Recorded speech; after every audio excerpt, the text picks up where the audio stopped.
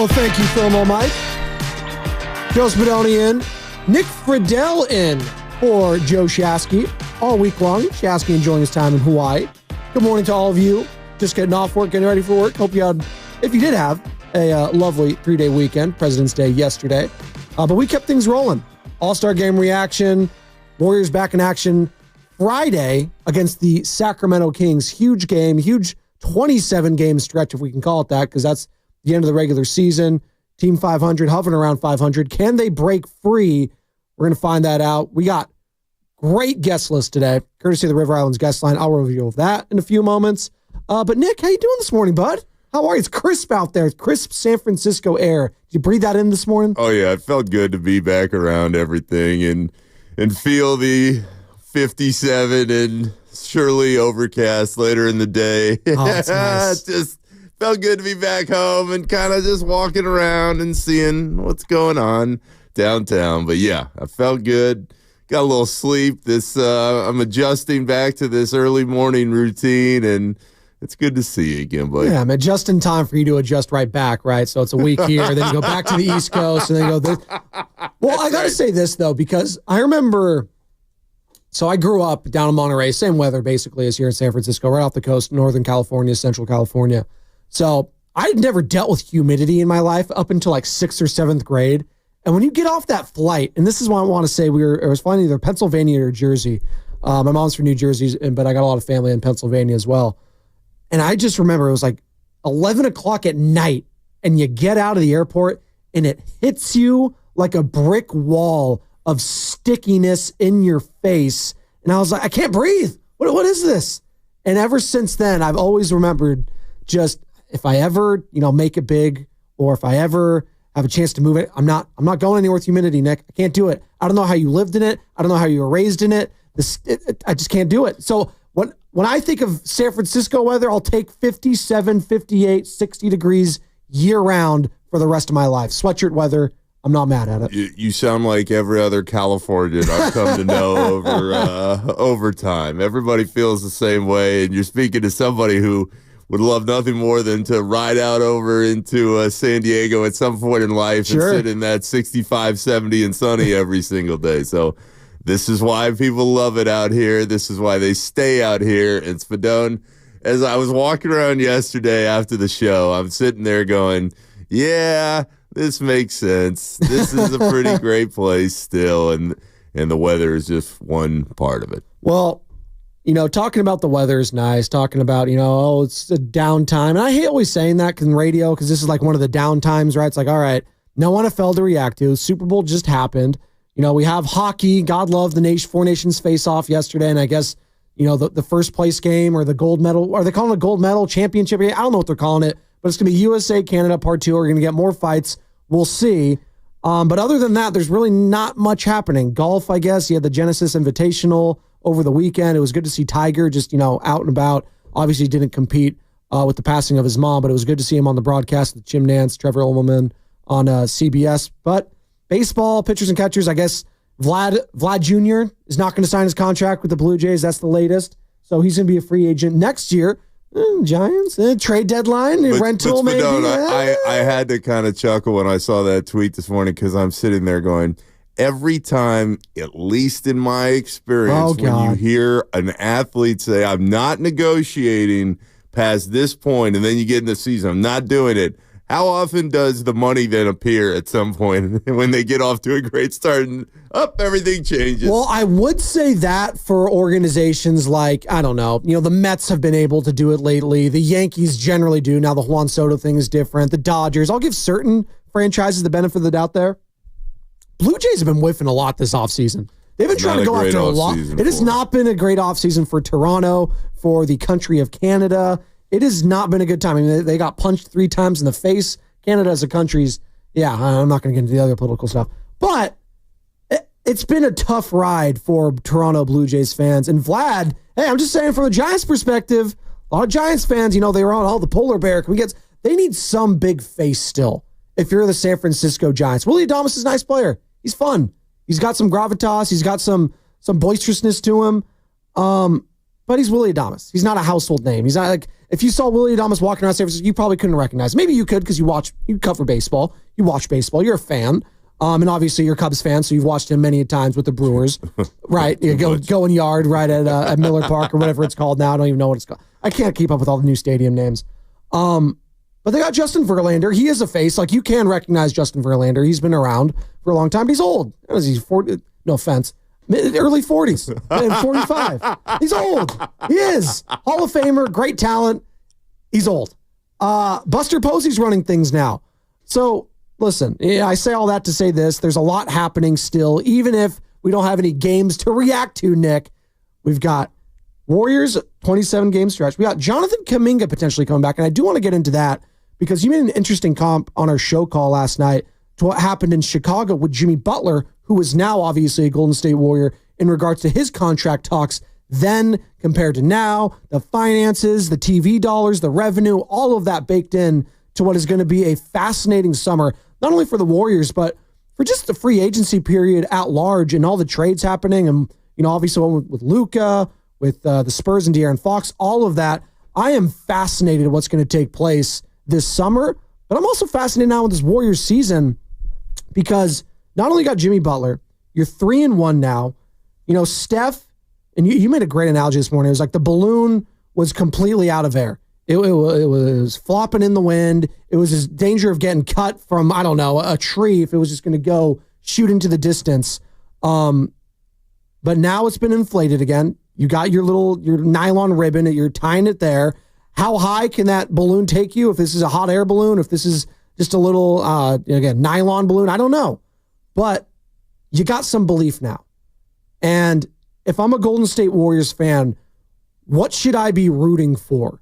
Should I, and outside of a title, outside of, winning a couple series, should I just be rooting for them to show me that this could actually be a title team one day? Am I just rooting for cohesiveness between those big three at this point, and eventually when Jonathan Kuminga comes back, Nick? Spadone, for this season, for the next 20-some-odd games left in the regular season, and if they earn their way into the playoffs, depending on what happens in the play-in and beyond, if you are a Warriors fan this year, what you should be hoping is that this group finds their rhythm together. And so much of that is, how does Jimmy continue to fit in around Steph and Draymond? What happens when Kuminga returns?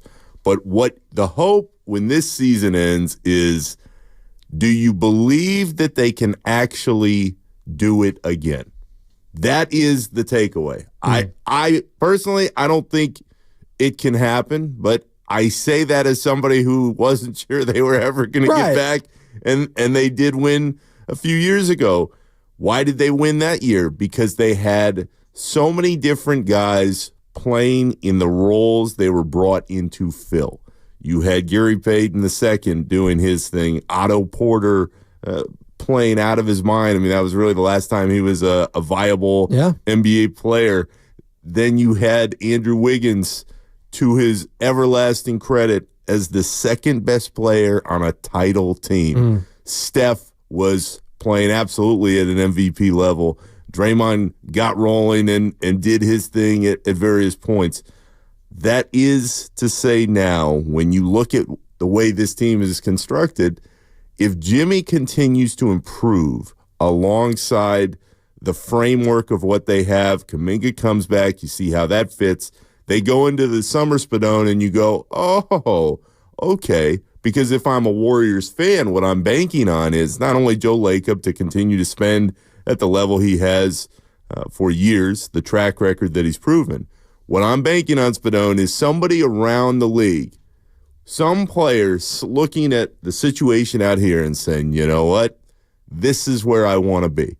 This team is really close. One more time, I can go play with Steph, which when you talk to guys around the league is always at the top of their mind. It's something that people think about because they know not only the greatness, but they know the space he creates for everybody else on the floor. If you have that and you have that belief going into the summer, with another summer and a few more months for everybody to find their way together around Jimmy, I think that means this year is a success. 888-957-9570. That's the number to call or text. Please be involved in the show. We got a fun show this morning because we got Frank Isola, ESPN NBA insider. You see him on Around the Horn. You see him filling in for PTI. He is all things basketball. 720 Frankie Isola, courtesy of the River Islands guest line. And also the Hall of Famer, Tim Hardaway, 8:30, Nick. Can't wait for that. Talk about this Dubs team. Talk about everything that took place over the weekend because he was part of the festivities. And, just tying it back to the All-Star Game weekend. And we talked a lot about it yesterday. And obviously, that was the big storyline. All the things that are wrong with it. Hey, these players don't care. You had the Rising Stars playing. Did they deserve to play? You had Draymond Green calling people out. I'll take a deep breath. And I felt like I was guilty of it yesterday. I think we overreacted. I think everyone overreacted yesterday. Everyone was angry, we're mad, and everyone's been there. Right? I got 2 kids. I overreact sometimes. I'm a father. You spilling the milk on the carpet, it bothers me. Maybe I say the deep sighs, just I feel defeated sometimes. And I think a lot of us were watching that game feeling like there was a lot of milk spilt on our carpet, Nick Fridell, and you were upset. You were grumpy. What happened to the game I love, right? That's kind of like what you felt. But did any of us really love the All-Star Game weekend? Let me ask that. Did anyone really love the dunk contest, the three-point contest, the skill? Did we really love it? Or were we looking for an excuse to be angry about something? I still am frustrated with what it's devolved into over time. Maybe not so much the other night because Spadone, the Monday after the All-Star Game, all anybody ever loves to do is go, oh, the All-Star Game was terrible. Yeah. What are you going to do to fix it? That's an ongoing conversation. What caught my attention after our show yesterday was KD tweeting. Yes. Which, as usual, is a common theme. And I always give Kevin credit for this because Kevin tweets out whatever he's feeling, or if he wants to push back on somebody, he actually does it. There are plenty of players in the league who feel a certain way and might talk to you behind the scenes about that, but Kevin just puts it out there. So when I saw Kevin say, in as many words, fans just love to complain, and there's nothing really that makes them that happy aside from free agency, the playoffs, and where guys are headed, I kind of went, He said, I am constructively criticizing your criticisms. That's what he tweeted out yesterday. It's a great line. Kevin's had some awesome tweets over time. That one's pretty good. It's really good. But as far as the game and the weekend goes, what I would say back to Spadone and all the people who say, maybe there was some overreaction. I still believe that there are so many people who care about the league. Absolutely, here in the Bay, we know what the NBA does, the interest people have in the Warriors, and the rise of Steph and company. Spadone, so many people, though, still want the NBA to be successful. And when you see the product of which we saw on Sunday night, and at times on Friday and Saturday, the frustration is palpable. I mean, all day long on my phone, I've got my buddies who are in the bubble of the NBA saying, it wasn't very good. I've got my friends who don't follow the NBA day to day who are like, I didn't watch that. Are you kidding me? Then, hilariously, and this is what I judge at 41 years old, what is starting to hit in the sports world. Yeah. I've got my text chain of the kids I grew up with in Orlando, Florida. Oh, love it. Spadone, Nikki and Co. You know what they were texting me about yesterday? What? The 4 nations, how it's going to be U.S. and Canada on Thursday night. None of those guys played hockey in their life. None of them care. They don't care about hockey. Exactly. They care about USA and seeing a USA team play Canada, and they loved, like the two of us did, and like so many others did, that game the other night on Saturday, there were just brawls starting. It felt like it meant something. And in the end, that is the problem that the NBA faces. Way too often, not just on All-Star Weekend, it just doesn't feel like it matters the same way it did when we were growing up. And so I think that's what the NBA has to reconcile. You can't go out there and play like it's Game 7 every single night. That's understood. But at some point, especially in the last 10 years, there's been a drop-off of where things were and where they are now. Shout out to those watching on Twitch, Twitter, and YouTube. We are streaming on all those platforms Monday through Friday. Brought to you by Golden State, serving the Bay Area for 3 generations. When you succeed, we succeed. Visit goldenstatelumber.com. Frank Isola, 720. Tim Hardaway, 830. Nick Fridell in studio all week long.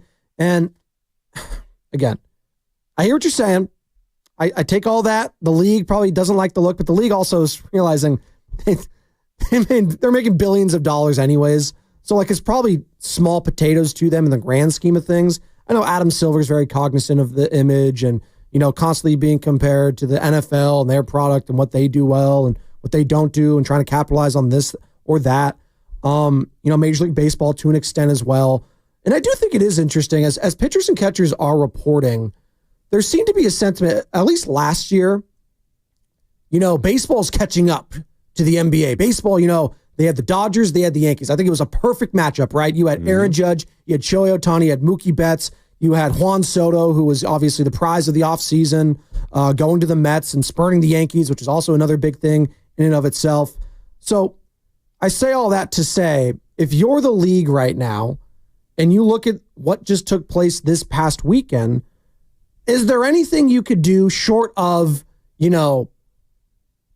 telling people, and I saw Bill Simmons, and again, Bill Simmons is Bill Simmons, the Ringer podcast, and he has some interesting ideas, and I did stumble upon my timeline where he was basically saying, what if you actually told these All-Stars, if you don't compete and you don't do the All-Star game, and if you're not going to be a participant in it, well, you're not eligible next season to be an All-Star, which I actually thought was interesting because that is something you're going to potentially take away from accolades that matter when it comes to becoming a Hall of Famer and becoming, I don't know if they have the contract incentives like they do in the NFL when it comes to making the Pro Bowl. I don't think they do. It's much more guaranteed, top to bottom, all their money, and you can speak more to that. We can pick this up on the other side as well, 888-957-9570. But threatening the players, I don't think they'll ever do that because Adam Silver's pigeonholed himself as kind of a commissioner's, the players commissioner. Exactly. Right?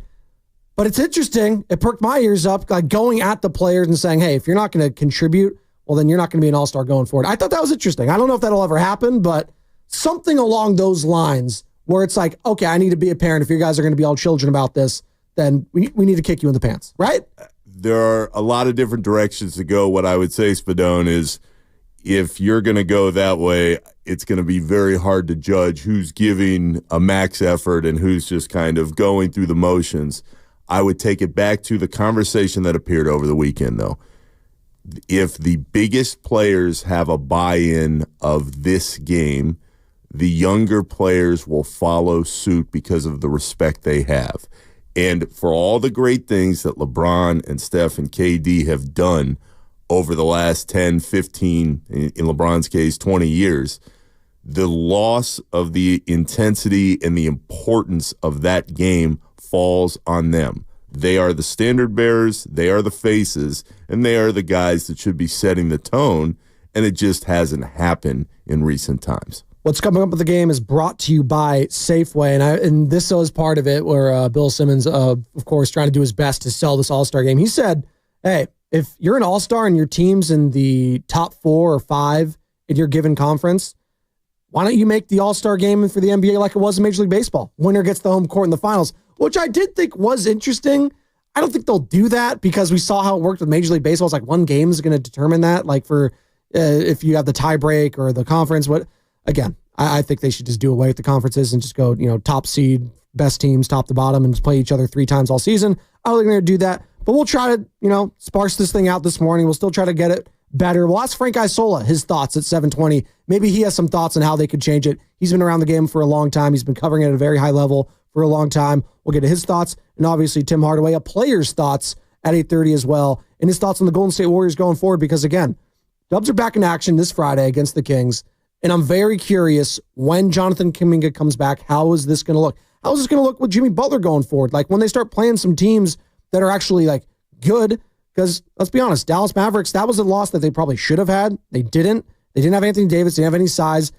But a team that they did beat right after that on the back end of the back-to-back is a playoff team, the Houston Rockets. So we'll dive into that as well. It's Spadoni. It's Fridell. Let's keep it rolling on the Morning Roast at 95.7 The Game. Head to Safeway this week for this amazing deal for members.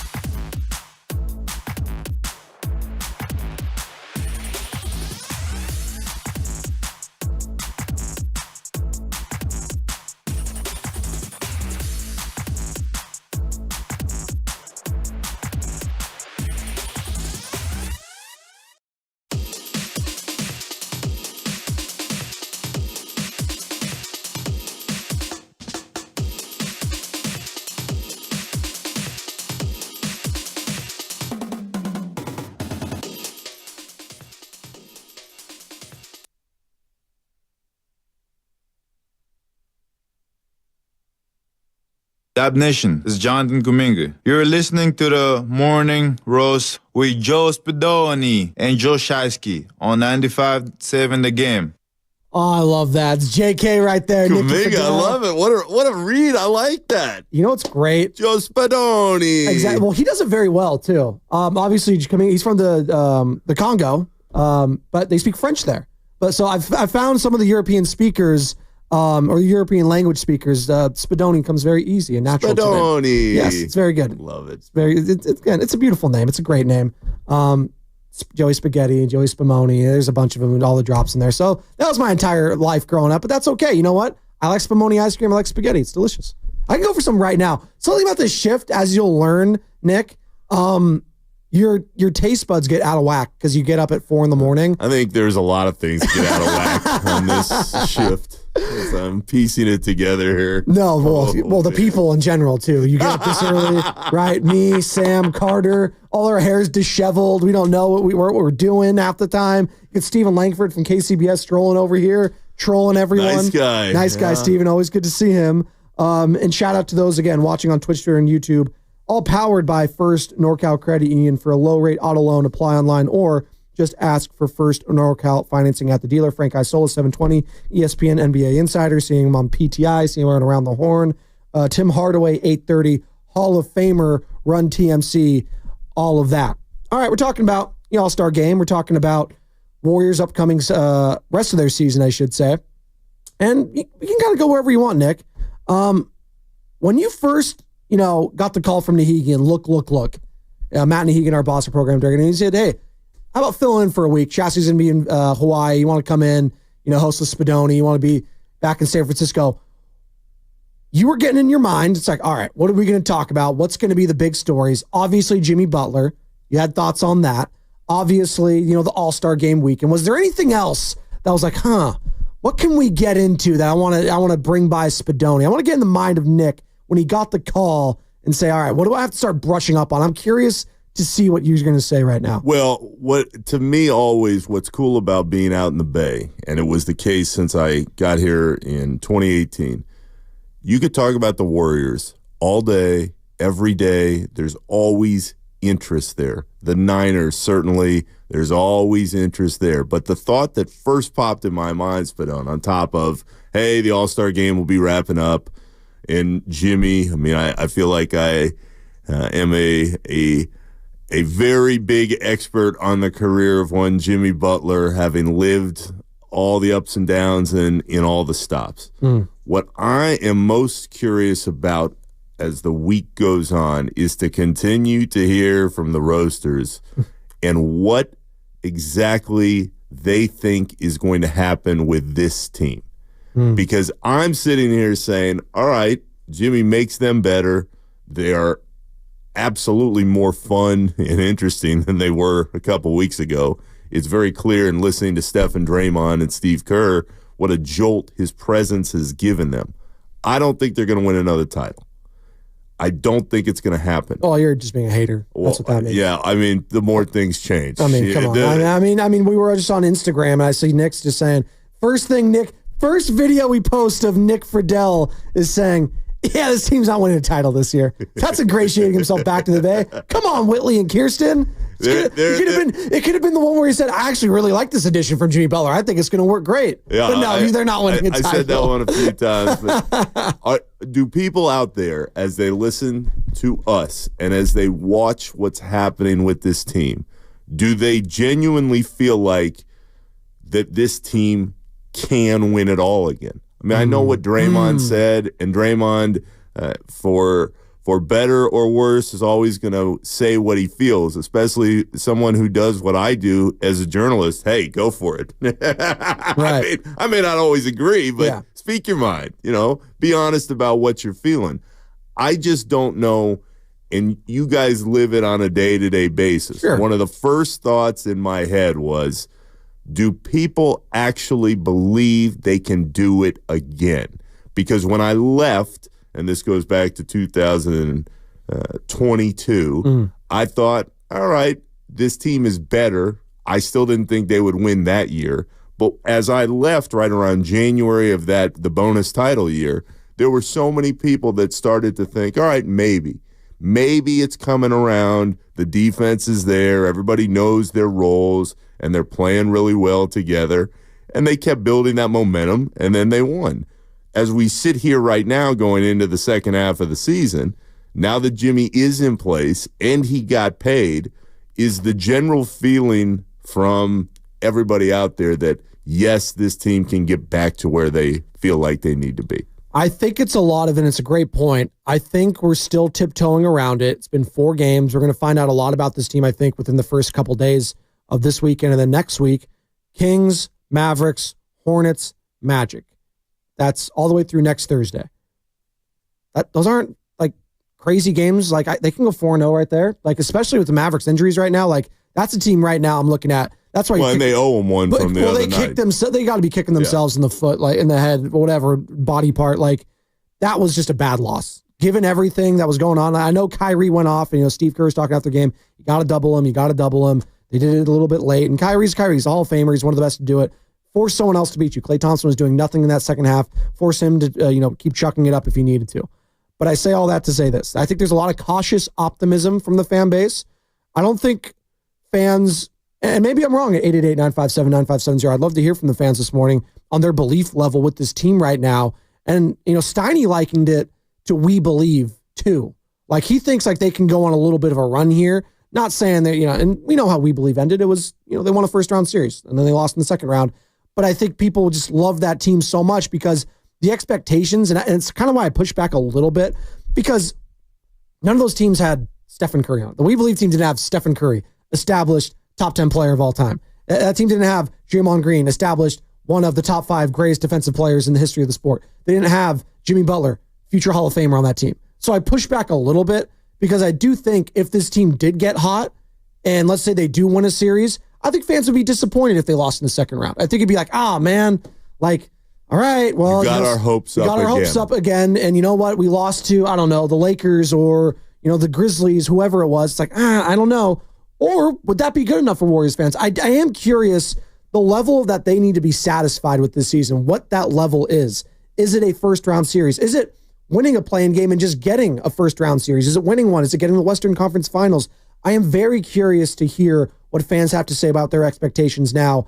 3-1 in the Jimmy Butler era. You're going to get Jonathan Kuminga back hopefully soon. What's that going to look like? 888-957-9570. Again, Draymond Green over the weekend, he's talking about the grind, and it's a 27-game playoff for him. It's the playoffs for us coming out of the break. What we got, 27 games left? It's a 27-game playoff. And then a grind to win 16. That's the urgency I expect.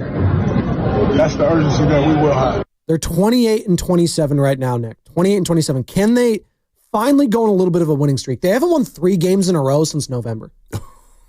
They have not won 3 games in a row since November. Oh, no. That's incredible. I think they can. Okay.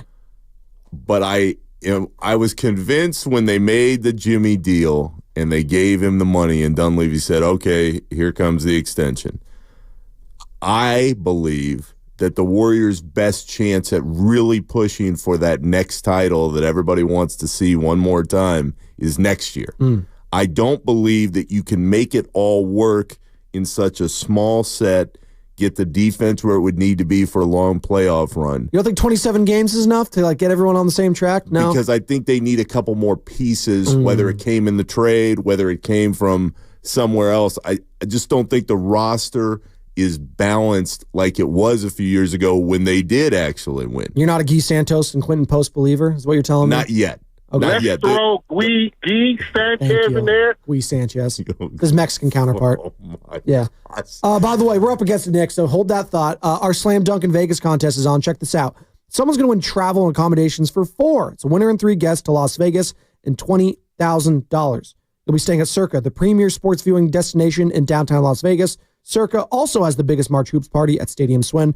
It's the ultimate viewing experience for the first 2 rounds of the College Basketball Championship. Winning is so easy. All you got to do is download the free Odyssey app right now.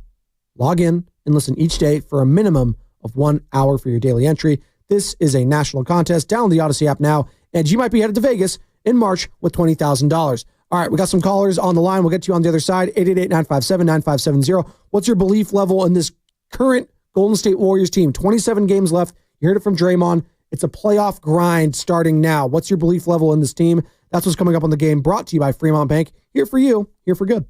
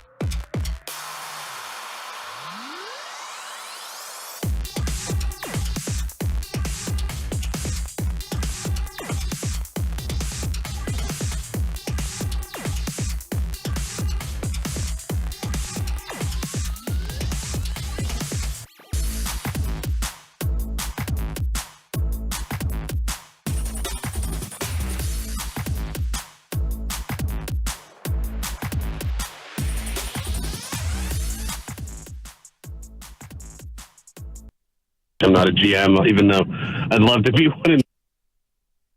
This sucker.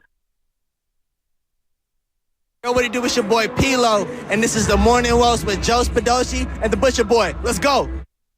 I love that one so much. Joe Spadoshi. Yeah, me and Mario. I've often been comped to Mario or Luigi when I have this mustache. So Spadoshi works fine. Brought to you by Golden State, serving the Bay Area for 3 generations. When you succeed, we succeed. Visit goldenstatelumber.com. That's Nick Fridell alongside me, in for Joe Shasky all week long. We got Frank Isola, ESPN NBA Insider, joining us at 7:20 on the River Islands guest line. Talk some All-Star game, talk some second half thoughts of the NBA season, how he feels this Golden State Warriors team is going to do. What's his belief in this Golden State Warriors team, this current trio? Does he think they're a playoff team? They're a play-in team? Well, right now they are a play-in team. They're clinging to that 10th and final spot in the West, 28-27. Can they go on a little bit of a run here? It's been 1 step forward, 2 steps back constantly, Nick, all season long. But I do think they have a really good chance coming out of this break to start gaining some momentum as I pull up their schedule here. Again, Kings, Mavericks, so Friday, Sunday, and obviously that's Iggy's retirement ceremony. Are you going to be sticking around for that on Sunday? I'll be gone. You'll be gone. Oh. I'll be gone, but it will be really, really fun to see the outpouring for Andre, because he was so beloved not only in the Bay Spadone, but by his teammates. Those dudes loved and respected, and still do, Andre and what he brought, and to do it on a day where Clay will be there. I mean, that was no accident, the planning, I'm sure. Of course. It's going to be a really, really fun atmosphere. And obviously a much more winnable game with no Anthony Davis, who's going to be out for a month, at foreseeable future, I guess a month at least, with an adductor strain. Lively, Gafford, they're all out. They just have no size, which if you're the Warriors right now, who are a team also no size, that would be a great matchup for them. They know what Kyrie did last time. I have a feeling they're not going to allow Kyrie to do what he did last time in Dallas. Let's go to the lines, Nick, shall we? I mean, we got a caller. Let's do it. Sayon, am I pronouncing that correctly? Sayon? Sayon. What's up, Sayon? He's in Brooklyn. All right. From New York right now. It's almost 10 o'clock over there. What's up, Sayon? You're on with Spadoni and Fridell. It's the Morning Roast. Good morning, y'all. Appreciate y'all for bringing me on. I always look at, I know I fully support this Warriors team, and I believe we championship bound. Like, this Jimmy Butler acquisition, like, it was the best thing that could have happened to us. Like, when I really think about it, and it's more so due to the timing of the trade, because we didn't have to give up Kuminga, we didn't have to give up a draft pick, you know? And, like, it was really because he was causing a mess in Miami, so it made him cheap. And, like, with Jimmy Buckets in the locker room, like, you could see that Steph and Draymond believe, and all the other guys going to follow that lead regardless. I mean, we 3-1 with Jimmy, with him getting his conditioning back, and nobody bringing up the fact that Kuminga was out all this time. Kuminga was playing the best basketball of his career before he ended up getting injured. You know what I'm saying? And I feel like with Jimmy on the floor, that's only going to unlock him even more. So when I really look at it, you got 3 guys who can really put the ball in the basket whenever they want, because nobody's stopping Kuminga one-on-one. They always send me 2 down there. You know what I mean? So I feel like our potential is limitless. I feel like following Draymond Green, we championship bound this year, and we can get it done. Wow, that's confident right there. That's Sayon in Brooklyn, Nick, saying they're championship bound. Hey, listed off some things that you can be hopeful about if you're a Warriors fan, right? Kuminga. I am skeptical, though, still, because I have to see it. We haven't seen Kuminga with Jimmy Butler, and I think a lot of people are skeptical about Jimmy Butler and his fit on this team because the three-point shooting team doesn't shoot the 3 ball. But again, Steph said it right after their first game together. He's like, we complement each other so well. I didn't even think it would be this much of a compliment to each other. He called it yin and yang, right? Opposites attract.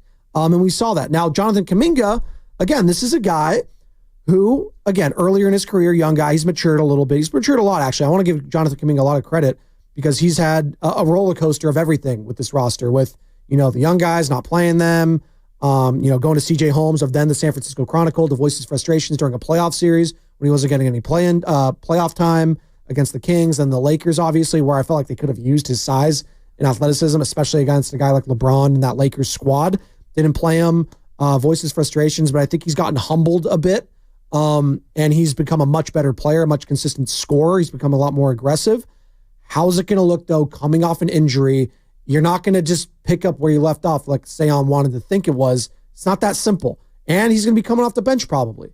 Is there another aspect of that where he's going to have some sort of his ego checked a little bit? Or is he going to buy into the role? Because if he buys into the role and becomes a super six man, hey, maybe they can go on a little bit of a run. Championship, I think, is a little too strong, but maybe they can win a series.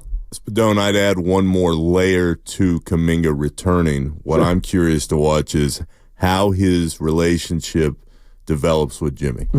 Jimmy Butler, dating back to those first few years in Chicago, he was taken in by a lot of the older players, specifically Joakim Noah. Those two loved each other, and they developed a really deep friendship on the floor. Now, interestingly, worst jump shot I've ever seen, Joakim Noah. One of them. Hey, but they still fell down, as the people in Chicago will tell you. But it's interesting to me because over time, Joakim and Jimmy really started to butt heads at the end of that Chicago tenure because Jimmy had risen from the 12th, 13th guy on the bench to the number one guy on that team. But Joakim wanted him to kind of fall in line of the old hierarchy with Derrick Rose and Joakim. Luol Deng was still on that team for a little while.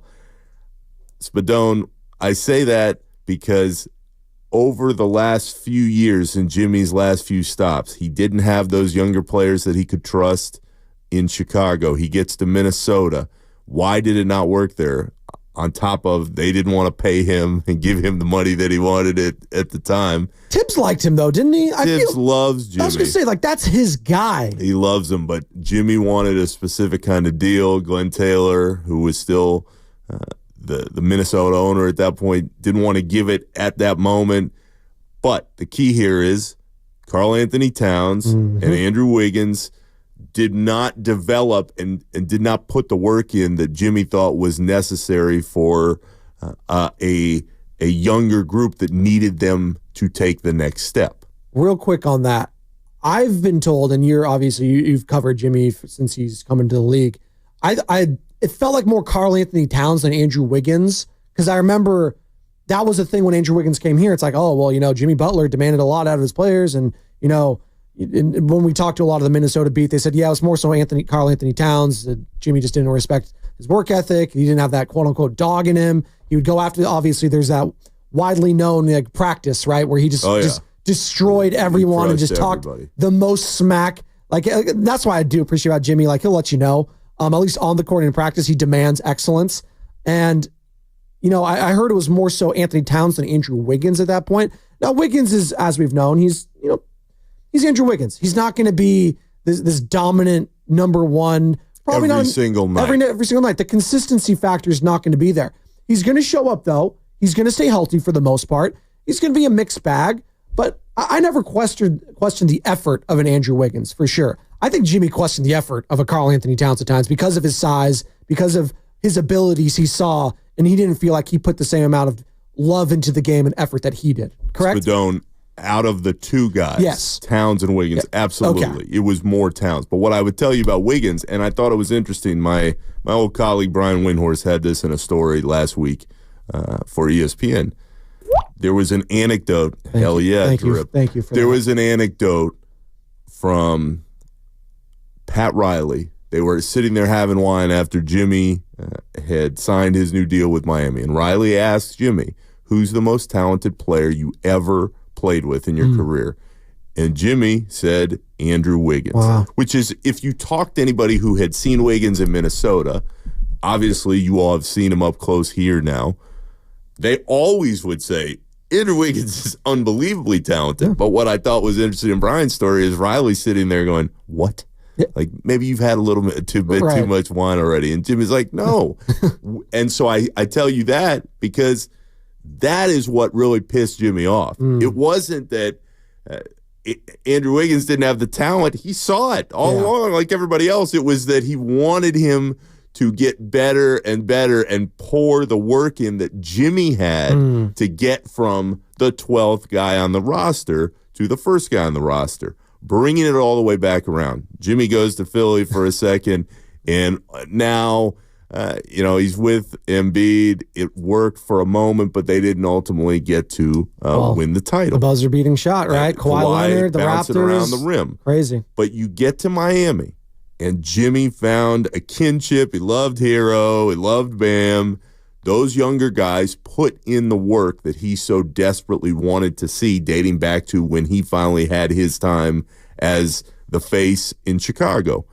What I'm curious about with Kuminga is the type of player who we all see has an unbelievable amount of talent, who is going to get better.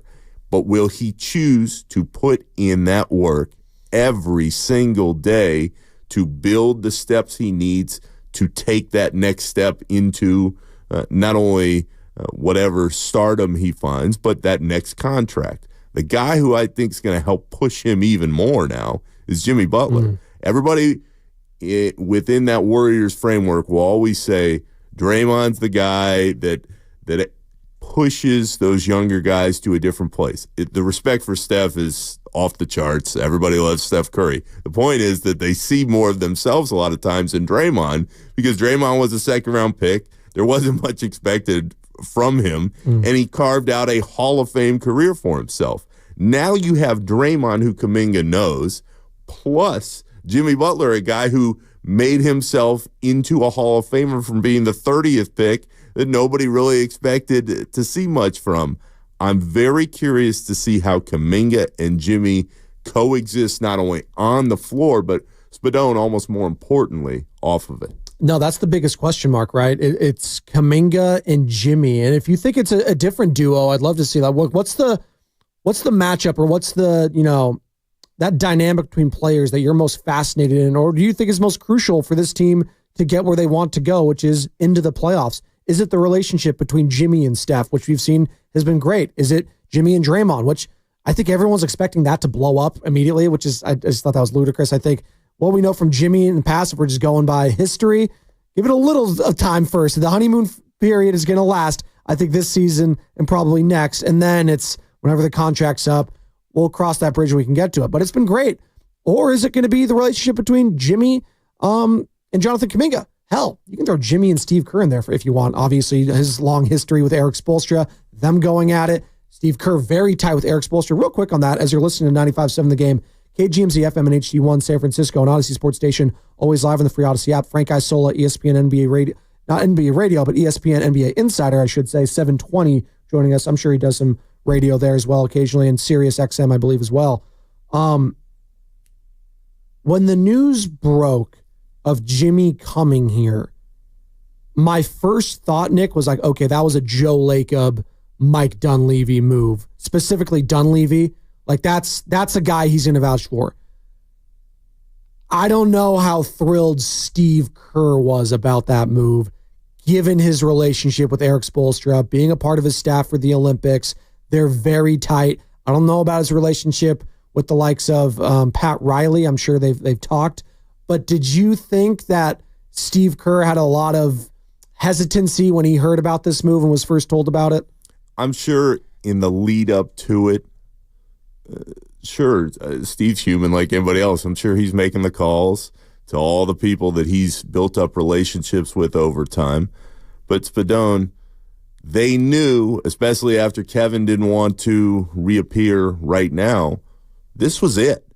This was the move. There wasn't another move that was going to breathe life into the organization like this one. Oh, you're saying Nikola Vucevic wouldn't have done that? No. Hell no. This fish is stinking from the head up. He looks so cooked, by the way, when they play them against the Bulls. No. The Bulls had a 20 spot, and they still knew they were going to lose that game. They lost by 25 or whatever it was. What I would say, and it's funny thinking back on this now, because I have such a close relationship with so many of those Chicago guys. That's where I was for 10 years. That's where I came up. Give me the drill. Yeah, there please. we go. So many close. Excuse me. But Jeez, him and Michael Jordan just best friends, I guess. Well, not MJ. Scotty, yeah, not MJ. But I say that because the night of Wiggins' first game here, I walked down the steps, and who's at the game? Tom Thibodeau. Mm-hmm. And Tibbs was there. This is when he was doing some work for ESPN, kind of in the gap year between Minnesota, and when he came back during the pandemic later with the Knicks. He did work for ESPN I totally forgot about that. And That's so crazy. I walked down the steps because I was in disbelief that Tibbs, who has a relationship not only with Steve Kerr, but is a longtime friend with Ron Adams, who, as anybody who's followed the Warriors knows, that Ron is really the secret weapon of that coaching staff, kind of behind the scenes. The defensive guru is what we call him. He is the guy that has so much of that respect for him, not only the coaching staff, but the players. Anyway, Tibbs is in town, and I walk down the steps, and I'm like, you got to be kidding me. Yeah, like of all the people I'm running into in the Warriors locker room, I'm running into Tibbs. And he knew full well the ins and outs of Andrew Wiggins, and he knew certainly what was going on with Towns and everything else. But he has said as much over time. He always believed in Wiggins because he saw the talent, and he knew that if he could put it together, and it didn't work in Minnesota, but it certainly did out here in those few years that Wiggins helped them win that title. So out of all the people that Kirk could have talked to, if he talked to Spoelstra would have told him, yeah, Jimmy's a pain in the butt at the highest level, but he's going to put in the work. What's Tom Thibodeau going to tell him? Jimmy will drive you out of your mind at times, but he's got the talent and he's going to put in the work. And at the core of Jimmy Butler, I can't stress this enough for Warriors fans who are starting to get to know him, starting to get to know his play as they watch and listen on a daily basis. Jimmy Butler is all about the work, period. And if you put in the work, you are going to find your way alongside him. It's why I laughed when people said, oh, it won't work out here. Draymond and Jimmy are going to be brawling, and there's always going to be an issue. No. Steph Curry is a Hall of Famer, one of the greatest players who have ever played. Draymond, Hall of Famer. He is the engine of this group, kind of the heart behind what Steph does every single day. Then you have the talent like Kuminga, who's young, trying to find his own way. I think it actually is going to mesh well together. Again, going back to a similar theme, is it going to mesh to a point where they win a title during this stretch this year, next year? I don't believe so, but I do think that everything can push to a different point within that group where you go, not only did the Jimmy trade work, but he made those around him better. There is a comp that you could use potentially that we saw recently, and the Warriors saw firsthand, of a team in the Western Conference that made a bunch of moves, made a lot of big moves. Maybe didn't get the player back in return of a Jimmy Butler, but got rid of a guy that's pretty high profile. It was the Lakers a couple years ago when they did a whole revamp of everything. They got on the fly, got rid of Russell Westbrook. It was Darvin Ham's first season. They brought in D'Angelo Russell, Jared Vanderbilt. I'm probably missing some other people there, but that was kind of the big trade, right? And that whole team shifted. Everything. And Austin Reeves took on a big role. Vanderbilt, his defensive prowess, was knocking down some 3-point shots. D'Lo was this kind of like a 6-man role, but it was working. And it just sort of clicked. Now they got some breaks, right? And that's what's going to happen with the Warriors this year. They got a Memphis team without their best player, Ja Morant, that year. And Dylan Brooks, we were talking about Dylan Brooks yesterday. He was trying to go after LeBron. Didn't end well for Dylan Brooks in that first round series. And then, the Lakers, who have always been a favorable matchup for them, is against the Warriors. They just have matched up well against them, whether it's LeBron, whether it's AD. And I'm very actually curious to see that next matchup they have with how Luka is going to get involved, because AD was that difference maker against them. So I'm very curious to see how they're going to respond in this second half as well. But I look at that Lakers team. They beat the Warriors, and it was a favorable matchup for them. And then they get swept against the Nuggets, who they were just the best team in all basketball that year. They were just so good. I know Brian Windhorst, your colleague, of course. He called it the greatest sweep in the history of sweeps for the Lakers. Do I have that here still? I think I have it. It's right here. The Lakers absolutely were terrific in going down in this series. I'm not sure I've seen a more impressive performance in a sweep ever. That was that Lakers team. So maybe that could be the Warriors. I would expect that from my boy Dave McMenamin. I would not. I never even heard that one. Oh, Wendy. Oh, man. It's all time. It was an all-time spin right there from the great Brian Windhorst. But to your point, I could talk myself into something like that for this Warriors team because I just saw it recently with the Lakers. Like, why can't this Warriors team do what the Lakers did? Now, you have to admit the Lakers got some breaks there with some matchups, right? What if the Warriors, let's say, Nick, look at the standings right now and pull it up. What if they get the Grizzlies in the first round? Let's say that. They get the Memphis, like, would you be shocked if the Warriors beat the Memphis Grizzlies in a first-round series? No. Oh, no. There you go. And Spadone, to exactly your point, and why, if you're a Warriors fan, you should have continued hope that's building over the course of the next couple months. There is no team, especially in the Western Conference, that wants to see a revitalized Warriors group with Steph at the head of everything that's going on, a motivated Jimmy Butler and Draymond Green. Nobody wants to see that. They know what they can be. The issue is, I don't know if the roster depth is to a point where they can consistently win in the playoffs. Not that they can't pick off a series. Sure. They could make a run to a point. I just have always believed that you get to the offseason, you refill the roster, you decide what you're going to do with Kuminga. Does he stay? Do you move him for another piece or two? We'll see. But there is no team that wants to see a Steph Curry-led Warriors group that has momentum and extra motivation. And if they continue to play like they played just before the break, they're going to be well on their way not only into the postseason, but to a place where you think, maybe they can do some damage once they get there. Absolutely. And we're going to be joined by Frank Isola next. ESPN NBA insider, has been doing it for a very long time. Get his thoughts. Carter, he was there. You saw him at the All-Star game this weekend, correct? Yeah, he was on Saturday morning in Oakland. I saw him. Perfect. So we'll ask him about his thoughts over the weekend. I'm sure he's going to have some interesting things to say. How can we fix it? Can we fix it? Is it unfixable, unsalvageable? We'll get into all that. That's what's coming up on The Game, brought to you by the Inn at the Tides. Picture yourself in a cozy room by the fire, Nick Fridell, enjoying breathtaking views of Bodega Bay. This time of year is magical at the Inn at the Tides. Special midweek rates start at just $159 per night. Book your escape now at innatthetides.com.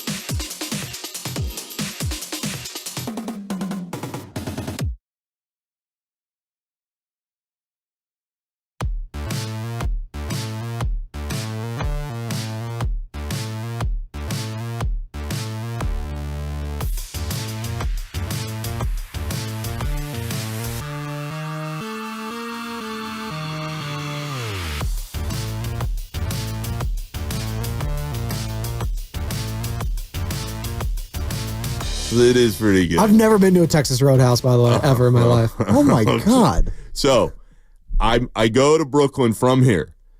I'm in Brooklyn for like a week covering the Nets. Oh, I remember the Kyrie questions that all popped off when you were asking them. This is before, well, maybe some of the questions started, but before any of the major fireworks. So we get to right after the new year, and they had a few COVID games that had to be rescheduled. So what happens is you go from Brooklyn playing the Spurs at noon on a Sunday to Brooklyn flying to Portland on a Monday, playing that next night. It's the craziest back-to-back I've ever insane. seen.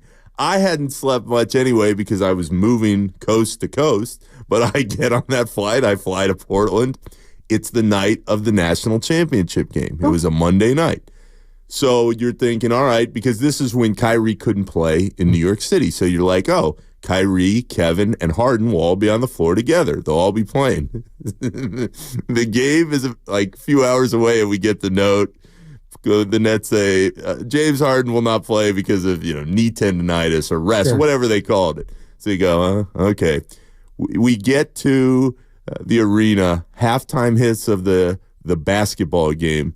Who is in the media room just chomping down popcorn watching the national title game for a few minutes? That would be James Harden. Oh my God. And from that moment, I was always kind of like, oh, man, like here's one of the greatest scorers in NBA history. Top 75 player anniversary team. Yeah. And the dude is unbelievable, but he is just chowing down popcorn in the media room just like anybody else on the second night of a back-to-back. Jeez. But you know what?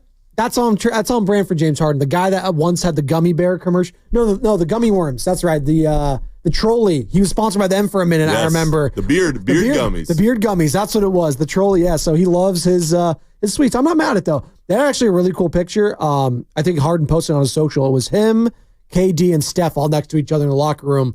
That was really cool because talking about the three of the greatest players of their generation. Absolutely, those guys and the battles that all three of them had in a given series. Right, going back to those Houston Rocket days.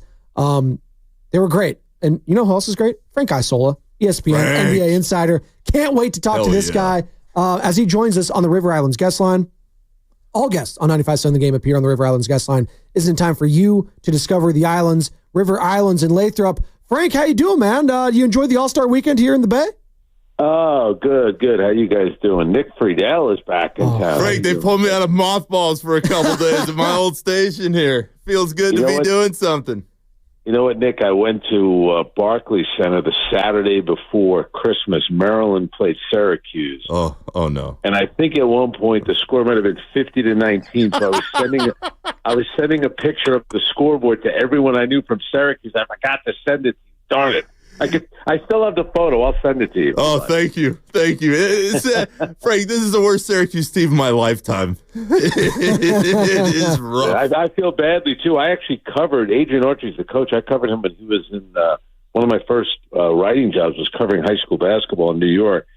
And Red Autry was a big-time player back then. He was a terrific guy, and I feel badly. Maybe at some point they could turn around. Yeah, I'm not holding out hope from what I'm seeing, but you never know. You never know, right? Well, he went to a Syracuse-Cal game recently. Yeah, Frank. I mean, life is rough. That's as low as I was out here a couple years ago, or a couple weeks ago in Berkeley, going to a Syracuse-Cal ACC game. So huge rivalry. It's absurd. I went to see those two guys from Rutgers, Dylan Harper and Ace Bailey, play. It was early January. It was that traditional.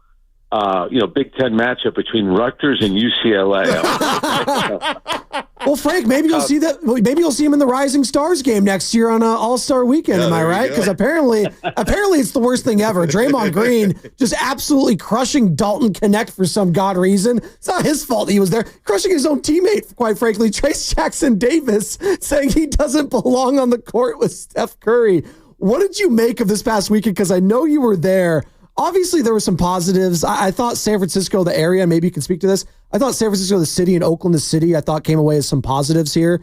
Just from everyone was talking about it, the vibes, if you will. The game itself, the product, though, just give me your thoughts on everything that was baked into this weekend. Yeah, so I was there at the last All-Star game in Oakland. That was everyone remembers that for Vince Carter. and it rained every single day. I think the day we got on the plane to go home, that was all of a sudden the sun came out. But this weekend was tremendous. The city looked great. I love the weather we have snow on the ground here in New York. It was in the 50s there. I thought that was tremendous. The people are great. The restaurants are great. So I thought for the city, it was a great weekend. It went exactly like I thought it would, which was to say I thought it was going to be a disaster. And it was. The only thing I wasn't expecting, which kind of made it worse, was the whole situation with LeBron not showing up at Saturday's practice, which he hadn't done last year. And then, of course, showing up on Sunday and announcing that he wasn't playing. So that was the one, caveat. Like I didn't like the format going in. I didn't like the idea. Like for me, Sunday, whatever you want to do on Friday or Saturday, and whoever wants to be involved, whatever. The slam dunk, the 3-point competition, the skills competition.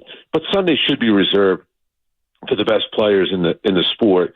And to have I wanted the G League team to win the day before. I wanted the G League players to be there on Sunday just to prove how absurd the whole thing was. So that I didn't like that. What I do find interesting is that Draymond is right about that.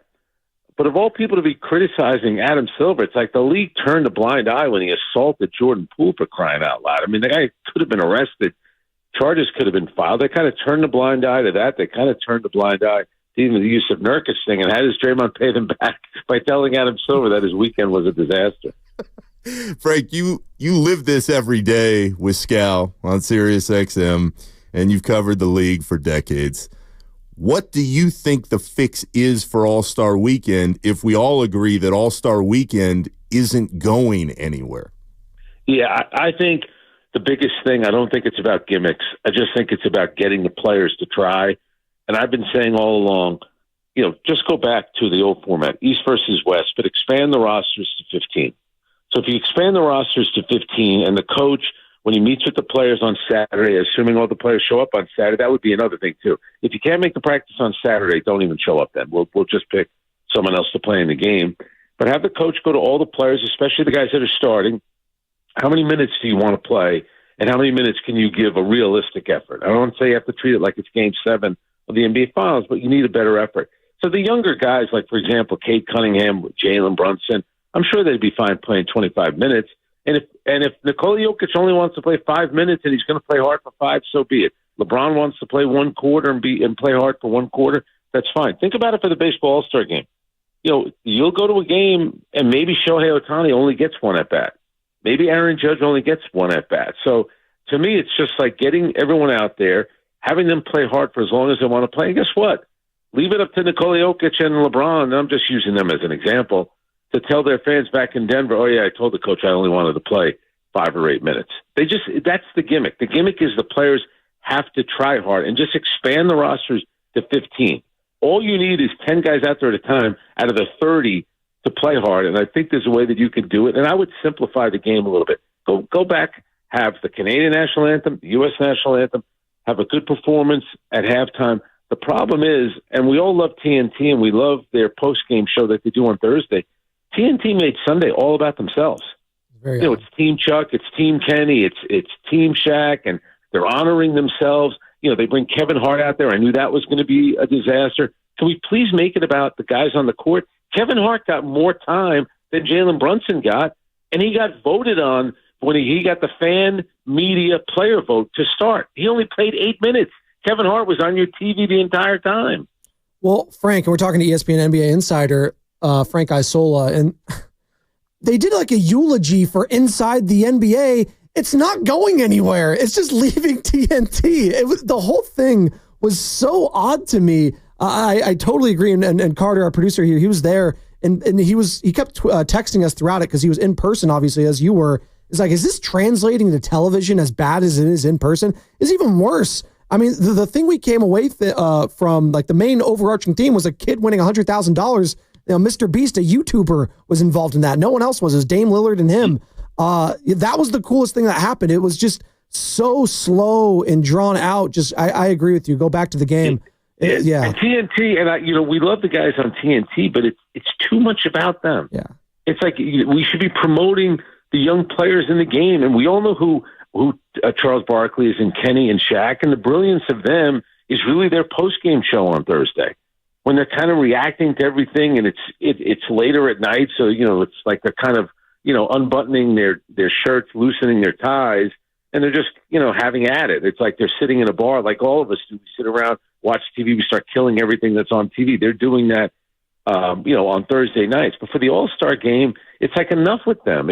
I just thought TNT overwhelmed the entire telecast. And why did they need to bring Kevin Hart in?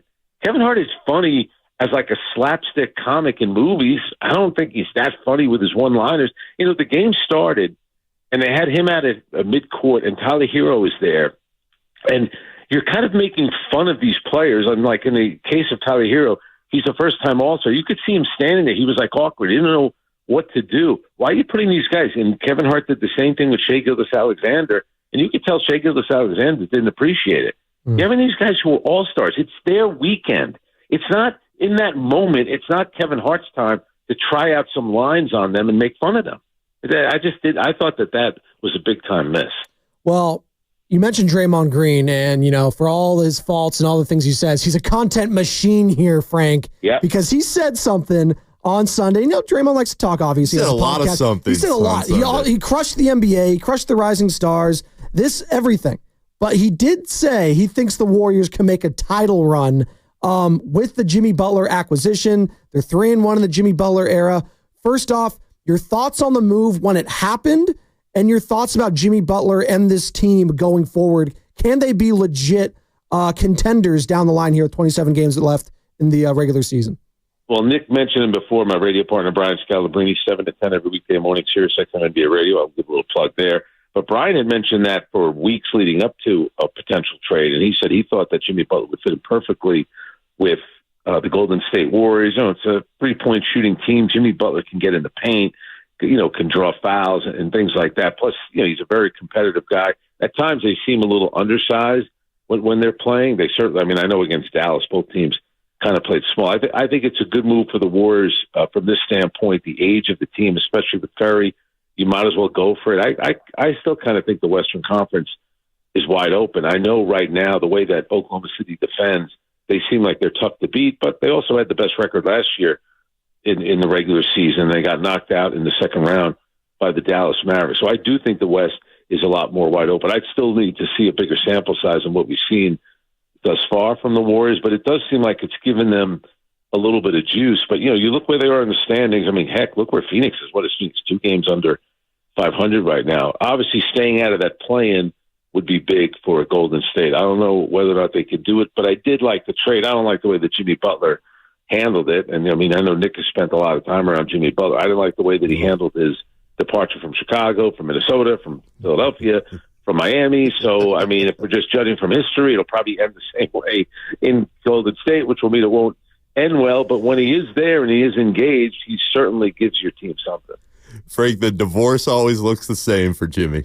Yep. the breakup always feels the same. But as we stick on the Warriors here for a second, as you watch the way they've come together, do you buy that this group can still win another title? Do you think it is possible?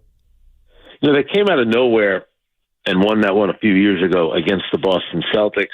I do think, if they were to play Boston this year in the finals, if they ever got there, that would be a tough one to beat. I just don't know if they have enough size. That to me is the biggest issue with the Golden State Warriors. And, the road that they would have to take to get to a finals is more difficult. I don't think it's impossible.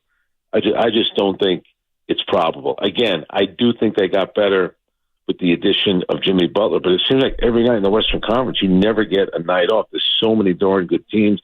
I know the Warriors still have to come east. I know they still have a trip where they play both. They'll be in New York for a while where they play both New York teams. So the schedule, to me, doesn't help them. I do think they can make a run. I don't have the faith in the team to win the championship, though. Talking to Frank Isola, ESPN NBA insider, and Frank, you were just mentioning it there. The availability of some of these old guys. Steph playing some back-to-backs. He's dealing with bilateral knee tendonitis. Jimmy Butler obviously hasn't played a bunch this season, but older. Draymond Green, older, dealing with some calf issues. They're hopefully going to get Jonathan Kuminga back. So some youthful exuberance coming back. What do you view Jonathan Kuminga as a player? Is he a guy you could build around? Is he a future all-star? Is he a sixth man? How do you view Jonathan Kuminga and the looming question this summer about whether or not to pay him? It's interesting. It seemed like last year he was starting to make some strides, and then it just didn't happen for him. Now this year he's injured, and really the biggest issue with the Warriors, I think if you go back to when Detroit was dominating the Eastern Conference and they had that high pick, and when Chris Bosh and Dwayne Wade and Carmelo Anthony were available, and they ended up taking Darko Milicic, and how that set them back. And I think when the Warriors, when they had all these picks, and of course the James Wiseman one completely backfired. When you keep missing on picks and you have high picks, it really kills you. It really does, because it's never really about the pick you have. It's who you select with those picks. So Kuminga has got a lot of potential, but you kind of keep waiting for it. You see flashes of it, and then and then all of a sudden he's out for a while. So I don't know. I mean, they're going to be in a position where I think they're probably going to pay him, because I think everybody gets paid, and just like the players say, pay me now and then I'll force a trade, or the team say, you know what, let's sign this guy. It might be easier to trade him if he's under contract. So for me, he still has a long way to go until I have faith that he could be a guy that you could build a team around. I'm not so sure about that yet. Frank, Steph is Steph. He's one of the most beloved players in the league by other players who go against him every night. But as you watch him this year, at 37, do you think he is still striking fear in the hearts of his opponents the way he did a few years ago? I think he is, because if a game is close in the fourth quarter, he's still a guy that if he gets on a roll, within 5 minutes, he can completely change the game. He certainly did it at the Olympics, in the gold medal game against France. He did it against Serbia as well. The difference is, the supporting cast may not be as good. I look at, LeBron in a lot of ways is the same way. It's, as these guys are getting older in age, you want someone else to maybe carry the load on certain nights, and it doesn't happen often enough for a team like the Warriors. But Steph Curry, if you're going to ask coaches around the league when they're playing the Warriors, they're going to be worried about Steph Curry. It's just he's still that good, and he's going to give you incredible effort, and you're 100% right about him being beloved. I mean, what a great ambassador he's been for everything. The city, the Bay Area, the Warriors, the NBA. He's impossible not to like, and he's such, to me, he's everything that's right about the NBA, just the way that he handles it. And, I'm sure not every day is great for Steph Curry, but whenever Raymond Ritter, the PR guy, asks him to do an interview, there's Steph out there, and he's just saying and doing all the right things. It's just amazing, and it's you wish some of the other players would look at. Everyone's always so much worried about branding. Like Steph Curry's brand is that he's just a good guy, and I think that resonates with the public more than anything. Hey, Frank, man, we appreciate the time. Obviously, people think this is a dead period, but we got a huge second half of the season in Golden State here. So appreciate the time as always, and we'll catch up soon. Thanks, Frank. Good talking to you guys. And Nick, I'm going to send you that photo of the scoreboard. I can't wait, Frank, and I can't wait to see the other 10 that come up in the next month before they don't make the tournament. I'll see you guys. All right, thanks, Frank. That's Frank Isola, ESPN NBA insider. See him on PTI. See him on Around the Horn. See him on his SiriusXM NBA show with Brian Scalabrine. And Scal knows his team. He knows Steph. He's coached Steph. He's been on this coaching staff along, obviously, with Mark Jackson back in the day. So he was in on it. And I was always in on this Jimmy Butler move as well. I think we underrate him as a player. I get everything that's happened. I get he's cantankerous. In the locker room, he rubs people the wrong way. I know Tyler Hero was taking a shot over the weekend saying, number 22, given how things went recently, I think anyone can wear it. I don't think it belongs to Jimmy. So taking a little subtle shot there, him and Tyler Hero. Very interesting. And they play each other again this year, right? Doesn't the Heat, they play the Warriors still, I believe, there's one more in Miami. Ooh, I can't wait for that. That'll be a fun one. That'll be very fun. But Jimmy, the player, I don't think we realize the Heat teams he took to the finals had no business going there. He beat 2 championship level teams. He's beaten the Bucks. He's beaten the Celtics. He's beaten teams he had no business beating. Bam Adebayo, who it feels like he always gets hurt in the playoff series, or I think we kind of overrate Bam a little bit too. Just he's a great name. He's a big player. He's got size. I don't know if he's ever going to be a 2 on a championship team. The offense has never caught up to where people feel like it should be. Correct. And yeah, you've never heard Max Strus. Who heard of Max Strus? Gabe Vincent, right?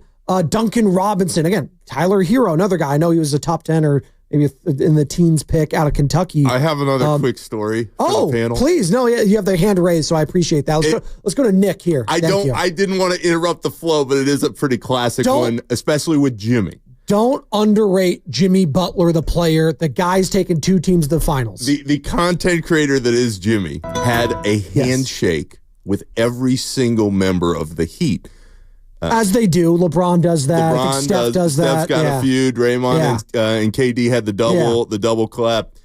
The handshake with Max Strus, Mr. Fidone. Oh boy, Strus is loose. They would look at each other, and I don't want to give it all the way out for the people that are watching us on Twitch and YouTube, no, but please. they would flick each other off walking to the floor. Oh, and it was a sign of respect. Oh, my flip the bird or flip the bird? Okay, thank you. Flip the bird. Right. So flicking, I don't. You know. They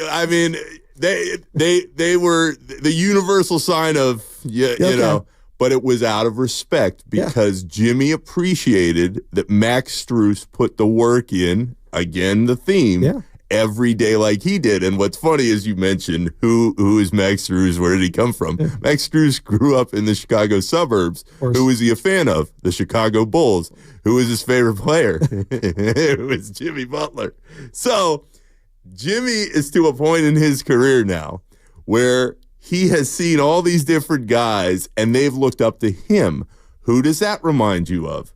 A guy named Steph Curry and Draymond. But Steph, Draymond, and Jimmy together are going to bring the best out of each other. But to what you were going through, who is Max Strus, who is Gabe Vincent, Jimmy Butler, in Miami especially, had a track record of getting guys to play at a higher level than we might have thought they were capable of before. As the second guy now, or as 1A to Steph's very much number 1, now all of a sudden, I think he's in a role that is really going to suit him, especially, and Frank Isola just mentioned this as we were talking to him, Jimmy was asked to carry the load every single night. Bam never really became the offensive player, or hasn't yet, that people hoped he would be. With Jimmy as that guy who is having to set a tone but not having to be Steph every night, I think it's going to open up his game offensively even more than what we've seen in the past. And Draymond Green over the weekend talking about Jimmy Butler giving the team belief. Shout out to Jimmy Butler. Completely changed the belief of this team. You know, we started off the year great, and everybody believed. And then continued to believe even though it was going rough. But at a certain point, it don't start going right. You start to lose that belief. And we did. It's like Jimmy was like life support for me. You know, just came and injected a bunch of energy, a bunch of belief into this group. Because of the leader that he is, because of the talent player that he is, because of the guy and dog that he is. And, you know, like I told the guys, we can all fall in line. He's a great guy to follow. Like I said, that belief that, you know, he's brought back to his team. I'm sure you can see it watching. And to me, when I'm watching, it looks different. When I'm playing, it feels different. You know, belief can be contagious, right? And it could be positive or negative. You know, if the team started being like 1-3 instead of 3-1, maybe you're saying like, oh boy, now we're tied to this guy and this, we're under 500. We're not in the play-in, you know, but it's not that. They're 3-1 and the vibes are good. You can hear it in Draymond. You can hear it with Steve Curry. You can hear it with Steph Curry. Joe Lacob is talking the talk over the weekend with our guy Bonte Hill. Mike Dunleavy is very happy with this move. Dub Nation, there was a lot of people that were very questionable, very not happy about it when it happened, Nick. And I don't know if it was Andrew Wiggins per se, because I kind of didn't buy it when people were calling it, oh, you know, Andrew Wiggins, he's just such a good locker. I was like, I don't know what he did in the locker room. Andrew Wiggins, the locker room presence, he was consistent. He was there. He showed up. I don't know if he was like a glue guy. Very good player. He's literally the polar opposite of Jimmy Butler when it comes to that stuff, right? Wasn't going to talk, wasn't going to give you anything, very reserved. He had a nice smile, obviously dealt with a lot of, in his personal life with his father passing, dealing with that, being gone for an indefinite amount of time a couple seasons ago. And we love Andrew Wiggins. He had that run, and we'll never forget that run as the number 2 on a championship team, but he's not Jimmy Butler. He's not Jimmy Butler. Exactly. Spadone, I'd also throw in there, though, as you were going through what Andrew provided here. Yeah. He was really beloved by his teammates and the staff within, the coaching staff. Yeah. But I mean like the people that dealt with him on a day-to-day basis. the PR staff, everybody appreciated the attitude that he brought. The reality, though, is he's not Jimmy. Jimmy, and Draymond used this word in a couple of the clips that we've used over the last few days. Jimmy's a dog in the best possible way. He is going to be there in the biggest games, and he's going to raise the level of his own game and what he sees the group needs. I think it does fit, but I agree with Frank Isola one more time in that, are the Warriors better? Yeah. Are they going to continue to improve through the rest of the season? Absolutely. Could they make some noise in the playoffs? Sure. Do I think they're going to win a title? No. Have Dub Nation, have you embraced Jimmy Butler? Because you heard it from Draymond, you've heard it from Steph, you've heard it from the owner. Everyone is in on Jimmy Butler. Are you finally, if you were hesitant on this trade, are you all in on the Jimmy Butler experience, or does he have more to prove? And what is that? What does he have to prove to you if he hasn't won you over yet? Dub Nation, 888-957-9570. And speaking of most to prove, Stephen A. Smith, First Take, your old colleague, give him the drop. Come on, give him the drop. That's his boy, Stephen A. Smith, won Nick Fridell's. Stephen A. this morning on First Take. That's right. The Warriors have the most to prove. Listen, when you talk about the most to prove, I would say the Golden State Warriors because Draymond Green just opened his mouth. I'm not put off by it by any stretch of the imagination. I love the fact that he did it. He's made the latter part of this season, the last 27 games, very, very interesting because Jimmy Butler has been a welcomed addition. The 3-1 in the 4 games that he's been there, he's gotten to the free throw line 40 times. And people don't recognize when you think about Steph Curry and who he is. It ain't just his marksmanship. It's the fact that you need an oxygen mask. You probably got to be hospitalized and get some IV fluids or whatever, after games because this brother got you running around with your head on a swivel and you need to survive after you finish up with him. Well, getting Jimmy Butler energizes Steph Curry because Jimmy Butler stops the action because he's so skilled to get to the free throw line. So that buys Steph Curry some rest to re-energize himself and do what he's capable of doing. Do you buy that? Stephen A. Smith on First Take. The Warriors have the most to prove in this second half of the season. I know it's not second half. I'm just saying that. It's more than 2/3 of the way done. But this final stretch, I'll call it, of the season, the Warriors have the most to prove with this current trio. No. No. They've got something to prove, and they've got to find this way to make it work with Jimmy. But Spadone, the Golden State Warriors legacy is all the way secure. All the way. I don't care if they lose out, if Jimmy and Draymond are brawling at the end of the season, if Steph falls off a complete cliff more than what we've already seen at points this year. I don't know. The legacy is set. Yeah, but you're going to remember the ending. That was not good at all. It was really bad. Okay, but my pushback there would be no ending with any great team is ever good. Well, the Bulls have three-peated. Michael Jordan. Yeah, the Bulls three-peated in a year where Jerry Krause came out and was like, this is it. Phil Jackson is gone. That was a complete disaster. I mean, that was the whole Last Dance. That was a mess. Shaq and Kobe in L.A. It did not end well. Complete divorce. We can't stand each other. It's coming. The end is upon the Warriors. The reason you make the Jimmy Butler trade is to try and extend as much as you possibly can. That part all makes sense.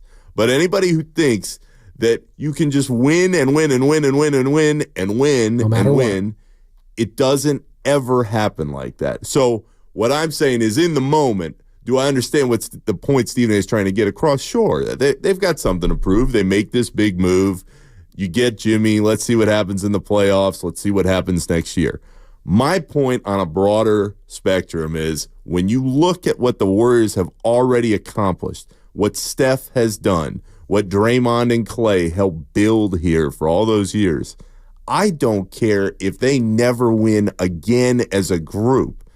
The legacy that they've created is set. The standard for the organization is set. Nothing that happens moving forward is going to change that for me. That for you, but for the fan base, I think getting Steph that 5th ring, just given what we saw in the summer, we know he could, and Frank Isola just spoke about that. He's like, he still fears Stephen Curry. There is still a fear factor with him. Ask Serbia, ask France, Ask some of these teams this season that have been the opposite end of some of these Warriors wins. I will say this. If Steph winning his 5th title, I think it's greater than a Niners Super Bowl. It's greater than another Giants championship. It's greater than the San Jose Sharks. Whatever other team in the Bay you could think of, Valkyries winning in their first year. I know you're a big WNBA guy. Like, the Warriors winning a 5th for Steph trumps everything. They would sell all of those if it meant Stephen Curry got his 5th. So I think there's a lot of pressure from the front office, from Dunleavy, from Joe Lacob, from Steve Kerr to try to put them in a position to do that, because not that you're underrating it, but I think we as a society just... As a Bay Area society. Yes, Steph is the guy. We love Jerry. We love Joe. We love Barry. Willie Mays, right? Steph is one of one. He is the guy that you want to capitalize everything. And then again, this summer, you're saying they can make another move here potentially. We'll see if Kuminga's that move or something else. But I'm telling you, the pressure is on. It may not be nationally and you feel like their legacy's set, but if I'm Draymond Green and it goes bad, I'm looking. You think it's going to end well whenever Draymond is like, yeah. Well, I hate to go Hawaiian here as I keep bringing up Guru and going back to the punch, but like that's going to be the lasting image of how this thing ended. It very well may be. But what I would tell you, Spadone, is this. The conversation that you and I are having right now is the same conversation that you and I had 3 years ago, in that everything that you said about Steph, the Bay wants him to get one more. The team desperately wants him to get one more. It was exactly what everybody said 3 years ago. A little different, though, because Steph then, you can think this is foolish, but this is how fans fan now. Oh, he didn't have the finals MVP. Oh, he didn't win. Hey, if Kevin Durant wasn't there, they're not winning those titles. But I think there was a lot for Steph to prove after that as a top, like solidifying himself as a top 10 player, because a lot of people felt those were Kevin Durant's teams. Like Kevin Durant was the finals MVP. He was the one hitting the big shots then. So I did think it was important for Steph, as his second best player on the championship run was Andrew Wiggins, who, as we know, is, he's a one-time All-Star, and he's probably only going to be a one-time All-Star. That was a big deal for him and his legacy, I feel Fueled like. by K-pop, right? If I recall correctly. We literally had Sports Talk Radio at its finest. He was flagship of the station. He was elected as an All-Star. Steiny and Goo the next day, is he the worst All-Star ever selected in the history of the NBA? That was a conversation we were having. Because he fell off, right? Because the All-Star voting so early on in the process, and then those 2 months after he was announced, he was just not good at all. Oh, no, that is right. But Spadone, your point is very well taken about Steph. When you go back to 3 years ago, all those questions were out there. Can he win one on his own as the guy? Yeah. Can he carry whatever this group is with Wiggins as the second best guy and find the fourth one? I think, and this ties into the overarching point, Steph winning that fourth one, winning the finals MVP, doing what he hadn't done, then going, and Frank mentioned it in the interview, winning the gold medal. Hadn't done that. He hits all those shots, puts Paris and Fritz to sleep. Night. In Paris, yeah. I just don't believe that they need the extra validation now. Do they all want to win another title? Of course they do. Is that the goal? Of course it is. Joe Lacob, I mean, that dude is motivated. He's going to spend. He wants to win every game that Warriors play. It's all understood. My point from a distance is you get that fourth title, and truly, I mean, everybody loves to get on me for saying that's the bonus title. Anything from this point on, playoff appearances, making any kind of run, that is the bonus of bonuses. It's a double bonus. We'll call it that. The double bonus. There you go. 2 shots, baby. There you go. Shout out sub bonus, and shout out the injury report, because I think we're ready for that.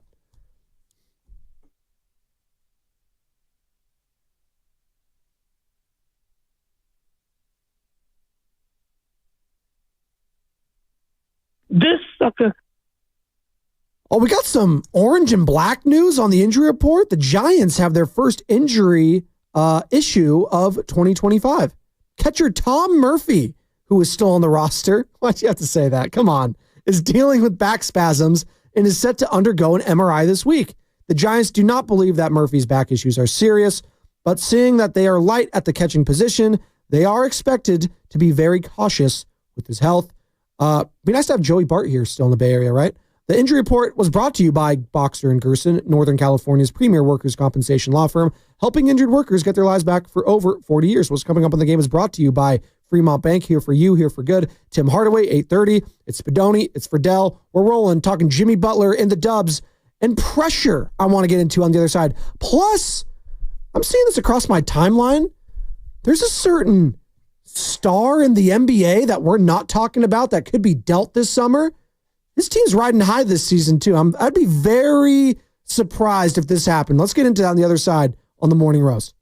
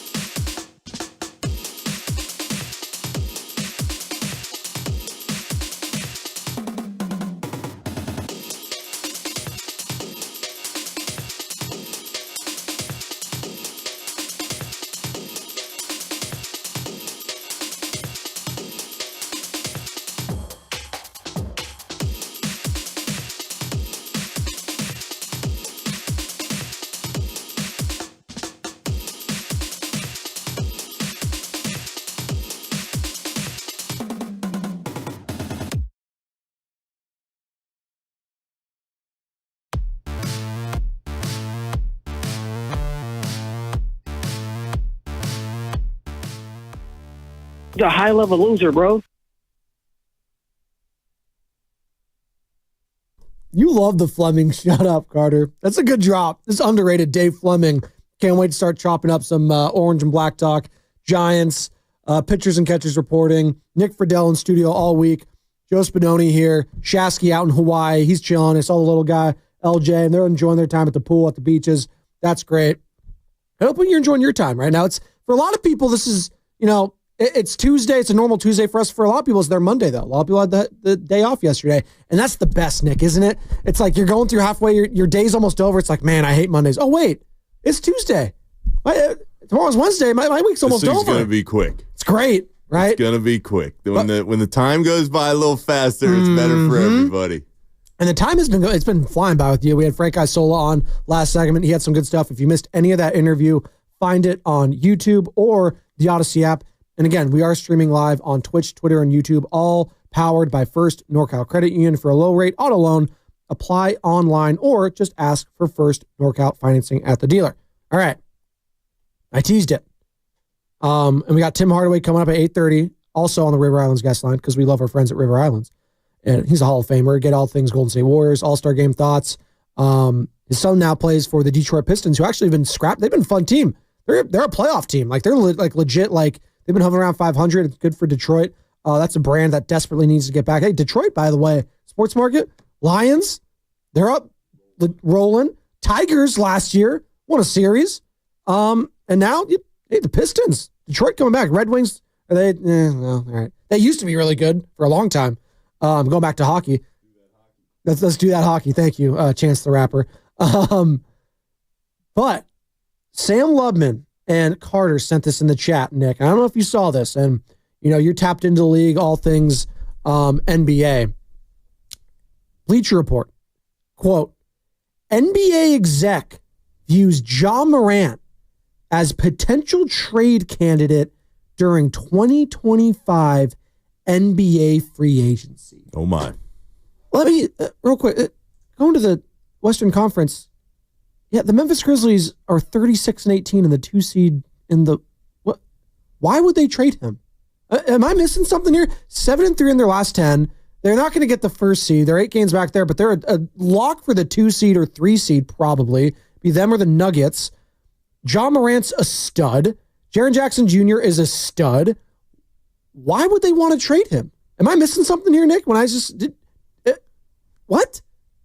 The only thing I can think is that there was so much, I don't want to say bad blood, but there was so much. Taylor Swift. Thank you.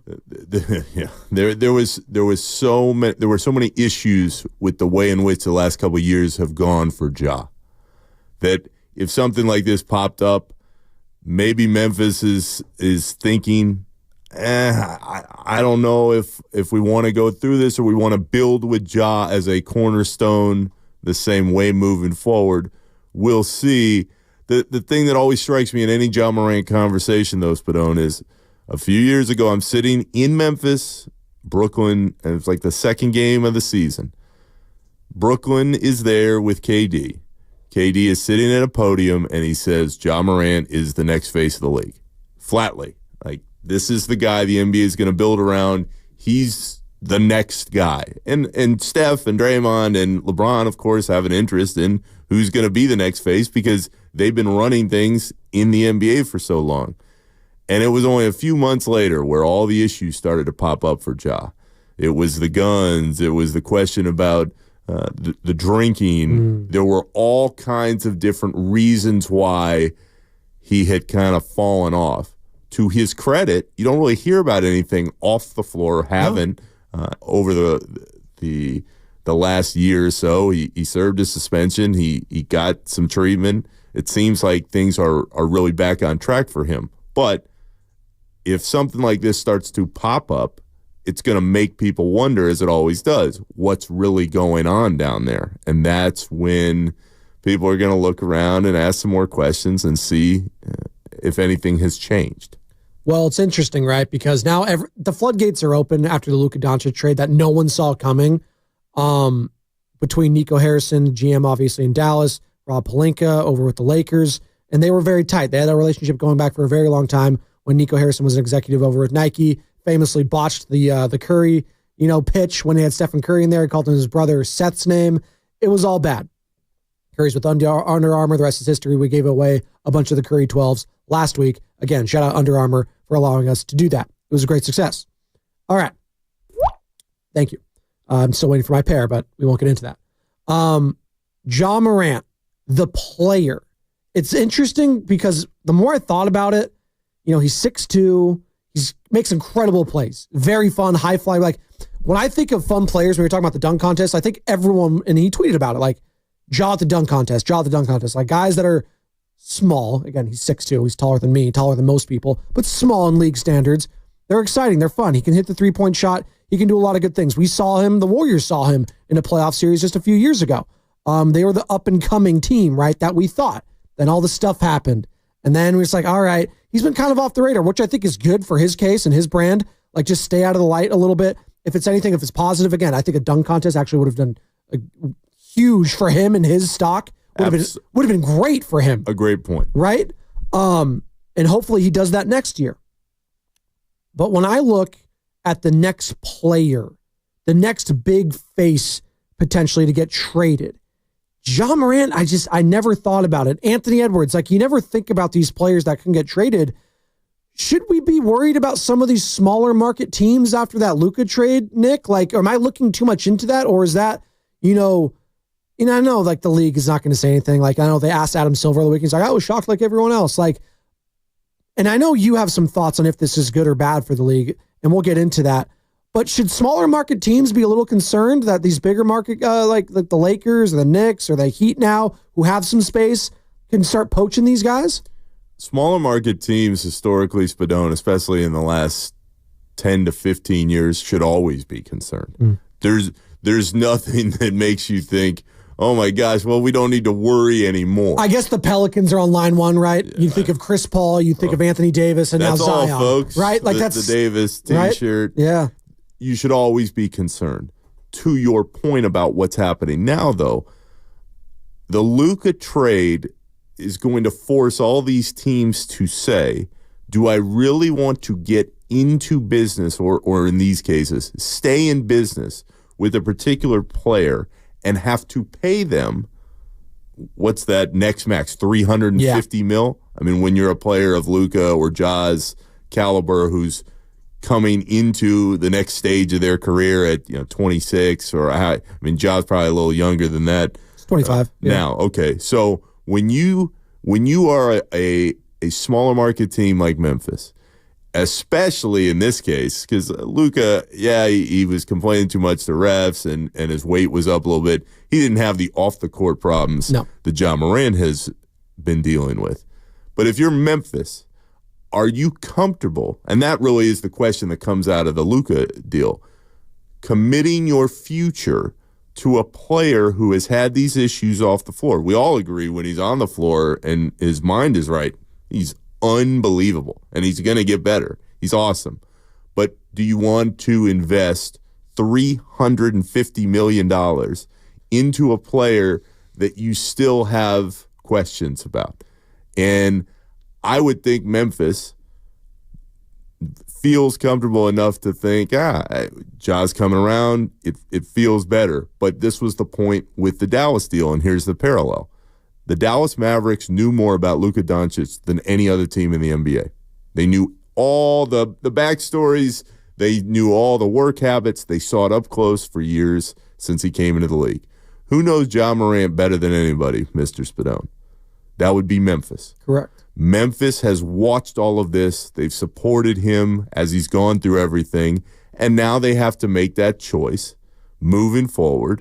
Do we want to continue this? And most importantly, do we believe that Ja is going to mature enough from what has occurred behind him in his past to a place where he can lead us to a championship? And those are the questions that all NBA teams have to work themselves through, but especially in the wake of such a league-altering move that was the Luka deal to the Lakers. 888-957-9570. Talking just some rumors, something to keep an eye on, right? nothing's ever going to come out of left field like the Luka Doncic trade. Like that one to me is going to stand the test of time, where just absolutely no one saw that coming. No one. Now I feel like because of that, like a John Morant trade or an Anthony Edwards, like, okay, that happened. Like, all right, well, if the Luka trade happened, maybe something like that could happen. It would still, make you scratch your head a little bit. Again, especially, and this is all, speculative, keep an eye on this team, if the Memphis Grizzlies get bounced early. So, like, if the Memphis Grizzlies make it to the Western Conference Finals, they're not trading John Morant. Like, there has to be some, give and take here. But again, we've been talking this morning, if the Memphis Grizzlies, if the Warriors play them in round one, absolutely they can flame out early. And then, that comes into the conversation. And it's just, I hate that as a fan base too. Like, this is part of it too. And this is always with any fan base, whether it's the NFL, they're talking about right now the Browns and Myles Garrett, right? Myles Garrett wants out. He's tired of losing. Or Max Crosby maybe wants out of the Raiders because they're losing. I feel for these teams, right, where like the incompetence up top, you hit on a player and they still can't figure it out. Now, Taylor Jenkins, I think, is a hell of a coach. I know Warriors fans, have their thoughts on him, going back to that playoff series. Say what you will. The guy's that trick. Right. He's a hell of a coach still.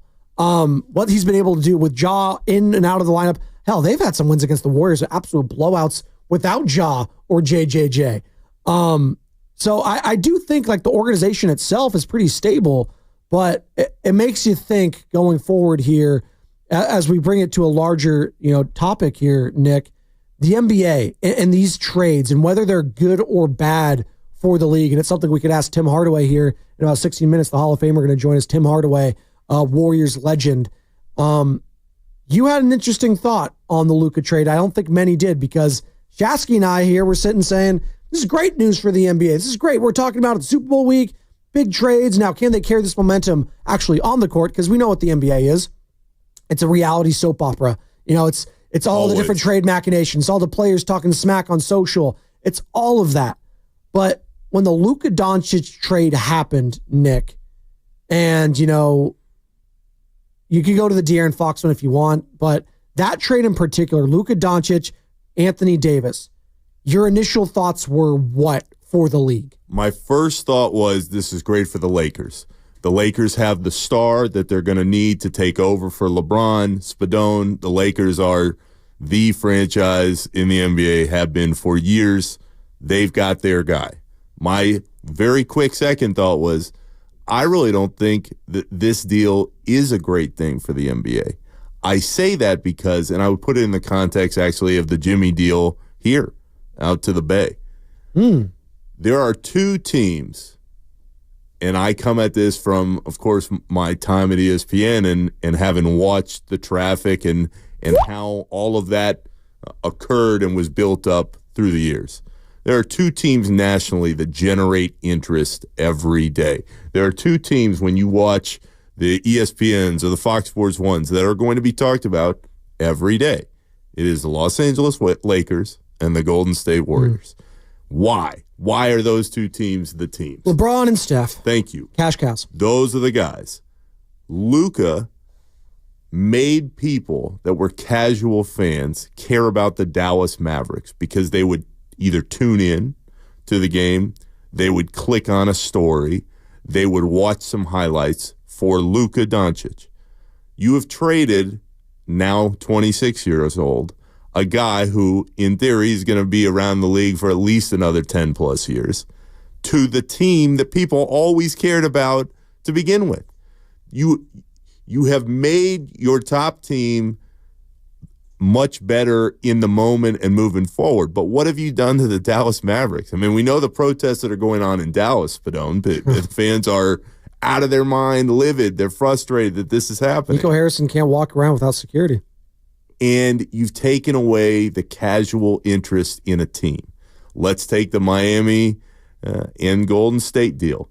You've put Jimmy Butler, who has grown a national following by carrying the Heat to two finals, by being the personality that he is, that he's really not afraid to say or do too much. The personality is a very nice way of putting it. Oh, yeah. Yes. And there's a lot to the personality of Jimmy Butler, but you have put him on a team that people cared about already. That all is to say that the Lakers and the Warriors were the clear big winners at the trade deadline in the moves that they were able to pull off. Let's see what happens, not only in the rest of this year, but in the next couple seasons as well. But who is going to sit there and check in on Dallas and Miami, who wasn't going to already? Those two teams on a national scale just kind of disappear now because they don't have that star power that has been such a draw not only for the league, but for people who want to check in and follow something on a regular basis. You don't think Kyrie and AD, I know AD just got hurt, so again, who could have seen that coming? But you don't think Kyrie and AD is a draw? Like that duo? Because a lot of people, the initial thoughts were, hey, I think this Dallas team could like be legit. Now, all their bigs got like injured, and now I have a very hard time seeing them be actual contenders this year. But if healthy, again, big if, like they could be contenders, right? I think they could be, but Anthony Davis, and this is a much broader NBA conversation, of course, but Anthony Davis is an unbelievable player when he's healthy. Yeah. Is he ever consistently healthy? He helped him win the bubble title. Sure. But is Anthony Davis, Spadone? Anthony Davis comes to your town, wherever you are. Are you going to pay $100, $200 to go watch Anthony Davis play? No, but I might with Kyrie. Well, I might with Kyrie. And again, from my own experience in Brooklyn, I can tell you because I watched it, so many people do come out of the woodwork to see Kyrie play because these are Kyrie's words. He feels like an artist on the floor. Yeah. He feels like he's putting on. Did he really say that? God bless him. Many times. He feels like he's putting on a performance for fans. It's more than just I'm a basketball player. He really feels a kinship with the people who follow and support him. Mm. Kyrie has that kind of draw, and maybe Anthony Davis can help them, and maybe they do win. They're just, as people out here in the Bay know, there are levels to all these things. LeBron is the guy. Steph has been the 1A guy for years and years. Luka, for whatever his faults may be, he has been a guy that has drawn a lot of interest. Can AD and Kyrie do it? Maybe. But I know who could do it. Luka Doncic. Yeah. And so in that move, the Mavericks pissed off a bunch of people in their fan base on top of they lost that worldwide interest that has become so much of what the NBA is trying to sell on a regular basis. 888-957-9570. Tim Hardaway joining us in about 10 minutes, the Hall of Famer, Warriors legend. Talk all things Dubs, All-Star Game weekend. We're talking about, some of the big things that have been happening in the sport the last few weeks. Getting Nick Fridell's thoughts on it. He's in all week in studio for Joe Shasky, who's out in Hawaii. He's hanging loose. He's chilling, relaxing. And we appreciate Shasky, who's probably listening on the Odyssey app, which everyone can as well because it's free. Download it. Also, Twitch, Twitter, and YouTube, again, powered by First NorCal Credit Union. All right. So you don't think it was a good move for the league. I hear that, but also if the Lakers got eyeballs, it's got to be good for the league. A lot like Dallas with the Cowboys, a lot like the Yankees in New York for Major League Baseball. If the Lakers are relevant post LeBron, I think that's a net win for the league, right? Like ultimately though, Nick, right? You saying no? No, I'm adding that. I get that Miami and Dallas are going to suffer a little bit, but you know what? I'm not worried about Miami in the grand scheme of things because they'll always attract free agents. Like that the beach is there, and I know I've seen you there when you were at ESPN, covering with your hat. You're there. They go to those nice little picturesque shots. Was to find a size 8 hat on Calle Ocho. Yeah, size 8 melon? And you and Bruce Bochy. Oh my! I was going to say, the only person I've heard who has a bigger one is Boch. I think Mark Grandy here, one of the producers, has like a 7 and like a 3/4, which is close. Not quite an 8, though. The Ocho, baby. Oh, there you go. Carter's got 3/4. There you go. I have 3/8. I got 3/8 as well, Sam. So there you go. Size matters. Relax over there. It's a big brain. That's right. That's our guy. There's a smart guy over there. Size matters. Thank you, Bobby Fitz. The greatest brains. But we're talking about Miami, and I think they'll recover fine. It's a destination. Dallas, we had Mike Bassick on, who formerly of the radio station there, 105.3 The Fan, and former Major League pitcher. He actually gave up the all-time home run record to Barry Bonds when he came over here in the Bay and pitched for the Rangers, I think it was at the time. Maybe it was the Astros. I'm not sure. But, he was basically saying this is a franchise-killing move for Dallas. I didn't know the ins and outs of all, like the Adelsons and them owning it and their ties to, obviously I know that in the name Adelson, their ties to Las Vegas, but he was reading the tea leaves saying like, yeah, they're probably going to be moving to Vegas here sooner rather than later, which is insane to me to even think about. Did you hear about that? And, is the rumblings, and did you look all those 5-10 steps down the road? And did that thought come into your mind as well? It did not, and Silver quickly Dikembe'd sure that whole idea. I heard it this weekend because he wanted to make sure everybody thought, no, Dallas is Dallas. But who's the owner? The governor, Dubon, Patrick Dubon is who it is, right? Yeah. Okay. And Spadone, Dumont, excuse me. DuPont, I believe. That's an M. Oh, Dumont. Dumont. Dumont. Oh, okay, yes. you're right. I think DuPont's like an actual, like, is that like know what? That is something. The DuPont family used to own in the beginning the Orlando Magic. Okay. That's how I remembered that name. They're a chemical company worth billions, hundreds of billions. Dumont. Yes. But in all of this about the league and what happens moving forward, and with Dallas and where do they go, and the future without Luka, what it brings up to me is how much of a responsibility does an ownership group have in trying to piece together a team with a star that everybody falls behind and believes in. This goes back to the conversation with Ja Morant in Memphis. If you have Ja and you know that he is the guy, if you traded Ja Morant in Memphis, how much of an uprising would there be within that fan base? And Spadone, as we know, what's the key in all this? It's money. Yeah. All these Dallas fans, if they really want to make a point, and many of them did by giving back their season tickets, what's going to happen is they're just not going to show up and pay the money to go to the games the same way. Would the same thing happen in Memphis? These are the conversations that organizations have to have now on a regular basis. Let's bring it back to the Bay. That's what makes this part, to me, so intriguing. Steph is 37. He is incredible still, but I think we'd all agree if you watch him night to night, right now, he's not looking like the same Steph with that same high standard that he set for so long as we've seen in the past. But Joe Lacob would never move Steph. Never. Why? Not only because the fan base idolizes him and what he's done for the Bay out here for so long, it's because every time he shows up, there is a very large likelihood that Chase Center is going to be filled. Well, and also you're never going to get the package that he means to the Golden State Warriors in return if you trade him. Like you're never going to get nothing's like at his age and his cost. Like you're not getting, you're not doing the. I think a lot of Warriors fans are upset. They're like, oh, the Lakers, like we couldn't have been on Luka. I was like, no, well, you didn't have an asset like an Anthony Davis on this team, who is 30 or 31 years old, still has a couple of years left in his prime. That was the big difference and all that. And I think it left a lot of teams shaking their head, right? I think they also inquired to who? The Milwaukee Bucks, I think, inquired, right, with Dallas in regards to Giannis. They're gauging the temperature there. I was like, if Luka had to go from Dallas and then all the way to Milwaukee, but instead goes to Los Angeles, yeah, I'm sure he's very happy about where he ended up.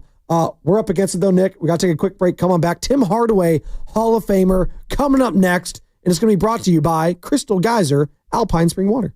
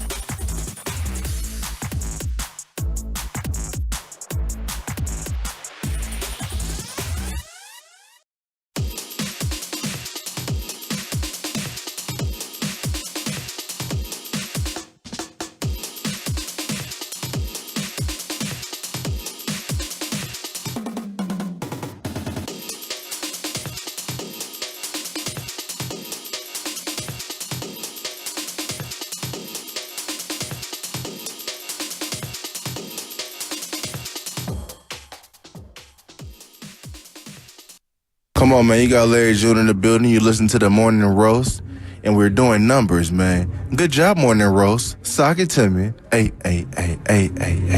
Yee! What's up, Larry June, Spadoni, and Fridell? Fridell in for Shasky all week long, as Shasky's in Hawaii. Fridell in studio as well. We're going to be joined by Tim Hardaway here shortly on the River Islands guest line. Hall of Famer, Warriors legend, and coached this past weekend in the little Rising Stars competition that they had. He coached, I think Pods was on his team too, if I'm not mistaken. So I guess, and Jaime Jaquez, he had some winners there, obviously. Chris Mullin's team ended up being the winner. They were showcased later on, and Draymond crushed the entire team. But we'll talk to Tim Hardaway about his coaching experience. Addition of Jimmy Butler, a guy that was traded, Nick, opposite, right? Started with the Warriors, but traded to Miami, so he can give his thoughts on what it's like to be traded in season as, an all-star, being an all-star player, and what that's like, right? Because, I don't think we talk about that enough as like the human element, and we try to, right? We talk about the X's and O's constantly, what it means to the fan base, but the human element of picking up your entire life and going in the opposite coast, it's got to be very difficult for these guys, especially Jimmy, who's a family man, who I watched on the Starting Five doc, very good father to his children, a husband, right? That can't be easy. I know, having talked to Jimmy about the relationship he has at that point with his kids, how much they mean to him. And Spadone, what people forget so often, in my experience, is people forget that NBA players are human beings too. They have lives like everybody else. They're going through highs and lows and stuff you don't see on the floor. So that is always something to keep in mind in any conversation. And we're going to ask Tim Hardaway about that as he joins us on the River Islands guest line. All guests on 95.7 The Game appear on the River Islands guest line. Isn't it time for you to discover the islands, River Islands, and Lathrop? What's up, Tim? You're on with Spadoni and Fridell. How we doing this morning? I'm great. How you all doing? Doing great. We've been talking about the All-Star Weekend, as I'm sure you've noticed. Everyone's talking about this All-Star Game weekend. First and foremost, I thought, San Francisco really shined. The Bay Area shined bright this weekend. And, it was really cool to see you, Molly, Richmond, all you guys coaching up against each other. What was that like in that Rising Stars matchup and coaching a Golden State Warrior, current Golden State Warrior, and Brandon Pajemski? Hey, first of all, San Francisco did a beautiful job. The whole city, the whole Bay, on both sides, the Golden State Warriors, the NBA, of course. It was just a fabulous weekend for everybody. The weather held out for us and no rain, so it made it extra beautiful. And they get to see the beautiful city as San Francisco is. And coaching the Rising Stars was just great. Just great. We had fun. We enjoyed ourselves, picking the teams, seeing who was going to win for your team and stuff like that. So it was great. I enjoyed it. And Pods, he played on my team. And, I was happy to coach him. Hey, Tim, how'd you let Molly beat you guys, though? Come on. We can't have Chris Mullin out here flexing on you with the likes of Dalton Connect, Stephon Castle, all those guys. How'd that happen? How'd we let him win this one? Hey, man, his team wanted to play. That's all. It's hard to get some guys, a group of guys that, for All-Star Weekend that didn't want to play. You there for a reason. Of people, the coaches picked you. You was there to play and have fun and enjoy it. And some guys just wanted to come in and just show up and have fun and not give fans what they came there for. So it's hard to get people to play, and the only thing you do is go out there and just see what they're going to do and just go with it. Tim, speaking of wanting to play, there is so much talk, as you well know, about the All-Star Game itself. You played in the game 5 times. What is it like as a former player who played in All-Star games that really seem to matter to watch this era's group really kind of go through the motions now in a showcase event for the league? It's very tough, very frustrating, hard to watch. It's something, and they, as more, the more we talk about it, it seemed like the more they like, so what? You know what I'm saying? That's how it seemed. And, understand it's a brutal season. I understand that it's wear and tear on your body. I understand, you want to take some days off and everything. But why don't be like the Pro Bowlers in football?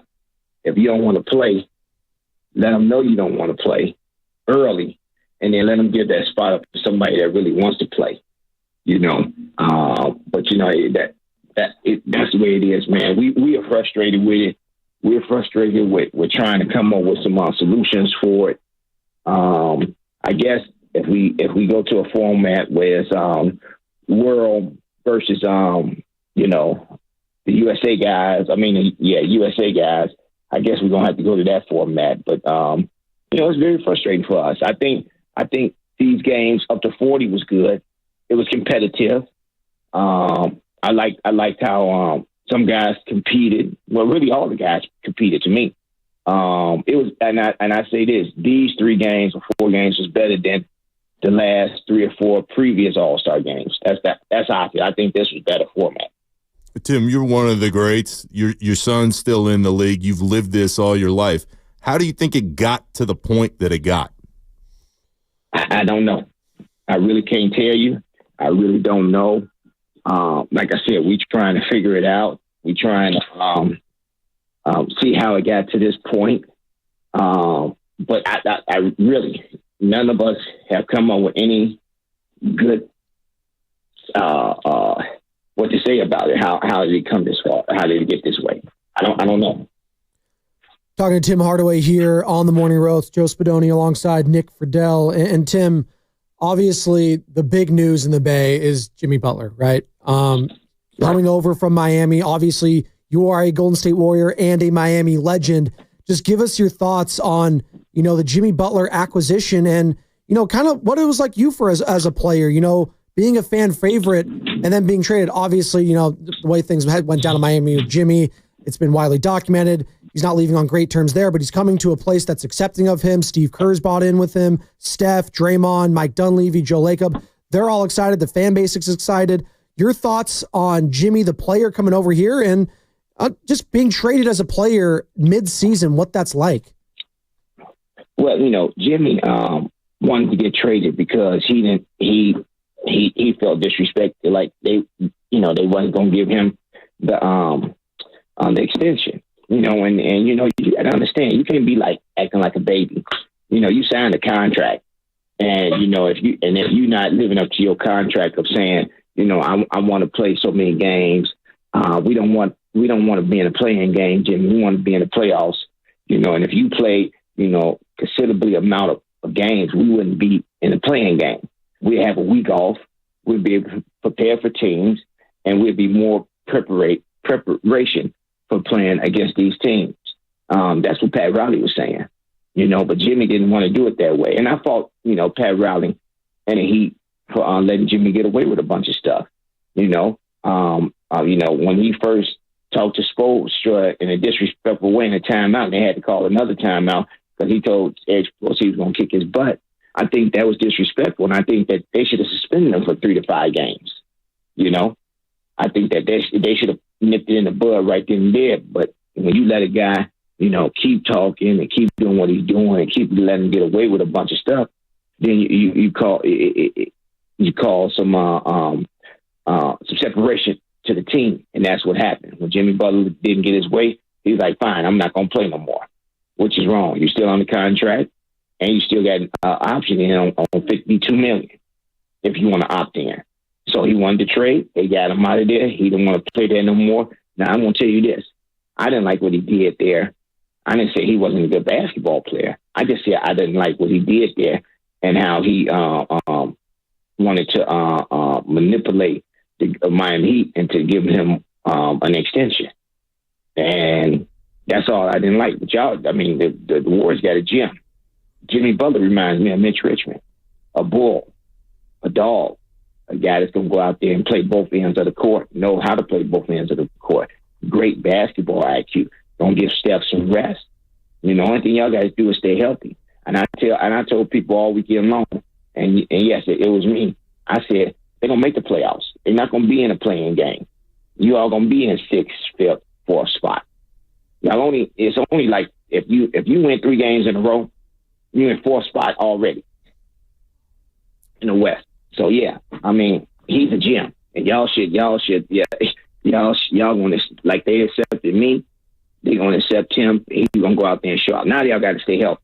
That's all. Draymond has to stay healthy. Those guys got to stay healthy too. So. Tim, you bring up Draymond at the end there, and he said a whole bunch of different stuff over All-Star Weekend. But one of the things that got a lot of buzz here out in the Bay is the fact that he said, we're going to win a championship. Do you believe with the addition of Jimmy that this team with Steph at the forefront and Draymond and Jimmy and what they have left of the bench has the talent they're going to need to win that 5th ring? I think them 3, and then they need some more pieces. They definitely need some more pieces. It ain't like, they are they need some more pieces to help. Kuminga got to come on. He has to come on. A couple other guys have to, step up. So they got a nice 3. They got some guys that can help them. They need more guys that can help them, and more guys that need to step up. That's what I say. But it's not far-fetched now. They see the fortitude of Jimmy Butler, so it's not far-fetched. Talking to Tim Hardaway, Hall of Famer, Warriors legend, Heat legend, joining us here on the River Islands guest line. And, Tim, we've been talking about all morning. We're talking about the All-Star game, talking about, the second half, all the big trades that have happened. But a guy that we've missed a while here, and you mentioned him, Jonathan Kuminga, dealing with that ankle sprain. He was the second leading scorer behind Steph before the ankle injury. He was balling. He was looking great. And then, he gets hurt. And then all of a sudden, all these moves happen. No more Dennis Schroeder. No more Kyle Anderson. Obviously, D'Anthony Melton's been gone. You add in Jimmy Butler. How much of an adjustment is this going to be for Jonathan Kuminga when he comes back playing with Jimmy Butler? I think that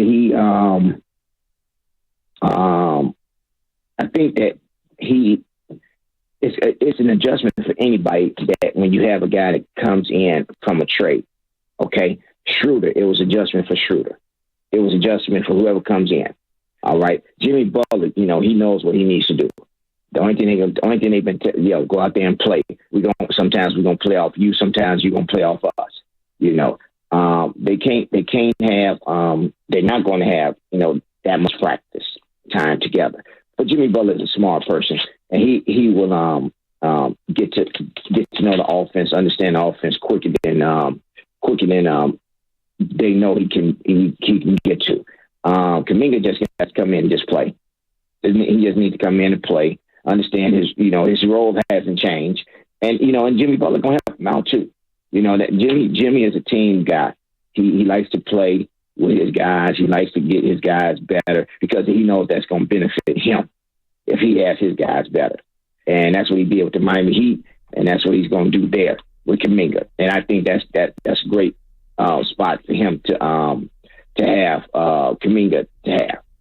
Tim, what is it like for you to see a Warriors number 10 racing up and down the floor again? It's cool. I don't have no control over that. It's all right. It should be in the rafters, but hey, that's out of my control. But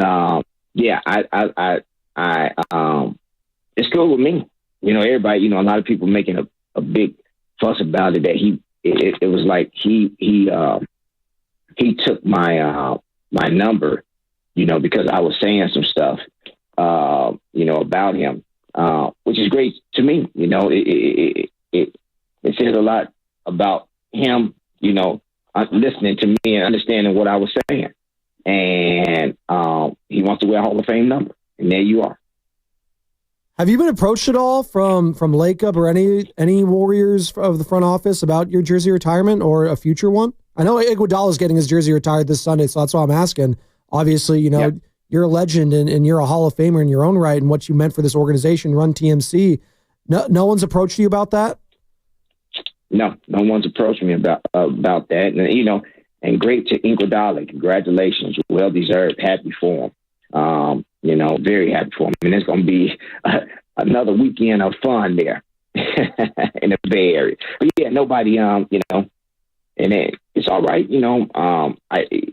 Sometimes, you just got to wait. It's patience is a virtue, as I tell folks. If it happens, it happens. If it don't, it don't. But you know what? I still am grateful for fans there and Golden State Warriors. Can't change nothing about what I did on the court and off the court for the city. Tim, to bring the conversation full circle, the place where you do have your jersey retired right now is in Miami. You lived that Heat culture and helped build it with Pat Riley. You mentioned him earlier in the context of the Jimmy deal. You know that whole situation very, very well in how that culture has been built. Do you think Riley's way of doing business in the NBA today can still work the way it might have 15, 20 years ago? It did. It did already. As you see the Luka trade, people standing on their ground, people standing up for their team now. When they said, "Oh, Pat Riley doing this," I could do it. They might be mad, but this is the right thing to do. And you saw, some trades that was mind-boggling. Of course, with the Luka trade, that was very mind-boggling. You don't know what, but it's gonna come out. Something gonna come out to where everybody knowing what went down with that trade. But hey, man, yeah, I see teams, giving their module back and the emoji back and saying, hey, we can wait. We can do what we want to do. We don't have to do what they tell us to do, and that's what it's about. So, yeah. Hey, Tim, we appreciate the time, man. Real quick, it's been fun to see. I've been talking about the Pistons a little bit this morning, and your son, obviously, on the team, Tim Hardaway Jr. It's good to see that they're the 6th spot right now. They got action, Tim. They got action. Tobias, Beasley, and my son. They've been bringing some leadership to the team, and guys been listening. I can't never say his name, but the twin, he's out there playing well. He's been coming off and he wasn't playing as much in the first part of the season, but he's coming back looking very good. He's getting his wind back. He's getting his legs back, and they knew it was going to take a while, but he's looking better now. And so yeah, they you know what? When you start winning and you start playing well together, you start getting more and more confidence about yourself going out there playing, and you feel that you belong. Now they start to see that they belong out there and they can play with anybody, but they just got to stop, turning the ball over in crucial situations and just keep playing hard. That's all. Just keep playing hard, and everything that happens. So, they're going in the right direction right now. Hey, Tim, we appreciate the time, man. Good luck to you the rest of the way, and appreciate the time as always. Yes, sir. Appreciate the time. Y'all take care, and y'all be safe. There you go. That's Tim Hardaway, Senior, Hall of Famer, Warriors legend, Heat legend, Nick, and not mincing words when it comes to Jimmy Butler and what went down in Miami. And obviously he has ties with both organizations. And you know what? He stood on his business talking about Jimmy and everything like that. I appreciate it. Spadone, so often in my time doing interviews on the radio, somebody gets off and you say, oh, well, there were some interesting things there. In that Tim interview, there were a hell of a lot of interesting things. I think the thing that jumped to my mind first and foremost as far as the Warriors conversation is he wholeheartedly believes, as he should, that his number should be retired here. And I thought the honest answer he gave in reference to Jimmy wearing number 10, it was just kind of like, yeah, it should be retired. So I'm curious how Warriors fans hear that now, and if there will become more of a push down the line to get Joe Lacob and the ownership group to say, hey, maybe we should put number 10 away forever and ever because of what Tim accomplished in that jersey out here in the Bay. And you can hear his loyalty and his respect and appreciation for one Pat Riley. He's tremendous amount of respect for that man. Obviously what he means to that organization, what he's meant to Heat culture. He is Heat culture. Him and Eric Spoelstra, obviously for the last, decade plus, they have been that. And he even referenced, I even think about it this way, but he referenced, Pat Riley's culture still out there. Just look what Nico Harrison did. And he's like, I don't really agree with it, but they're not afraid to make moves still in the NBA if they don't feel like someone is a culture fit. It was interesting how he brought it up that way. And I never thought about, the number 10 aspect of it and Jimmy, because it sounded like from Tim's perspective, Jimmy was being a troll. And Pat Riley's referenced that in the past, how he did Jimmy's a troll. That was Jimmy trolling, this, that. And do you think Jimmy was trolling Tim there a little bit there? I'm thinking about it. I was like, maybe he was. You never know with Jimmy because he loves nothing more than to tweak people. What I would tell you anecdotally, Spadone, is Jimmy Butler loves soccer. And again, as the Bay gets used to learning about Jimmy and the quirks of his personality, he's good friends with Neymar. He has relationships with other guys. I was going to say Lionel Messi, Miami FC. Who play professionally. Yep. But what is number 10 in soccer? It's the striker number.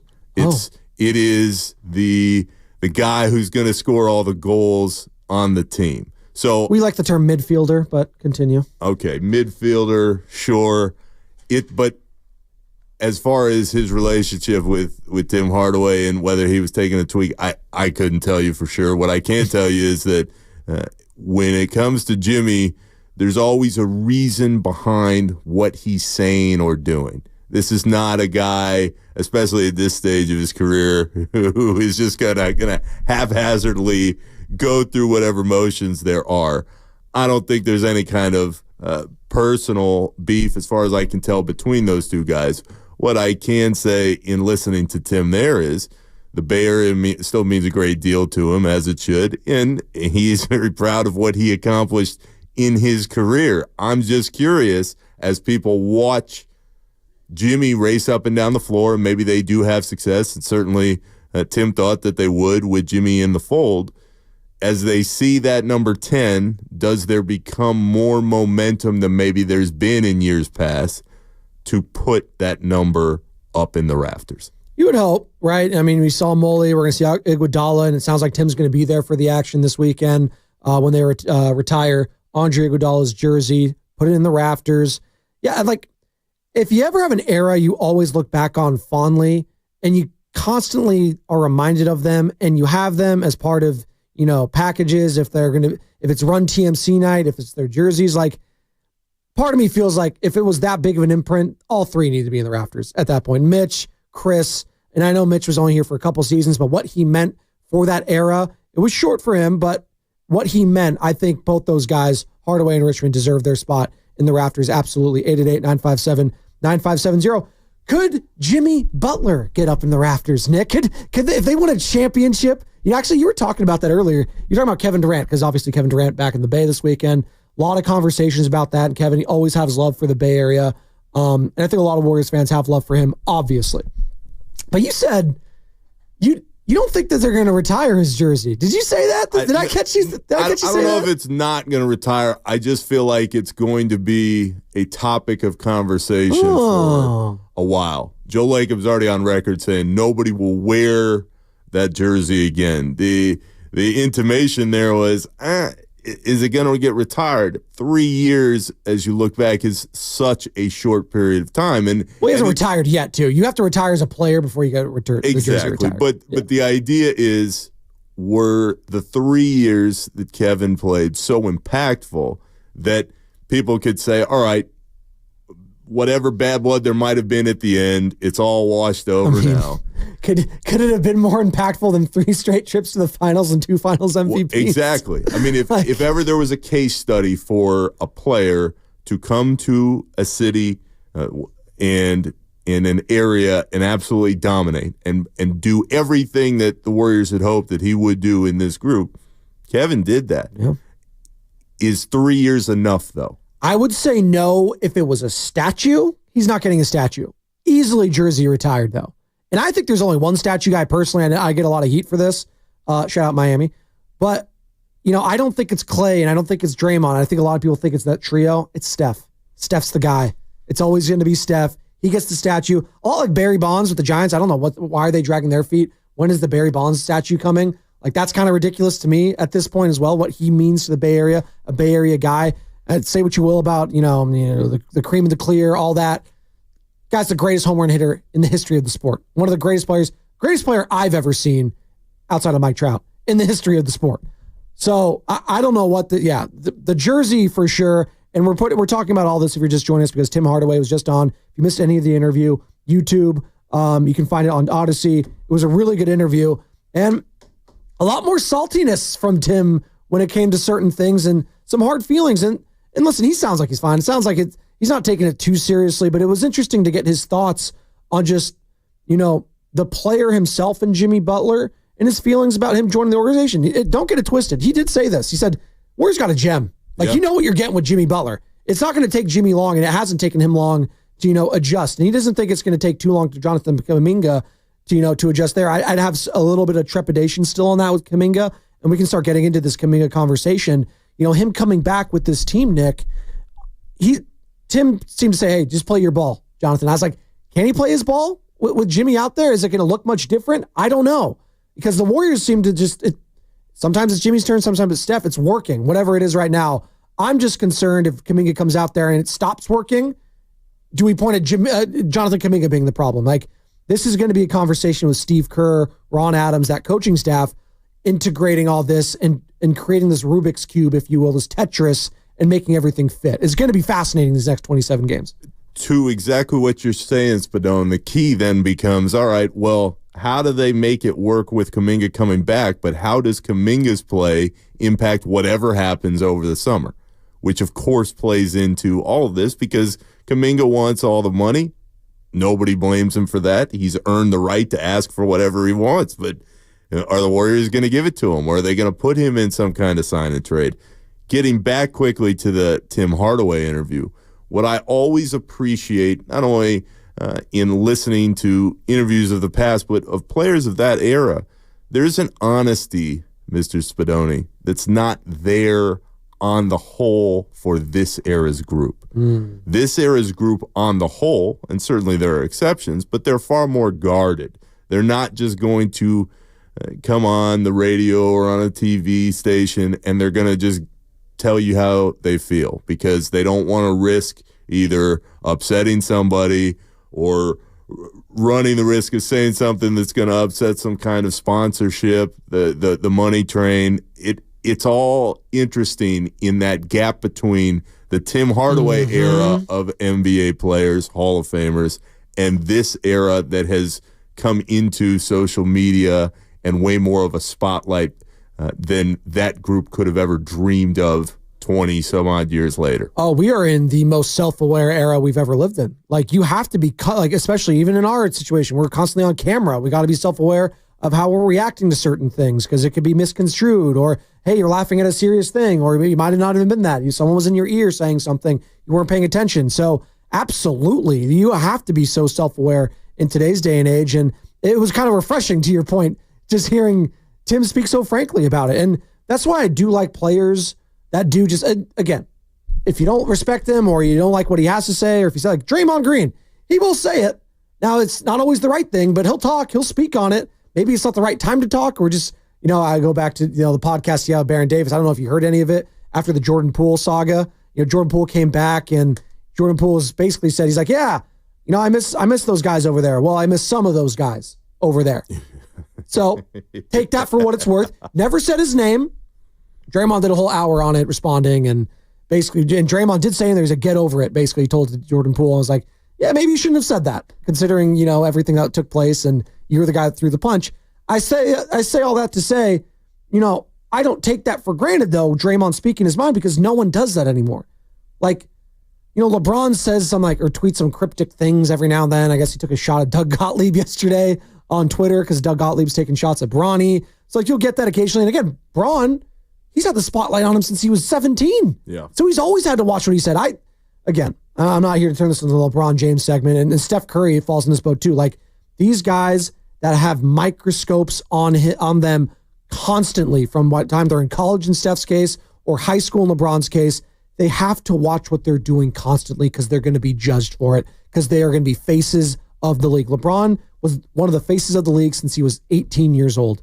He couldn't afford to, have a slip up here and there, or get caught with weed, or I don't know, Jimmy Garoppolo going out with a porn star. Like, you don't have that. Like, you can't do that if you were LeBron. He had to be above everything else.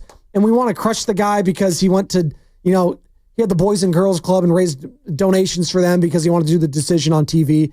And that's what we're going to get mad at him for, I guess, if you wanted to say he was self-serving there. Sure, but he was doing it for charity. So, like, I get, like, to your point, we are in an era where people can't be themselves anymore. And I've found it refreshing hearing from Tim there. Absolutely. And we're going to hear it from Jimmy and some post games as well. He'll speak his mind. Absolutely. That's where I think, Spadone, it's an interesting point because that's where I think Jimmy is really going to fit in and ingratiate himself to such a huge and loyal fan base out here. He is himself. He is the guy that he appears to be. What I think is interesting in all of these conversations, after listening to Tim right now talk to us for a few minutes about what he thinks about everything that's going on, in seeing the way Jimmy has come and played early on the floor within the group, the Warriors love to sell the organization. They put their players out front in that spotlight more so, in my experience, than any other NBA team there is. That was really something to behold while they were winning title after title and still doing all the things that they do. Jimmy, again, over time, he can charm the pants off anybody. He knows exactly what he's saying and doing, but you aren't going to make Jimmy run and do interview after interview after interview. Nobody is going to tell Jimmy Butler what to do if he doesn't want to do it. So while, again, the honeymoon period is in full force and everybody's feeling great, as they should because it's looked great, what I'm interested in from my perspective is, how do things go when it doesn't really run smoothly? What happens at that point, especially in the context of Jimmy's an honest guy, Jimmy does what he wants, the Warriors have a way in which they like to do things, and how does that marriage work as the time goes on? No, it's a great point, and it makes me think back to, Pat Riley, and obviously this is what Pat Riley had to say last year when Jimmy Butler didn't play in the first round, didn't play for the Miami Heat in the playoffs, was dealing with an ankle or a knee injury, one of them, and, Jimmy was talking his talk. He was yapping his gums. It was against the Knicks, right, or to the Knicks players. Like, if I was Josh Hart. To Josh Hart, thank you. Hey, if I was out there, we'd be kicking your ass. Yeah, great. This is what Pat Riley had to say last May about Jimmy Butler. For him to say that, I thought, is that Jimmy trolling or is that Jimmy serious? If you're not on the court playing against Boston or on the court playing against the New York Knicks, you should keep your mouth shut in your criticism of those teams. I don't see Mike Dunleavy saying that. I don't see Joe Lacob saying that. I don't see Steve Kerr saying anything like that. Pat Riley has a level of gravitas within that organization. He is the Miami Heat. He can do that. He has the power to do that. Mike Dunleavy's definitely not doing that. Well, I don't foresee that this situation, if the same situation occurred with Miami here at Golden State, maybe Draymond. But Draymond can't be one to say, is like, hey, you're doing all that talking, because Draymond, that's all he does, right? In that case, it would be hilarious to see the fallout after that. If Draymond takes a shot at Jimmy, I would love again, chaos. I root for chaos. That when the team does well, we do well as a station. I also love chaos. So that'd be great for me and for the business. I just have a hard time seeing the Jimmy Butler stuff happening in Miami happening over here. Spadone, the difference is Dunleavy, Joe Lacob, Steve Kerr, they might say some of the same things, but they would say them in private. Yeah, they're not saying it. Yes. They are not going to sit on a podium at a microphone like Riley did and say what they say publicly. That is what seemed to exacerbate this whole thing. Although, and go back to the Odyssey app to listen to that interview that Tim said. What I thought was so telling is he's sitting there saying Jimmy is great at what he does, and Riley is going to be the same way that he always is, and that style still can work in the league. There were so many different aspects to what Tim was saying and he was telling us, but I think that is a huge part of it. if you have earned the right to run an organization the way Riley has run the Heat, to say what you want, hey, that's your style, that's what benefits you. The Warriors like to put their players in the spotlight and like to sell their product, but they don't do it in the same fashion. In the short term, I think it's really going to be a refreshing change for Jimmy, and I would say this too, Spadone, I think it's crucial. There was so much talk about Kevin Durant coming back. How would the reunion look? What would it be like? And then it comes out, Kevin saying, now is not the right time. The thing that really benefits the Warriors right now is this is a brand new, fresh start for Jimmy Butler. This is not some reunion where we know what the great part of this can look like if everything works with KD and Steph and Draymond. There's not that, the freshness wouldn't be there if that had been the move. There is a freshness now with Jimmy learning the Warriors and the Warriors learning Jimmy, and especially for Jimmy with all the issues that he's had in previous stops, he is going to be on his absolute best basketball behavior. You're listening to 95.7 The Game, KGMZ FM and HD1 San Francisco and Odyssey Sports Station, always live in the free Odyssey app. You're very fascinated to see how this whole thing comes to fruition with Jimmy Butler in Golden State. How's Jonathan Kuminga going to fit into all this? Well, Chuck in Palo Alto has some thoughts on Jonathan Kuminga. What's up, Chuck? You're almost Spadoni and Fridell. It's the Morning Roast. Hey, thanks, guys, for taking my call. So I foresee Kuminga not working with Butler. And then what might happen this summer is if there's a sign and trade, I wonder if they would entertain bringing back Wiggins, swapping Wiggins for Kuminga, because Butler has said that Wiggins was the best player that he played with. So I can see that combination of four winning a title in the next 2 years. Thanks. That's Chuck in Palo Alto. You foresee a sign-in trade, Andrew Wiggins back to the Bay, sending Jonathan Kuminga to Miami? With the way things have played out, I don't see the Warriors giving up on Kuminga. Joe Lacob has said as much to The Athletic, to Slater. We love him. We're going to do our best to make it work. What is interesting in Chuck's call there, Spadone, is do I think that Wiggins may potentially be back here depending on how things shake out? I think there's a chance, but there's so much money involved, and that's what makes the next year or two so fascinating. The question I've been thinking about in the last couple of days, and we will continue to get to in the next couple, what happens if we all agree that the Jimmy move has worked and everybody's feeling good about themselves and has breathed life into the organization? What happens if they get to the playoffs, as Tim just told us he thinks they'll be around 6 if they keep winning and miss the play-in? What happens if they lose in the first round? It's not that they can't improve this summer because, again, Kuminga is at the forefront of any conversation of the Warriors' future. But what then becomes the move? Because this ties into the salary cap ramifications. This team moving forward is Steph, Draymond, Jimmy Butler, potentially Kuminga, and a bunch of other maybe not the others. That's right, Shaq would say. Maybe not the random pieces, but other players that kind of fill roles Quentin Post and cap slots. Exactly. Quentin Post, Guy Santos, Moody's obviously signed. So you got Moses Moody, who's actually been playing pretty well this year. I want to give Moody his flowers. Pajemski obviously still a part of that. Is he? So yes, very fascinating. Like, I'm trying to think of a series in the first round. Like if they lose to the Nuggets, which they very well could lose to the Nuggets. Jamal Murray's been they've won 8 in a row, been much better. If you get the Jamal Murray we saw in that championship run, I think Nuggets can win the whole damn thing. I think that highly of them, and I think highly of Michael Malone. Don't call him Mike.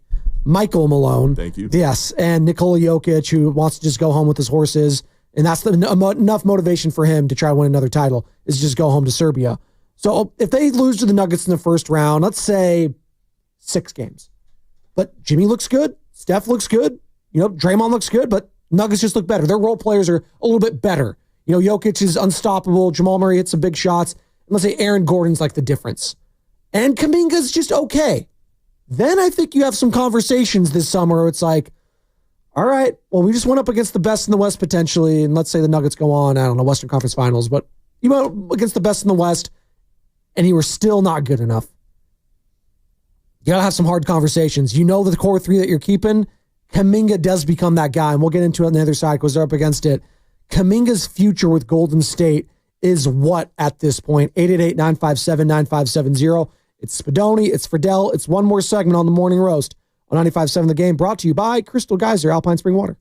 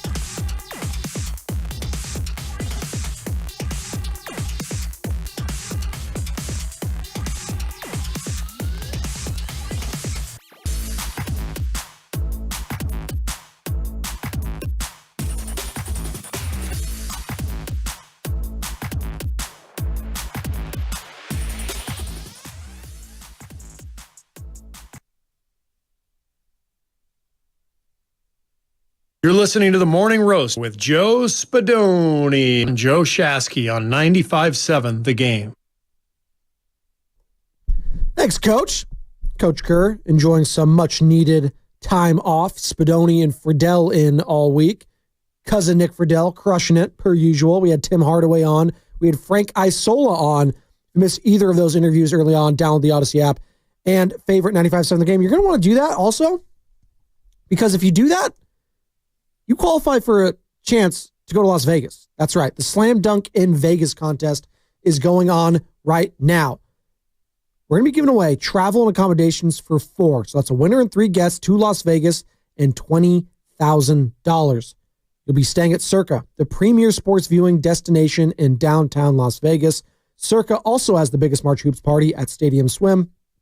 It's the ultimate viewing experience for the first 2 rounds of the College Basketball Championship. Winning is easy. Just download the free Odyssey app now, log in, and listen each day for a minimum of 1 hour for your daily entry. This is a national contest. So again, download the Odyssey app.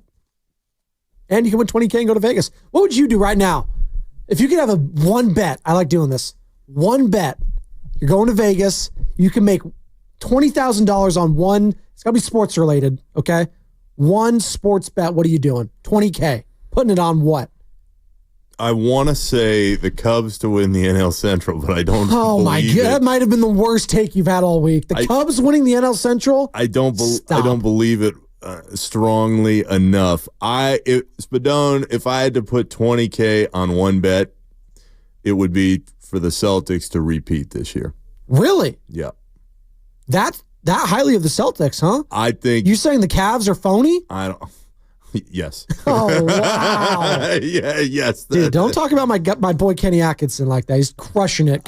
Future coach of the year. Kenny's been great there. I just don't buy that a team that has never gotten to that point, to that stage, in one fell swoop can go from that level to a whole different place.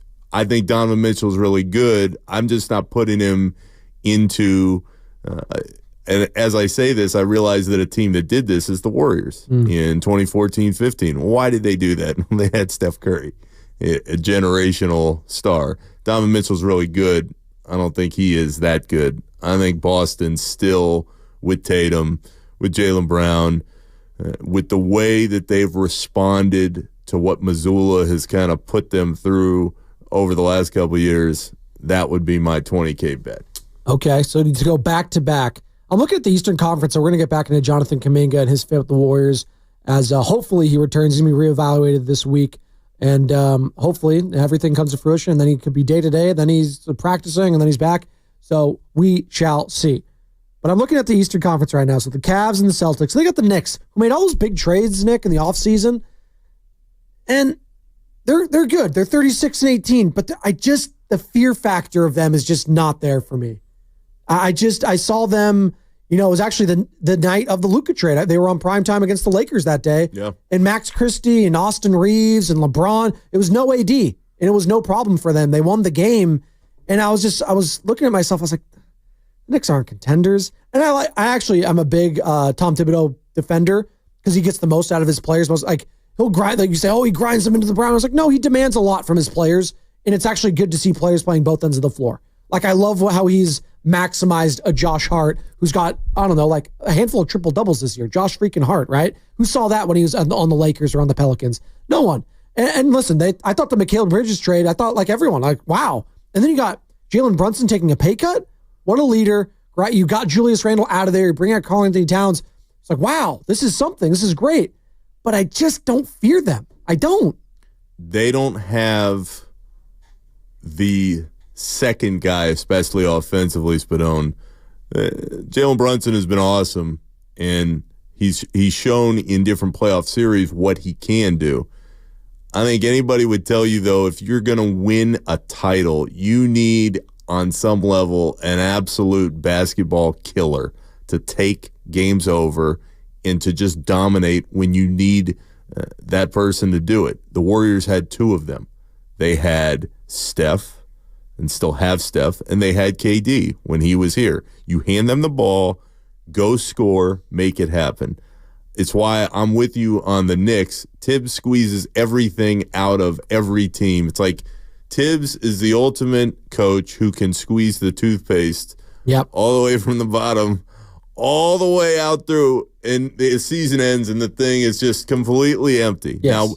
Now, his critics will say, yeah, his team always runs out of gas. Okay, I mean, that's undeniable on some level, but he gets them to that point. My issue with the Knicks, looking ahead to the playoffs, is they've got a lot of talent, but they're not a team that you look at and go, oh, this team strikes fear into my heart late in playoff games because of all the options they have offensively. Towns is great in the regular season. Towns is still not a guy I'm counting on game after game in the playoffs. Josh Hart, really, really solid player. Is Josh Hart going to have the type of game where you go, oh, he lit it up on the offensive end? No. Bridges, great shooter at times. We saw it in Phoenix, a little bit in Brooklyn. Is he that kind of game changer, though? No. I think a lot of people thought he was going to be that, though, when they traded for him. I thought it was a good move. I like the stock was rising, right? Yep. And now the contract is very good, too. Contract is very good. And then you see, the Celtics, they're stacked. Like Jason Tatum, Jaylen Brown, I don't know if there's a better duo in NBA right now between those guys. They're incredible. And then the Cavs, I think we're all waiting for the slipper to drop in the playoffs, and we'll see. Maybe they do something. Maybe they absolutely destroyed the Warriors both times they played them this year. Yeah. So, which, again, the Warriors have gotten blown out a lot this season. We're in the Jimmy Butler era now, so we'll see. We haven't seen them. Yeah, nothing else matters Yeah, now. Exactly. It's different. We're 3-1. Focus the positives, right? And then you got the Pacers. Halliburton's kind of had a so-so year. The Bucks, everyone's still waiting there. Giannis, we'll see. And that's a guy. They flame out again this year, the Bucks. Could Giannis be on his way out? We're not talking about that. Should we be talking about that? Right? Oh, here we go. Are you falling asleep again to that? Is that here we go again? Not to the Golden State Warriors, because they've already made. I don't think they can afford him. Can they? Can they even get Giannis? I mean, I'm asking you right now. Could they? Don't tempt Joe Lacob to find a way to make some other money pathway work. Sign and trade Kuminga to Milwaukee. Kuminga and every pick for the next 10, 15 years, and Draymond. I mean, that's the real question on top of where do we go with Kuminga in the framework of the organization. It's what happens if that next star appears. Would Draymond potentially be someone that would be vulnerable? Because his name started to kind of leak out there in the KD chatter. I wasn't buying any of that. Ishbia went to Michigan State, and him and Draymond, because they're Spartans. Please. Spadone, the key to me is if you believe in the Warriors, you believe, okay, Steph, Draymond, and Jimmy will bring the best out of each other and will get whatever they have left. What kind of player are you expecting Kuminga to become in the next couple of years? I would hope, the hope is he's an all-star. Everyone hopes that, right? I mean, we had the owner last summer saying Brandon Pajemski's a future all-star, and Pods has struggled mightily this season. He's picked it up recently after the injury. It's been positive, right? He's looking like more of the Pajemski we saw last year. But that's so much in anyone. It's so hard to be an all-star. Andrew Wiggins, I think, is tremendously more talented than the likes of a Brandon Pajemski. He's only going to be a one-time all-star probably for the rest of his career. Hell, and even, again, comparing just athleticism to Kuminga and Wiggins was that guy. He was the number 1 overall pick coming out of Kansas. He was supposed to be the next LeBron, people were calling him, right? He never lived up to that hype. Not to say he was a bad player. He just never lived up to being the number 1 overall pick, which is okay. For Jonathan Kuminga, who was a top 10 pick, he was very raw. Everyone knew that coming out. G League Ignite, very raw. I remember we had a couple of ESPN guys. Jay Billis said, hey, this guy has the ability to be an all-star maybe, just given his total package around him. But he needs to learn how to play basketball consistently still. Again, we're talking about Giannis. That was another guy like that. He didn't have a jump shot. He didn't have any of that. But he was just such a physical freak. You saw once he filled into his body what it could be. And we're seeing that with Kuminga now. I said this on the call last night, and I don't think this would be bad for the Warriors. If he's a perennial 6th man of the year candidate for them, coming off the bench, and could be, in the closing lineups, not quite Iguodala, right? Because Iguodala, I think, was still, he was going up against the likes of LeBron. And I think Kuminga could be a better overall scorer than Iguodala. And Iguodala, he's a Hall of Famer. I mean, his jersey's getting retired Sunday. He's very good. But if he can be that super 6th man for them, spot starter, closer for them, can he be that guy? Manu Ginobili's strong. I mean, he's one of the greatest players of all time, right? But Can he do that? And Ginobili was what, like a 1 or 2-time All-Star? Yeah. I'm looking at that, like that would be great. That would be awesome. As a sixth man, what are you paying that, right? Are you still paying that 180, 190? Goes back to the salary, the television money. So that's where I see him. Where would you kind of put him in if I'm saying if he's a sixth man of the year candidate? Like, that's not a slight to him, I don't think. It might be a slight to where he wants to be, though. And that therein lies the rub for the Warriors and how all of this fits. Because the player and the organization have to be on the same page as to where that player's future wants him to be.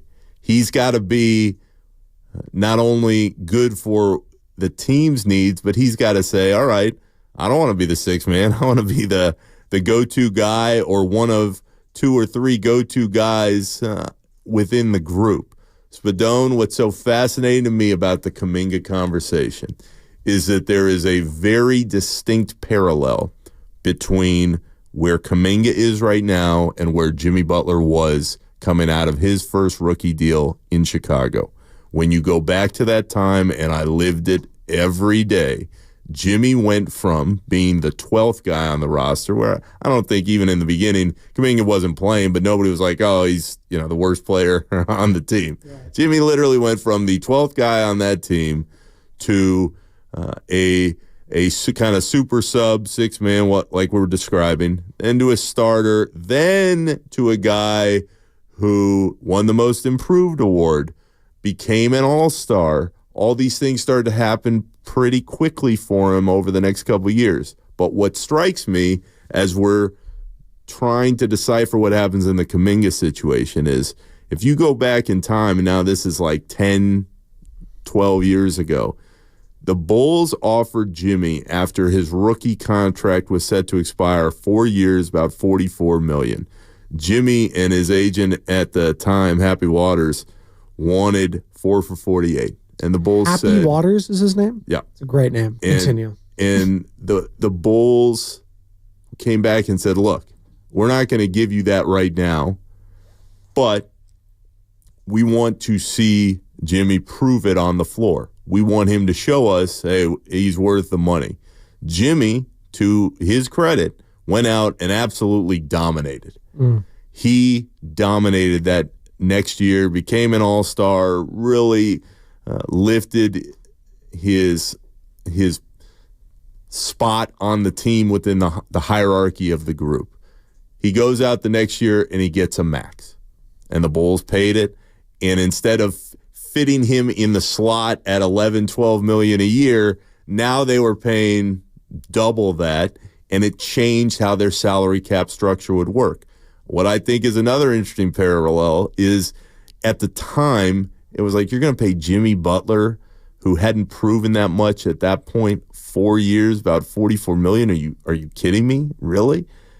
And people thought, well, at least in the organization, the mechanics of how you look at the number are going to change because all the TV money was coming into what was happening in the NBA's future. Again, that was 10 or 12 years ago. Now they got all these deals worth $76 billion because of the 11-year deal with ESPN and Amazon and all NBC, the different streamers. So I think when it comes to Kuminga, the price point that you look at right now and how you feel about whatever the number lands on is not going to be the same as the price point you look at for different players 3 or 4 years from now. So if he continues to improve, there's a very good chance that it could be a bargain, just like it was or would have been if the Bulls had just said, all right, Jimmy, we'll give you your $48 million over 4 years. With Chicago, as it is with Golden State, though, you have to trust that young player will continue to improve day after day, game after game. From what I've seen with Kuminga, I think he is a really good player who will improve. What would worry me is once you give him that money, how high is that ceiling? And as we listen to the fan base and what people are seeing from Kuminga when he was healthy, where do they think he is in comparison to where he should be a couple years from now? Well, Kenny Smith, obviously former NBA champion, obviously inside the NBA, alongside Charles Barkley, Chuck, Shaq, Ernie, all the Kenny Smith, ambassador for the game, loves everything. Was this with Bonte? Kenny Smith? Was this the pod he was on? Thumbs up, cool. So NBC Sports Bay Area joined Bonte Hill, our guy Bonte Hill, who you can see on the show every Friday at 9:00. Kenny Smith on the comp for Jonathan Kuminga, Nick. Yeah, you know what the funny thing is? We talked about him. He could be a better version of this, and we were talking about this before we started. It's Serge Ibaka. Like, he could be a better version of that. You know, he could be a shot blocker defender because of his athleticism, run the lane dunker, and when he's at it, he can handle the basketball. So he becomes another guy you can pass. So he could be a better version of that what he was for OKC. And that's an all-star. You know, you have to be a superstar, but at some point you have all-star talent, and you have to play like an all-star. Serge Ibaka, who had a very good career, was a champion back with the Toronto Raptors against the Golden State Warriors.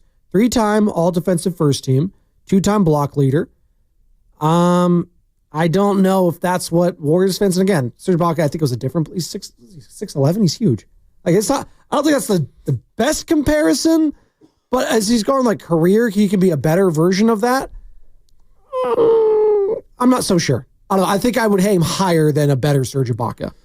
Right? I don't buy that one. Are you buying the Serge Ibaka comp at all? Serge Ibaka was very athletic. He helped those Thunder teams. Yes. But the thing that worries me, and I say this somebody who's followed the Orlando Magic since their inception, they made that trade. Remember Spadone? It was like Oladipo and the pick that became Sabonis for Serge Ibaka, thinking he was going to lift them to some different place, and that was a disaster. So at the highest of highs, sure, maybe I see Kenny's point that Serge Ibaka was a difference maker, but I think the Warriors have higher hopes in that they're hopeful that Kuminga can be one of the guys that carries them into that next generation that comes whenever Steph finally does leave and exit the main stage. As far as Kuminga's next couple of years, this goes back to the scouting that you put in. This goes back to the trust that he's built, you would think, with many members of the coaching staff, what Mike Dunleavy and Steve Kerr have seen from him. Lacob says the money will be there. His track record shows that there's no reason not to believe him on that. But from what I've seen with Kuminga, I would be more comfortable putting him in that trade whether it was this summer in some kind of sign and trade deal, maybe a year from now, and getting a piece who is ready-made to fit this group for this last run. I don't know, and we will see, which makes the next 2 months so interesting for Warriors fans, how he fits with the rest of this group. I just don't know if it'll happen. And I think Warrior fans want it to happen so bad, and I get it because of the youth factor. Like, this is a young guy, and if he can show it, and then you got a young piece after Steph. Not to say he is going to be Steph, because no one's going to be Steph. I don't think anyone's out here saying he's going to be a number one on a championship team. But if he could be a number 2 or a 3 potentially, that's a starting point. Then as opposed to nothing. Then you're left with no draft picks. You give up all your capital. Not to say that they're going to do that, but if you're bringing another piece and you're moving on from Kuminga, I would have a very hard time, as a fan dealing with that because, again, as we've learned here in the Bay specifically, when you draft a player and it's your guy, it's different than, a free agent coming over. As we're celebrating Andre Iguodala on Sunday again, he was, a trade acquisition, a trade piece. And, you look at, Andrew Wiggins, he was loved, but, there's levels to this. There's a reason why Steph, Dre, and Clay, those guys are so loved. You go back to the Giants and the Matt Canes of the world, right? Not Hall of Famers, but very good players and why they're so loved here in the Bay Area. Go to Patrick Marlowe, if you want to go to Sharks analogy, sure. So I really think Warriors fans want this to work, but I'm with you. It's kind of a tryout period now for these next 2 months for Jonathan Kuminga. Jimmy Butler's got paid. He's staying. He's set in stone. This is going to be the Kuminga show going forward. And the most to prove, right? We played Stephen A. Smith. He thinks the Warriors are the team with the most to prove. We're just going on the roster, the most to prove these last 2 months. I think it's easily Jonathan Kuminga, right? I would take that a step further, Spadone, because I agree with you. And we played that Stephen A. sound, and his point was, well, the Warriors made this move for Jimmy, and let's see what happens. Let's play it again real quick for the audience. If they missed it, Stephen A. Smith, first take this morning on the team with the most to prove in the NBA. Listen, when you talk about the most to prove, I would say the Golden State Warriors because Draymond Green just opened his mouth. I'm not put off by it by any stretch of the imagination. I love the fact that he did it. He's made the latter part of this season, the last 27 games, very, very interesting because Jimmy Butler has been a welcomed addition. The 3-1 in the 4 games that he's been there, he's gotten to the free throw line 40 times. And people don't recognize when you think about Steph Curry and who he is. It ain't just his marksmanship. It's the fact that you need an oxygen mask. You probably got to be hospitalized and get some IV fluids or whatever, after games because this brother got you running around with your head on a swivel and you need to survive after you finish up with him. Well, getting Jimmy Butler energizes Steph Curry because Jimmy Butler stops the action because he's so skilled to get to the free throw line. So that buys Steph Curry some rest to re-energize himself and do what he's capable of doing. So that's Stephen A. Smith, first take this morning, and then we're doing it a more micro view. He's saying the Warriors, okay, who on the Warriors specifically? Is it Steph? Is it Jimmy? Is it Draymond? Is it Jonathan Kuminga? Who has the most to prove in these next 27 games of the regular season for the Golden State Warriors? 888-957-9570, Nick Fridell. A different wrinkle to the same question, Spadone, is who has the most pressure on them. And I think love pressure. Unquestionably, David Bowie. Unquestionably, the person with the most pressure, and I would also say the person with the most to prove, is Jonathan Kuminga. I know people will look at the Jimmy contract and the deal and say, oh, he forced his way out of Miami. He's on this team now. He's got to prove that he belongs. Again, this is where I go back to the legacies here are secured. Jimmy Butler is going to the Hall of Fame. Draymond Green is going to the Hall of Fame. Steph Curry is one of the single greatest basketball players we've ever seen. Jonathan Kuminga is a young player who has shown flashes of being very, very good, who wants that next big contract. How do you earn the next big contract in the NBA? You go out and you play at the same great level every single night. Jimmy Butler got paid, Spadone. Draymond got his deal. He's still got a couple more years left after this one, and Steph is Steph. The person with the most to prove and the person with the most pressure on them on this roster, to me, is very clear. It's Jonathan Kuminga. Frank Isola is still skeptical. Frankie Ice joined us 7:20. If you missed that, Odyssey app, hit the rewind or find the entire interview on YouTube. Covers the NBA for a very long time, has done it for a multitude of networks, but currently and has been with ESPN. Here's what he had to say earlier on the Morning Roast in regards to Kuminga's potential.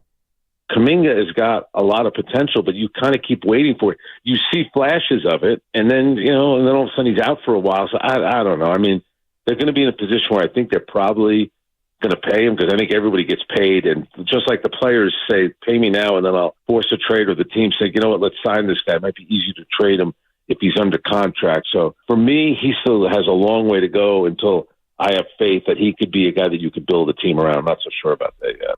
I'm not so sure you can build a team around him, but he could be a piece of a team that could do some very good things. And we're going to see that going forward. How big of a piece is he in all this? Because let's say they do get in the first round, right?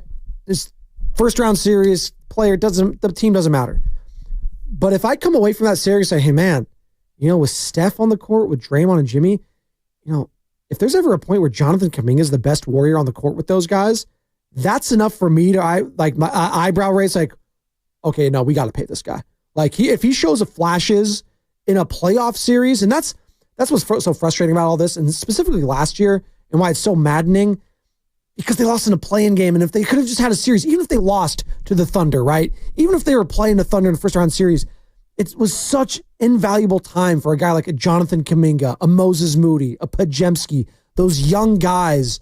That's why the play-in, going one and done, and if that happens again this year, you're losing just so much of that crucial development of these guys in critical and high-pressure situations. So making the playoffs would be huge, obviously, just for the hope of the team, but for Jonathan Kuminga to showcase who he can be in these next few months. And again, we're going to be waiting on word this week. reevaluating that ankle.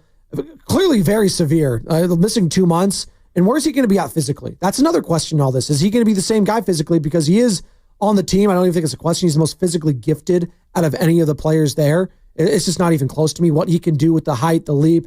Oh, Carter was saying he'd like to see him in the dunk contest. Absolutely. Going forward, I love to see a guy like Jonathan Kuminga. I think he's actually has a decent 3-point shot. He's more of a catch and shoot guy. I don't love him off the dribble, pulling up from it. He can get that jumper whenever he wants. He can rise over everyone. He's a big guy, 6'7", 6'8", whatever he is now. There was a rumor actually, Nick. I don't know if you remember that. They had that fake news rumor a few years back where Jonathan Kuminga over the summer grew like 4 inches. and like Iguodala was talking about it and he was trolling people with it. And I might have thought it was real in the old pregame show at 5 a.m. It's like, well, if the reports are true, well, then the Warriors are a lock for the title. But he didn't grow 4 inches over the summer. I think that I know of. It's funny bringing up Iguodala's name in all this, Spadone, because he saw it firsthand when Kuminga came in, and so much of the question now is, well, what happens with Kuminga and Jimmy, and how does he fit with Steph and Draymond on the floor, and can he make, and especially offensively, a name for his own self in the moment? If the Warriors don't believe in Kuminga and Joe Lacob isn't ready to give him whatever that contract looks like when the time comes, I'd also say Steph and Draymond probably aren't signing off for him behind the scenes as well. They have such a strong voice in how this organization is made up because they were the ones who helped make this era what it has become. So if Kuminga starts to come into his own on the floor and he is fitting in with Jimmy and that new look that trade gave everybody, I would think that Steph and Draymond are going to sit there and tell Dunleavy and Joe Lacob, hey, guys, this guy, he's coming along just fine. He's going to get even better. So one more time and one more reason. There is a ton of pressure on Kuminga to be what everybody hopes he can be, not only for the Warriors and whatever this next playoff run potentially looks like in the next couple of years, but if it doesn't work here and those guys don't believe in him, he's going to be like, get me out of here. I want to go somewhere else. I'm going to go off the board here, and I'm not going to go a player who probably has the most approved or most pressure, and most approved probably not for this guy, but pressure for sure. I think it's Steve Kerr, the head coach, figuring out all of these different pieces and how they match up and how they mesh. And, he got a lot of young pieces here. He was relying on guys like Guy Santos, obviously. He's relying on Quentin Post at times, who's shown flash. He's great. He was a two-way player. He was a G Leaguer at the beginning of the year. He's a second-round pick. He's got size. It's great. But how much are you going to rely on him, going forward when every single game feels like a playoff game? His minutes are going to be reduced. And the minute allocation is going to be fascinating with all this, right? Steph has been playing back-to-backs. Jimmy is going to be playing back-to-backs. Draymond back-to-backs. And that wear and tear and the usage rate on those guys, not having Jonathan Kuminga around has been tough because they didn't have that additional score. Now they do with Jimmy. And Kuminga can just be a number 3 scorer, which would be huge for him. At times, he'll probably be a number 2 because maybe Jimmy doesn't have that night. Who knows? Or he's off.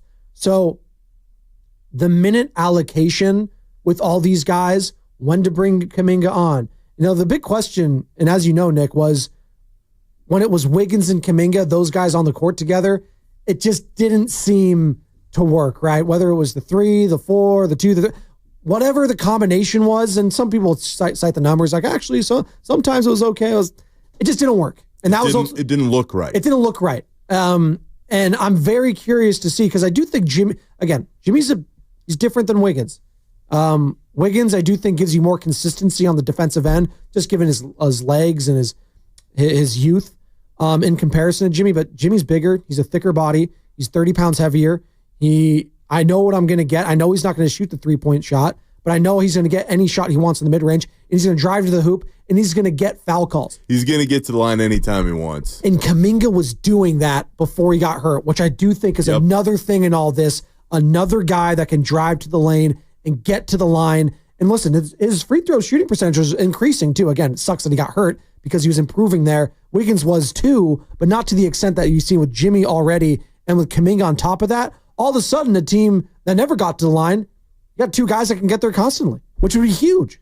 And it gives. And I don't want to hear any more complaining about Steph not getting calls if those two guys are getting into the line all the time. And Spadone, it gives balance to an offense that needed it desperately. Because way too often when you watch the Warriors, the offense kind of stalled. They would look around at each other, and then what would they do? It's what any other Warriors team that struggled offensively would do. Number 30, please save us. Right. Just find him, and he'll chuck up a shot, and sometimes it'll go down. Everybody will lose their minds, but far too often in the first half this year, it wasn't happening. And that offense just was stale. They needed Jimmy to give them a different look. They're going to need Kuminga to get them to the line and give them another look. It's way different than having those two guys give you a second or third look than Buddy Hield. Hey, Buddy, you're my number 2 now. Make some threes like that. Buddy Hield has been put in a position the last few months, quite frankly, he should not have been in. He's been asked to be this number 2. And again, he hasn't been helping himself because he has, and Buddy will tell you this, he hasn't been good. He hasn't been making the shots. He's a 3-point shooter who's not making his 3-point shots. Is what it is. Except in the 3-point contest. And again, he came up short, and he came up short there against Tyler Hero. Unfortunately, but to your point, he was making them. He made it interesting.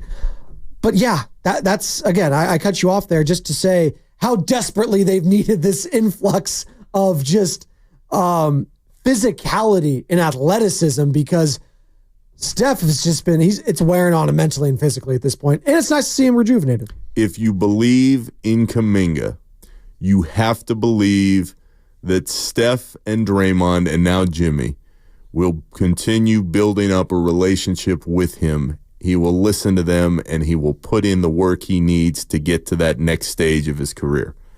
I think the bet on Kuminga is similar in that regard to the bet they made on Jimmy, because Dunleavy, who was Jimmy's teammate in Chicago, very clearly said, all right, I don't believe you're going to give us all the shenanigans that you did at the way out of every other stop that you've made on your NBA journey.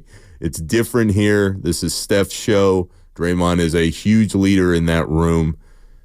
But Kuminga also has to prove that he fits within that group, and he can take the instruction from a new guy in Jimmy who is very strong-willed and wants so desperately for younger guys to put in the work that he feels like he's putting in every day. If those two get along off the floor, it will be good for them on the floor, and it will only make Kuminga's argument to Lacob and the ownership group to say, pay me, that much easier for him when the time comes. Let's get to the Fast Five, Cardi. You ready for that? I'm going to you right now, quick. There you go.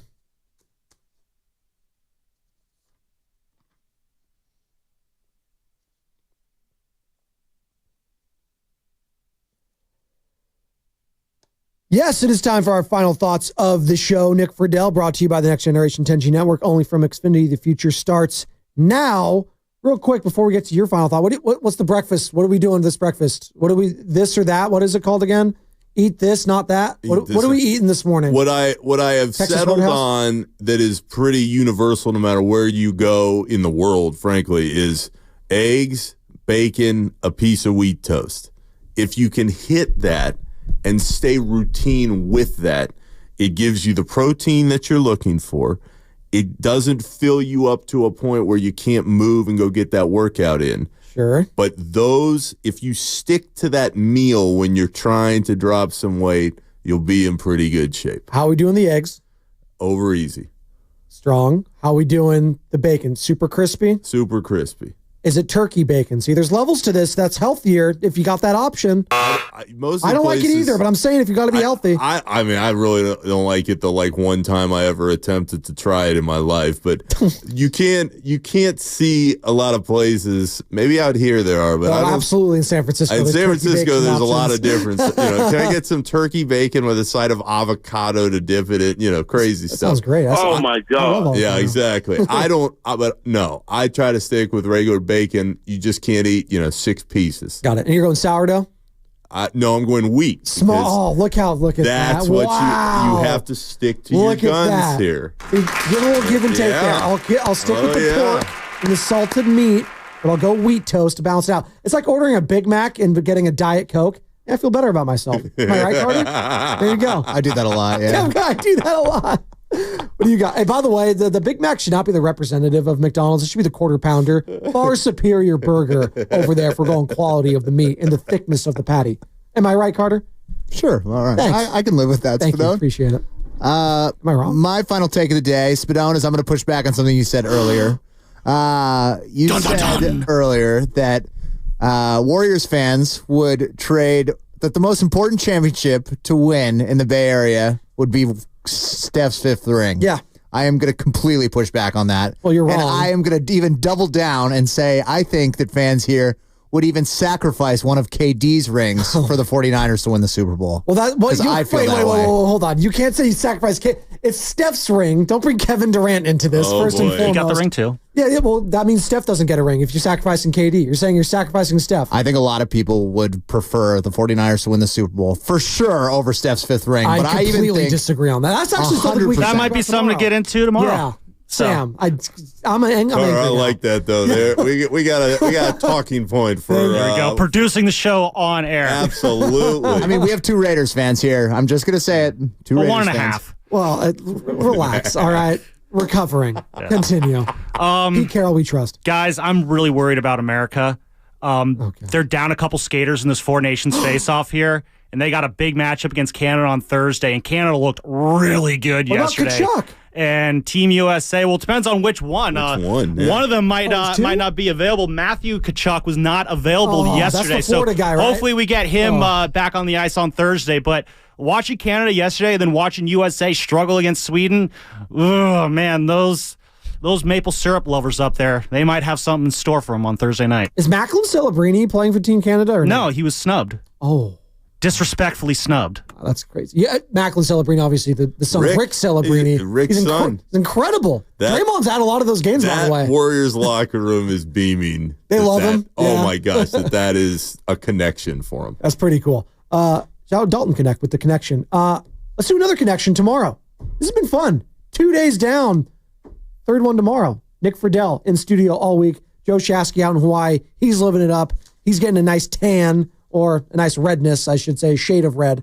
As that was Fast 5 brought to you by Xfinity at home or on the go. You'll get the fastest internet to all of your devices. Thank you, Nick Fridell, Carter, Sam, Steven. I'm Joe Spadoni. Coming up next, it's Steiny and Guru, brought to you by Fremont Bank. Here for you, here for good.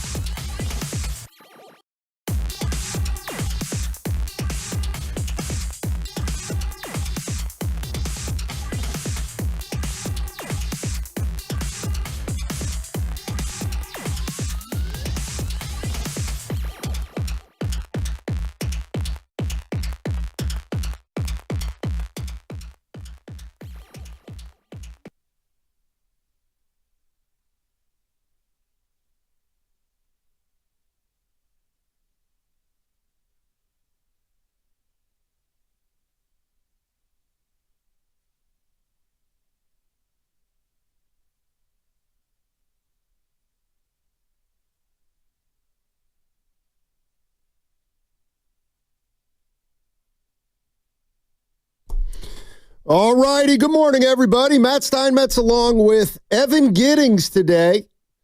Family first, and Guru's taking care of some business today. We wish him well, and hope he's doing well along with his family. And Evan's in for him today. What's up, Evan? How you doing, man? Yeah, hoping to get the Goo back tomorrow. He's got to take care of some personal stuff, so our love is with him. But I'm excited, man. I'm excited because I had a chance to, I guess, come down from the high of NBA All-Star Weekend. And I know that to some it might not have seemed that fun, but it was a cool experience to be right in the thick of things for 3 consecutive days, whether, it was in the East Bay, getting to talk about it on Saturday morning on the radio, getting to be there at Chase Center Friday, Saturday, Sunday. We had an Amador Lounge show on Friday night where we got to talk to a lot of celebrities. It was pretty cool. I'm not going to lie. At the end of the weekend, I was just about done, and it was a 3-day sprint. But now that I have a day to kind of sit back and reflect on all the things that happened, I think the Bay Area's got some pretty positive energy right now. Yeah, I don't think there's any doubt about that. They got some pie. I don't know how much is All-Star related. I don't know how much is Jimmy Butler related. But I got to tell you, something's been happening the last 5-7 days, it feels like. And it feels to me like the Warriors are sending a message to the league that they're back and that they believe they're going to make a lot of noise. And I got to tell you, I thought we were kind of trending in the other direction where more people are kind of saying, let's move on. But take a listen to Joe Lacob. He was asked about Steph Curry. This is by NBC Sports Bay Area. Lacob did an interview late Sunday night, and he was just asked about Steph Curry. Everything just came out so great. By the way, I want to say this. San Francisco is back, okay? Let's just make it very, very clear. It is back. City looked great this weekend. People delivered. There were parties all over the city. I had people talk to me constantly how much they enjoyed the city, and they were surprised. Well, they shouldn't be surprised. It's back, and that's a great thing. All right, my bad. That was him talking about San Francisco. This is about Steph Curry and what Curry's thinking right now. He's unbelievable. I'm so lucky. We're so lucky. All of us are so lucky in the Bay Area to have experienced Steph Curry. And by the way, he ain't done. He tells me he's got a few more years to go here, and he thinks we're going to win another championship, so let's do it. All right, so between Steph Curry thinking he's going to win another title or telling Joe Lacob he thinks he's got one more in him, we had Kirk Lacob on last week, and he was talking about another title run. And if you read The Athletic, Evan, there was a story in there by Sam Amick, and apparently Draymond Green said it multiple times over the weekend that the Golden State Warriors are gonna win it all. I think, we were kind of headed in the wrong direction, thinking we figured it out and never figuring it out this year, throughout the course of this year. And since he's been here, we've walked into every game thinking and believing that we're going to win that game. And that goes a long way in this league. When you walk in the game like, we probably going to lose this game, it's not good. And so he's brought back that belief, and I think we're going to win the championship. Say that one more time so that everybody hears. Say that with your chest. I didn't hear you. My earpiece. Because they added Jimmy Butler the third. So what did you say? 81? I'm sorry. I said I think we're going to win a championship, but I lied. We are going to win the championship. Wow. All right, so that was Draymond Green over the weekend, I think with Vince Carter and Jalen Rose, Adam Lefkoe, and he said the Warriors they're gonna win a title this year. And he made it specific with Sam Amick. Apparently he told Sam Amick that they're going to win a title, and Sam said this year, and Draymond said, absolutely, we're winning a title this year. And I'm just wondering how that makes you feel, Warrior fans. Like, do you feel like this? I'll ask you, Evan, but I'm obviously asking our listeners too. I mean, do you feel like the Warriors believe this? Or do you think it's just kind of bravado? You wouldn't say that unless you believed it. I guess. But Draymond... What, do you think he's just out here in the streets telling people they're going to win a championship just because? Like, I know Draymond talks a lot, but I don't think when it comes to basketball, he's an idiot. Like, if he didn't think they had a chance, I don't think he'd be talking about a title. And whether you think that Draymond Green is talking out of his rear end or not, he was the talk of the weekend. Like, he wasn't just saying this on television. This was at the tech summit that he was telling people on Saturday that they're going to win the championship. And I think it is, that's about 3 steps beyond where I was coming into this weekend as far as what action was for the Warriors. But the fact of the matter is, he told the entire country that that's the expectation. And Steph Curry followed up by saying he enjoys playing with expectation. I don't know if Steph is someone that will go as far as Draymond Green, but if Steph doesn't mind that type of pressure being put back on them and them being back in the limelight and the bullseye being on their backs, I don't know why we should. Well, it's interesting. And if you want to jump into this conversation, the number's 888-957-9570. But we've spent a lot of time in the previous weeks talking about the expectations of this team. And they were kind of limited expectations before Jimmy Butler got here. Then Jimmy Butler got here and things changed. And I looked at this team and thought, well, they're still in 10th. Can they get into the playoffs and win a round? That is what I would consider a successful season. But what the team is now telling us is we can do better than that. And I feel like, at least when I was talking about the Golden State Warriors, I was talking about them as a 7 or 8 seed. And it feels like they want us to keep talking about them as if they are Boston or Cleveland or OKC or Denver. I mean, that's what they're saying. I don't read it like that. You know? No, I don't read it like they think that right now they should be talked about like they're one of the 3 or 4 best teams in the NBA. But there's hope. There's belief back in the Bay. And I think that's the biggest thing I took away from this weekend is they think they have action. Whether it's as a 7 or a 6 or they think they can somehow climb to a 5, they think if they get in, they can win. And that's what Draymond Green is telling people, which I do not think they felt like before. Pre-trade deadline, this team was dead, and they knew it. And whether Jimmy Butler is going to bring them into title contention or not, he was the shot in the arm apparently that they needed. Or maybe that they didn't know that they needed because plan A was Durant, this summer was Paul George. Jimmy Butler appears to be the guy that this team wants and needs in the moment. And I think it also indicates there's a lot of urgency from the older players to get it done this year. Right. Like this season is not going to be a bridge to the next or a stepping stone to next season. Like they want to win it this year. And they legitimately believe they can. And now they got to go prove it. I'll tell you what, if I were a Warrior fan, I would be excited about what they're saying, about what Draymond is saying, about what Lacob is saying. I would be. I want my team to think that they can do extraordinary things. And if the way I look at it is this, Draymond Green is incredibly intelligent when it comes to basketball. And here's the exact way I thought when I heard it. I thought to myself, well, if you're somebody that doesn't like the Warriors, you're not a fan of the Warriors, and you hear Draymond Green say that, I think you got to be a little worried, believe it or not, and worried that this team may think they can pull something off that nobody thinks they can pull off. And even though I think 3 years ago was a lifetime ago, darn it, Draymond that year said, don't let us win the championship. And we all kind of snickered. And then they won the championship. I mean, is this thing not over? I mean, where do you think this thing is right now with the Golden State Warriors? I mean, we're not bringing up championship. They're bringing up championship. So we're heading into the last 27 games of the year. It's going to be a sprint to the finish. The Warriors have a lot of climbing to do, but it sure feels like they're in a great space, and they think they can make it happen. 888-957-9570 is the number. Hey, are you on board with thinking this could be a championship team again, or is that just a bridge too far? 888-957-9570. What's coming up on the game is brought to you by Fremont Bank. Here for you, here for good. That segment was brought to you by Chilton Auto Body.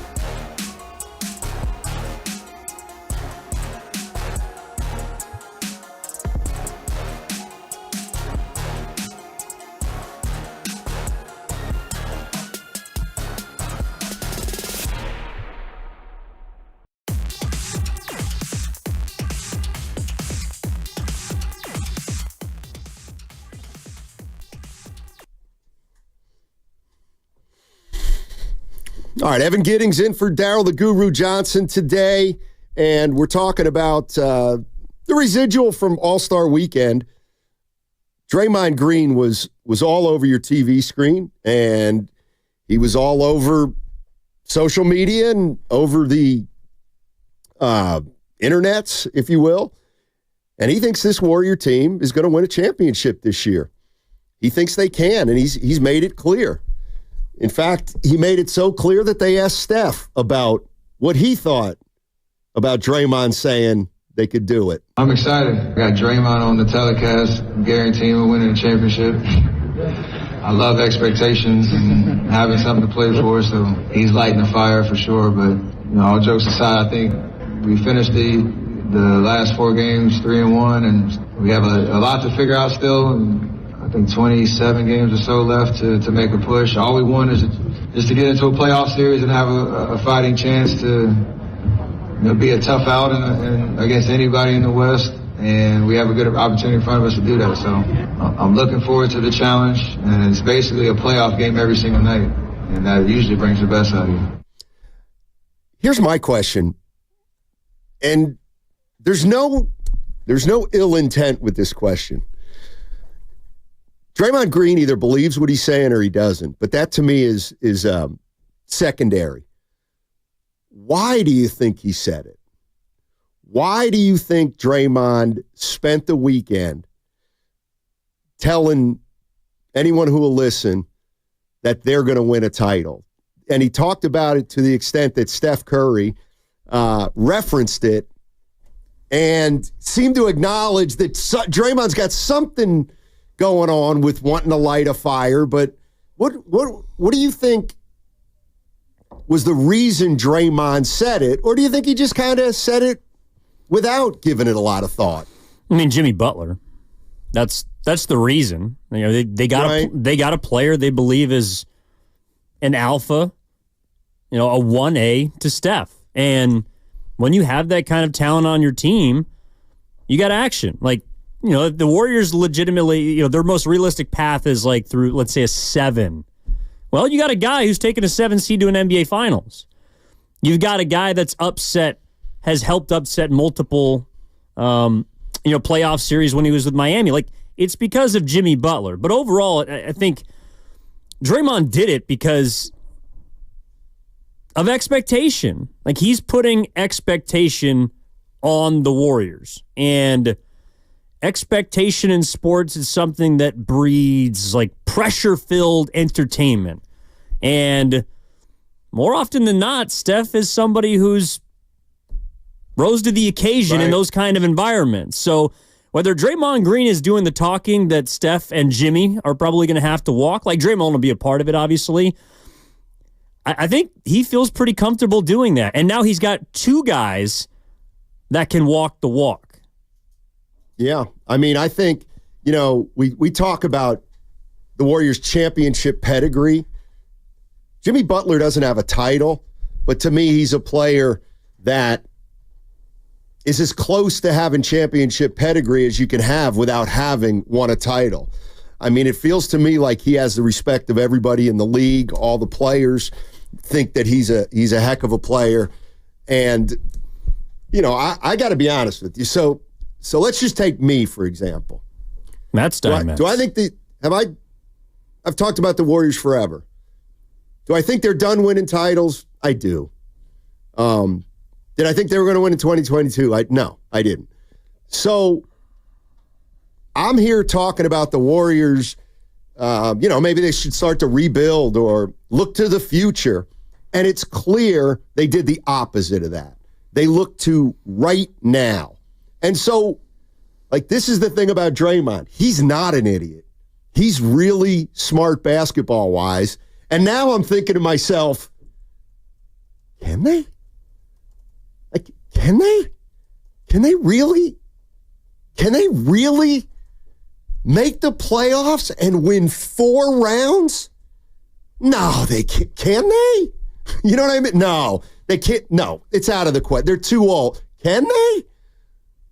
For the first time, I'm actually thinking, well, Steiny, what if they do? What if they can do it? It's not outside the realm of possibility. And so if I'm thinking that way, I got to believe Warrior fans are thinking that way. And you want to talk about drumming up some excitement, Evan, for the second part of the last third of the season. I mean, I don't know who is as excited as Warrior fans, because what they expect to see something different these last 27 games in the first, 55. Yeah, well, you have to. I mean, and that's why, as much as Draymond, again, he talks out of his keister more than most, but he knows what he's doing, or at least he thinks he knows what he's doing. And if you're a fan of the Warriors, you should be excited about him saying that. Whether you think that he's wrong, or he doesn't know what he's talking about, or he's a crazy person, he should be institutionalized, you should be excited hearing that, because even if he's tricking himself into believing it, it means he didn't believe it before. He didn't believe it before the deadline.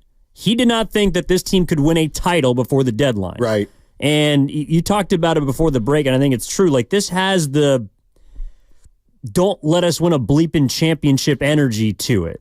And he's 1 for 1. Yeah. So I have my doubts. I have my reservations about how far this team can go, because we're talking about, could they win a round? Could they sneak into the second? Could they get a favorable matchup? And he's just like, nope, we're actually Neil Armstrong. We're going to the moon. We're going to win a title this season.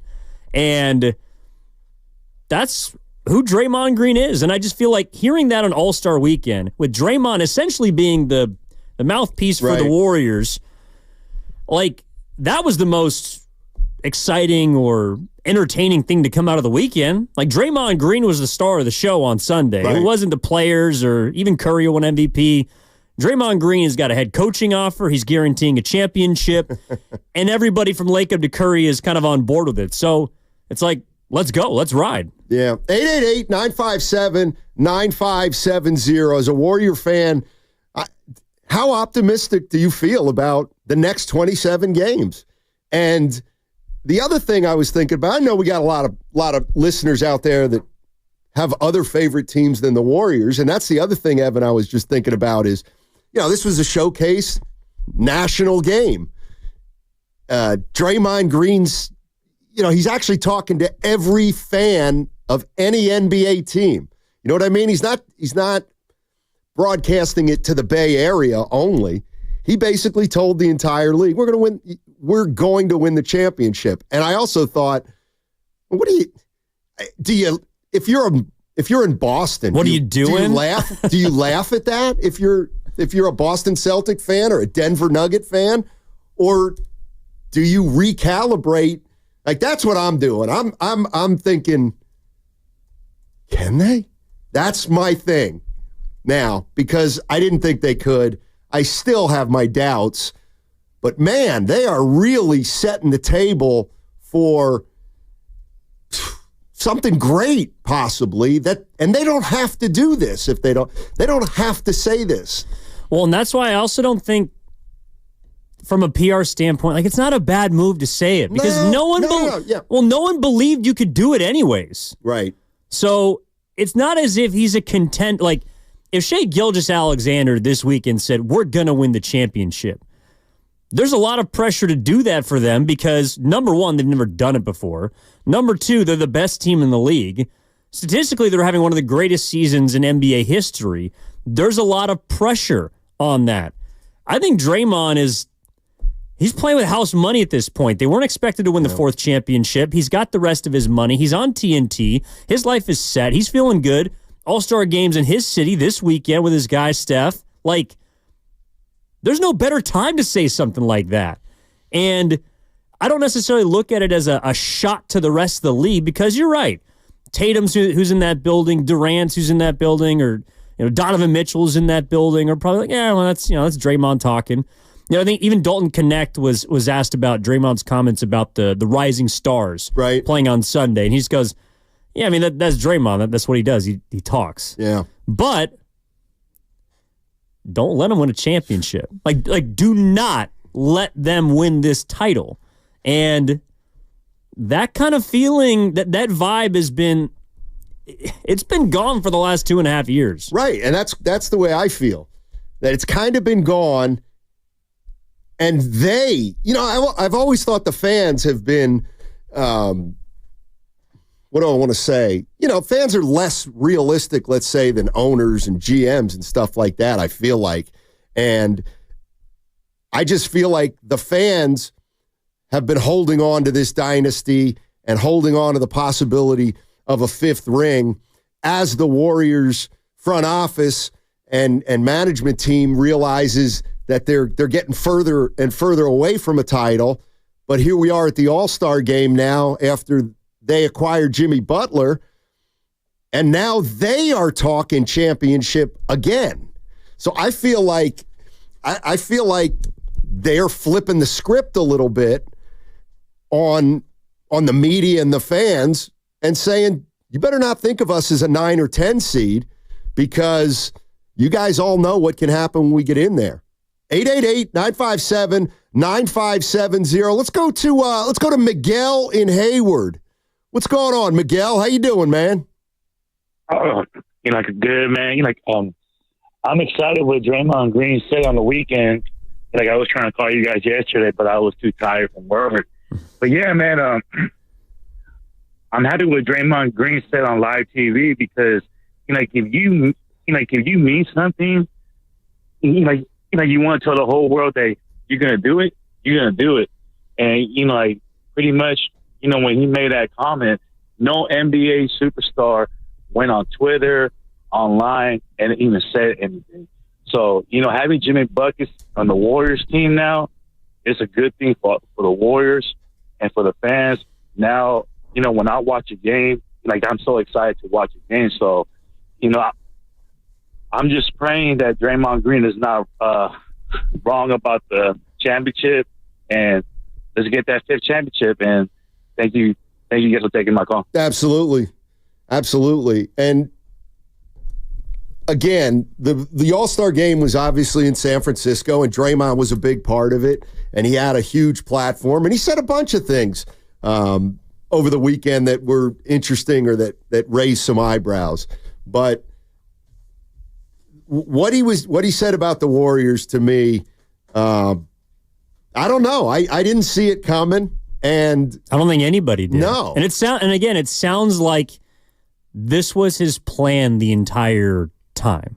Like whether it was predetermined that he was going to go on TV and say that. To be fair to him, he told everybody the entire weekend. Like you mentioned the Amex story, that was at a tech summit the day before he went on television on Sunday. I have to imagine at one of the many parties that he was probably privy to and present at, he's telling people like, dude, we got action. Like, this team is not dead. Don't count us out. And it just feels like they still have something left to prove, too. It's not just, hey, we're going to ride off into the sunset and be content with our 4 chips. It's not just give us a chance and, try and sneak in. It's like, no, they legitimately believe they can win a 5th. And again, I have my doubts, but they've become must-watch television for the last 27 games of this regular season. Yeah, I think I'm with you there. I'm looking forward to Friday's game against Sacramento. It's going to be one of these stretch runs where every game is going to be important. I'll tell you right now, they lose to Sacramento on Friday. It's a big loss. It's a it's a twofer game essentially because that's a team you're competing with. Frank Isola of ESPN was on with the morning show, and he was asked, do the Warriors have a title run in them?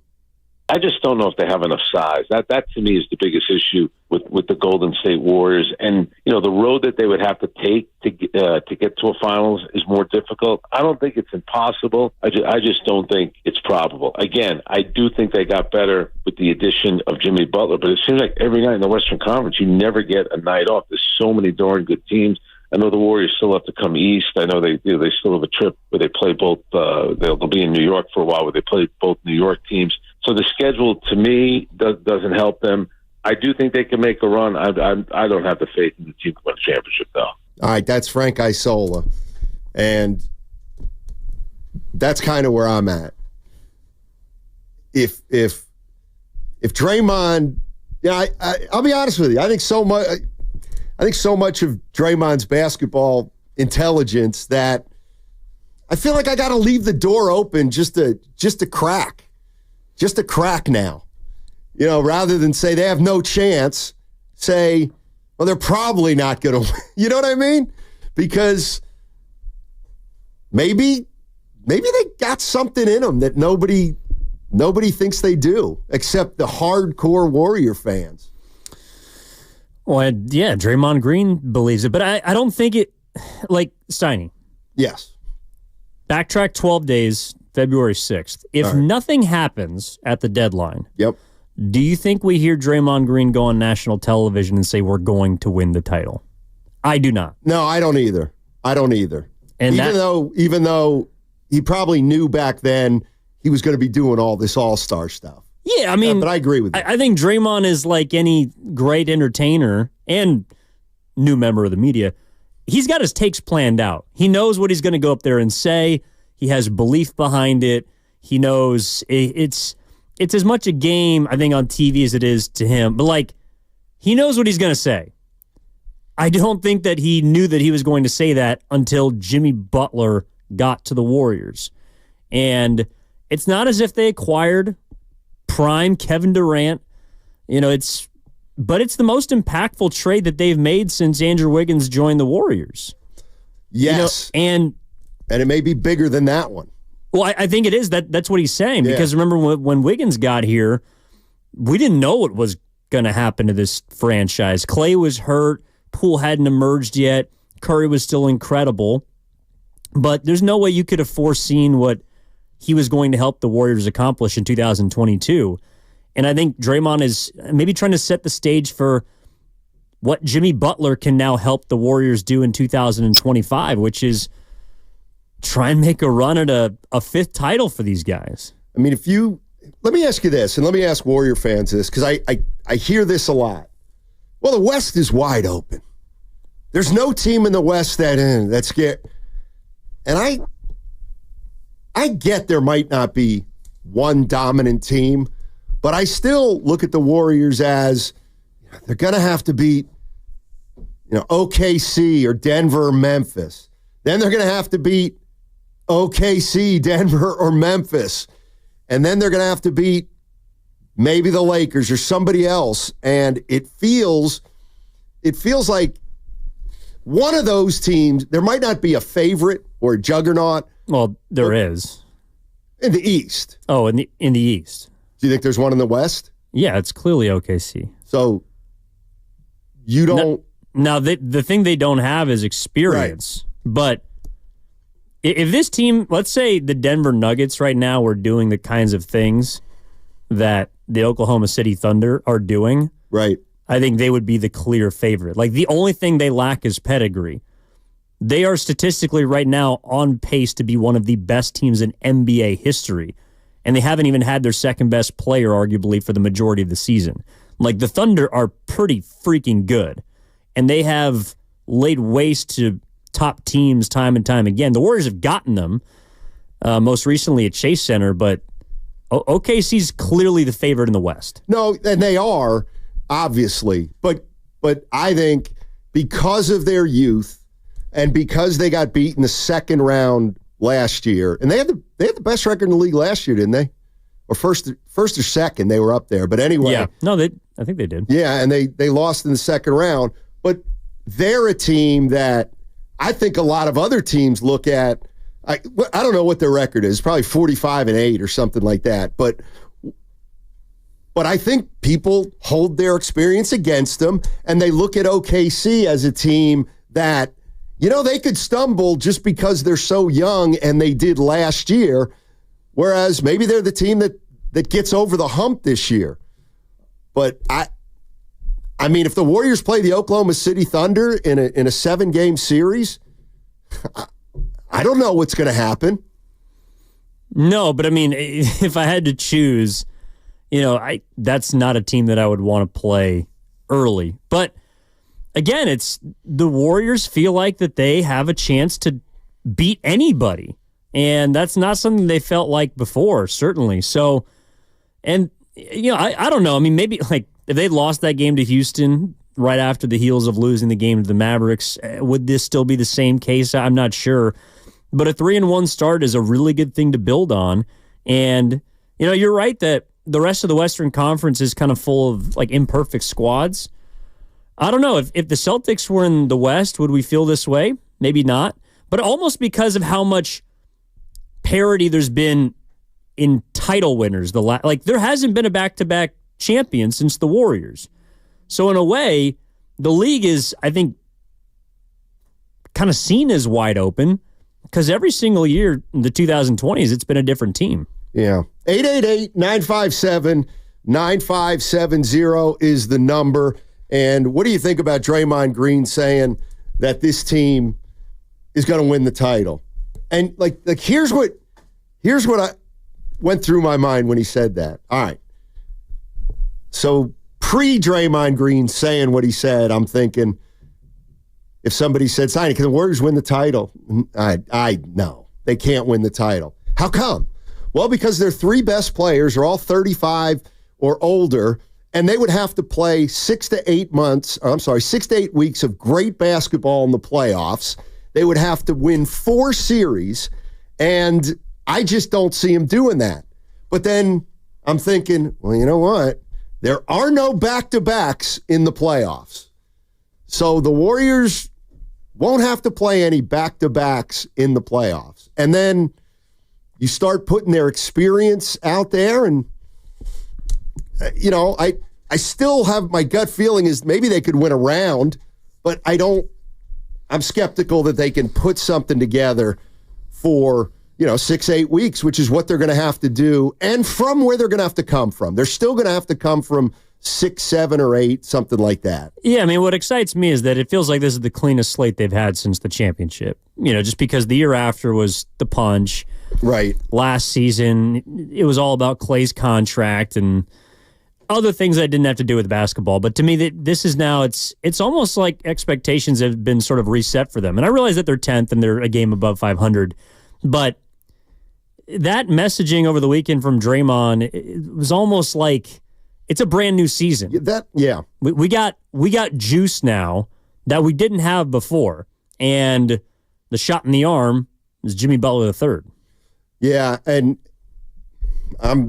listen, the one thing that this trade has done is it has made the Warriors an unknown again. I mean, I think we knew who and what the Warriors were before they got Jimmy Butler. And I think we all felt like that was a 500 team, maybe a little bit better if they got clicking. But now you look at this team, and who can rightfully say where they think this team is going? Nobody. We have no idea where this team's going or what they're capable of. And that's the part that I'm really looking forward to. I have an idea of what can happen. I think they're going to be better in the second half. And I think they got a shot to sneak into the playoffs and maybe ... But where do you guys fit in now with the Golden State Warriors? And certainly they've become so much more fun of a watch that it's going to make the last 6 weeks a heck of a lot of fun. Download the free Odyssey app and check us out on YouTube and Twitch, powered by First NorCal Credit Union. That segment was brought to you by MB Jesse Painting.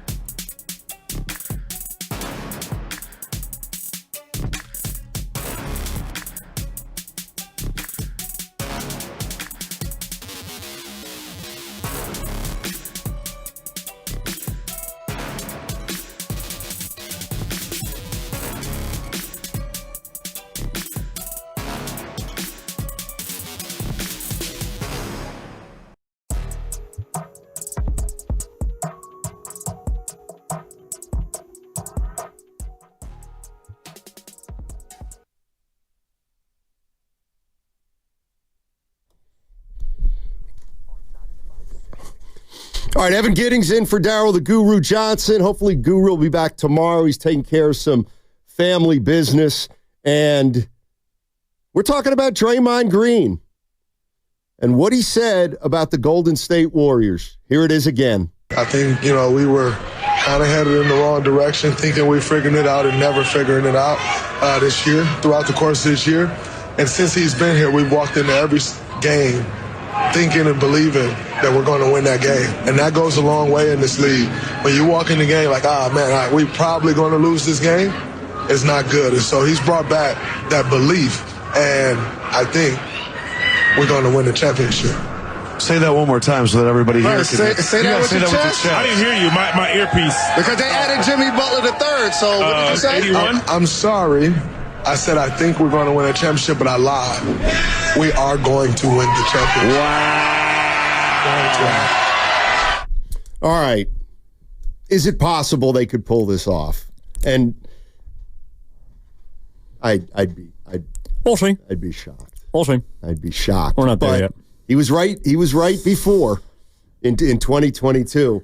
Well, he wasn't that confident, if we're being honest, in 2022. He said, don't let us win one. He didn't say they were going to win it.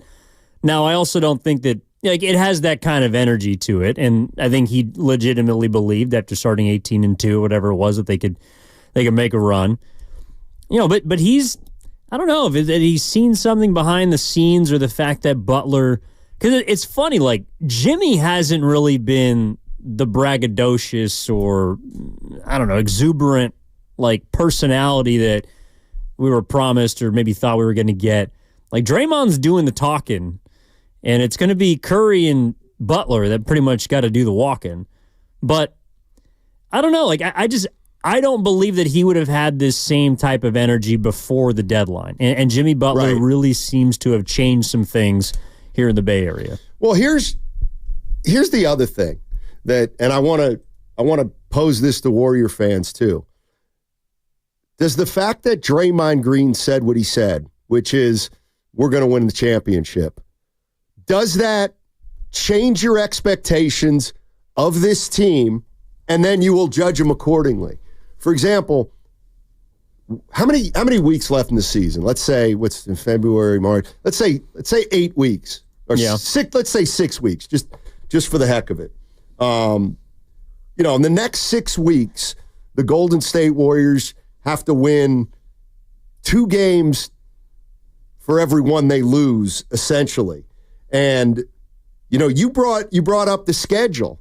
Their schedule is pretty favorable compared to other teams. But what I want to say here, Evan, is let's say I'm talking to Goo about the Golden State Warriors. Mm-hmm. And Goo says, Steiny, I think they can get to the Western Conference Finals, which he did. He has said that. Which he did the last time.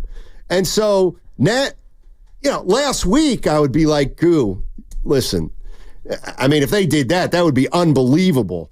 It would be incredible. I don't think they can go that far. They're too old. It's not going to happen. But if Draymond Green is telling me they're a championship team, then we got to judge them like a championship team. And it's got to start on Friday. They have to go, 19-8. They just do. Otherwise, they're not going to get the kind of seeding they want. And so if you want us to talk about the Warriors like they're a championship contender, then we're going to be more critical of them. Yeah, we are going to talk about, they now get to be measured against the best in the West because that's the conversation Draymond Green wants them to be in. But there's also something else to this. I think it has to do with the man of the weekend, Curry. I think it has to do something with Steph. Draymond's been in that locker room with him for over a decade, and he knows him better than almost anybody when it comes to basketball.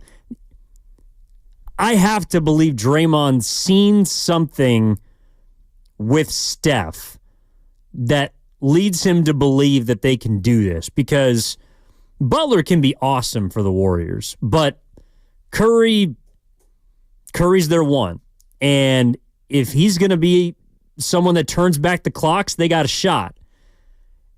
And maybe Draymond thinks that he can. Like, he's seen the way that Curry has been energized by this trade, the way that Steph has owned the weekend and is, riding high off an All-Star Game MVP. And it's like, I don't know, 2 weeks just really changed a lot for this team. And I think it changed a lot for Steph, because if he's the bus driver, if he's the battery you got to put in this car to make it go, it's like I have to imagine Draymond sees a recharged 30. Like, that's also the reason why he's as confident as he is. Yeah. 888-957-9570 is the number.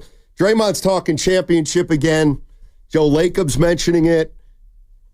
Does that mean your expectations of the Golden State Warriors have changed if you're a Golden State Warrior fan? You said something that would scare me if I'm not a Warrior fan. And it's when you said maybe Draymond sees something. And that's the part that I got to give him the benefit of the doubt on. Because guys like him can kind of look at a team and like they know how good they are way more accurately than anybody from the outside looking in. And I don't know, maybe he sees Butler and he's imagining Kuminga and he knows that they can cover up some of their holes that they've had this season. And now what had been something they didn't do well is something now that they do really well. And he saw something. And that's why I got to watch the last 27 games of the year, because maybe he did, and I want to see exactly what he saw. Yeah, I think it's also by kind of like reverse elimination. I think Draymond knew that they were done before the deadline. I think last year he knew that they were done. Even the year before that, because of his own actions. Like, he knew that he had ruined that season. Right. So I don't know if it's as much about like he thinks that like he's been around enough championship basketball to know that this could work and I can envision that, as much as it is he knows they're not dead. Like, he knew the last two seasons they were going nowhere. The messaging from Curry in December when they were just getting blown out by teams that they should not have been blown out by. They were getting ran off the floor. They were blowing leads. The messaging was, well, we got to keep... Like, you knew that they knew. Good players know. And the fact that Draymond doesn't think that they're done, that would excite me as a fan. Again, I gotta see it. Like, 27 games is a long time, and they got to win a lot of them to put themselves in a good position to realistically make a run. But again, you can see the path. And 2 weeks ago, there was no path. Yeah, I'm not sure I can see the path, but I believe one might be there now. Well, that they could possibly find. But if you can get to that first play-in game, let's just talk it out. Yeah. If you can get to the first play-in game, you don't even have to get to the 6th. If you win the first play-in game, which now with another alpha, you're in a better position to do, you avoid Oklahoma City in the first round. You avoid the toughest test right off the bat. Maybe you get Memphis. Maybe you get Houston, who climbs back. That's a team you can beat in the first round. And by that point, you figure out how this team gels and can work in the playoffs. And from there, it's like if you win a series, I don't know, Stein, there's going to be breaks. There has to be breaks. But Boston caught breaks last year. Denver caught breaks the year before that. The Warriors caught breaks when they won the championship in 22. Like, you're right. I guess it's hard to visualize, but I don't know. Draymond sees something, man, and when it comes to he may say a lot of stuff, but when it comes to basketball, I don't think he's an idiot. No, definitely not. Let's go to Dave. Dave's in New Orleans. Hey, Dave, how you doing, man? Yo, what's going on, fellas? How y'all making it today? We're doing well, thank you. Good. All right. Well, I think personally, it's more than just. I think it's a mental game, not just for the rest of the league. I think he's playing a game with his teammates too. I think he is restoring the expectations with what he's saying. He's just getting in front of it. He's letting them know that this is what the expectation should be, and he believes that they have the talent to do it, and it's winning time. And so he wants them. He actually is. I believe he's injecting. He's trying to inject confidence, and he's trying to inject a winning mentality and upping the expectations on not just what people perceive them to be, but inside of their locker room also, because they have Jimmy Butler. That's what I believe. I think he sees it, but I also believe that this is a play for his teammates. Once Kuminga comes back, and now that everybody is starting to play better, they're starting to gel, I feel like now is the time where he's like, look, let's push the button. We have a winning. We want to be a winner. I expect to win because we have the talent to do so, and I think he's just upping the stakes. Yeah, I think there's something to that, David. Absolutely. You're listening to 95.7 The Game, KGMZ FM and HD1 San Francisco. Always live on the free Odyssey app, Twitch and YouTube, powered by First NorCal Credit Union. I do think it was partly directed at the non-Jimmy Butler, Steph Curry, Kevon Looney crowd too. I think he was also talking to Pajemski. I think he might have also been talking even about Post. Like, guys, like, the way we were in the first half of the season is over. It's over. And now we've got to play with an incredible sense of urgency. And I'm telling you, as a 4-time champion, if we do that, we could make something crazy happen here. And I think some of it is to give a little confidence or to give some focus and direction to the younger players on the team. Yeah, I think he's also trying to prepare everyone for what like a locked-in Draymond kind of is as a teammate. That's a good point. I mean, there's a level of expectation now, and he's a different dude. You know, it also might mean all that therapy and all that work he did last year, that's going to be put to the test.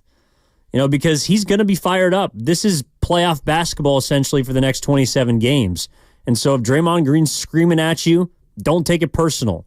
If Draymond Green is directing traffic and yelling at refs and talking crap to the crowd, expect it. Like, don't take it personal. That's what playoff basketball is. That's what happens when you're trying to win a championship. And those guys, Curry and Draymond, Looney, Kerr, they know what it takes. And so if someone is in your grill or in your face, it's because you're trying to win. And that's the next level that they have to get to as a team to put themselves in a position to challenge. And it all sounds good right now. They got to go out there and they got to prove it starting on Friday in Sacramento. But trying to get this team locked in now and over the next couple of days, hey, you had a great break. You refresh your body. Now it's time to lock in, as Steph Curry typically tweets before every game. Yeah. I know you don't like that one. I don't mind when Curry does it. I mind when you do it. Well, I tell you to lock in before every show. That's true. Evan tells me to lock in before every show. Maybe that's why I kind of had a Hall of Fame radio career. Like Curry's had a Hall of Fame. Only the last 3 years. Well, and here's the other thing that we haven't. It's been an hour into the show and we haven't even talked about this, and this is part of it too. Yeah, they're a different team with Jimmy Butler. There's a lot to be excited about. They're 3-1, and it looks like they got something brewing. And they're getting Kuminga back at some point. And listen, I think it's going to be very interesting to see how they can incorporate him into what's happening now. Like, I think what if that works? What if they find a role for Kuminga that's great for him and beneficial to the team? Then it's like we could take 2 steps up if Kuminga can be that type of player. So I don't think it's just Butler. I mean, we're going to watch Jimmy Butler and the Warriors play for another week or two, and then they're going to get Kuminga back. And in a perfect world, he will be able to elevate them even further. Yeah, I think you now look at him as an addition as opposed to being a necessity, right? Before the deadline, It was like, wow, we can all see how they really miss Kuminga. They miss his offense. They miss him as a one-on-one player. They miss him as a defender. They miss his athleticism. There are all these things that we looked at watching the team. It's like, damn, like they need him. And I think they need Kuminga if they're going to do what Draymond wants, which is win a championship. They need him to be a better version of himself. But now he's an addition. Like, how do the Warriors integrate him back, but how does he take them to the next level? Jimmy Butler is someone that took this or has so far. It looks like he's going to take this Warriors team to a different level. Well, now you get Kuminga back, and that's another shot in the arm. And so it's obviously different. Butler's pedigree speaks for itself, and Kuminga is still trying to figure out, where he fits. But I also enjoy now that we're going to talk about his money and his contract, but it's going to be, again, more about like the basketball side of things, where how does Kuminga help this team? Where does he fit with this team? We're not having these future conversations anymore about, well, what are they going to be this summer and what are they going to go do? They've pretty much picked a direction, and now they got to figure out if it works. Yeah, and that's the other thing about Kuminga. I don't see any reason why we would need to talk about his long-term future or the kind of money he may or may not make during the last 6 or 7 weeks of the season. Look, he's a restricted free agent. They're going to have to deal with him at some point. So, I mean, really, the Warriors and Kuminga control how much he's going to play, how effective he's going to be, and what eventually he'll get paid. But Steve Kerr has to figure out the way that Kuminga can impact this team positively, like he did when he left, but now he may have to do it in a different way. Let's go to David. David's in Fremont. Hey, David, how you doing, man? Oh, I'm doing excellent. How about you guys? Doing well, Good, thank Dave. you. I like to say that Draymond is 100% correct. We have a chance to win a championship, but the Warrior fans don't really care. We really care to just see winning basketball. And for the last couple of months, we haven't seen that. So this would be excellent chance to let us see winning basketball, get into the playoffs, and make a run. All right, so you believe him. I believe him. I believe they have a chance to win a championship. I don't realistically believe that they will win, but just having a chance is more than enough for the Warrior fans. I got you. Thanks, David. Appreciate the call. Absolutely incredible. I think he's right. I mean, sure, another one would be unbelievable, but right now the trade is enough to spark some enthusiasm and positivity about the Warriors from their fans. Yeah, I mean, look, I hear all the people probably listening or watching on YouTube and Twitch and saying, well, of course he's going to say that. Like, what is he going to say? They're dead? They're done? Like, they're not going to win it? That's true. That's fair. But we haven't heard a confident Draymond Green this confident since the title year. He wasn't confident the year after, even though they made it to the second round. Like, they won a playoff series the year after. Didn't hear this kind of Draymond. And we certainly didn't hear him like this last year, and mostly because he was suspended and they were fighting for a 10 spot. But I don't know. Either he's an eternal optimist, which I don't think he necessarily is. I think he's more pragmatic than people give him credit for. But there's something that is different about this group now with Jimmy Butler on it. And I think it's because Curry's been energized. I think it's because Draymond's been energized. I think Butler's already shown them something probably behind the scenes that leads them to believe that they're getting like a locked-in version of Jimmy Butler and that he's someone that can help elevate this squad. Kuminga is going to be a part of it. Like, I do think that, in a way, like, he's now the X factor. Jonathan Kuminga becomes the X factor as opposed to, again, the necessity for this team to stay afloat. Kuminga's, is he going to be the reason why they win a title? He might be the difference between, winning a Game 6 on the road and having to win it in 7. Like, Kuminga's someone you can see now being the difference. He's not the bus driver of this squad, but Jonathan Kuminga absolutely is now the X factor for the remainder of this year. Yeah, and we got a super chat on the YouTube chat from Wow. If you're serious about winning another ring with Curry, you got to trade Jonathan Kuminga. Well, we don't have to do anything until the offseason with Jonathan Kuminga. So if the Golden State Warriors win a title this year, Kuminga's going to get his second ring, and then we'll figure out the other part, later. I do think that it's obvious that Curry and Draymond talked about getting another player in here And I'm sure they talked about what do you think it'd look like with Durant? What do you think it'd look like with Butler? What do you think it would look like with Levine? And I think when they got Butler, Steph was probably like, all right, okay, let's see how this goes. And then over the course of 10 days, I think Draymond's probably talking more and more to Steph Curry about, look, how good can we be if we're starting right now and we're building? And that's the part that I will not dismiss. Where the Warriors are right now, like they still know what it takes to win a title. They've done it before. And if Draymond Green actually thinks he sees an avenue, then I gotta wait to see if they can find an avenue.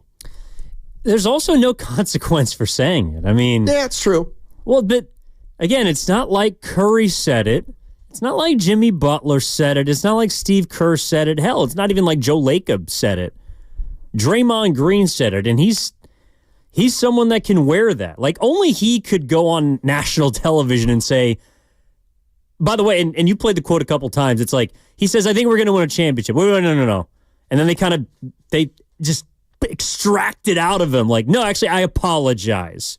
We're going to win the championship. Only he can do that. And so it's a win-win. If he calls his shot and they go win a title, then he's Draymond the Prophet. And if they don't win a championship, which is obviously more likely than not, then it's, oh, well, Draymond was just talking. Like, he knows what he's doing. There's no downside to him going on TV and saying, we're going to win the championship. Yeah, and look, I want to make it clear, I have no judgment one way or the other about Draymond saying that the Warriors are going to win a championship. I just am struck by how things have changed because of Jimmy Butler, and it feels like the change obviously has been with the fans. There's more expectation and excitement about this team than there was the first half of the season. But the other thing is, it's clear that the team has been energized also. Now, the one thing I will say, and we can kind of get into this, even though Draymond opened the door for some kind of magical run, and I'm thinking, boy, could they? Could they? There's still some basketball issues that lead me to believe it's still a real long shot. So that's what we can also get into. Yeah. What this team's going to have to do to become a legitimate contender in the postseason, because there are some things that they're going to have to do. They're going to have to get better at a number of things. No, there's no doubt. But I think, one thing just off the top of my mind, it's Jimmy Butler's still getting into shape. Jimmy Butler's still figuring out his game after a pretty long hiatus in the middle of this season, and he wasn't even playing that well before him. But I don't know. I was cautiously optimistic about the trade. But the one thing, if you do get a locked-in Jimmy Butler, you have a chance to make serious noise in the postseason. Like, his resume speaks for itself. And that's when he was a 1. Now he's a number 2. And that just immediately, Steiny, makes me feel better about their chances. Yeah, and I'm kind of with you. And I just think the fact that Draymond can look at Steph and Jimmy Butler, and Steph can look at Draymond and Jimmy Butler, and Jimmy Butler can look at Steph and Draymond, those three guys got to have unbelievable respect for each other, and we'll see what happens. All right, 888-957-9570. I see people lined up on the other side. I will absolutely get to you, but what do the Warriors have to change, or what do they have to address if they are going to take Draymond Green up on what he said and make a title run? We're just talking about a title run. We're not even talking about a title. What do they have to do to change to become one of those teams? That segment was brought to you by the San Francisco International Airport.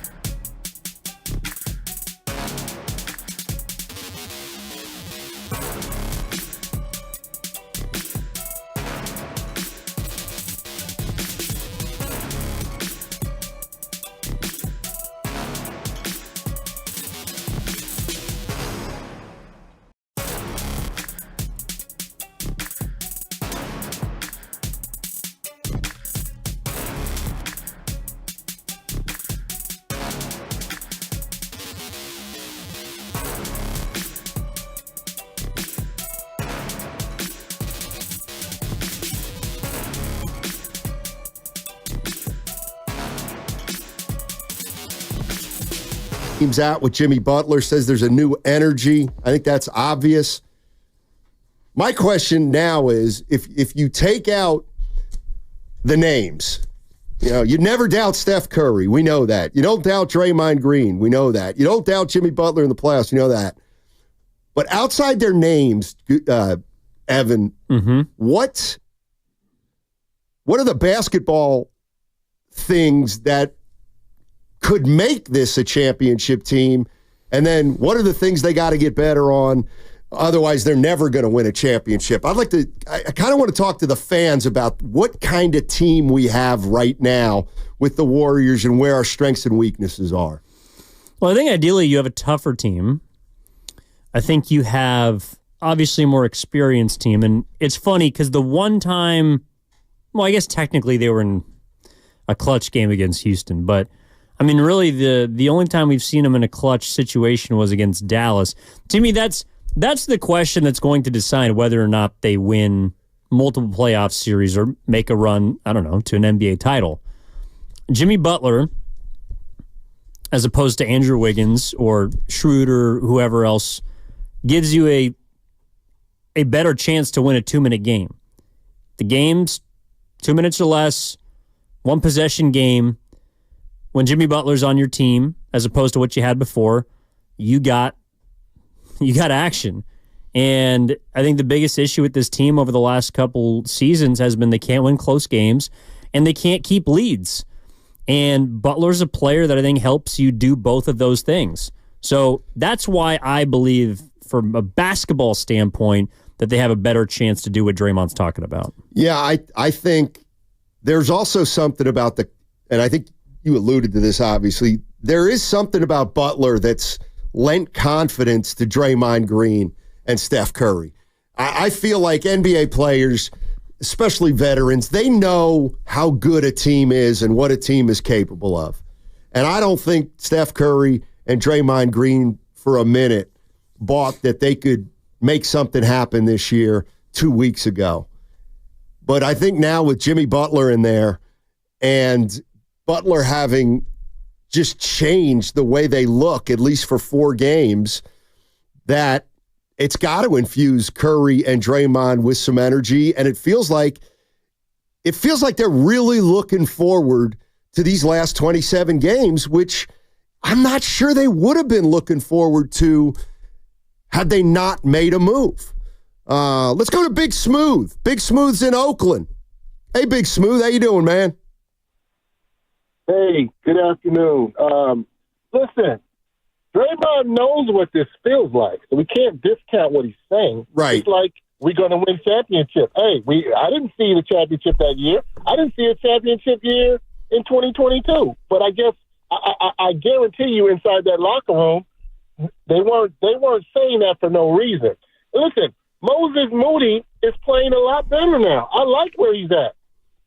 Kuminga coming back is like an acquisition. It's like we made a deal without having to make it a deal, except we know what he brings to the table. We have the Quentin Post Looney combo at center. I think that's better. I think with Durant we would have had to gut the team, and we wouldn't be as a potent offense or defense. Now I will say this: the only team to me that is problematic will be problematic for everyone, and that's Denver. So it's not like somebody has Denver's number, but everybody else, there's no juggernauts anymore. There's no juggernauts. Even Dallas, they don't. To me, Denver is more problematic than Dallas, in my opinion. I mean, Denver is more problematic than any other team, than Boston to me. I think the Warriors, the way they play defense, the way you can have Draymond take Draymond takes a lot of centers out. He takes their effectiveness, except Joker. Joker's going to go for 30 and get 20 rebounds, but not just against the Warriors, against anybody. So there you go. Somebody may end up picking them off that matches up better. Styles make fights, and I think the Denver is just not a good matchup, but not just for us. So right. I like our chances, and I think, again, Draymond knows what this feels like, man. I don't know. He knows. He's in practice. They're seeing something. And you said, what do we have to improve on? I think we already have improved upon that, getting to the free throw line. Yeah. And listen, here's the biggest impact Jimmy Butler can make, in my opinion. Let Jimmy Butler's play rub off on Kuminga. Because if you look at them, they're around the same size. Kuminga is built a little more, muscular. But think about it. If Kuminga can all of a sudden start to play like Jimmy Butler, if he would just learn how to get fouled and go through the free throw line, maybe he's not going to have to worry about a big contract. Because when he gets his second bag, he'll be 26. Exactly. 27. He could end up, instead of the $40 million, he could end up with $60 million. If he could just look at what Jimmy Butler does, and if he could just implement that in his game, go to the mid-range, you don't have to check up threes. Man, Kuminga would be pretty much unstoppable playing the Jimmy Butler role. Good stuff, Big Smooth. Appreciate it. I mean, my concerns about the Warriors probably starts with the age of their stars, but I also think they got a very real issue with their three-point shooting. Mm-hmm. I do not think this is a good three-point shooting team outside of Steph Curry. And, Steph's shooting less than 40%. It's going to be interesting to see if Butler can have a positive effect on Steph Curry's shooting. But if you look at the Warriors' three-point numbers in the 4 games that Butler's played, the last 3 have not been good in terms of the team's three-point shooting. So, that's one thing that I don't think they're going to become a good shooting three-point team. It's just something they're going to have to work around and try to get as many of the threes taken by guys like Steph and ideally Buddy, who would ideally shoot better in the second half. And then, hopefully Moody can keep making some shots and, you throw in a couple more from a couple other players. But I do think they're going to be at a disadvantage from the three-point line for the rest of the season. But can all those other improvements they made in other areas make up for it? Yeah, and ideally you make up for making less threes by having someone that can hurt you from inside the 2-point line and get to the free throw line and finish around the rim and all the rest. I think my biggest concern is going to be more on the defensive end, and that's where I think Kuminga has to help this team take the next step. I don't know if they're best defensively when Draymond plays center or when he has someone at the center position alongside him. I'm not really sure who's going to stop all the really good guards that are in the Western Conference that can penetrate and kick out and hurt you. So I think defense is probably where my biggest concern lies. I think they can do enough offensively with Butler. But the other thing, too, that Big Smooth mentioned, pardon me, which Kuminga's no longer the focus anymore. He's not. With all due respect, coming into this season, we thought that this year was going to be, yes, it's about Curry and Draymond, but the young players are going to have to take the next step. Kuminga's going to have to make a big leap, and I think he has. Moody's going to have to make a big leap. I think he has. Pods took a step back, but he's back to playing around what he did last year. He's in the starting lineup again. When you go get Jimmy Butler, it's not about the future. It's about the present.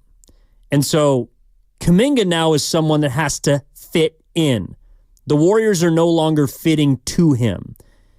And I don't know if it's a concern, but I just wonder how that's going to play out, because before they really did a lot of things to try and empower him. They moved him into the starting lineup. They started playing him a lot more, and he rewarded them. He played better. But now he's got to be like the number 3 or the number 4 on some nights. He's got to apply himself more defensively. Yep. He's got to be a more tenacious rebounder. And I think he can do all these things, but how quickly he can do them is going to determine how big of an X factor he can be. I think when you make the move for Jimmy Butler, when Draymond's talking about a title and Curry is over the weekend the man, it's like it's back to being about the veterans. And the kids are, for better or for worse, back on the back burner. Yeah, 888-957-9570 is the number. Draymond Green talked over the weekend about the Warriors' ability to win a championship, and he believes they can still win a championship this year. Says they're going to win a championship this year. And how about this one for Warrior fans?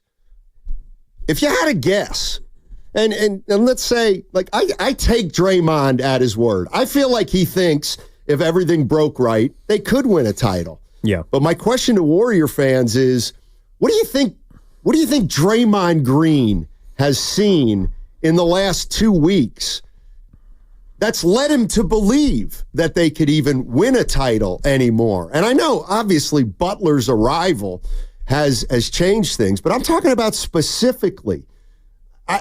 I gotta believe part of it is Draymond looks at a team now with Jimmy Butler, and he's got to think that he's got another running mate that hates to lose and that plays his best in the postseason. And I think that's one thing that Draymond's expecting and the Warriors are expecting, that if they get to the playoffs, like, Butler's going to be even more impactful for the Warriors than he was when he was acquired, because the playoffs, the stakes are going to be higher. So I think it's confidence that he's kind of rubbed off on all the players Butler has. Well, Jimmy's also a player whose numbers go up during the playoffs, and he's someone that plays better in the postseason.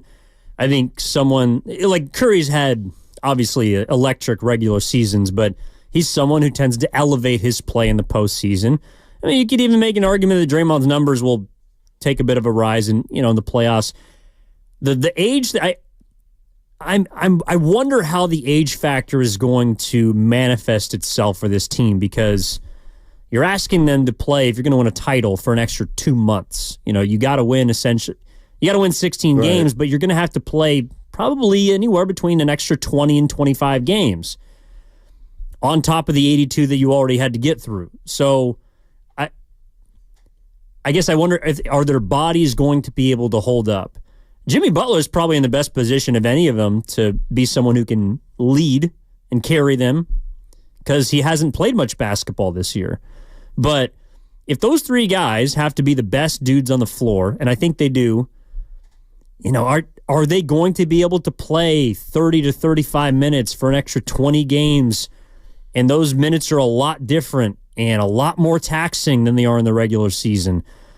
On top of already, it sounds like playing 27 playoff-type games that they're approaching the regular season with just to get there. It's going to be really hard. But the fact that they have their sights set back on title, to me, it's where this team wants to be. Whether you believe they can win a title or not, that's the expectation every single season, that you have Steph Curry on your roster. And for the last 2 years, it doesn't feel like that's been the case. No, it absolutely doesn't. And listen, anybody who's listened to this show for the last year or two knows that I've harped on the Warriors' ages of their star players. And that is something, that's my biggest concern with the Warriors, is the age of Curry, Green, and Jimmy Butler. But I will say this, I don't know what it's going to look like if and when age becomes a factor with this team.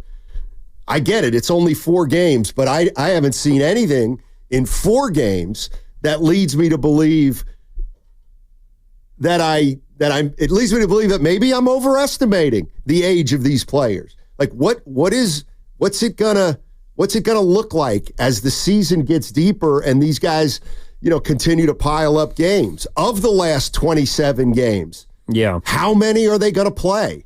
How many is Butler gonna play? How many is Draymond gonna play? How many is Steph Curry gonna play? And that's the part that I haven't seen yet. The age hasn't looked like it's an issue, but if it does, what's it going to look like? And then how do the young players pick up the slack, because they're going to have to in this situation? How real quick before you get to the calls, how important do you think it is for them to make a run this year, like this season, even after kind of being newly formed at the deadline? I'm different, I think, than most people. I think there's a lot of people out there that think the Warriors, all things being equal, would have a better chance next year than this year. I actually don't feel that way, but I'm coming back to the age again. I feel like where they've gotten to at this point of the season, they're 28 and 27. Steph's pretty healthy. Draymond's pretty healthy. They've been load managed to a point where they're not ailing. Here comes Jimmy Butler to give them a jolt of confidence and an emotional boost. So, and I expect Jimmy Butler to be as active playing basketball as he has in the last 6 or 8 years, because he's only going to play half a season. Like, all he has to do now is play 3 more months of basketball, and that's his entire season. I'm more worried about the team next year when you start an 82-game season with Jimmy Butler and Steph Curry and Draymond Green, and you need to stay healthy all year long. I feel like this is a short period of time where they might, I think they'd have a better chance to make a run this year than next. But clearly they're viewing it as though next year they can do damage also, and more than this year if they don't get as far as they want to get. Yeah, kind of like the playoffs. I think the last 27 games are going to tell me how I'm, I guess, going to approach next year. Because also, too, if they go 20-7 or, 19-8 or whatever, they can get to that 46-game mark that you've laid out should be the goal if you want to get out of the play-in. If you can do that, well, then when you come back next year, maybe you can play at a 50-win pace with Jimmy Butler. You're also going to run into a guy who has only played 56 regular season games on average the last 7 years. Curry's going to be a year older. Draymond's going to be a year older.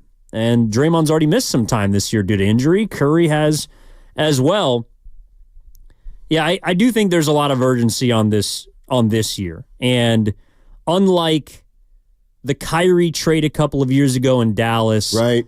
Unlike even the Andrew Wiggins trade in 2020-21 for the Warriors, this move, Jimmy Butler, it was for this year as much as next season. Like the Kyrie deal Dallas made, they didn't even make the playoffs that year. That was for the next season. Wiggins was obviously for the next season.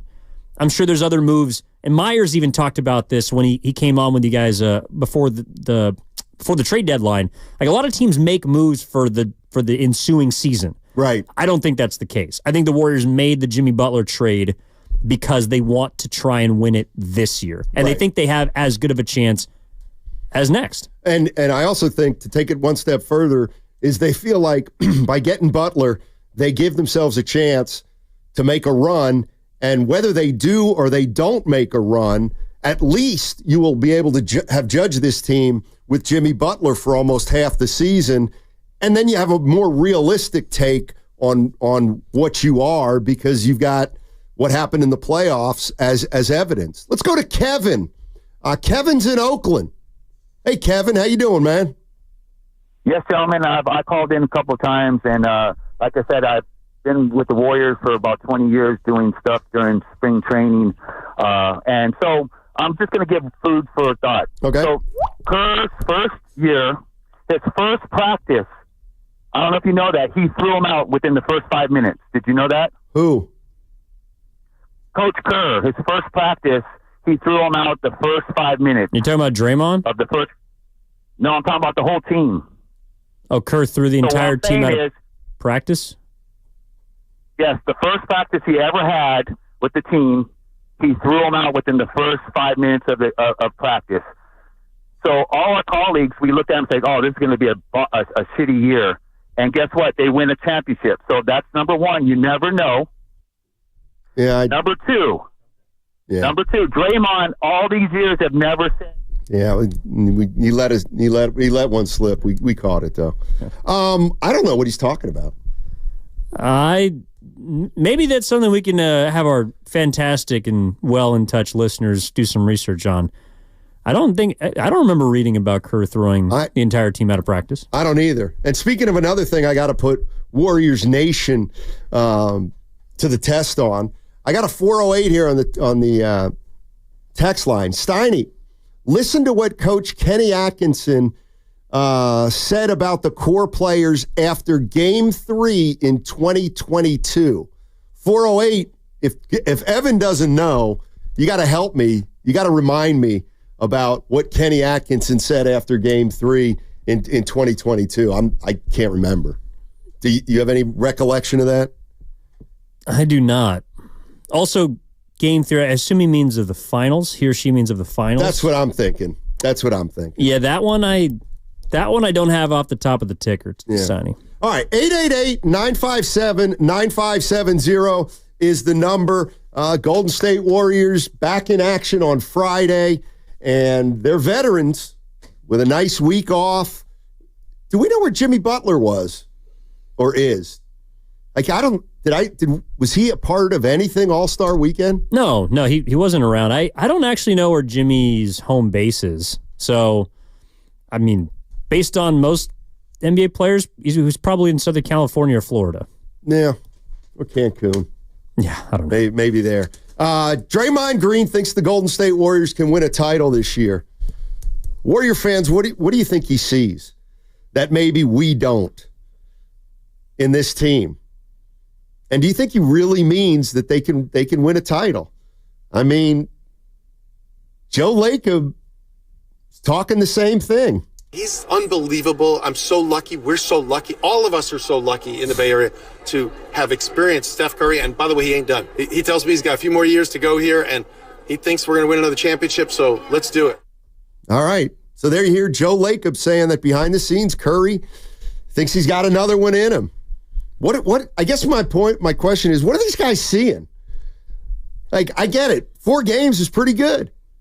4 games is pretty good. They're 3-1, but they still have a lot of challenges. So what do you think Joe Lacob and Draymond Green are seeing to make them actually believe they got action again? 888-957-9570 is the number. What's coming up on the game is brought to you by Fremont Bank. Here for you, here for good. Frontier Ford is bringing you huge savings, huge discounts on the new 2025 F-150 and every Mach-E, which now comes with the Ford Power Promise, including a free Ford charge station, pro installation. Don't miss out. Visit Frontier Ford on Stevens Creek Boulevard in Santa Clara or frontierford.com.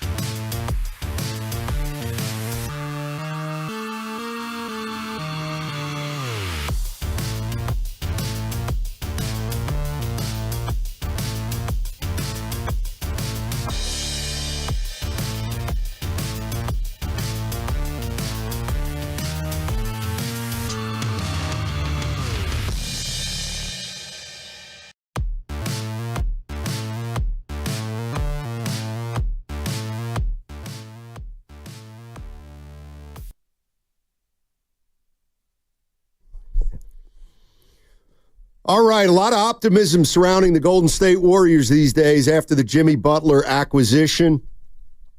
Draymond Green over the weekend had a lot to say about this team.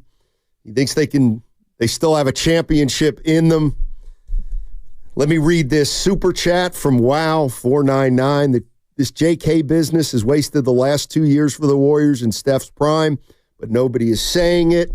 All right, thanks, Wow. I don't necessarily see it quite like that, but the Jonathan Kuminga angle with this team is going to be a huge part of this last 27 games. And let me just put it out this way. So he's a restricted free agent, and he's missed a big chunk of the season, and now he's coming back for the last 27 games of the year. I think he's going to be coming off the bench, okay? So in a way, like his whole contract situation is irrelevant at this point. Like I think one of the only chances the Warriors have for Kuminga coming back and being a positive presence is if he's able to put this contract thing out of his head. Like I feel like this is going to sound really harsh, but I feel like he lost the contract game this year. I know he played well before, was playing well before he got hurt, but now he's gotten hurt. He missed a big chunk of the season, and now he's coming back to a team that's completely different from the one that he left when he got hurt. And I liken it a little to, was it 2 years ago where Wiggins missed a big chunk of games, Kuminga took his spot, and then Wiggins went right back into the starting lineup once the playoffs started. We may have a situation like that with JK, and with that contract in the background, I feel like I hope he can put that. I hope that's not an issue for him, because I don't think he's going to be able to make big money these last 27 games, because he's just not going to have the kind of role he had before he left. So big test, I think, for Kuminga the last 27 games. Well, when he was last available, I mean, he was coming off the bench, but he was playing 30-plus minutes. He was getting time, and I wouldn't go as far as to say he's lost the contract battle. I think it's still up in the air, and I mean, if he wants $35 to $40 million a year, then maybe he's lost. But if Jonathan Kuminga comes back and helps this team finish 18-9, and if he helps them win a playoff series, or I don't know, if the Warriors win a championship, right, Jonathan Kuminga is going to win the contract battle, because I have to imagine he's going to be a big part of it. No doubt. I said it earlier, I'll say it again. He's the X factor. He's the one that can help this team take a leap into an even higher category of contention. And does that mean that he's got to be the best player on this team? No, but he has tools and physical gifts that no one else has on this team. And so I agree with you that Steve Kerr's got to figure out how to integrate him. And I think it's going to start with coming off the bench, but it also might demand him to finish games.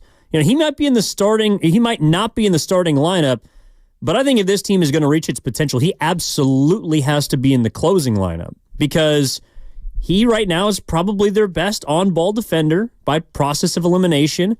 And I'm really interested to see how now, whereas I don't think he's a great help defender yet, but he's got two great help defenders alongside him. It's true. So Kuminga at the point of attack now with Butler and Draymond behind him, not having to be the players that will step out and defend quicker guards or maybe some forwards. There might be a path for them keeping their defense at a high level if Kuminga's someone that can step in and be that dude. I just don't think that, whereas we saw Poole get a lot of money because of how he played offensively, and Kuminga, I think, has been trying to really take the next step forward offensively, and he can, but they're going to need him to be maybe their best perimeter defender. And that's a lot to ask of a 22-year-old that either hasn't been given much opportunity or hasn't proven it yet.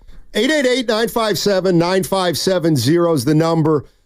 Jonathan Kuminga, he fits into this puzzle somehow, But I guess what I'm asking Warrior fans is, how does he fit into this puzzle? Like, what do you want to see from Jonathan Kuminga the last 23, 24, 25 games?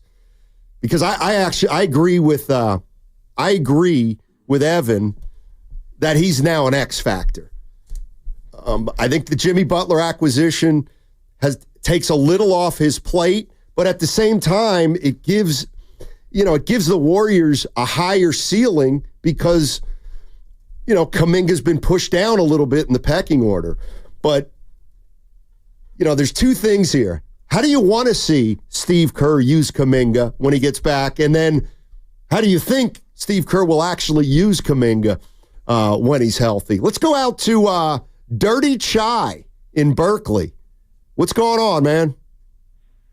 Hey, I've got some thoughts on the question you just asked, but I actually called in to talk about the optimism, what Draymond sees and what I see. Yeah, cool. I've been watching Jimmy Butler since he was a rookie. I'm a Bulls fan. Huge during those Derrick Rose seasons. I want to say... Oh, boy. We lost you, Dirty Chai. Call back. Kind of like Rose's career, cut too short. Call back. I want to hear. Like, I always... Anybody being compared to Derrick Rose... Whew. That's a lofty comparison, Steiny. You have a frog in your throat today? Or something? A toad? 510 on the text line said, Matt, get our guy a cup of water. LOL. Oh, yeah, I did cough a little earlier on. Maybe they're behind on the Odyssey app, the rewind. I don't know. I don't sound like I just had a pack of chops, do I? No, I guess he just must have cost you. Okay. 888-957-9570. That's the number here. Matt Steinmetz along with Evan Giddings and the Golden State Warriors. My, have things changed since Jimmy Butler's come along. Well, now I'm self-conscious. About? Oh, no, that's all right. Don't worry about it. Lubricating. Okay, speaking of Kuminga, as we wait for Dirty Chai to call back because I'm on pins and needles, Frank Isola was talking about Kuminga and where Kuminga fits in and how good he thinks Kuminga is. Kuminga has got a lot of potential, but you kind of keep waiting for it. You see flashes of it, and then all of a sudden he's out for a while. So I don't know. I mean, they're going to be in a position where I think they're probably going to pay him because I think everybody gets paid. And just like the players say, pay me now, and then I'll force a trade, or the team say, you know what, let's sign this guy. It might be easier to trade him if he's under contract. So for me, he still has a long way to go until I have faith that he could be a guy that you could build a team around. I'm not so sure about that yet. Yeah, that's Frank Isola, ESPN NBA writer and insider. Well, I agree with him, but that's also why the Butler deal this season, maybe it can be the difference. Like, you don't have to build around Kuminga now. They chose not to build this season around him.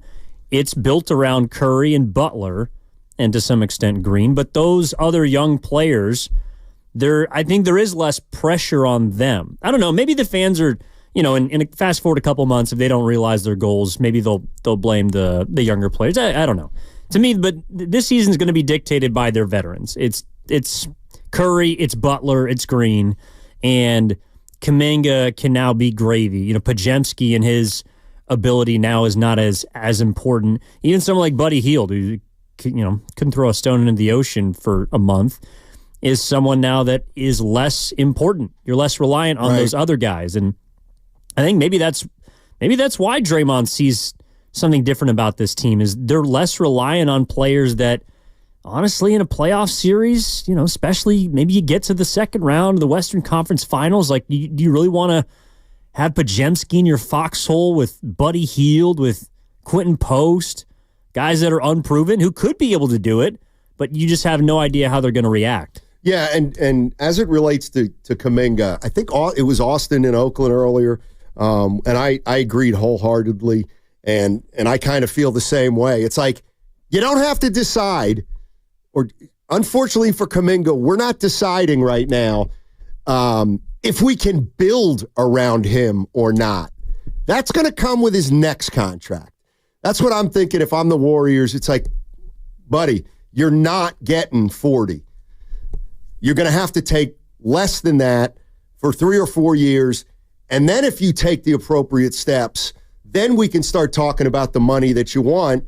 And at 26 or 27, we're going to have a better and a clearer understanding of whether we can build around you or not. And I know this sounds harsh. I just don't think he's done enough to show you that you can build around this guy. I mean, he's got some nice attributes. I think he can help you, but I'm not ready to say that he can make other players around him better. I need to see him rebound more. I need to see a lot of things before I start paying him upwards of 35, 40 million. No, I mean, I think they are going to pay him. And I also think it's because there's probably not a big market for him. There's teams that... True. I mean, shoot, there was a rumor that came out of All-Star Weekend that Memphis might be looking to get off of Ja this summer or might shop him. I just think that in the post-apron era, you got to make really calculated financial decisions. And that might actually help the Warriors because other teams don't want to give an unproven player $30 or $35 million a year. But for Kuminga, I think what I like now is he's not going to be asked, I don't think, to do everything. What the Warriors needed him to do 2 months ago was everything when their season was spiraling and he had to be maybe their number one scorer on some nights and maybe he's got to guard Durant and maybe he's got to be a playmaker and a good rebounder and he's got to do all these different things, which he has the capability to do, just not, I think, consistently yet. But now on, well, I guess not Friday, but whenever he comes back, it's like, hey, JK, go guard that guy for 30 minutes. Kuminga, all we want you to do is get off the bench and run. Like, do what you are best at. We don't need you to be the catalyst anymore. We have that. That's Curry and Butler. And maybe some nights more Butler than Curry. I don't know. Right. Let's go to Dirty Chai. He's back. Dirty Chai's in the city. What's up, man? What's up, Chai? Hey, sorry about that. I'll make it faster this time. I'm a longtime Jimmy Butler fan, and I think we've all taken a Bay Area first view of things. So I'm going to flip it and say, I think this is the best supporting cast Jimmy Butler has ever had. And that's why I'm confident in the Warriors. Interesting. I like that. Well, let me ask you this. If you've seen Jimmy Butler play his whole career, like we've seen him for 4 games right now and he looks dynamite, what are some of the things that he does that can be a problem for a team? Like what does it look like when Jimmy Butler's not happy? When he's not happy? Yeah. I mean, hopefully he's angry. When he's got something to prove, like we call it playoff Jimmy. Right. But you see it other times too. Like he showed up here, he heard all the chatter, and he's like, I got something to prove. So he showed up. He's dynamite. He's Kevin Durant on slashing. He's Kawhi Leonard on defense. He's got high passing IQ, way better passer than his stats would show. He's an awesome passer. And he can teach the young guys. Like I'm long Kuminga now because he's got Butler to teach him. He freezes the game with free throws, and that's when the older guys can coach, all those little micro coaching you get when you freeze the game. It's like hit pause, little mini timeout, 10 times a game with Jimmy Butler. When he's on, he's still one of the best 3 players in the league. So I think he's never had a guy like Curry, except that 1 year with Derrick Rose healthy, that draws a lot of gravity. But Butler was too young back then. He's a lot better now. So as long as he stays healthy, we have a shot for the next 2-3 years. Appreciate it, Dirty Chai. Dirty Chai said he's seen Butler play a lot. That's an interesting take. I mean, I think where the Warriors are at in their careers, he's right. He's never played with a player like Curry. I mean, the best player that Jimmy Butler's played with, yeah, he's right about Rose, although I don't know if he had Derrick Rose, maybe one season in his prime when he was a rookie. But I was actually thinking about Joel Embiid the year that they lost to Kawhi Leonard and the Raptors. I think that's the best player that he's played with. But yeah, he didn't have a fellow number one in Miami. Certainly didn't have it in Minnesota. And I guess he was only there for the last 50 games of the Sixers season. So yeah, maybe this is the best supporting cast that Jimmy Butler ever had, or the best teammates that he's played with. I wonder. Yeah, I just wonder, if he goes into number one mode, sort of what that looks like. I'm looking at the team that went to the finals in 2023. And Butler was the leading scorer on the team, averaging 23 a game. He was 10th in MVP voting, 12th in Defensive Player of the Year. He was an NBA second-team All-NBA. Adebayo averaged 20, and Hero averaged 21. And then we get down to Caleb Martin, Strus, Gabe Vincent, Kevin Love, etc. I'd say Curry, even at this age, is probably, and because I'm now looking at Hero was 23 and Bam Adebayo was 25. So those guys were still pretty young when Jimmy took them there at the age of 33. Yeah, I don't know if I'd say the best team that he's played with, but Curry's obviously the best player he's ever played with. That's for certain. Yeah, no doubt about that. No doubt about that. All right, 888-957-9570 is the number. And we're talking about what do you guys think is making Draymond Green so confident about this team? We know Jimmy Butler's a part of it, but Evan brought up an interesting point that, he thinks that Draymond Green has seen Curry make a transition. And it does feel like Curry believes more now than he has in the past. This is Frank Isola on Steph Curry, and if he's still feared like he used to be around the league. I think he is, because if a game is close in the fourth quarter, he's still a guy that if he gets on a roll, within 5 minutes, he can completely change the game. He certainly did it at the Olympics, in the gold medal game against France. He did it against Serbia as well. The difference is, the supporting cast may not be as good. I look at, LeBron in a lot of ways is the same way. It's, as these guys are getting older in age, you want someone else to maybe carry the load on certain nights, and it doesn't happen often enough for a team like the Warriors. But Steph Curry, if you're going to ask coaches around the league when they're playing the Warriors, they're going to be worried about Steph Curry. It's just he's still that good, and he's going to give you incredible effort. Yeah, and the part that would worry me if I were another team in the West is he's kind of right. If the Warriors can use 46 minutes to hang in a game, and now it's a tie game with 3 minutes left, let's say. Yeah. But they're throwing Draymond Green and Steph and Butler out there. That's where they can win games, because they still have they have two stars that can come through down the stretch, and Curry's obviously done it before. Who do you think the best closers are in basketball? Because I would argue, I can make the argument right now. The last 3 to 5 years, the Warriors now have the best two closers in the NBA on their team. Steph Curry is as good of a closer as any, and with Butler's track record in the playoffs for, at least recently, a Miami team that had no business going as far as it did. He took them into Boston, beat the Celtics. He has taken this team up against a Giannis-led Milwaukee group. In the finals, I know they lost to LeBron, and I know he doesn't have a championship, but alongside Curry, who proved that among Olympians, he is their closer, I think you can make a case the Warriors have the two best under 2-minute players on their team. That's very interesting, because when you said who are the best closers in the league, part of me thinks that a closer is just another way of saying a great player. But, I'm looking at like Denver Nuggets. Well, Jokic how can you say Jokic is not a closer?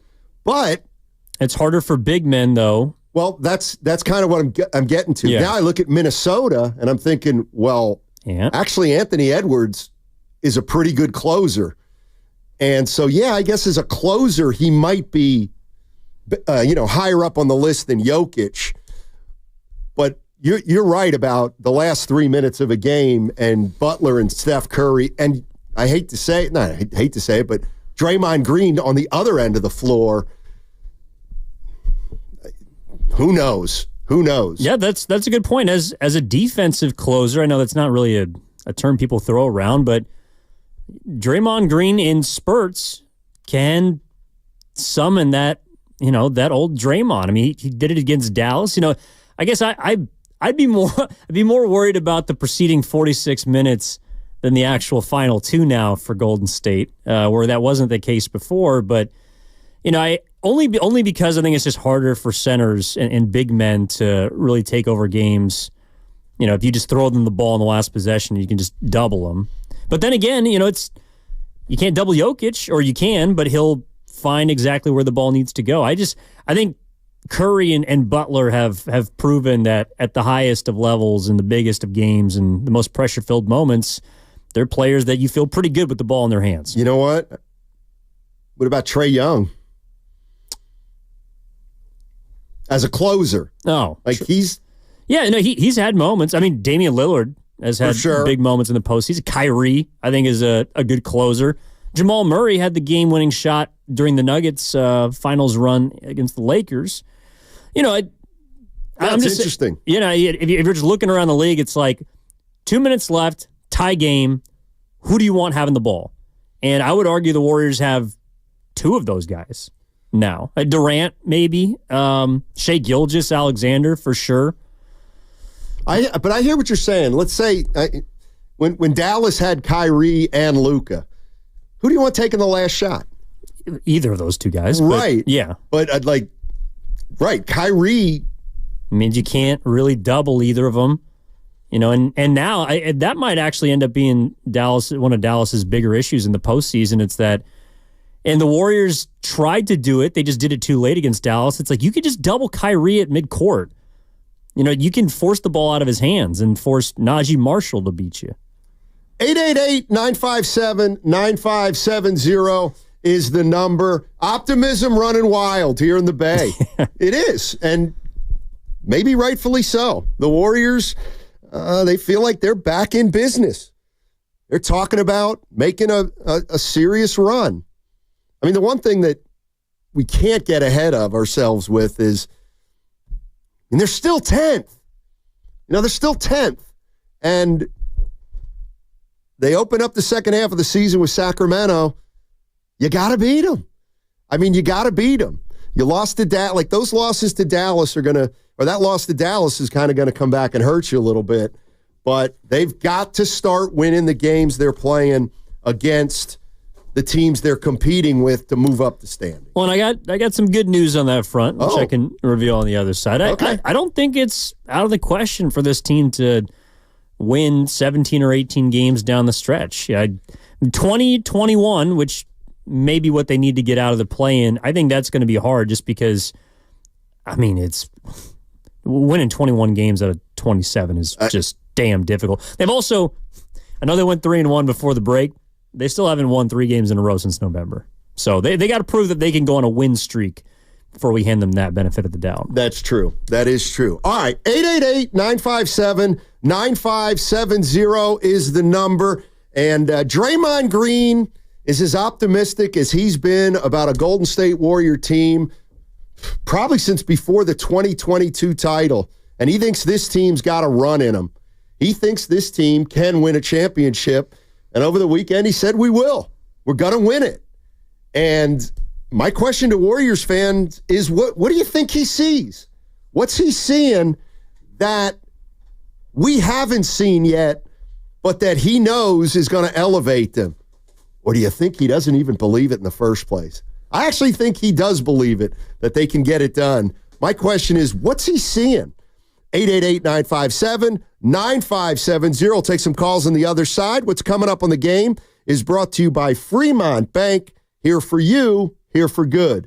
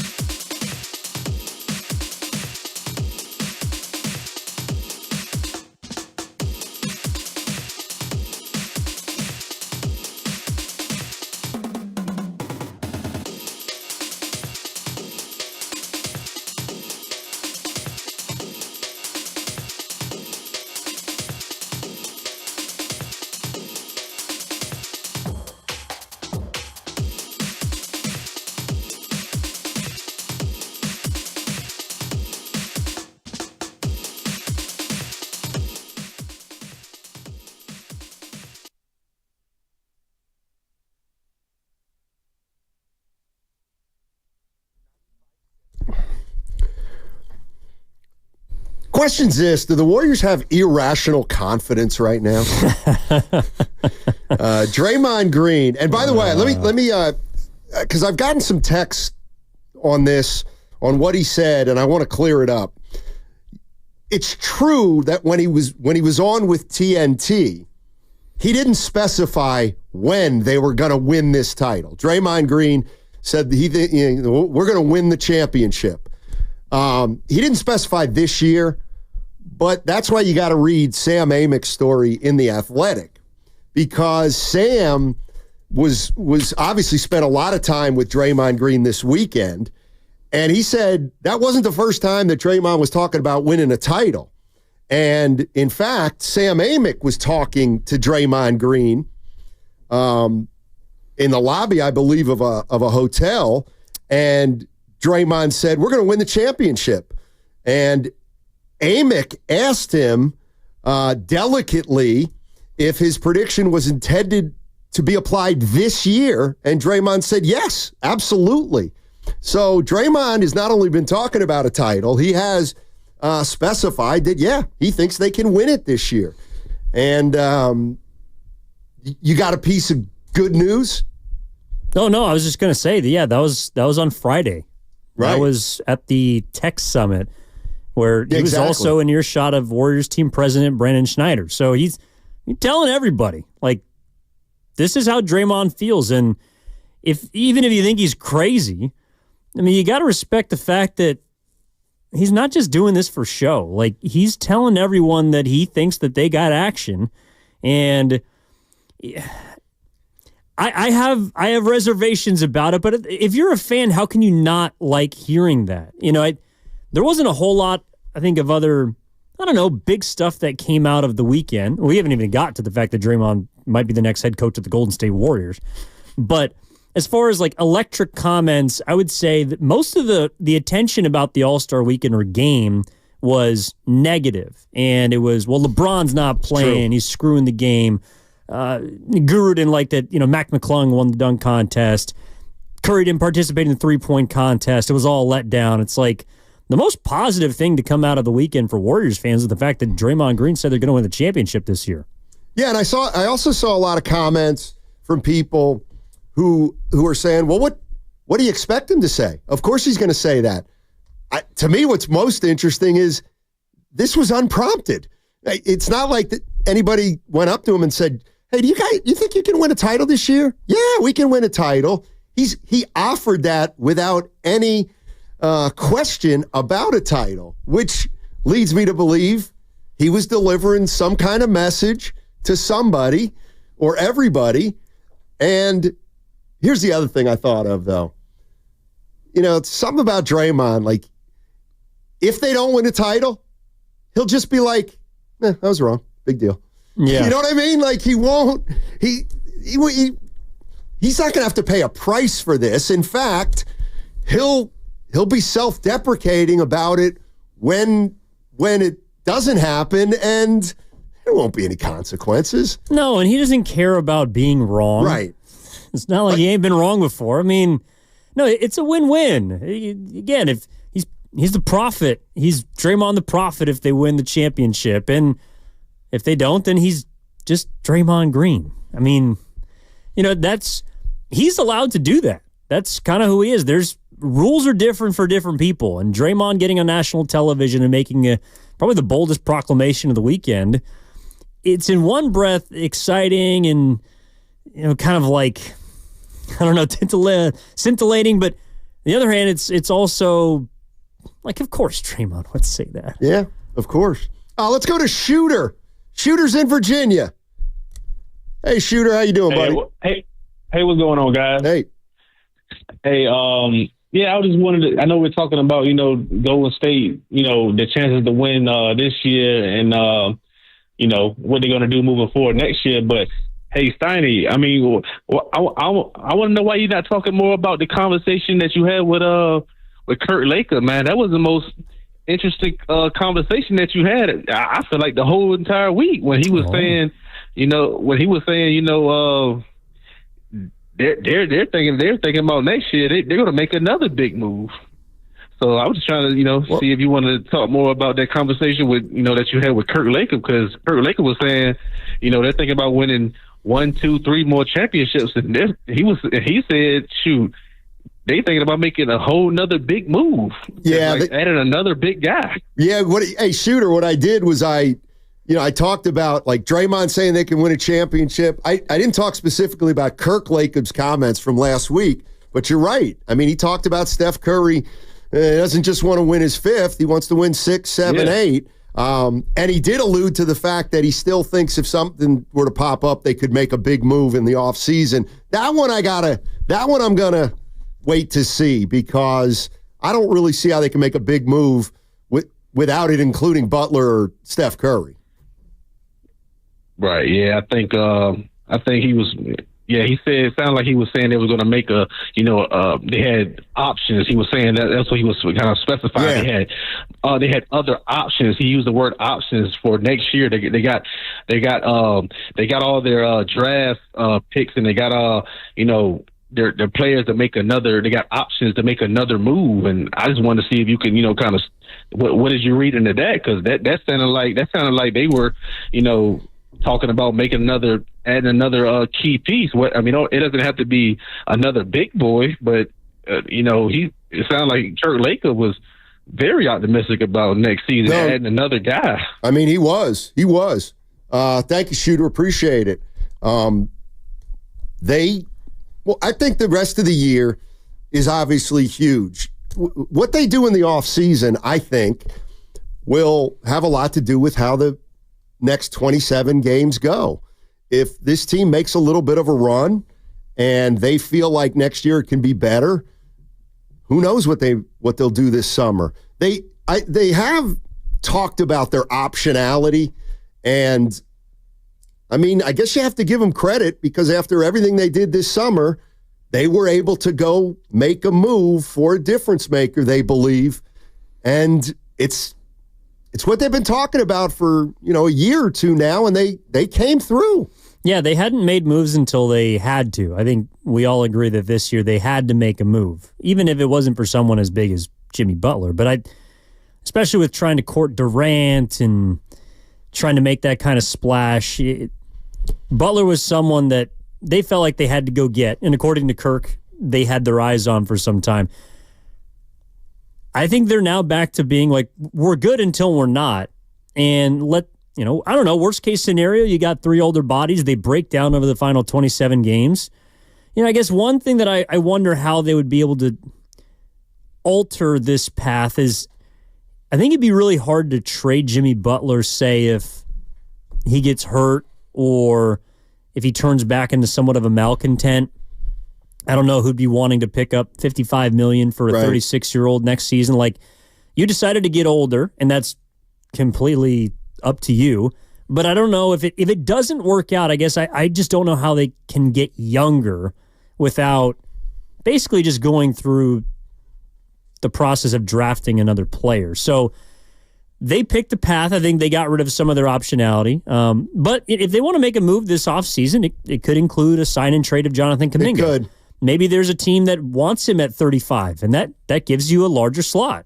And maybe if you decide that next year is actually the year, then maybe you decide maybe you dip into the second apron for a season, because that's really the only season that matters anyways. And you try and fill out your roster with different pieces. And, I don't think that next year is all of a sudden just like set in stone, but they're going to have to prove why they should keep this big 3 together over the remainder of this year. Yeah, they acquired Jimmy Butler for him to be on the team at least this year and next, and probably even a year after. You would think. Here's what a Shooter in Virginia was talking about, what Kirk Lacob was talking about on Wednesday when we were over at Thrive City. Here's what Shooter was talking about. Kirk Lacob talking about Curry, his future, and what's in store for the Warriors. Steph is he's just the best. This guy makes everybody else's job so easy. The way he goes about things, the trust he puts in people, puts pressure on at the appropriate times, the leadership he shows, the work ethic he has, it just makes everybody's job easier. We're always working with him to find a way to give him the best possible set of opportunities to win. This guy's, he's brought 4 championships to the Bay. He deserves to give a chance to bring 5, 6, 7, whatever it is. And sometimes it's not a linear path. If you try to do too much, you affect your ability to maybe win the next year or maybe make the big move next. So it's a very delicate balance because you can't always wait for the next thing. Sometimes you got to make a decision. In this case, there was an opportunity to do something that we thought materially changed our odds this year and next year. And we also gave us the opportunity to continue to do things after this move. And Steph was all about that. He's not about just winning number 5. Man. Curry's greedy. I mean, he's greedy. Let somebody else win a ring. Well, now he's got 4. He has for a couple of years. You know, this is very kind of him to let other teams. You know what hit me listening to that? So, Draymond's talking about a title. Right. Kirk's 4, actually, was it even 4 games in? Or was it before the Houston game? It might have been. It was before both games. Okay, so after 2 games, Kirk Lacob is throwing 6 and 7 out there on the table. Yeah. What hit me listening to that is just another reason why Steph is so unique. He's the sole reason that everyone in the Warriors organization can talk bleep, can talk as crazy as they want about rings of the future, rings of the past, and not just because Steph is a good player and they know that he can help back them up, but because Curry is such a unique person that he doesn't care. He doesn't care that people put title and added championship pressure on. In fact, he made a joke about it at the podium after the All-Star game. He was talking to Draymond on the TNT broadcast about what Draymond just said, knowing that Draymond's not the guy that's got to back him up or back his own words up. Kirk Lacob can say he wants to get 7, he wants to get 8. And Curry's the one that's got to go out there and do the work. Right. But that's just another reason why Steph is the most unique superstar I've ever seen, because in no other franchise or organization are there players, front office members, maybe coaching staff, whoever, that are talking this wild about a team that is a game above 500. I mean, seriously. Yeah, and you're right. I mean, that's what Steph Curry can do for your hope. He can give you some. Because he's not going to be a guy that will go and say, dude, what are you doing? Yeah. In fact, he'll say, all right, time to go to work. You know what hit me? And I said this last week. I don't know why, but this bothered me. Why did he say it materially changed our odds this year and next year when Butler and Curry are actually signed for 2 more years after this year? Why didn't he say materially change our odds this year and the next 2? I know, I'm being literal. I don't get it, but why did he leave out the last year?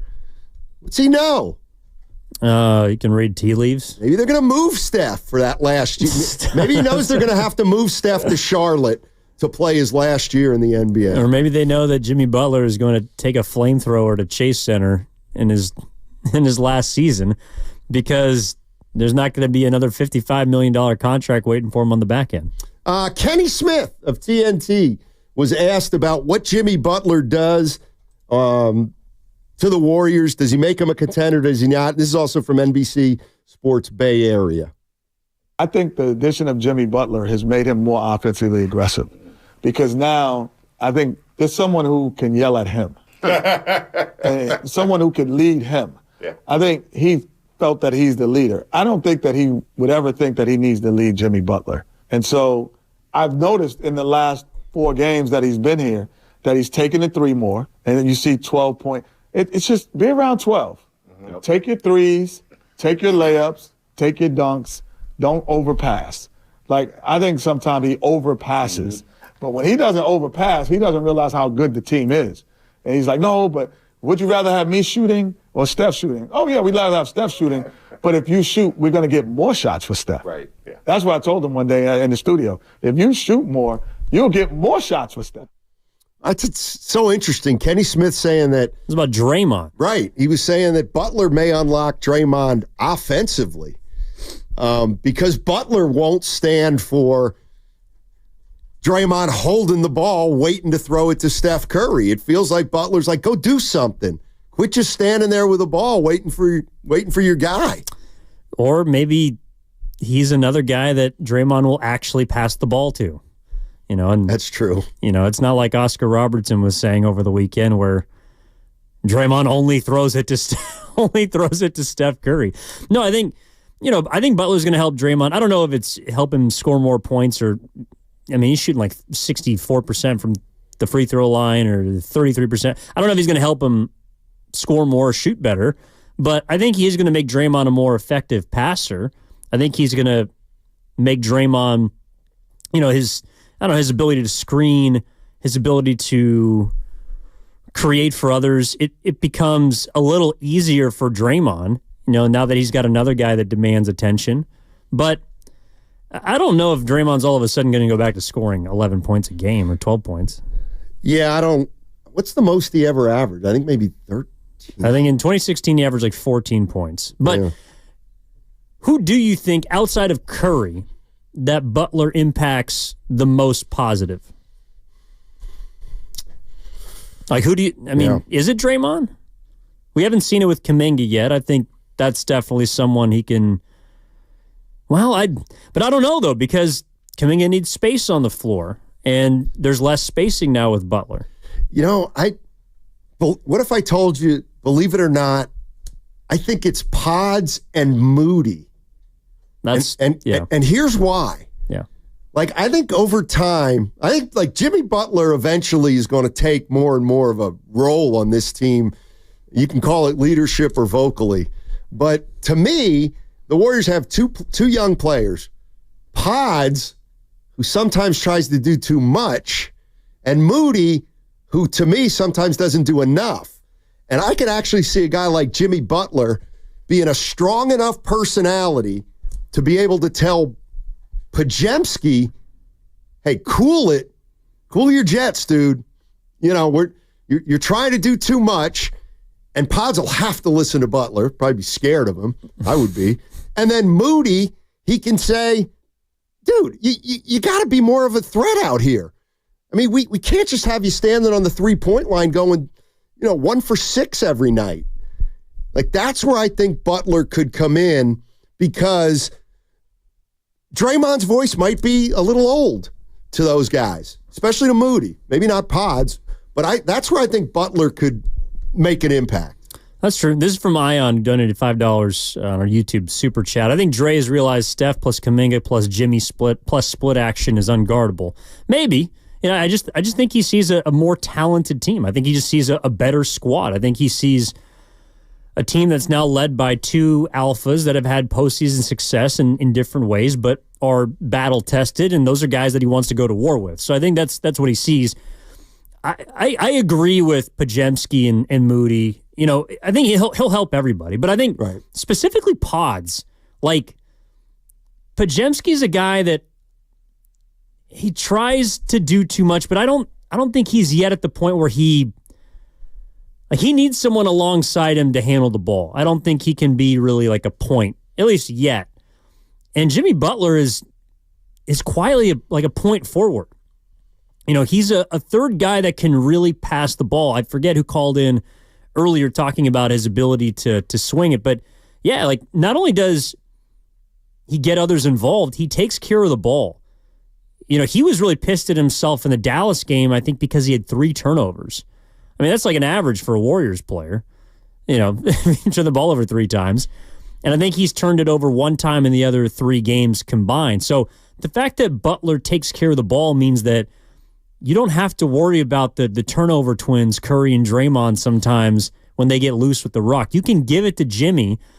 And for Podziemski, he doesn't have to carry that role. He can just be the connector, which is probably his best role anyways. And I think same for Moody. Yeah, I would agree with that. I like Pods to be in a little bit more of a straitjacket, if you will. But I think that he tries to do too much because it's a function of how they played the first half of the season and even last year. And that's, I got to tell you, one of the things that I'm most interested in seeing, and we can go down that road too, at 888-957-9570. We've gotten a little taste of 4 games with Jimmy Butler. And there is no doubt the optimism about this team has changed. And my question to Warrior fans is, what's the most exciting thing you're looking for down the stretch? Or what is maybe a challenge that you think they're going to have to overcome? Mine would be this. If the stakes of the game continue to be ramped up, in other words, if the Warriors start to make a run, and all of a sudden they're playing really important games, and let me tell you, if they make a run, it's probably going to start pretty quickly. If they make a run, it's probably going to start pretty quickly. And so I want to see how Steve Kerr coaches this team in terms of utilizing the young players and the veterans, knowing damn well that they're going to be playing really important games at the end of the regular season. And what's that going to do to the younger players, if anything? Does he have the stomach, if you will, to keep making sure that Moody plays, that Kuminga plays, and that Podziemski plays? Yeah, the first two, Kuminga and Moody, I wonder how that's going to work because they seem to play the same position. But I think that when and this was also sort of something people wanted it last year more, but the idea of condensing the roster, not just because you got too many dudes, but so like Kerr doesn't have the willingness to just lean on veterans. Like you strip him of choices, he no longer has Schroeder, Slow-Mo, Waters. Like I know he's still got GP2 and Looney, and those are players that he'll lean on and rely on. But there's more of a clear top 8 or top 9 on the team now, and so it's like Kuminga's gonna have to play. Moody has to play, and you only have 12 guys on the roster right now.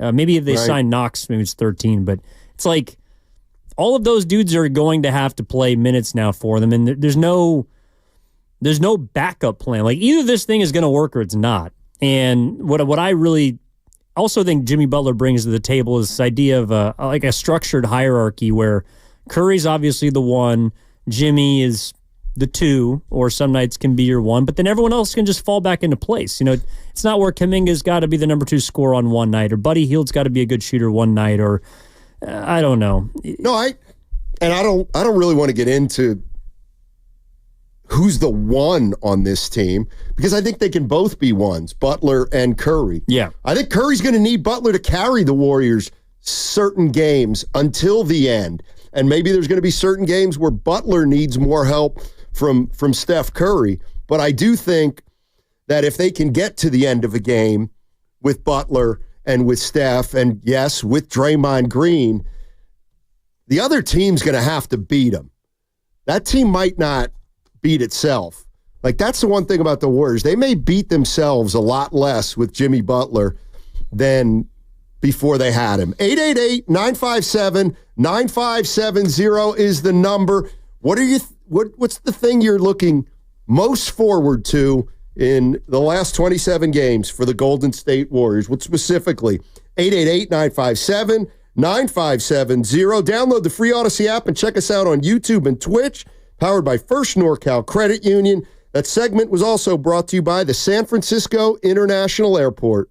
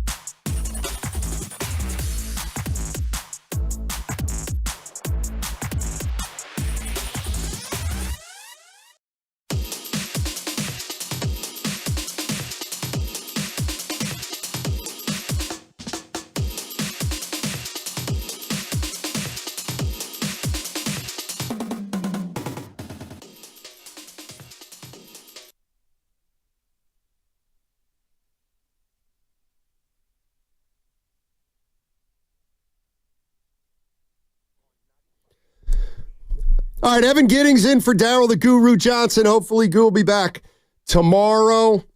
And we're talking about the Golden State Warriors. By the way, I didn't get a chance to pick your brain about Friday. And I see Deborah and Carlito. I'll get to you guys in a sec. Oh, I thought you were going to talk about the breaking news that Lonnie Walker IV has agreed to a 2-year deal with the Philadelphia 76ers. Oh, God, I thought it was going to be the Warriors. Yeah, I would have liked Lonnie Walker. Lonnie, keep the landle lit, Walker, or candle lit. Wow. You don't want to get another guy from Reading, Pennsylvania in here. Steiny loves him some Lonnie. Oh, God. We would have bonded. The Sixers, huh? Well, no, that would have been tough, actually, because he probably would have taken Pod's spot within a week, and we don't need that right now. It's true. Pod's playing well. So Pods gets to kind of go, Lonnie Walker gets to go home. Yeah, Reading, of course, right outside. He's going to play a lot for the Sixers. He might. Friday night, you were at Amador Lounge. Okay. Yeah, it's a cigar lounge, kind of like a social club. I got you. So I was indisposed on Friday night from 6 to 9. So who did you give me all the people you interviewed, because it sounds like a who's who. Yeah, it was a lot of fun, and it was before kind of like the celebrity pickleball event that Rick Barry was in this weekend, Molly Hardaway, Run TMC, a lot of other celebrities, but we got to talk to. So off the bat, it was your boy Latrell Sprewell. Oh man! Right off the bat, what'd you ask him? Well, I asked him about you off air. Oh no! And he said he'd recognize you if I had a picture. No, I think once I told him kind of what you wrote. This wasn't on camera, but once I talked to him about it, he's like, "Oh yeah, that guy." So we talked to Latrell Sprewell, talked to Dusty Baker, talked to Tyler Hansborough, talked to John Isner, talked to Anthony Anderson, and then afterwards, because he had just gotten there, Chad Ochocinco's flight, I guess, couldn't get out of Miami, and we weren't able to get him on Zoom. But after the show was over, myself and Mark Grandy went up to where the cigar party was, and like T.O. was there, Mitch Richmond showed up. There's a lot of ballers there, so nice. it was a good time. So Spree was cool. Spree was sick. Yeah, Spree was really cool. Actually, he has a pretty good relationship with Jimmy Butler. So I asked him about what it's like to basically be a kind of mischaracterized person in the NBA, and he said, "Yeah, you don't read anything. You cannot read anything that's written about you because you're never going to control a narrative." And I realize that Sprewell's done some things that are, I don't know, a bit more costly than Jimmy Butler. But I don't know, man. I could see why he has an affection for a player like that. Yeah, I always liked Spree. You know, the one thing I didn't realize he was from Wisconsin. Milwaukee, I think, right? Yeah, he's from the same area as Looney, Poole, and Pods. But yeah, that's right. Yeah, he's kind of got that Midwestern humble nature about him. He was really cool. Yeah, he is all right. The one thing about him is, if you interviewed him after a game, you didn't know whether the Warriors won or lost. He was the same way, and chances were they lost. But my point is that he was always professional and pretty cool to writers back in the day. All right, let's go to Carlito in Alameda. What's up, Carlito? How you doing? Hello, gentlemen. Gentlemen. Doing well. Listen, I'm going to say what nobody else seems to be willing to say. And Steph and Draymond were drunk off the champagne from the All-Star game. This is a little silly. We're not even a playoff team right now, let alone a championship. I'm going to put you guys on the spot. Do they make the playoffs? Yes or no? Thank you. Oh, Carlito. Ye of little faith. Do they make the playoffs? I think they do. I'm going to say yes. Do they make the championship? Do they win the championship? Are they championship? I right now would say no. I think they're going to get to the playoffs via the play-in. Yeah, I think it's going to be, and we talked about this a while ago, but I think it's still the most realistic path, which is you get to the first play-in game. Ideally is a 7, so you have the first game at home, but you definitely get 2 cracks to get to the postseason, and you win that first game. Or you go on the road as an 8 seed, and I don't know, maybe you catch Dallas, who's a bit banged up. Maybe it's Minnesota, who is, I think they've been playing good basketball, but you're 3-1 against Minnesota. Maybe that's the matchup you want in the first play-in game. So I think that's the most realistic path to the playoffs. Oh, I know what I wanted to ask you. And you kind of teased this. Huh? Well, let me get to Deborah, and then we'll get on with it. Deborah in San Leandro. Hey, Deborah. Hey, Tiny. How are you today? We're doing well, thank you. Good. A couple of things, like what I want to see, right? I want to see Jimmy Butler be available, because that was my only concern about Jimmy was his availability. So I want to see him be available, and I want to see the Warriors, who have the second most, like Cleveland and the Warriors have the most clutch games. Is that what they call it when you're at a certain time frame? Yeah, exactly. Okay, so they have the most clutch games in the NBA, Cleveland and Warriors. Cleveland's won 72% of theirs. I think with Butler, if he's playing, we're going to win a lot of those games, and I think that pushes us into the playoffs. Yeah. I have been a skeptic. I have to tell you, I have been a skeptic. All right. So those are what I want to see. All right. Yep, appreciate it, Deborah. Still a little skeptical, too. But it's sure better now than it was. Like, I guess if the Warriors, I'm trying to envision the Warriors didn't make a move, and we're talking today about the Warriors. Yeah. I mean, think about the difference in tone between the way we talked about the Warriors today as opposed to the way we would have talked about them if they hadn't made a move. Yeah, exactly. No, and Deborah's point is a good one. But let's, to her point. So the Warriors have played in the most clutch games in the NBA, games defined by 5 or less points in under 5 minutes. Okay.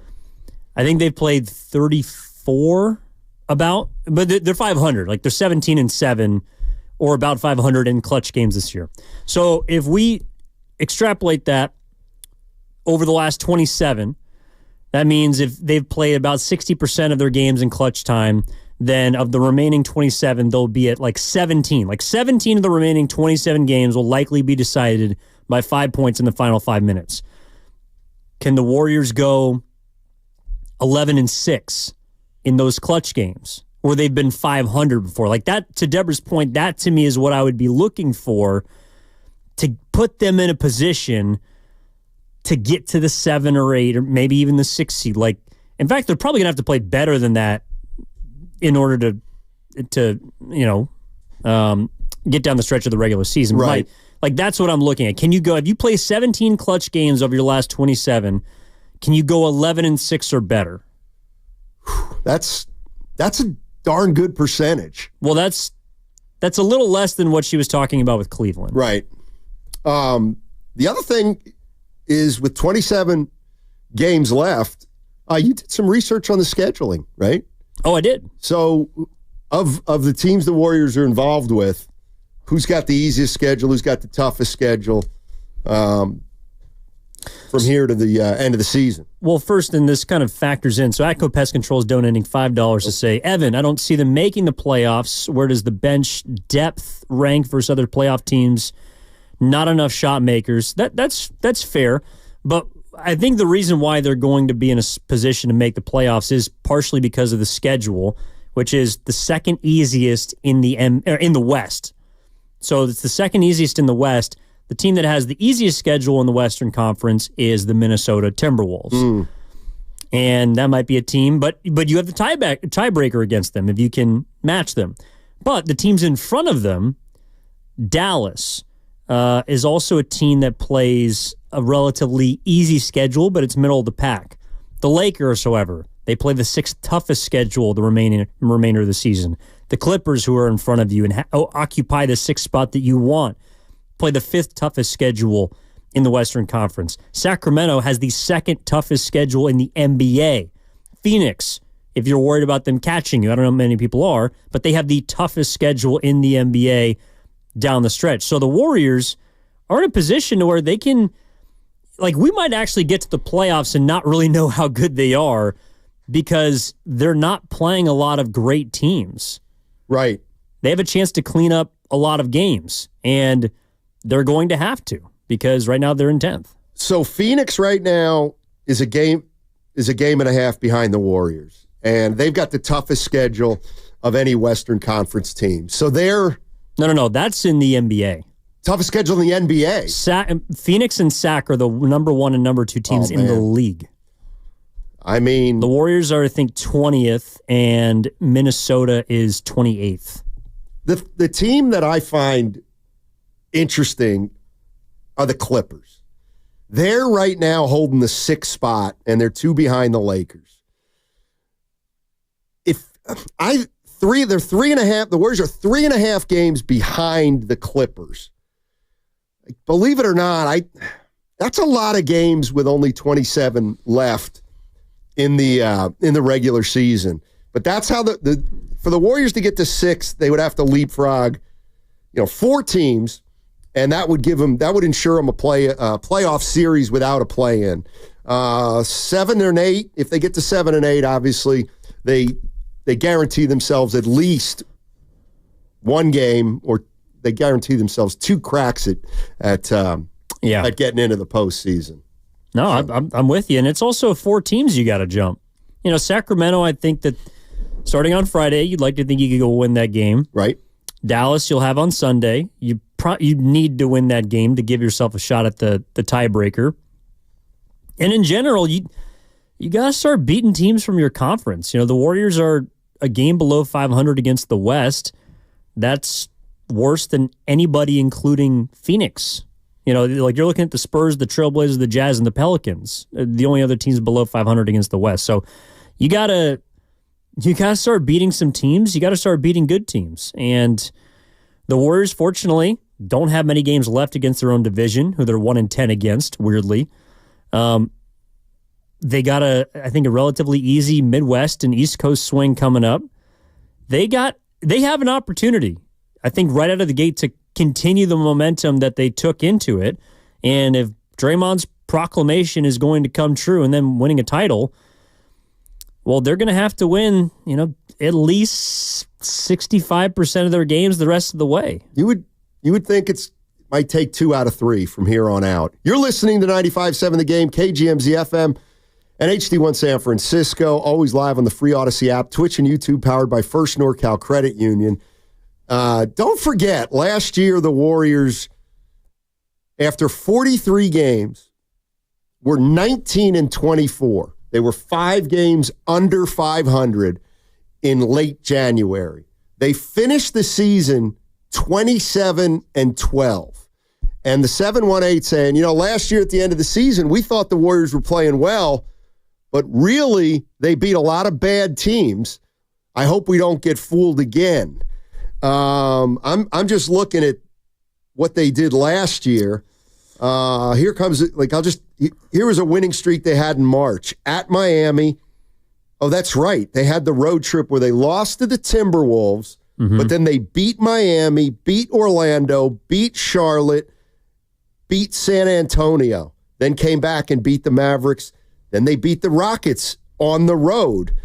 So a couple of those teams are gimmies, but not, well, you know what? The last 4 games were the Blazers, Pelicans, Jazz, and Kings.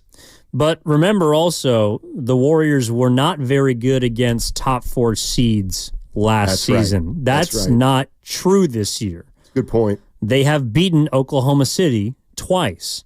They have beaten Boston once. They will face the Knicks, I think, twice in the next month. But they've beaten the Rockets twice.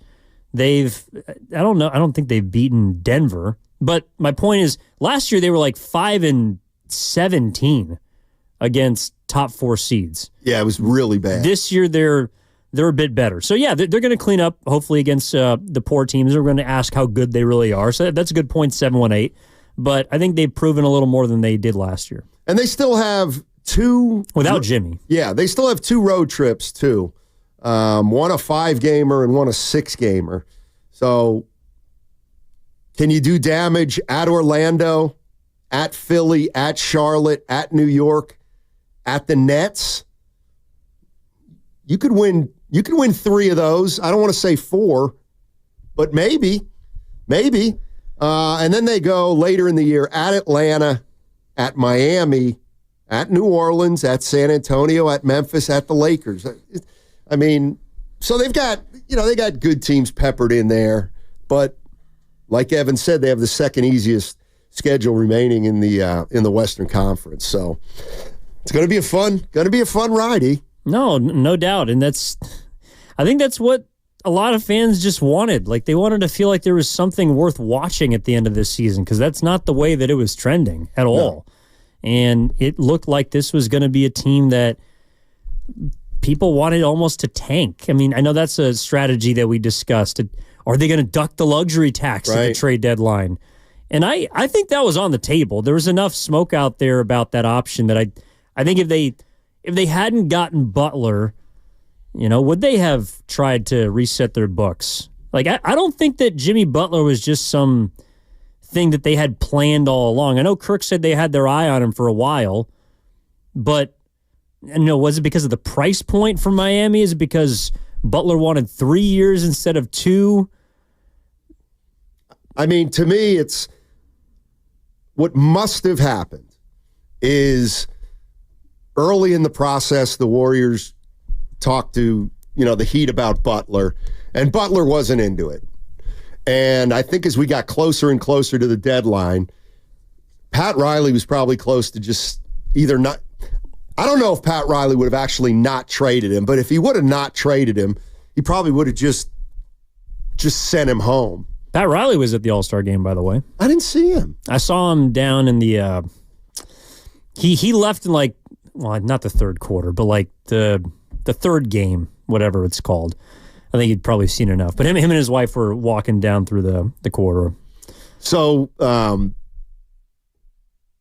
think what happened was Butler had his heart set on going to Phoenix, and at some point he realized that was not happening because Bradley Beal was not getting off his no trade. And then I think at that point he said, you know what? Send me to the Warriors, but get me an extension.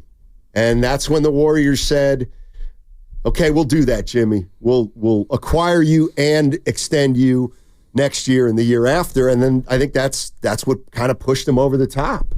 By the way, I didn't want this to get lost. You used a phrase. Oh no. That had I used it, I would have been called a hater.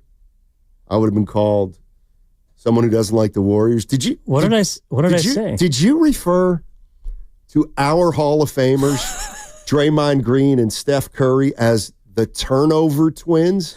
Did you really say that about our Hall of Famers? It was a throwaway line. I didn't think anybody would notice it, but yes, I did call them that. Steiny, it's frustrating. What is? Watching two gifted passers throw the ball into the second row of the stands at least 2 times a game. And whether it's because Buddy Hield wasn't in the right place or not, that there's going to be a situation early or late somewhere in the game when Curry dives into the paint and just hook passes a ball over his head. Oh, no. And no one's in the corner. Yeah. No, that was a little bit of a cheap shot. But, yeah, I call them the turnover twins. I mean, be better. Well, I think they're going to – here's the other thing I was thinking is, again, I don't know who's going to be the one. Butler going to be the one or Steph going to be the one. I don't think it really, really matters. But I do think Butler, you're going to play through Butler late in the game. Because think about it this way. What's more dangerous? Curry at the top of the circle, getting a screen with all eyes on him. And the reality of the situation is Curry's going to get blitzed, so he'll have to give it up. As opposed to Butler, who you can throw the ball to him in the post. And then if they double, they don't double team him, he makes a move. If they do double team him, now he creates the ball movement that could end up in Curry's hands. Yeah, the ball might find its way back, or Draymond can be the screener, and I think he's a pretty good decision maker. But when he delivers the ball, whether Draymond's in like the dunker spot or it's Jimmy that's the guy on the kind of the receiving end, Like, you now have two different players that both know where the ball needs to go. And I trust to make the proper decision when they're staring at a 4-on-3. I mean, that's the whole point of Curry getting doubled out beyond the three-point line, is it sets up a 4-on-3. And now there's two guys that can make that pass or the decision of where it needs to go. Someone like Pajemski, I think, is also, a pretty good decision maker if the pass needs to go extra, if he has to shoot it, if it's a drive and kick. And I think what I've seen the first 4 games is it looked a little more like Warriors basketball when they had Durant. And obviously not to that extent, but you know what I'm saying? Right. Like, there was more open lanes to pass the ball, and it feels like also the Warriors, maybe they're less turnover prone when Jimmy's got it in his hands. No doubt. And it's funny, but the teams that tend to be on the lower side of the turnovers are usually the teams that have a ball-dominant player or maybe multiple ball-dominant players. But I'm thinking about it at the end, and it's always bothered me. Here's what's always bothered me, Evan, is that one of the things that makes Curry absolutely unique is his ability to play without the ball. He's one of the greatest of all time at playing without the ball. But it feels like there's always been a segment of fans that they look at that as almost a negative, because if he's great off the ball, it means he's not going to have it in his hands as much. And that, to me, is the part where Curry is more different than a lot of the stars. I mean, he is dangerous without the ball, and you have to account for him off the ball. And that's where I think Jimmy Butler's really going to help, because they can make a decision on whether Curry's going to initiate or whether he's not going to initiate. But if he doesn't initiate, you might be every bit as good of a team as when he does initiate, maybe better. Well, and you brought this up last week, and I think it's obvious to those watching. They're playing with more controlled chaos now, like the broken plays. And I don't think that that's a coincidence. And it's because Butler's not someone that has tunnel vision. When he gets the ball, even if it's like in the post and he's backing a guy down, it's like he has, a wider peripheral vision to where the ball could go. And so that means even though Curry's off the ball could still end up in his hands in a better position to shoot than if he's trying to take someone off the dribble. No doubt. Like, he doesn't have to create as much for himself. And he can still, degree of difficulty, get a three-pointer off, or maybe take a half quarter like he did in the All-Star game. But when Jimmy's there, you almost have to be more hyper-aware of where Curry is because he's moving. Yeah, I'm with you. And I think it's gotten to the point where what would you rather see, Steph? If he's going to shoot a three, would you like to see him coming off a wing and receiving a pass behind a screen without a dribble, or do you want to see him take threes off a high pick and roll? I think we're getting to the point where I'd like it the former way rather than the latter way. But the fact that they can do it both ways is something that they should maybe get to work for him. All right, here's what's coming up. We got one more segment before the crossover. I want to get into Draymond Green, and we got to play you what Oscar Robertson said about Draymond Green. And we'll tie up some loose ends in terms of sound as it relates to All-Star Weekend. If you want to jump in the last segment, talk about Jimmy Butler and what you're most excited about the second half of the season, 888-957-9570. What's coming up on the game is brought to you by Fremont Bank. Here for you, here for good. Shocked you talking to me.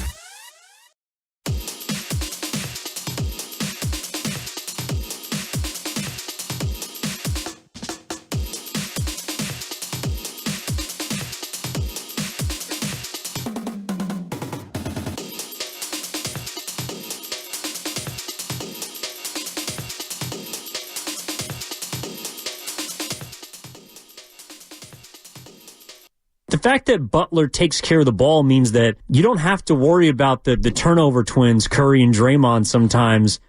Now, back to Steiny and Guru on 95.7 The Game. Did you hear that? You didn't have your headset on.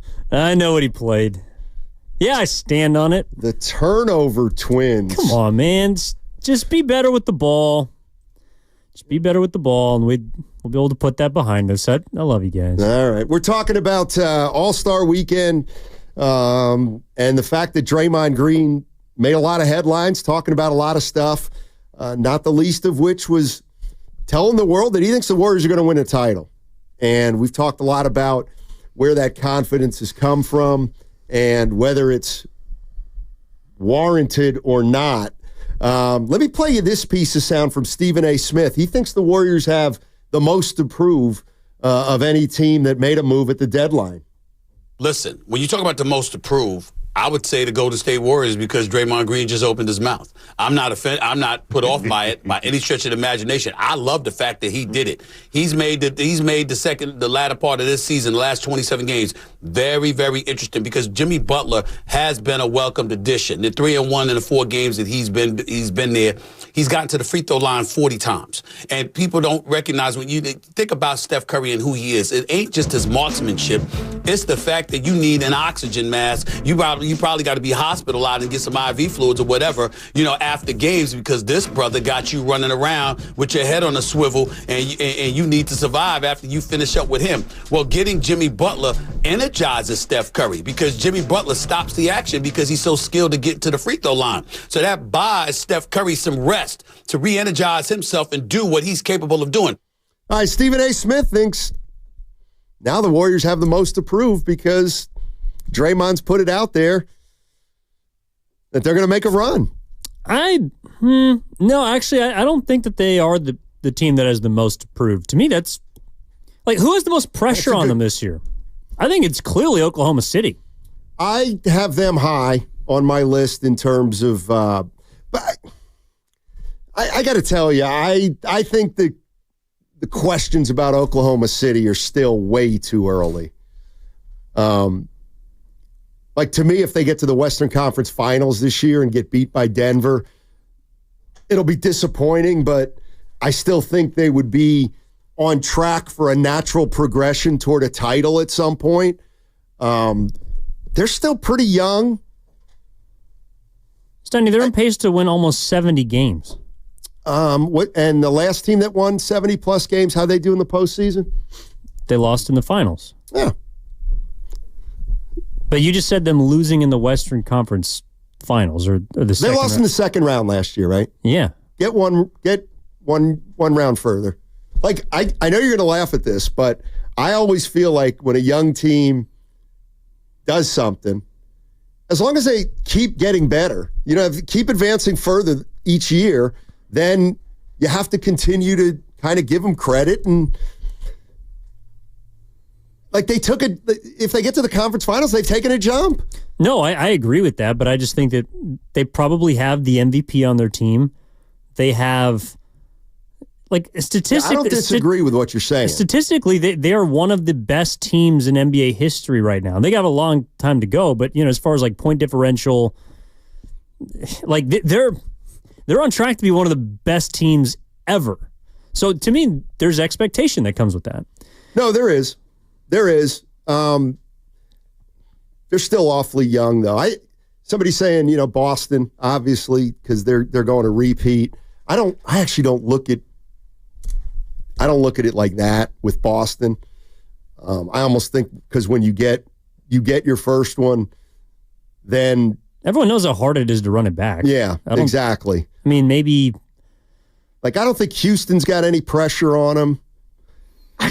The Lakers should have pressure on them, but for some reason I don't think they feel it because Dallas has pressure. But now Davis is going to be hurt for a while. So, but I would agree with you on that. Like, but I don't think the Lakers have pressure because it feels like everybody's just happy that they're going to have Doncic for the next 10 years.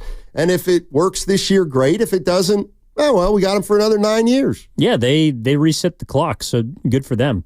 I think the Warriors, there's pressure as far as time. There's not a lot of time left for Curry and Draymond and Butler, but actually I don't see. I disagree with Stephen A. Smith. I actually think that the Warriors have the most to gain. I mean, they were dead in the water before the deadline. They got Jimmy Butler, and now it's like they have new life. I think that's why. That's the only way that Draymond's promising all these things that he may or may not be able to deliver. It's like they have a clean slate again, and I don't think that people expect them to win the title. So, in a way, they've already won 4. The last one they didn't expect to get. Like, they're kind of playing with house money at this point. I just think that Stephen A. is maybe looking at it from, well, now they got action and they got to back it up. It's like, I don't think they do. Right. I mean, Draymond saying they're going to win it, to me, doesn't mean now they have something to prove where they didn't before. I think the Warriors, what they want to prove is that they're still relevant again. And relevant to me would mean winning a series and having a good second round where even if you get eliminated, you can look at your team realistically and say, here's what we have to do to take the next jump because, we weren't quite good enough. The other thing we got to also, I mean, there's a chance that maybe something happens that's unforeseen the last 27 games, and the Warriors don't make the playoffs. They don't. And maybe it'll be they didn't gel like we thought they were going to gel, or they lost too many heartbreakers, or maybe they had an injury they couldn't overcome. But they still have a lot of work to do to make the playoffs. Well, there's pressure to make the playoffs now. In fact, I would argue there's pressure to win a round. You can't say you're going to win the title and then get swept in the first round. Exactly. Or get knocked out in 5 or 6 games. You got to be competitive. And maybe that's what he did more so than anything else. But the expectation to win a championship to me has not been restored. I just think that hope and belief is further along than it was before. Let's go to Matt. Matt's in Oakland. Wants to jump in here. Hey, Matt, how you doing? Hey, fellas, how we doing? Doing well, thank you. Man. I had a question, observation quickly. I don't know what people mean by pressure. There's pressure on anybody, and pretty much anything can happen between now and the end of the season. But I was curious if you guys have assessed where this team is going to be in the off season, as far as how much money they're going to have, what kind of cap they got, what kind of assets they got. So I do think this is about next year. I just think it's a little bit too late for Butler, but I really like what I see. I don't think they're going to fall off, barring injury, significantly next year. So what do they got? What can they do? Who's realistic? What do you guys think? Well, I think it's a good question. And I think so much of it depends on how they finish up this year. Evan? Well, just logistically, you have 6 players under contract that make about $160 million. And between the 160 and the second apron, I believe, is like $47 to $49 million. So you have that amount of money to pay Kuminga and fill out the rest of your roster. Because I'm just assuming that they would like to pay Jonathan at this point. Right.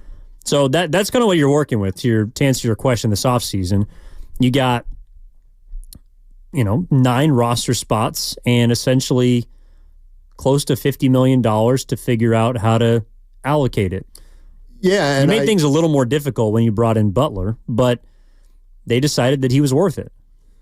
Yeah, I really do think how the last 27 games plays out. For example, if the Warriors don't make the playoffs and Jonathan Kuminga is putting the Warriors into the luxury tax and knocking on the door of the second apron, I don't know that Joe Lacob would, and it's one of those things, what's Joe Lacob going to do at that point? You've missed the playoffs for 2 straight years, so you're going to go into the luxury tax to re-sign Jonathan Kuminga? Why? Well, maybe because you now owe that to Curry and Butler these last 2 years. But, one of the things that owners always say is, I'll go into the tax as long as we got a shot at it. And if the Warriors don't make the playoffs this year, does that mean they don't have a shot at it at all next year? I don't know how Joe Lacob's going to view that. Now, Kirk last week seemed to suggest they're going to pay Kuminga, and if they have to go higher than that, they'll do that too. So maybe Maybe they're all in again for the next 2 years. Maybe. And, I think it'd be a complete disappointment and honestly a failure if you don't even make the playoffs this year. Right. I don't know how you justify if you don't make the postseason, even if you get bounced in the play-in. I don't know how you justify just running it back. Bringing back the big three who are going to be a year older, paying Kuminga, and locking yourself into, that core or this version of yourself when it hasn't worked. I'm optimistic that it will because I think they can get to the playoffs with this group. But for some reason, if it doesn't, even if it's because of injury, Steiny, it's like, in a way that proves that, well, you can't rely on them being on the floor. If Curry, God forbid, gets hurt or Butler gets hurt or Draymond gets hurt or some combination of the three, it's like, well, I don't want to go into next season just assuming that they're going to be healthy again. No, I hear you there. I'm also thinking, let's say the Warriors, if they finish 16-11. Yeah. That puts them at 44-38. And let's say they lose in a play-in. I mean, at that point, you will have gone 19-12 with Jimmy Butler despite missing the playoffs. So how much do you weigh that? That's a good point. But I hear you. I mean, they got Jimmy Butler with the hope of getting into the postseason this year. And winning a title, apparently. Well, no, I don't know if that's the expectation. But you're like, no. All right, let's go to Joe's in San Jose. Hey, Joe, what's going on? Oh, my God. Yeah, thank you guys for taking my call. Yeah. Oh, man, I don't know where to start. I just want to ask you guys a few questions. The first question is, the Warriors had the winning formula with Kevin Durant, and they didn't get along with Draymond Green. And to protect Curry's legacy, they decided to keep Draymond Green and get rid of Kevin Durant. Do you guys agree with that? Well, you know what? Joe, it's interesting because, and thanks for the call, I guess Malika Andrews, do we have that sound from KD? I guess they're just putting it together right now. Right, so I think it's interesting because, all right, this was actually something that I saw people respond to. So KD was in a massive scrum after the All-Star game, and a lot of people were talking to him. Some people asked him about Curry. Some people asked him about, I don't know, a myriad of things in Phoenix. I asked him about Draymond Green being a head coach. But no one asked him about this, which is what Malik Andrews did on ESPN. All right, this is about KD not coming to the Warriors. Take a listen. I wanted to read you this quote from Steve Kerr. He said, "I don't blame Kevin one bit for not wanting to rerun things here. He took so much for you're jumping on the bandwagon, and then he's the finals MVP 2 years in a row, and he still gets criticized. Why would he want to face all that BS again?" What do you think of that? Talk crazy about me all the time, that's not the reason why I didn't want to come back. I just didn't want to get traded midway through the season. And there was nothing against my time with the Warriors, or I heard because I don't like Draymond. At the end of the day, I just didn't want to move, and I wanted to see it through with my team in Phoenix and see what we could do the rest of the season. So I'm glad I'm still there. All right, Kevin Durant had nothing to do with anything except he just didn't want to move. He didn't want to switch teams in the middle of the year. You buy it? Yeah, I buy it, but I also think that if he has another opportunity to come to the Warriors this offseason, I don't think he's going to want to. Let's say he comes available again in the offseason, and forget whether you want him or not. Yeah, I think he would still say, you know what, I don't want to go back to Golden State, even in the offseason. I think he is going to get traded this summer, or will ask to be traded this summer, because he's also eligible for an extension. I don't know why he'd want to sign it in Phoenix. But I don't know if he'd have an issue coming back to Golden State, but there are just other places that I think he believes he could help make better than the Warriors. I mean, they made their choice with Butler. And even before at the deadline, I also don't think that Kevin Durant he doesn't strike me as the type of dude that wants to go backwards. And I think he kind of views the Warriors as his past, and nothing against him, but it's the present, and his future is not going to include them. I don't know. But then again, he could wake up on the other side of the bed one day and feel like he wants to be a Warrior. Trying to predict what Kevin Durant wants is like trying to predict the weather. I wouldn't want to come back, but the thing to me that was interesting was, when did Steve Kerr say that? That was in an Young Masuk article from the end of last week. Okay. Where I missed that one. No, he asked him what Kerr thought about Durant. He said what Malika said. I mean, that gives credence to, Steve Kerr's basically saying KD didn't get treated well when he was here in Golden State. Now, it's still a little vague whether he meant Warrior fans or whether he meant NBA fans for him having joined this super team. Well, did you hear what KD said in response to that?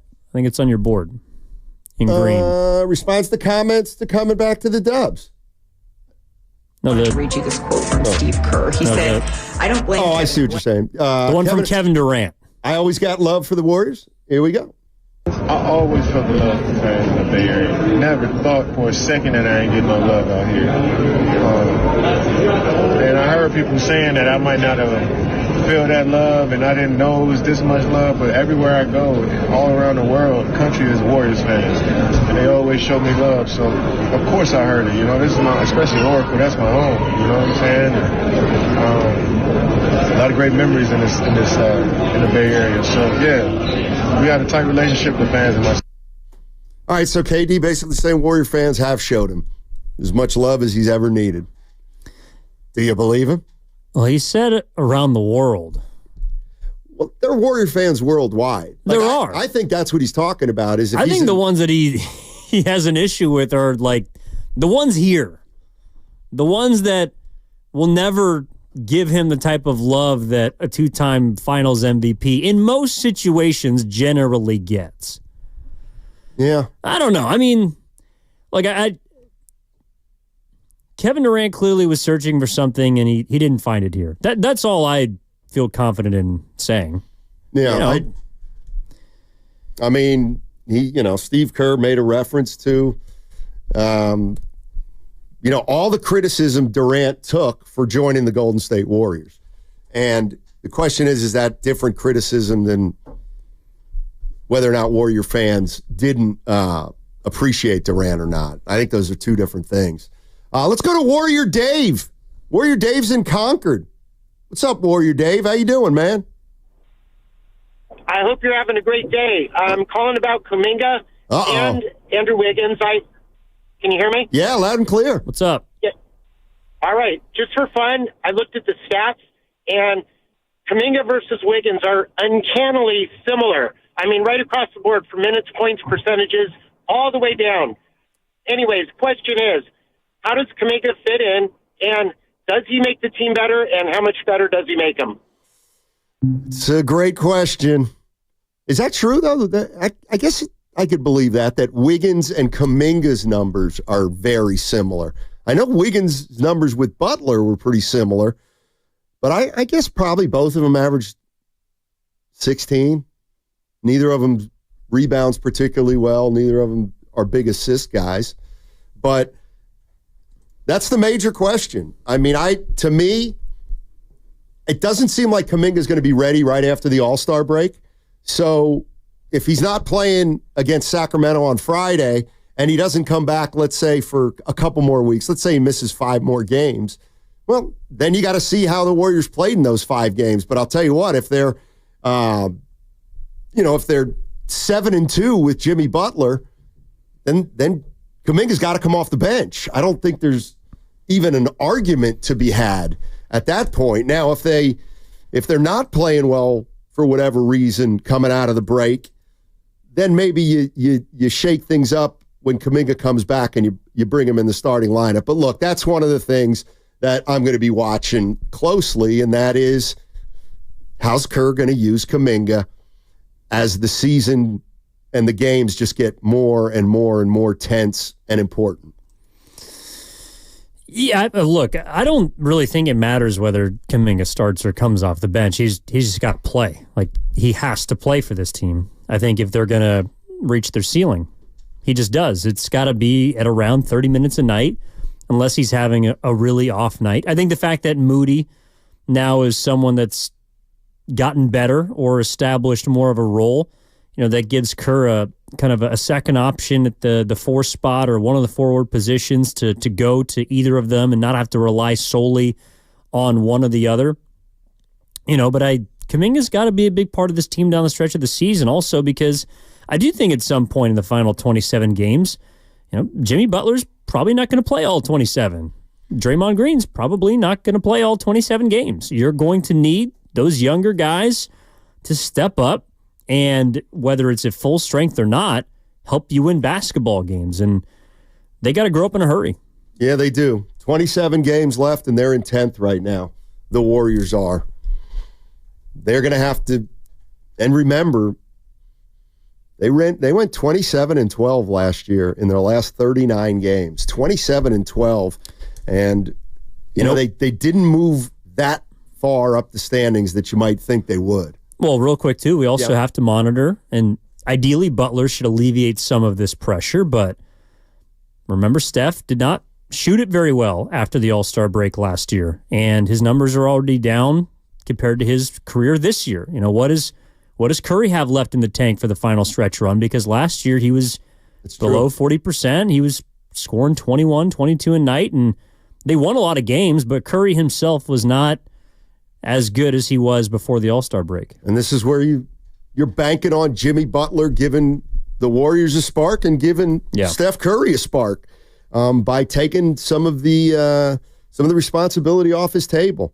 All right, coming up on the other side, it is crossover time with Mark Willard and Dan Dibley. Looking forward to that. Don't go anywhere. That segment was also brought to you by the San Francisco International Airport.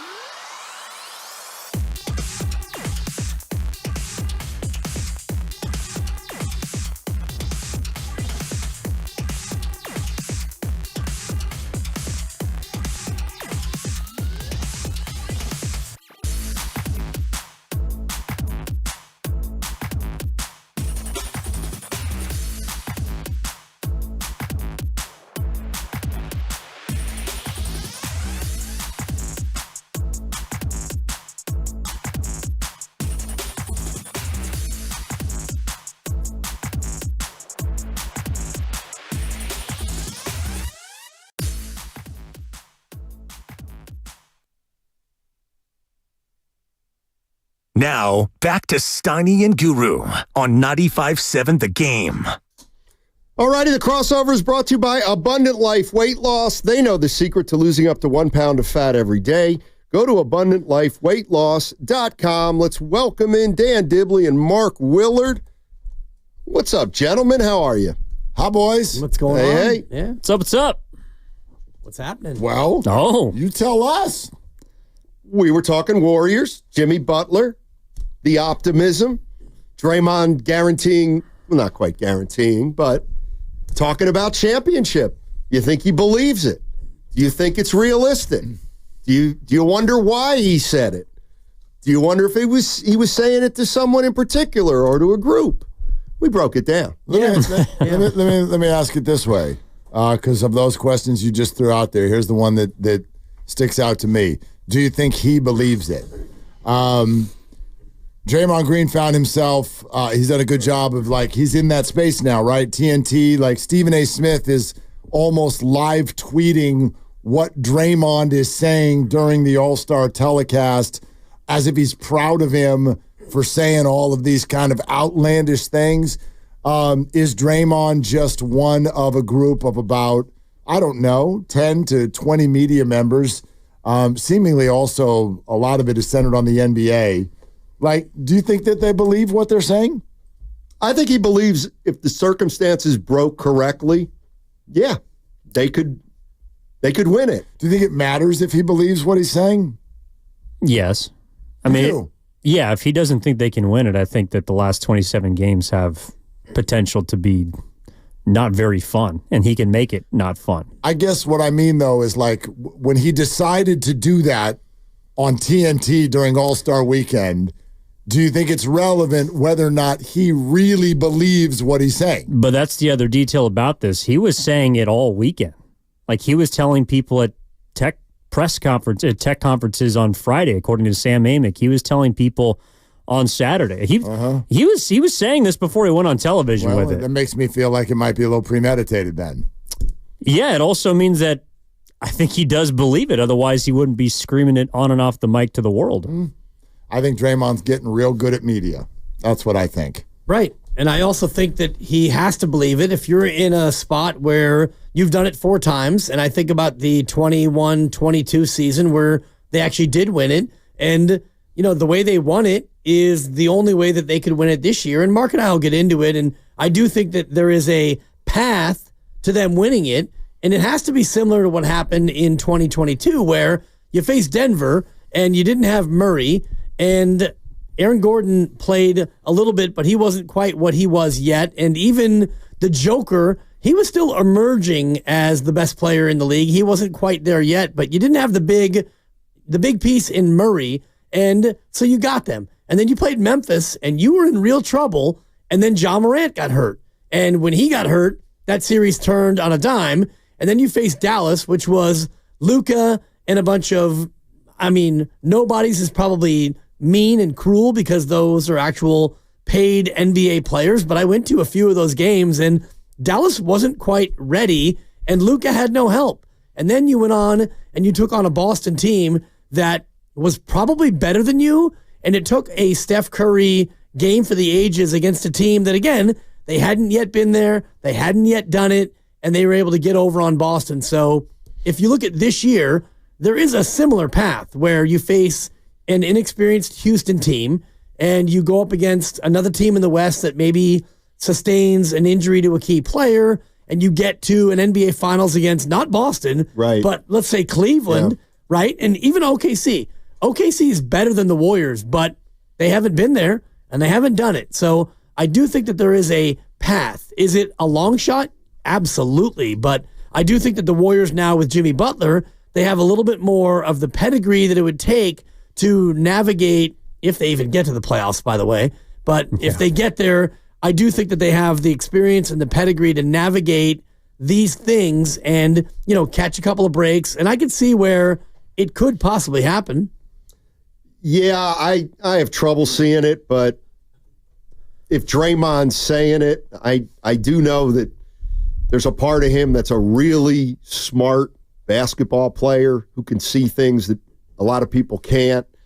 And I don't dismiss the fact that maybe he's seen something or knows something about this team and the ways it can get better, and he feels like they can, and that allows him to believe they can beat anybody again. And I also think he just looks at it with Jimmy Butler and says, me, Jimmy, and Steph, I'll take our chances. Yeah.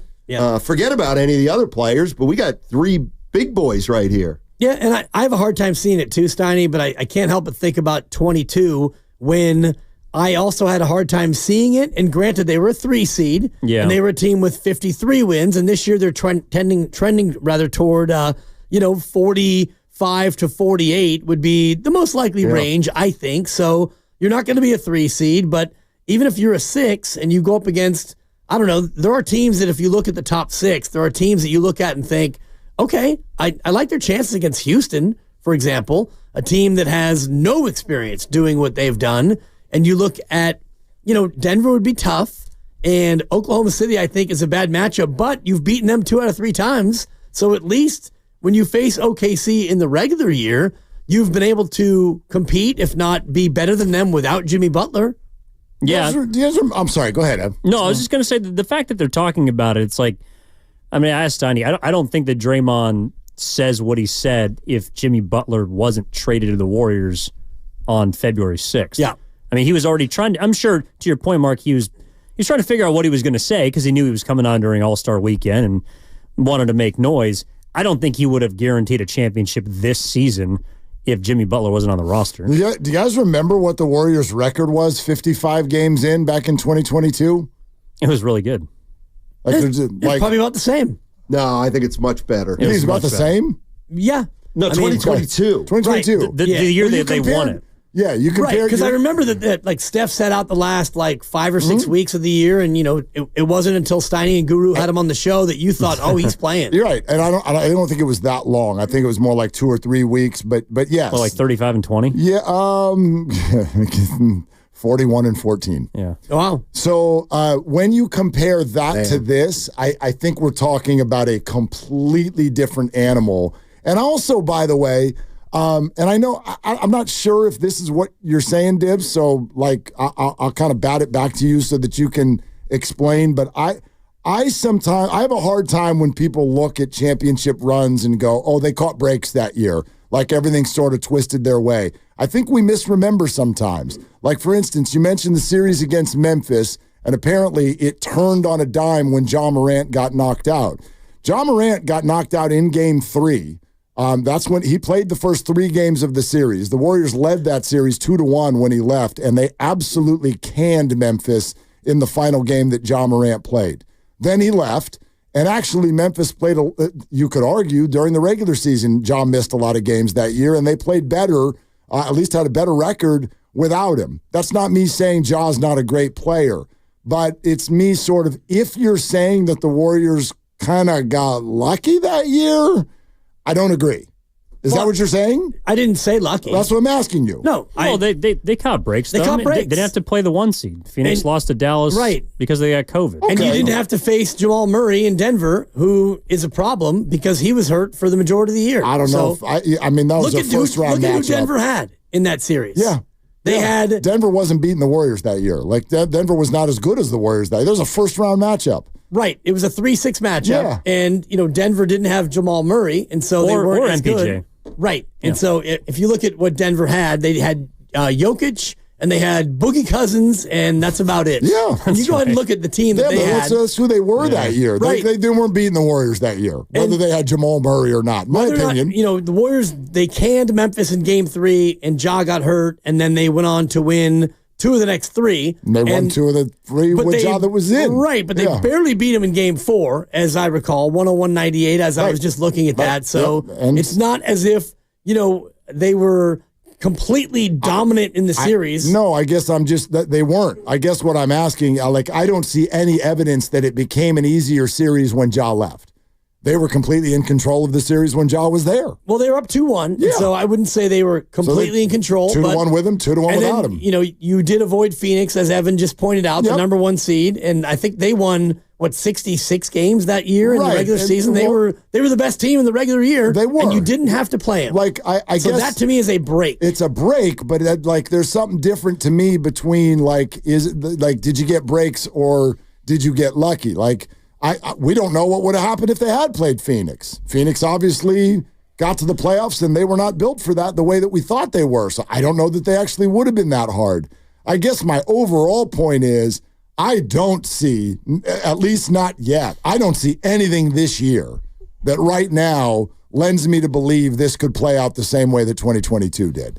I don't see the comp at this moment. Well, I mean, it'd it have could to be different. Exactly. I mean, first of all, you have to get in the playoffs, and then right. And if you want to talk about breaks, like Toronto got breaks when they beat the Warriors in the finals because you lost Clay and KD in back-to-back games. So does Toronto win the series anyway? Maybe.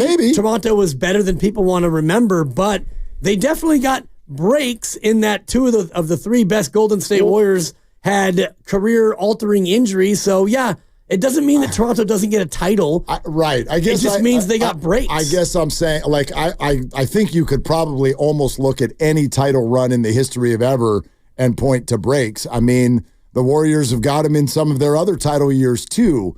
That doesn't mean that it was some sort of a lucky strike that they were able to win it. I think they completely deserved it, but I don't think that you're saying otherwise. Well, I guess what I'm questioning is whether 2022's path then means that there's a path this year too. They would need a hell of a lot more than breaks this year. They would need to play a completely different brand of basketball than we've seen them play so far. My opinion. That's all. You're listening to 95.7 The Game, KGMZ FM and HD1 San Francisco. Always live on the free Odyssey app, Twitch and YouTube, powered by First NorCal Credit Union. I do think there's another aspect of this. Like when we talk about that year, if I remember correctly, the seeding was all mixed up going late into the year. Like they didn't, like they were 3 and they didn't know who they're. Anyway, what I remember is they end up with Denver. And I thought, well, there's no way Denver can beat them because they don't have Murray or Porter. Okay, they got a break. But I think what really matters is the Warriors had a very easy, non-competitive first-round series. Like, they were up 3-0. It was a gentleman's sweep. They lost game 4 at home. And so, they had a relatively low stress for the Denver game or Denver series. And then here comes Memphis, and maybe they're more well-rested. Maybe. I mean, I'm looking at the standings right now. They finished 1 game ahead of Dallas. Warriors were the 3 seed. Dallas was the 4.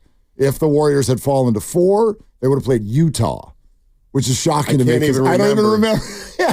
I don't remember Utah being good that recently. Does anybody else remember what that team was even made of? Yeah, I think they had Donovan Mitchell in that team, right? Yep. The one that was the 1 seed. Yeah, Mitchell, Gobert, Conley when he was good. The thing, I mean, I think the path that if you're really searching for one that's maybe more realistic is the path that Jimmy Butler's Heat team took 2 years ago as the 8 seed, which included a pretty big break, which was Giannis Antetokounmpo getting hurt in the first round series against the Bucks, and then catching a Boston team that was clearly not ready yet in 7 games. But, and I ran this by Steiny earlier, I don't know what you guys think about it.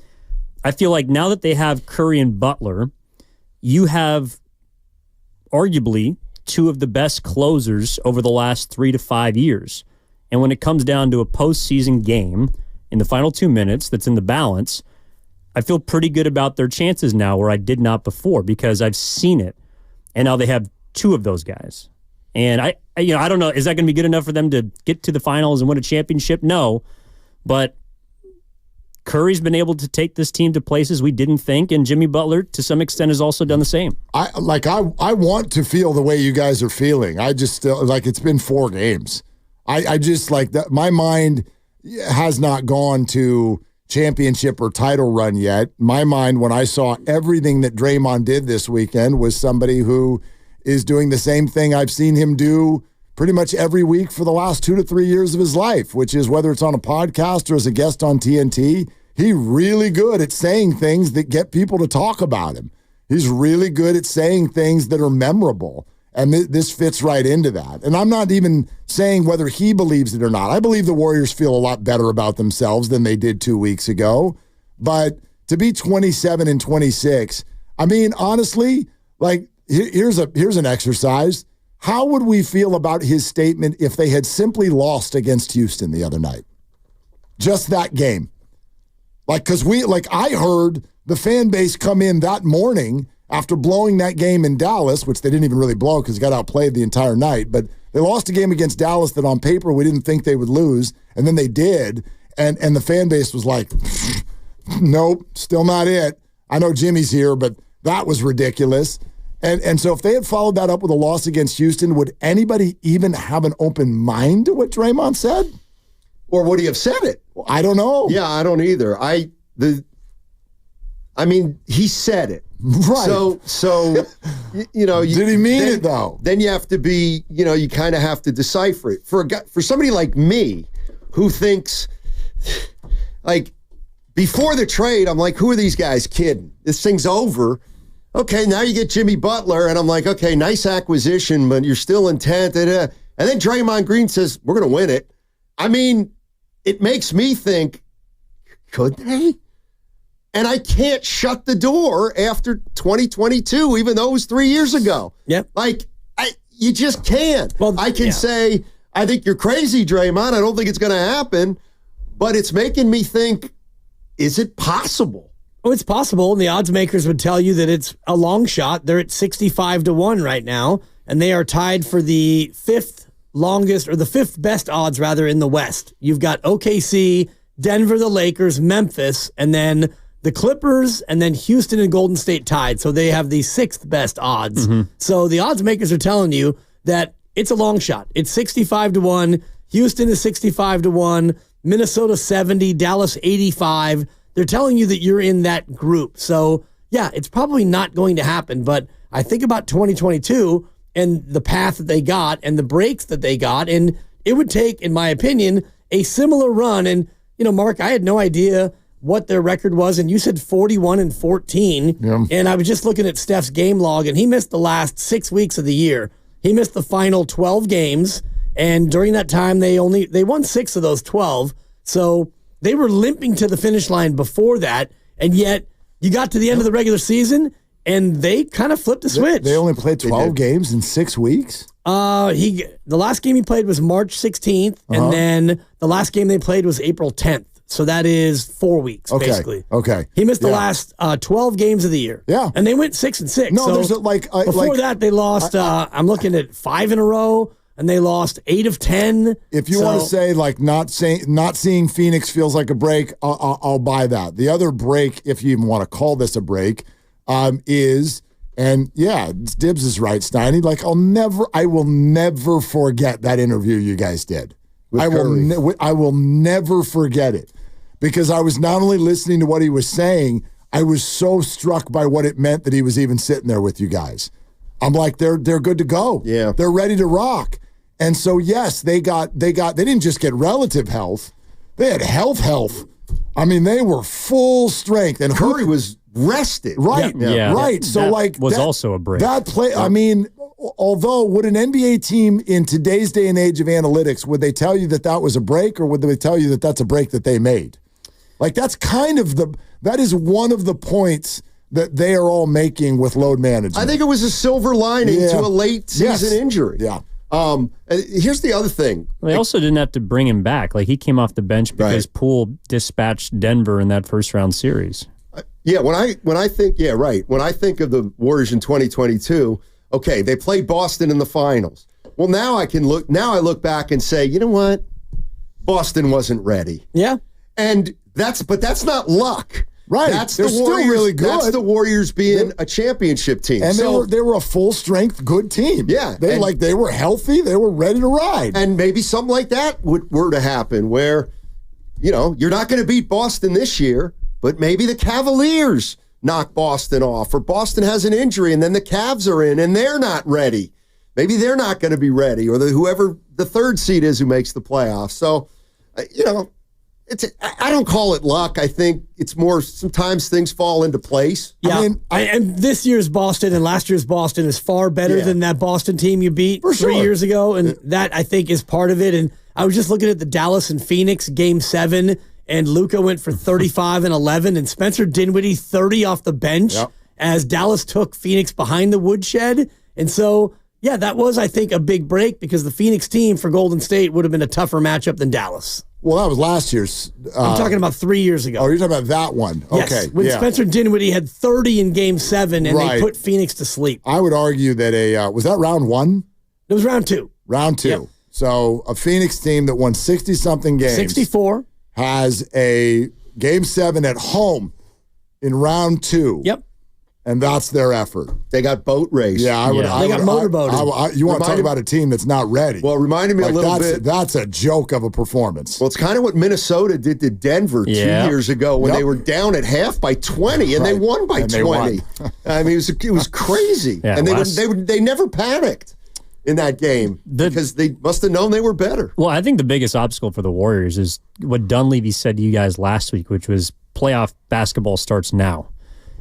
It actually doesn't start for another 2 months. Right. Like if you're playing playoff basketball for 2 months and then you got to play another 2 months of playoff basketball and your 3 best players are going to be 37, 35, and 34, I just think it's going to be really hard for all 3 of those guys to, number 1, remain healthy, and number 2, to be at 100% when you need them the most. So, to your point, when you're 41 and 14, you can, even if Curry hadn't gotten hurt, you can kind of put it in cruise control a little bit.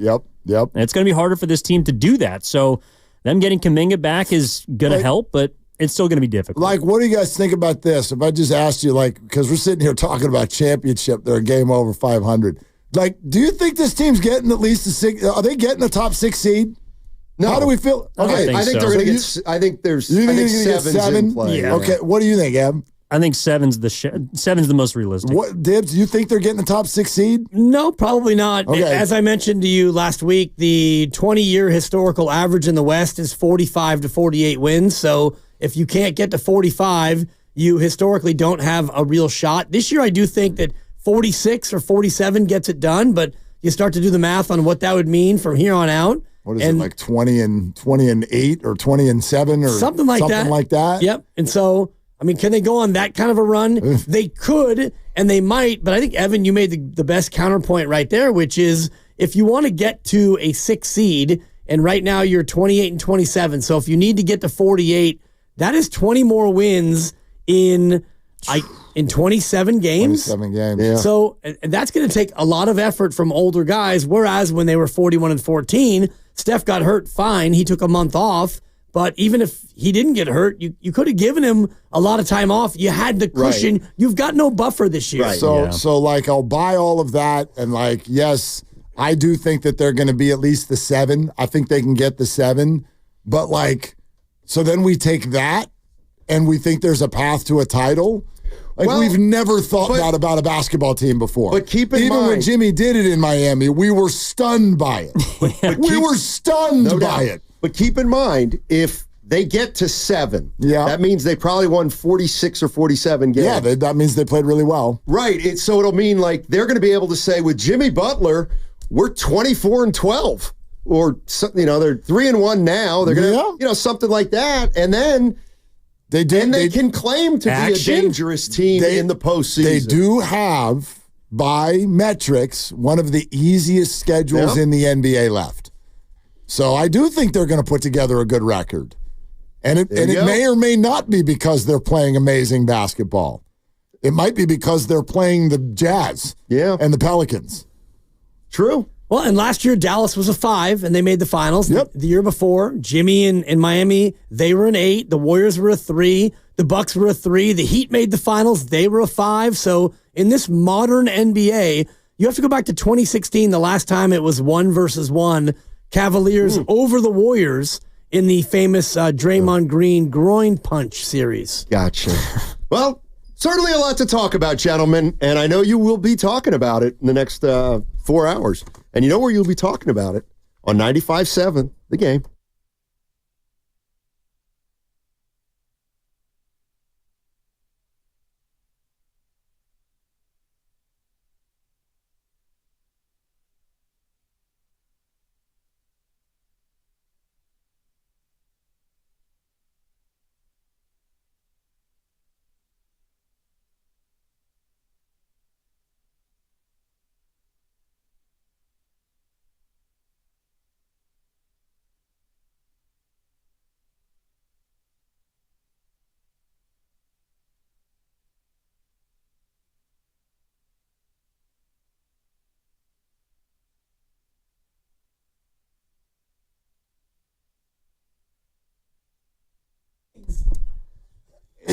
Yeah, let's go. Willard and Dibs, 888-957-9570. All right, we're going to do a little two-step, a little Texas two-step of our own today, okay? So Warrior fans, get yourselves ready because we are going to talk this stuff out, what we've been talking about. We'll keep talking about it here because, Dibs, I find your take fascinating. I find your lack of faith disturbing. No, well, I'm just trying to shed the label of naysayer. So from now on, it's all like, we can do it. Pom-pom radio from here on out. I never called you a naysayer. I called you a dismisser. The dismisser. Yeah, exactly. If you would, who's the dismisser now? Lean into the word the. Lean into word the, and you'll see that this is almost like your superhero name. It's a character. It's not. It's not. It's not a dismisser. I'm out here saying that there's a path to a title. You're the dismisser. Like you could get one of them tight undershirts on with the big letter D or your initials if you wanted to say DD. You could do that. Dismisser. Well, who's the dismisser now? Not me. That would be you. I'm the one out here carving a path, and you're like rat-a-tat-tatting it with verbal bullets. I'm simply telling you that while I can't dismiss it. Oh, yeah. I'm also not there yet, but I want you to hear what I'm actually saying here with my take. It's not even about whether the Warriors can win a title or not. I just think you've all been Draymond. That's all. I don't think that, Draymond Green, listen to what he said. And these are the guys, Evan and Fancy Pants Grandy and Lucas. You guys were all over Thrive City and Chase Center all weekend long. And Draymond said this everywhere he went. He's saying it to season ticket holders, not just on TNT. That tells me it's premeditated. You know what it is, Dibs? It's premeditation sensation. Draymond Green is the Players Union rep of Stephen A. Smith University. And he is very, very, very, very good at knowing how to say something that is going to get attention, that is going to get him a lot of reps and a lot of run and a lot of play. Again, and I'm trying to say this without calling him completely inauthentic, because I don't think he is. I don't think Draymond Green is sitting there going, I'm just going to make something up out of my wahoo and throw it out there. But the fact that he was so firm with this in so many different places tells me that he practiced this in the bathroom mirror in the morning. Not because So you don't think he believes it? I mean... does he believe it? Does he believe that they can win, that they're going to win the championship? I think that, no, I don't think he believes they're going to. Do you think that he believes that they could, or they can, or that they might? I think people like that always think that way. Like, I liken that to the fact that you could go to 8 different point guards in the league, and they'll all tell you they're the best point guard in the world. They believe these things about themselves because they've achieved such an insane level of greatness. Guys won 4 titles. Right. Well, I mean, how can you... So... when Steph and Draymond dap each other up last year after they lost and they went, we ain't done. Remember that famous moment that they talked about? Do they believe that? Yes. I think that they've learned how to almost force themselves to believe that. But if you're asking me, do I think that Draymond Green literally thinks, oh, well, yeah, I think that we're going to win a championship. Like I truly mathematically believe that we're the best team in the league. No, I don't think that. I think he thinks that, sure, like you're saying, there's a path. They are great players. They're all getting up there in age. I think they think that they're better than they were 2 weeks ago, and therefore that gives you a little adrenaline boost. They're encouraged by what they've seen. I think all of that. And then you tuck it into somebody who really knows how to get a microphone and get people going. And that's what you get. You get all of the things he said. Rising stars, people shouldn't be on the floor. This game is boring. We're going to win a championship. The Warriors offered me the coaching job. Like this guy, like you couldn't go 7 minutes without a quote from Draymond Green that was like newsworthy.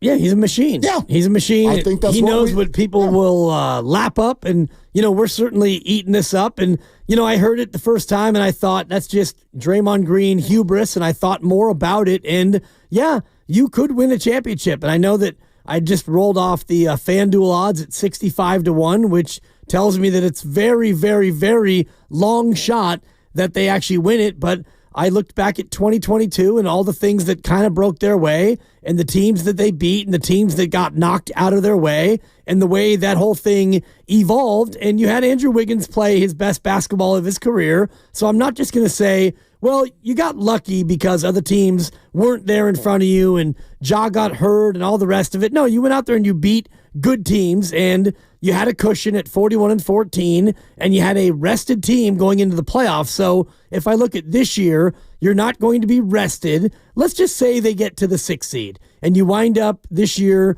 you finish up the rest of the 27 games and you go 20-7. Okay. And you wind up 48-34 and you get the 6.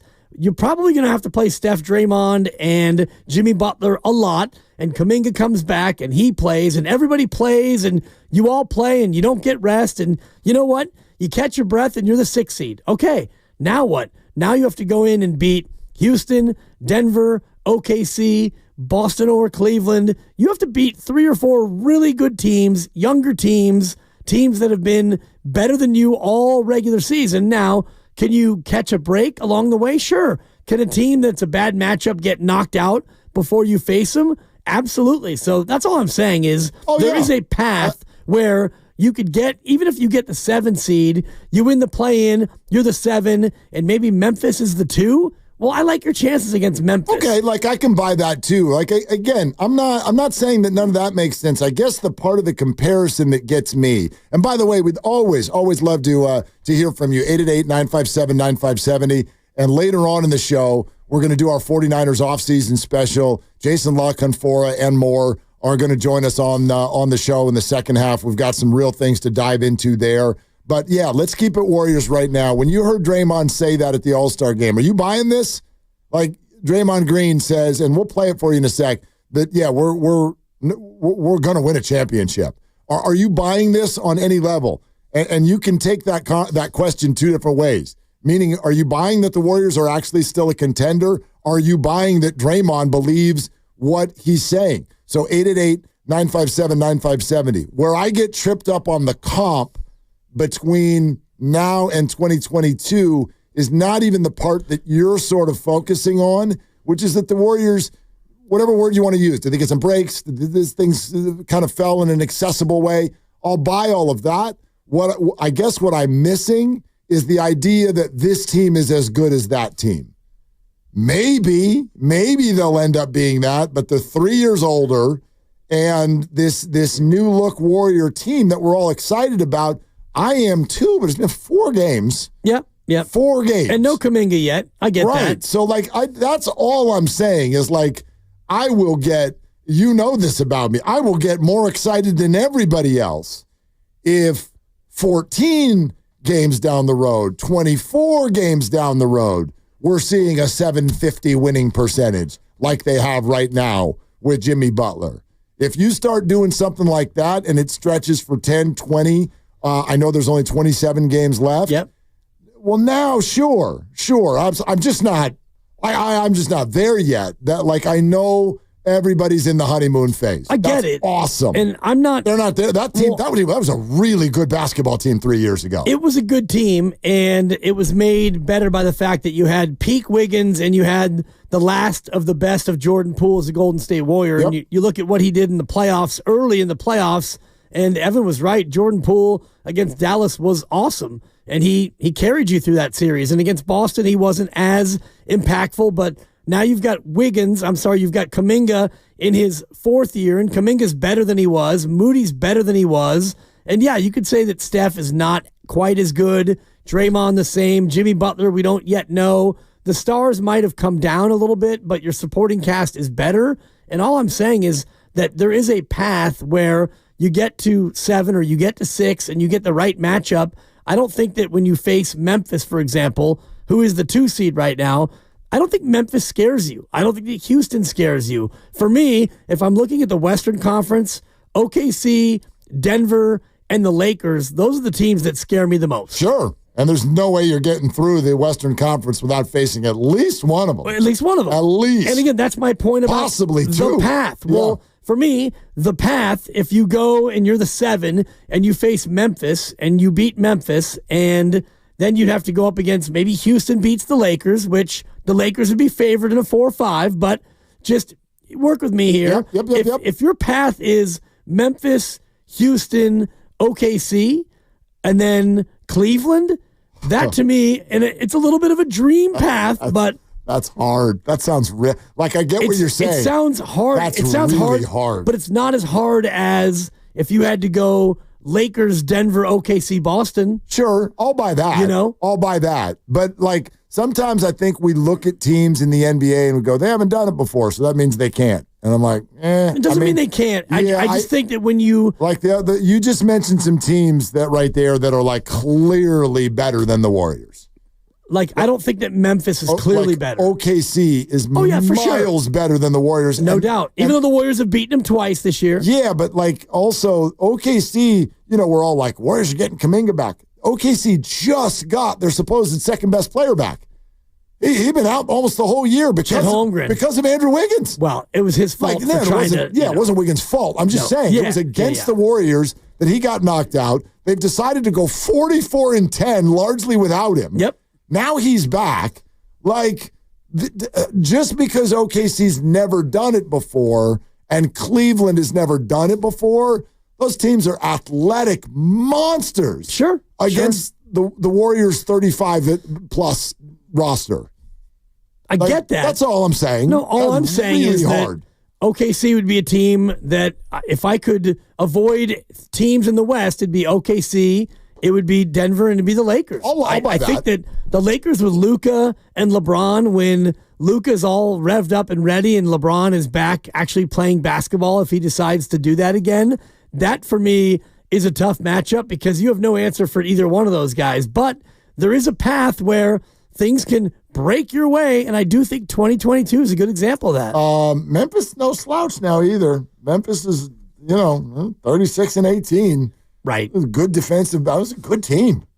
Good. Yeah, they don't scare me. Oh, okay. They don't scare me. I think they're saying the same thing about the Warriors. Yeah. Like, I don't think Memphis is like, uh-oh. You know what I mean? Yeah, but you don't want to play the Warriors. I don't think.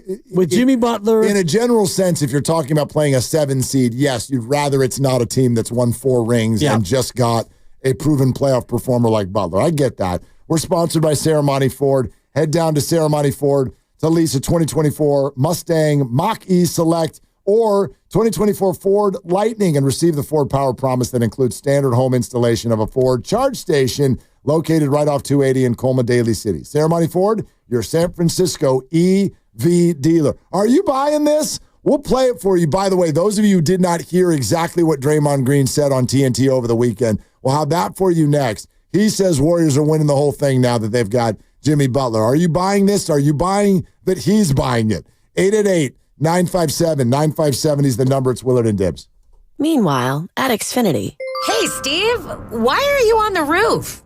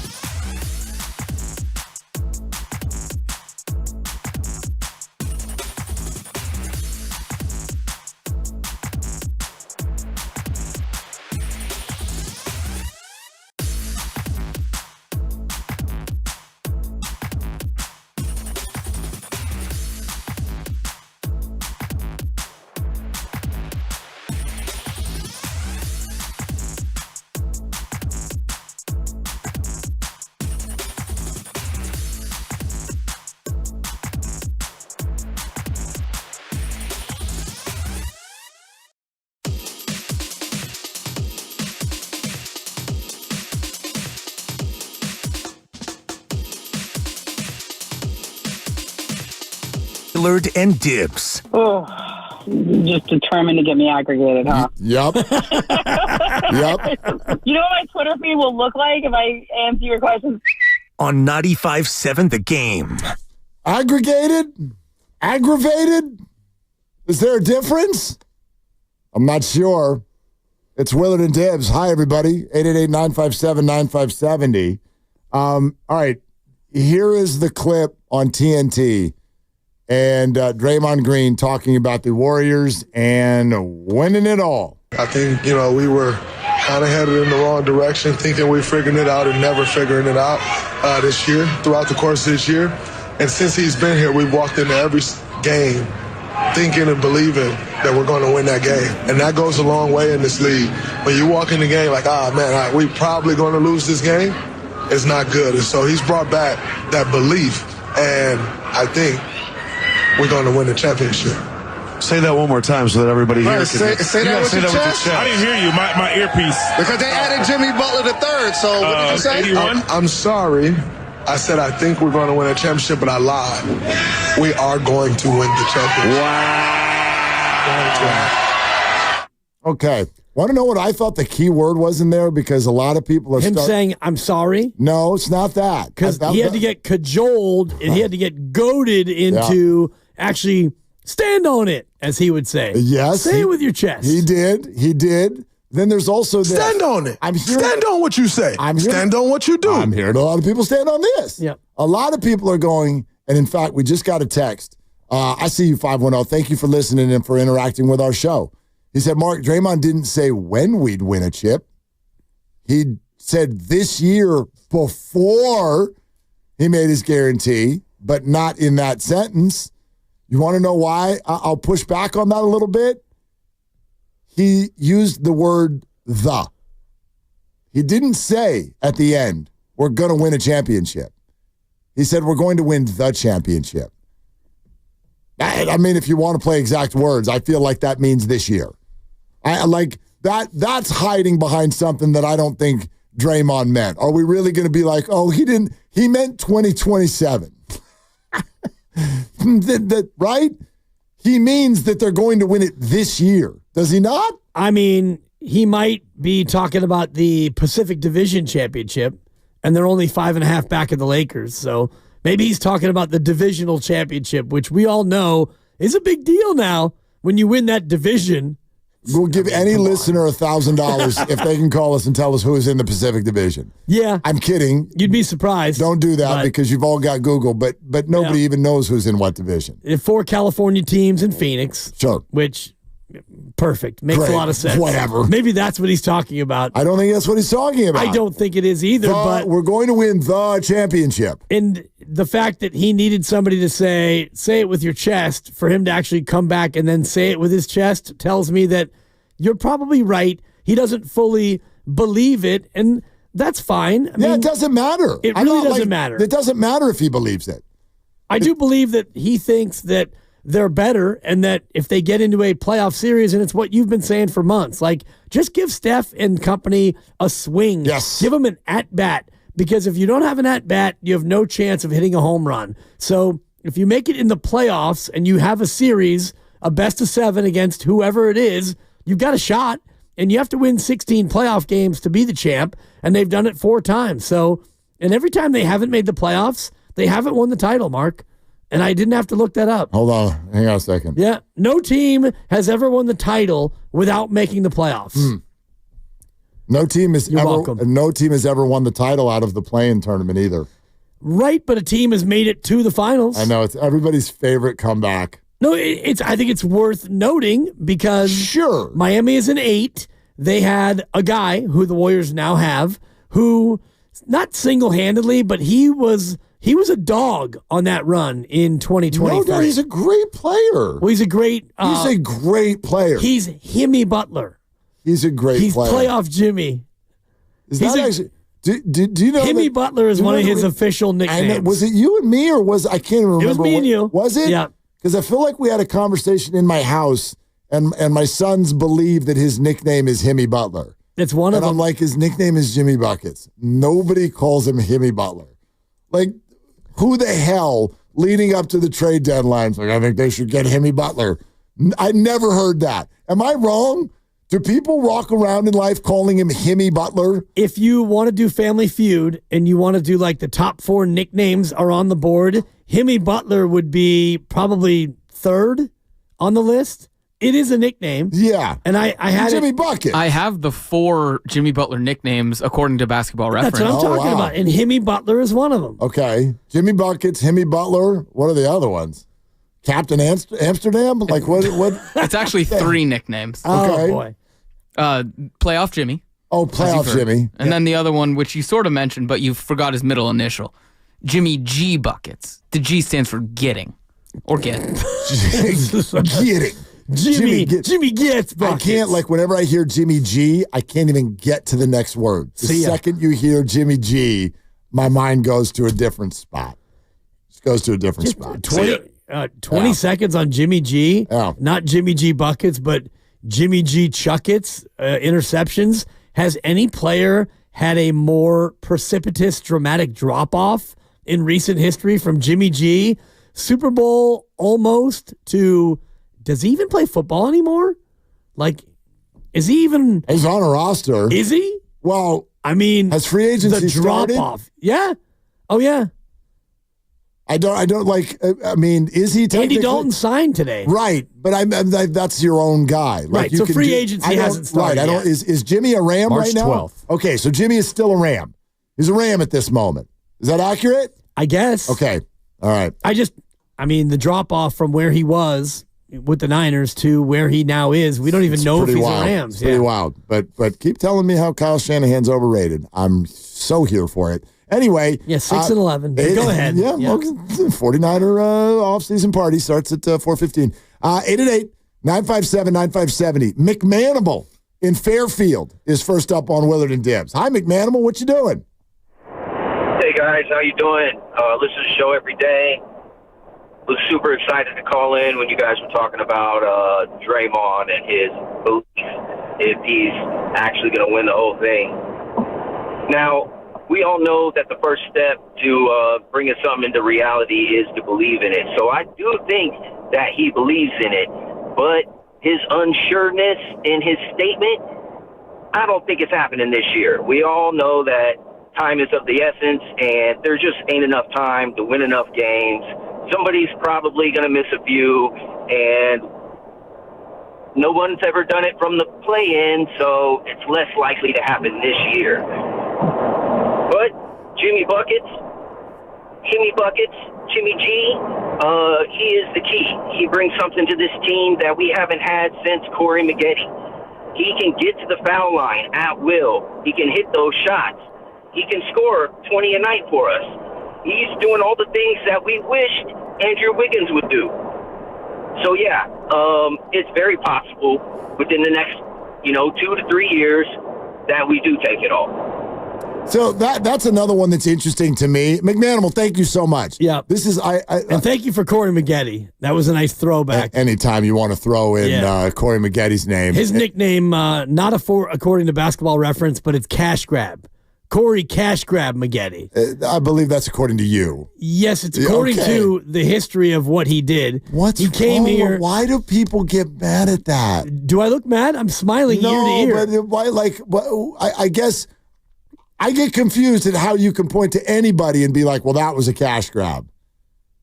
It was a cash grab. So the guy he came Steph here. Steph Curry's not doing a cash grab. Steph Curry's earning his money. He's underpaid. Steph Curry is underpaid. Corey Maggette signed a contract and came here and shot the ball every time he touched it and gave you empty calories. I remember he was trying to earn his money. I don't think he was trying to be bad at basketball, was he? I don't know, man. When somebody gets hired to do a job, if it doesn't work out, I blame the hirer, not the hiree. You know what I mean? Well, I'm not blaming him. No, I'm just saying that's basically what it was. I'm just trying to figure out what's a cash grab. I feel like everybody who goes to work is doing it for money. Right. And he came to a team and they were terrible, and he basically ran around and got him his and then moved on about the country. Yeah, that's just, he got hired to do a job. He came here, he did it, then he left. Kind of did it. Well, but anyway. No, I think it's interesting when people look at the Warriors right now and they're like, well, hold on a second. Draymond wasn't talking about this year, or, hey, give Jimmy time to blend with these guys. We haven't even seen him with Kuminga yet. Maybe they'll win it 2 years from now. And I'm like, you mean when Steph's about to turn 39? Why would this get more likely as we go? I guess would be my question. Well, the team will not be this going into next year, and there's already talk about, maybe adding another piece. And Joe Lacob famously in that podcast or in that interview with Anthony Slater was talking about, why? Why does this have to be it? So I do think that the Warriors next year will be a team that spends more than they are this year. They're going to probably go out and try to get another piece. So even if they don't do it this year, I don't think that the story ends. I actually think that if they sign Kuminga to a reasonable deal and they go out there and they get another player to come in here, at least one player or maybe two players and a draft pick, I don't know, your team next year could be better than it is now. Yeah, sure. Well, I don't even know who's on the roster. Exactly. But I think most of us are basing this conversation off of love of the core idea of Steph, Jimmy, and Draymond. And it is an interesting pairing. And through 4 games, it does look like it has maybe some puzzle pieces that fit that we weren't realizing. But I would absolutely argue that if it's going to work, but do it sooner rather than later. I don't think it was, let's get Jimmy and let's see if we can build for a couple years from now and see if that works out. Like, this is not. It's a 2.5 year project. Yes, but it's not going to get easier as it goes. I don't think. Depends on what you do in the offseason. So, I mean, you're allowed to sign Kuminga and have him be better, and you would think that Pods would be better, and you would expect Moody to continue to be better. So I do think you can look at younger players and say, yeah, we have a young core of players. Maybe they're not all elite or all-stars, but they're allowed to be better next year. And yeah, your veterans who are getting older doesn't mean that they have to fall off the face of the earth. Look at LeBron at 40, for God's sakes. Yeah, I mean, I think he's a cyborg. He's one of one. Yeah. But even if you look at Steph, like, look at Steph 3 years ago versus Steph now, would you say that he is 93% of what he was then? Yeah. Okay. Yeah, absolutely. Yeah. And, Draymond's probably 85% of what he was. Well, there's that side of it, and then there's also the fear of missing games, which, I do think I'm mindful of that also. We're having this conversation tucked into a week where we're like, Steph, Draymond, and Jimmy are always going to play basketball together, and it's going to be amazing. It's like probably not. Right. Do you know? That's fair. Probably not. Like, these guys, Draymond just got hurt a short time ago. Now he's back. But is anybody in that group ever going to play north of 65 games in an NBA season ever again? What would you bet? Yeah. I mean, north of 65. Fingers crossed. Well, I think Steph is on pace this year for about that. And, Draymond, probably not quite that. And Jimmy Butler, no, because he missed a month or so due to suspensions with an S. But I do think that kind of helps him stay fresher. And you mentioned this before, Mark, the schedule that they have coming down the stretch is not super daunting. No, it's very favorable. The third easiest or something like that in the NBA. Yeah, the rest of the way might even be second. Yeah, put it this way: compared to the teams they're going against, it's by far and away the easiest schedule. Like, when you compare it to the Phoenix and the Dallas and the Minnesota and all those squads, Warriors have an edge based on who's left on the schedule. There's no doubt about it. Steph has played 46 games so far this year. All right, so he's missed 55. Yeah, out of the 55. Draymond has played 41. Yep. So to extrapolate that out, Steph's on pace to play a little more than 68 games this year. Great. Fingers crossed. My God, fingers crossed. Yeah, I mean, 68, and I'm just looking at back-to-backs, and I'm counting 1, 2, 3, 4, 5 more back-to-backs. Well, I'm super encouraged by the back-to-backs he's already played after a period of time where we felt like, as a fan base, that we were sort of told he wasn't going to be doing too much of that. Yeah. And that lasted for like 2 weeks, and then he started playing them, including the one in Houston where they I don't know if you've heard this, but apparently they got in at 3 a.m. the night before. 3:30 even. Yeah, it was a very, very difficult night. Yeah, brutal. Schleprock and Milpitas is next up on Willard and Dibbs. What's up, Schleppy?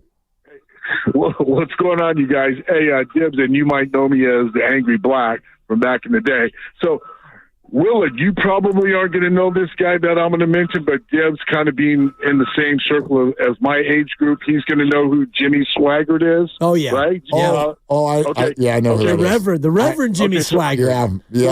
I was alive. I was alive on Sunday mornings in the 80s. I remember. Okay. Yep. Okay. Here's where I'm going with this. So Jimmy's been playing with some swag, right, Butler?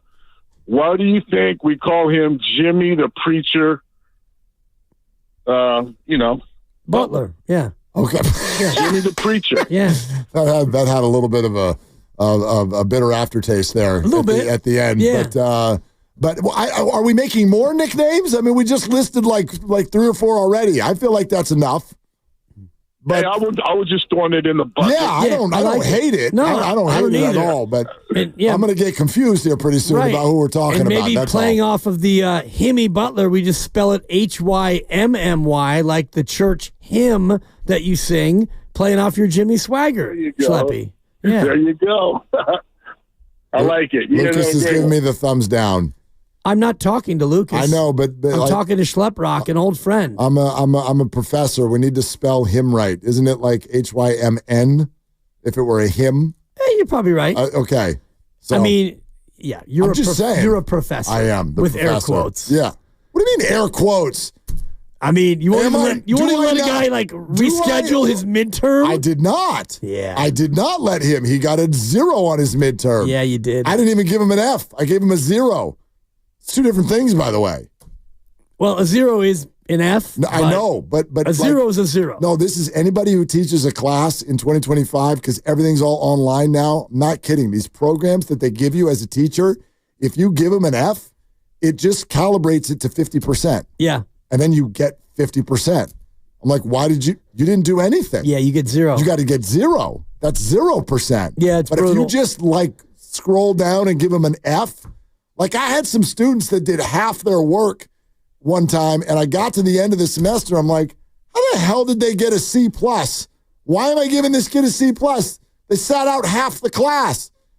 And because I didn't even realize what was going on. Right. You were giving them Fs. I was giving them 50 Fs. instead of and zeros. they were getting 50s out of that. Yeah. I'm like, that's a bunch of bull. Yeah, it is. So we had to switch that thing up. Yeah. Make sure keep scrolling until you get to the big fat word that says 0. Yeah. 0. What do you do about 89.5%? Depends. On the student? Well, like, will you roll them up to an A-, or do you keep it real and keep that at a B+? It depends. Like, are you talking about per assignment or when we get to the end of the year? You get to the end of it. And somebody's got 89.45%. 89.45? Yeah.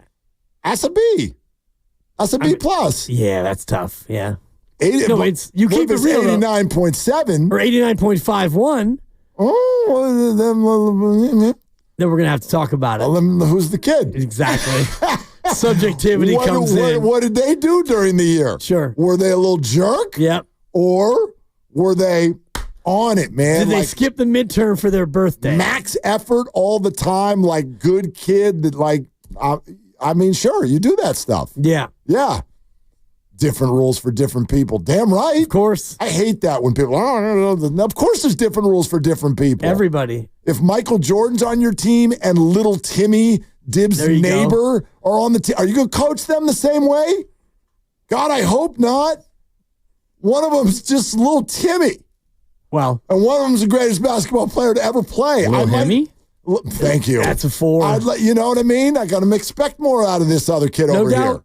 No doubt. He flies through the air on posters. Yeah. Anyway. And it's funny you say that because I just actually got a call from my first ever star at Bishop O'Dowd 2019. I started a program. He wants to get in the business. And this kid calls me and the phone rings and I see the number. I'm like, this kid was a thorn in my side. Ooh. But he carried me. We went 12-2 in league in our first ever year. Okay. And we made NCS, but he made life very difficult. And so I took the call, and we're like 2 minutes in, and he goes, Coach, I just want to say I'm sorry for how much grief I gave you. I've reflected on my time at O'Dowd, and I said, he said, you know what? I put you through it a little bit more than I should have, and I've got some regrets. And I said, B, you don't have to worry about it. I said, you carried us, but yeah, you were a pain in the neck and some other areas too. But it was nice to have that moment where he had reflection on the life that he had led in that year. How long after the apology did he say, now can you get me a job in the industry? He'd already primed the pump because he had texted me before like, hey coach, I'm taking this program, and he's actually at USF taking a class with Dr. Rich Cellini. Beautiful. A guy who I've known forever, the great Dr. Rich. And so I'm like, oh, you're in Dr. Rich's class? And tell him I said hi. And he's like, yeah, I need to interview somebody in the business for an assignment. I said, go ahead and give me a call. And so when he called me, we had a little bit of a memory lane first. And Got it. And before I could be like, you know what? Let's talk about your senior year. Sucked. Yeah. He was phenomenal, but he was a lot. Yes. And so he got there first. And I said, you know what? You're showing great maturity and great perspective. I appreciate that. And then you hung up on him. Damn right I did. Exactly. Call somebody else. Call Mark Willard. He'll talk your ear off for 40 minutes. Damn right. Damn right. Just sit down and let me tell you how I got started in this business, young man. It was 1997 in Boise. Thank you. It's weird that you have my resume. It was actually 1998. That's ballpark. Damn close. Yeah. And I just want to make sure I said Boise correctly because I know how you are about that. Good job. Yeah, thank you. Anyway. One of the soon-to-be daughters just got into Boise State. Nice. She's going to tour it in a couple of weeks. Lovely. Going to go check it out. And I have to fight that stupid, older dude there. Well, yeah, let me tell you about Boise. When you get there, oh my God. And then I stop and I realize I haven't been there in 26 years. Yeah. I have no idea what the hell's going on in Boise. You ever been to Idaho, Ray? Almost ended my career, Steiny. Super inside. Yeah. Super inside. Mix and match Monday. It's funny. Pocatello. Oh, gosh. Coeur d'Alene. All right. We're brought to you by Fremont Bank. Here for you. Here for good. 888-957-9570. Draymond Green says we're going to win the championship. And I want to get into this. It's not just do you buy it, do you think the Warriors can win? Do you buy what Draymond did here? Do you really think that Draymond Green thinks they're winning a championship this year? Or is Draymond Green just really good at media? 888-957-9570. We can get into that. Matt Barrows and Jason La Canfora both with us on the show later on this afternoon as we do our 49ers off-season special. We'll take your calls next, though, on the Dubs and Draymond. 888-957-9570 is the number. This is Willard and Dibs. And it's also Willard for Underdog Fantasy. The basketball season's moving into the good stuff.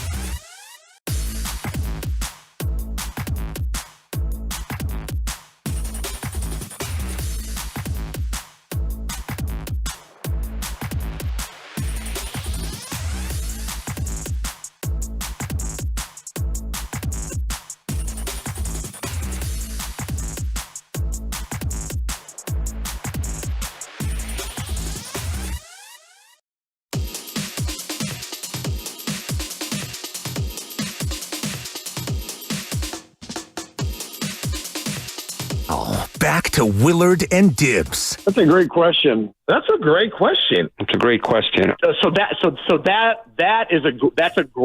a great question. On 95.7 The Game. We're going to try to ask some great questions later on in the show. Okay. Matt Barrows, The Athletic, on the Niners. Jason La Canfora, National NFL. 49ers offseason party starts at 4:15. And we're going to get into any remaining you better get your Brock Purdy concerns out now. Because I'm pretty sure the next time we really get deep into 49ers, he's going to be your long-term franchise quarterback. But, we got some Jordan Mason stuff to get to. Yeah. We've got some defensive line stuff to get to, some available pass rushers. Would you rather address it in the draft? We've got a bunch of stuff to get to with our 49ers offseason party. Matt Barrows and Jason La Canfora are going to jump in on that. So very, very much looking forward to that. But not done with the Warriors at all. And Draymond Green's comments on TNT over the weekend. I think, we were kind of headed in the wrong direction, thinking we figured it out and never figuring it out this year, throughout the course of this year.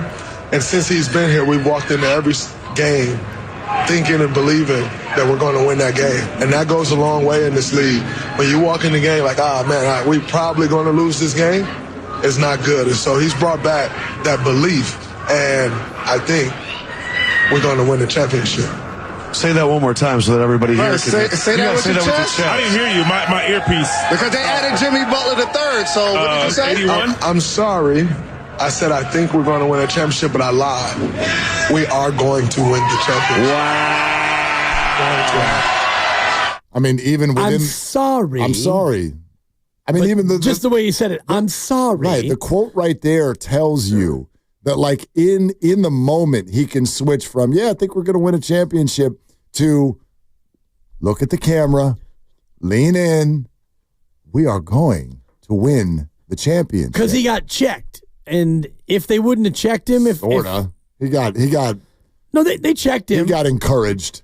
They said, say it with your chest. Yeah. Oh, you think? And then he had to, I'm sorry. Let me try it again. And then he went out there and was definitive, which is what he really wanted to do anyway. But he probably thought, if I say I think, then it can't come back on me if people want to aggregate it later, or if people want to play the soundbite later. If it's I think, well, of course, I think that. We all think that. We're NBA players, blah, blah, blah.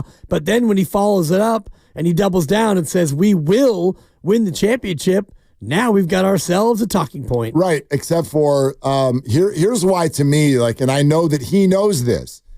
We've probably then spent, and we didn't spend a ton of time on it yesterday. We were more reacting to All-Star Weekend. But here we are 2 days later, and we're really getting into, oh my gosh, Draymond Green guaranteed a championship. Steph Curry goes to the podium after winning All-Star MVP. He goes, I got my teammate out here on the telecast guaranteeing a championship. He references it. But then here's the backdrop. Here's just a little bit of the other things that Draymond Green said and did this weekend. Scale of 1 to 10, your thoughts of the format.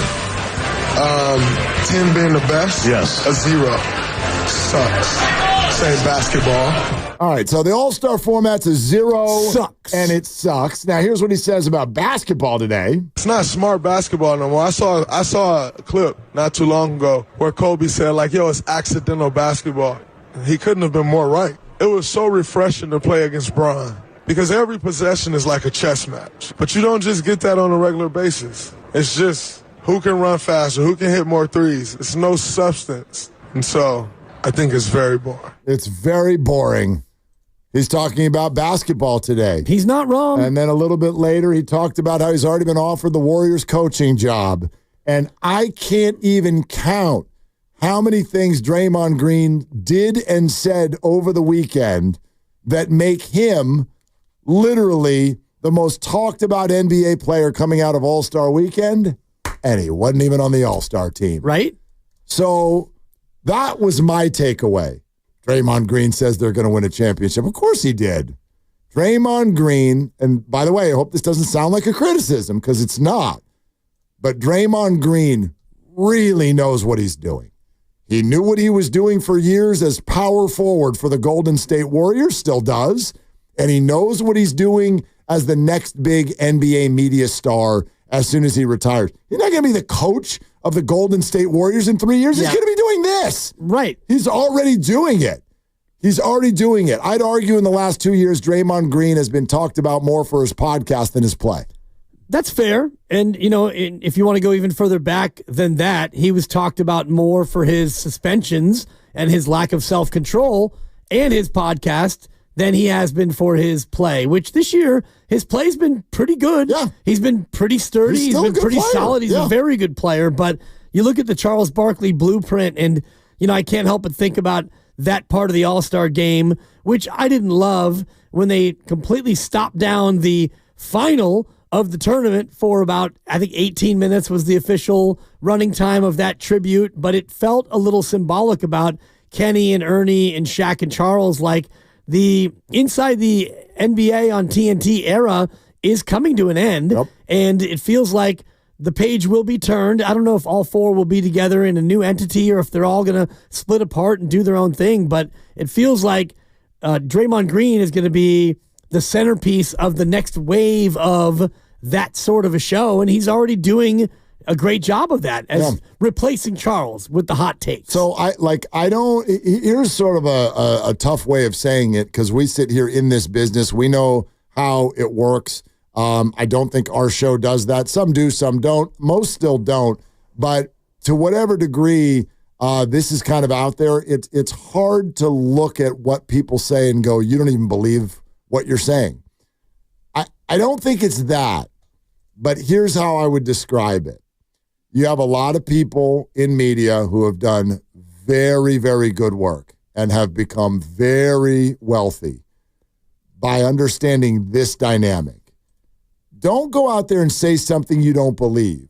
But whatever you do believe, ramp it up a bit. Yeah. Ramp it up a bit. So if I listen to Draymond Green, do I think, like you asked me earlier, do I think that Draymond thinks that they're going to win the championship? No, I don't think he thinks they are going to win the championship. I think he thinks that they're a lot better with Jimmy Butler. I think he's excited about his arrival. I think their confidence is through the roof after recent games. I think he thinks they can work their way into the playoffs. And then when players like that work their way into the playoffs, they like their chances against anyone. So in any one game or any one series, they're like, well, yeah, we got a shot here. Of course. But do you sit here at 28 and 27 and go, yeah, we're gonna win most of the remaining regular season games, and then we're gonna win round 1, and then we're gonna win round 2, and then we're gonna win round 3, and then we're gonna win round 4. No, I don't think he thinks that's going to happen. Did he think that 3 years ago when they were 41-14? Actually, I know he has said that he didn't. Right. And so now you're 28 and 27, and you're 13 games worse than what you were when you won the title 3 years ago, and now you're going to say it with your chest during the All-Star weekend. I do agree with you that he probably deep down doesn't believe it. When Kevin Durant joined the team, it's easy to say, yeah, we're going to win the championship because they were amazing. And they were the best team, and they had it in second gear all year, and then they kicked it up a notch in the playoffs, and one of those years they went 16-1 in the playoffs, and they almost went 16-0. So, yeah, that year you could say we're going to win the championship, and you could be absolutely believed. But this year, when you're sitting at 65-1 odds and you're 28 and 27, it feels a little bit like more bluster than reality. But I do believe that there is a path that things could break their way if they stay healthy, if they continue to gel, if Kuminga comes back and he fits in. I mean, there's a lot of ifs. I'm not going to sit here and pretend like I'm not laying out 6 or 7 ifs. It feels like the ifs that we're focused on to me are way earlier than June. Oh, for sure. Like, I don't even know why. Like, I mean, I know why because Draymond brought it up. But like right now, it's can you do what you've been doing this week for longer? Can you stay healthy? Can you work your way into at least one of the top 7 or 8 seeds? Just start there. Yeah. And if that answer becomes a yes, then we'll go from there. But, you know, I mean, some of us are sitting here saying, I think there's a path to win a championship, yet none of those people think they're even going to be a top 6 seed. That's an interesting combo. It is. You could be a 7, you could be an 8, and you could emerge from the play-in, which they've never done before. But if you do emerge from the play-in as the 7 seed, I don't like it as the 8. If you're the 8 and you face OKC, the 1, a team that pretty much doesn't lose at home, that's a big ask. That's going to be a lot. But if you can get to 7 and you take on Memphis, that is a team to me that is vulnerable. Right. 7 could also get you Denver. It could. They could absolutely get you Denver. And 6 could get you Denver or Memphis. Denver's a half game behind Memphis right now. Right. Too. I mean, it's too early to really look at it and say who it would be. And, on the other side, I would like to talk about his notion of the NBA and how it sucks, because I don't think that he's wrong. Well, who you should throw that question to is Stan Van Gundy. Stan Van Gundy's going to join us here in about 3 or 4 minutes. Okay. So we're sponsored by Chilton Auto Body, and a lot of these dynamics that have gone into the All-Star game and beyond, and the viability of the Warriors, these are going to be great Q&A things for Stan Van Gundy, longtime coach in the league, analyst. We love Stan Van, and he is going to join us next on Willard and Dibs. Have you been in a car accident? Chilton Auto Body has 15 convenient Bay Area locations to help restore your vehicle to pre-accident.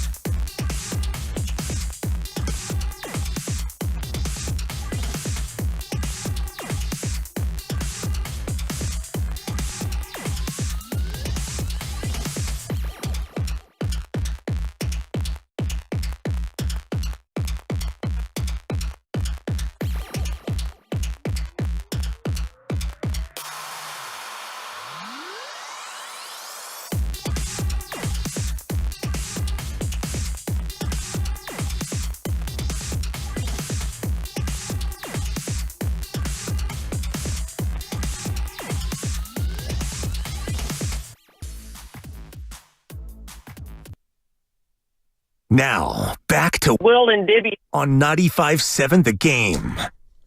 All right, this ought to be fun. Stan Van Gundy's on the line to talk to us. I can't wait. Yeah, this is going to be really good, especially at a time like this, coming out of All-Star Weekend, get a moment to breathe, kind of get the lay of the land, and the new-look Warriors, and get his thoughts on all of that on the River Islands guest line right now. Stan Van Gundy with us on Willard and Dibs. Hey, Coach, how are you?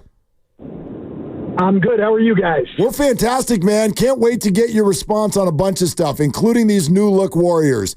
Jimmy Butler to the Warriors.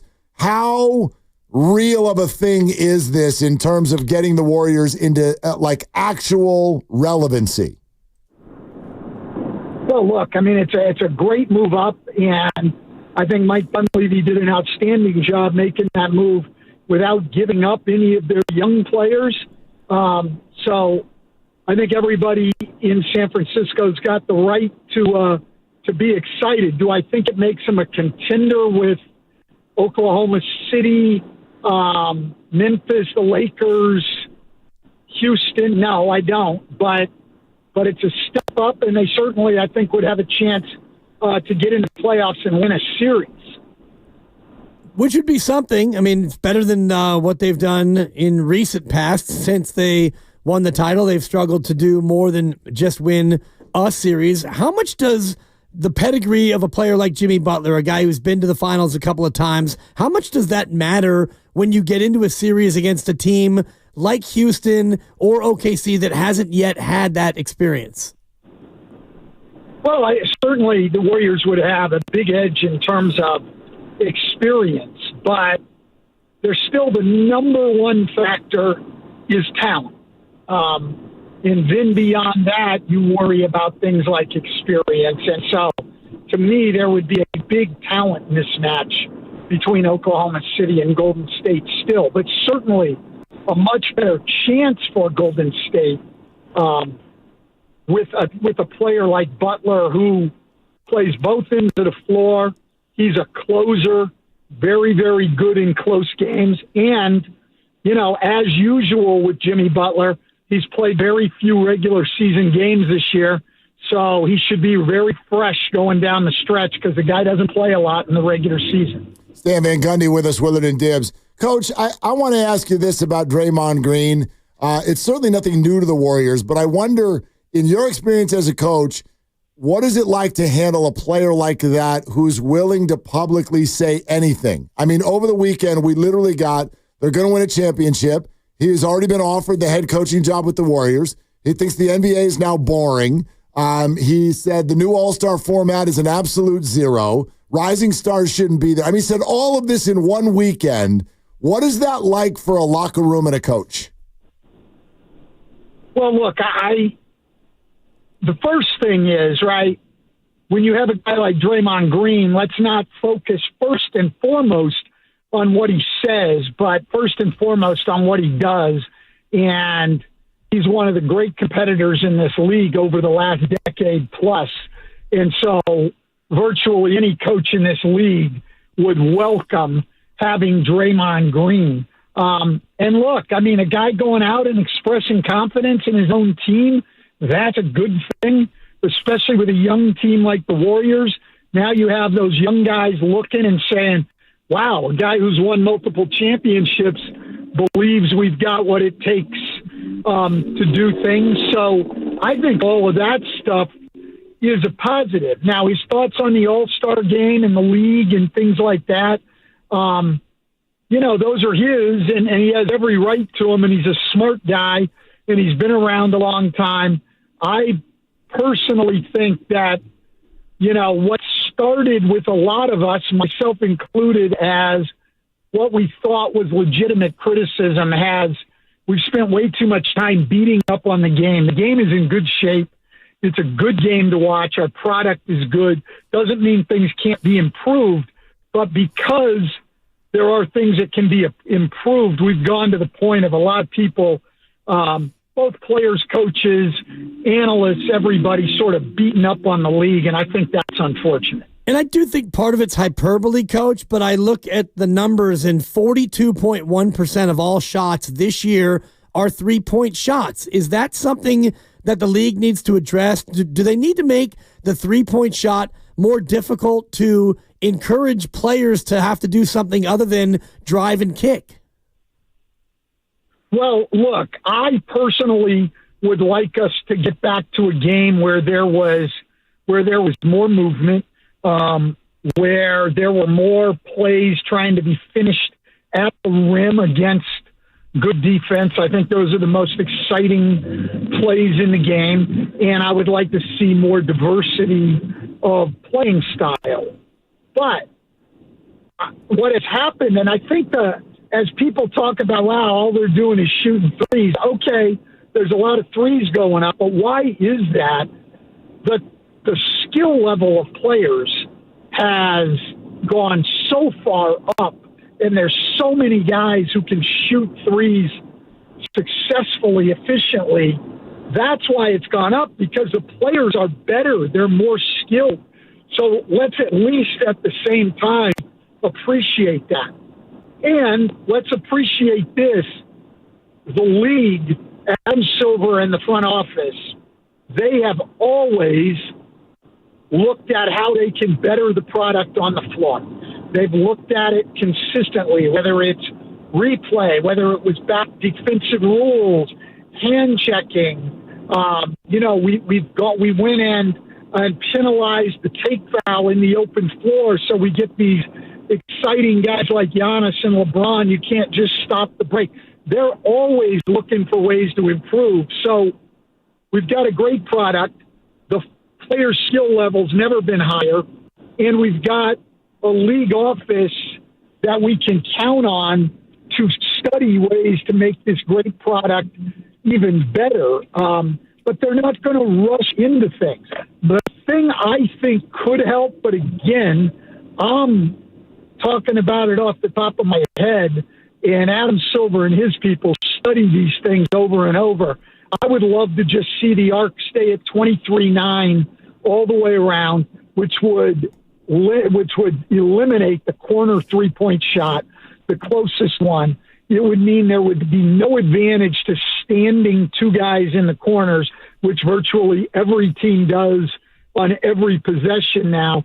And so what are you going to do with those two guys if there's no advantage to them standing in the corner, where they're going to have to be involved in your offense, moving, cutting, screening, coming off screens, things like that? I think we could improve the game in that way. It would obviously decrease 3-point attempts.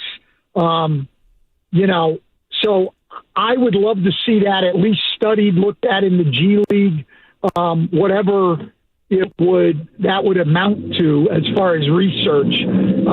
But again, I really do trust the people in the league office that they are continually looking for ways to make the game better. Stan Van Gundy, longtime coach, analyst, NBA with us here, Willard and Dibs, 95.7 The Game. Coach, in your experience, is it realistic to really contend in the NBA when your core players have all had their 35th birthday?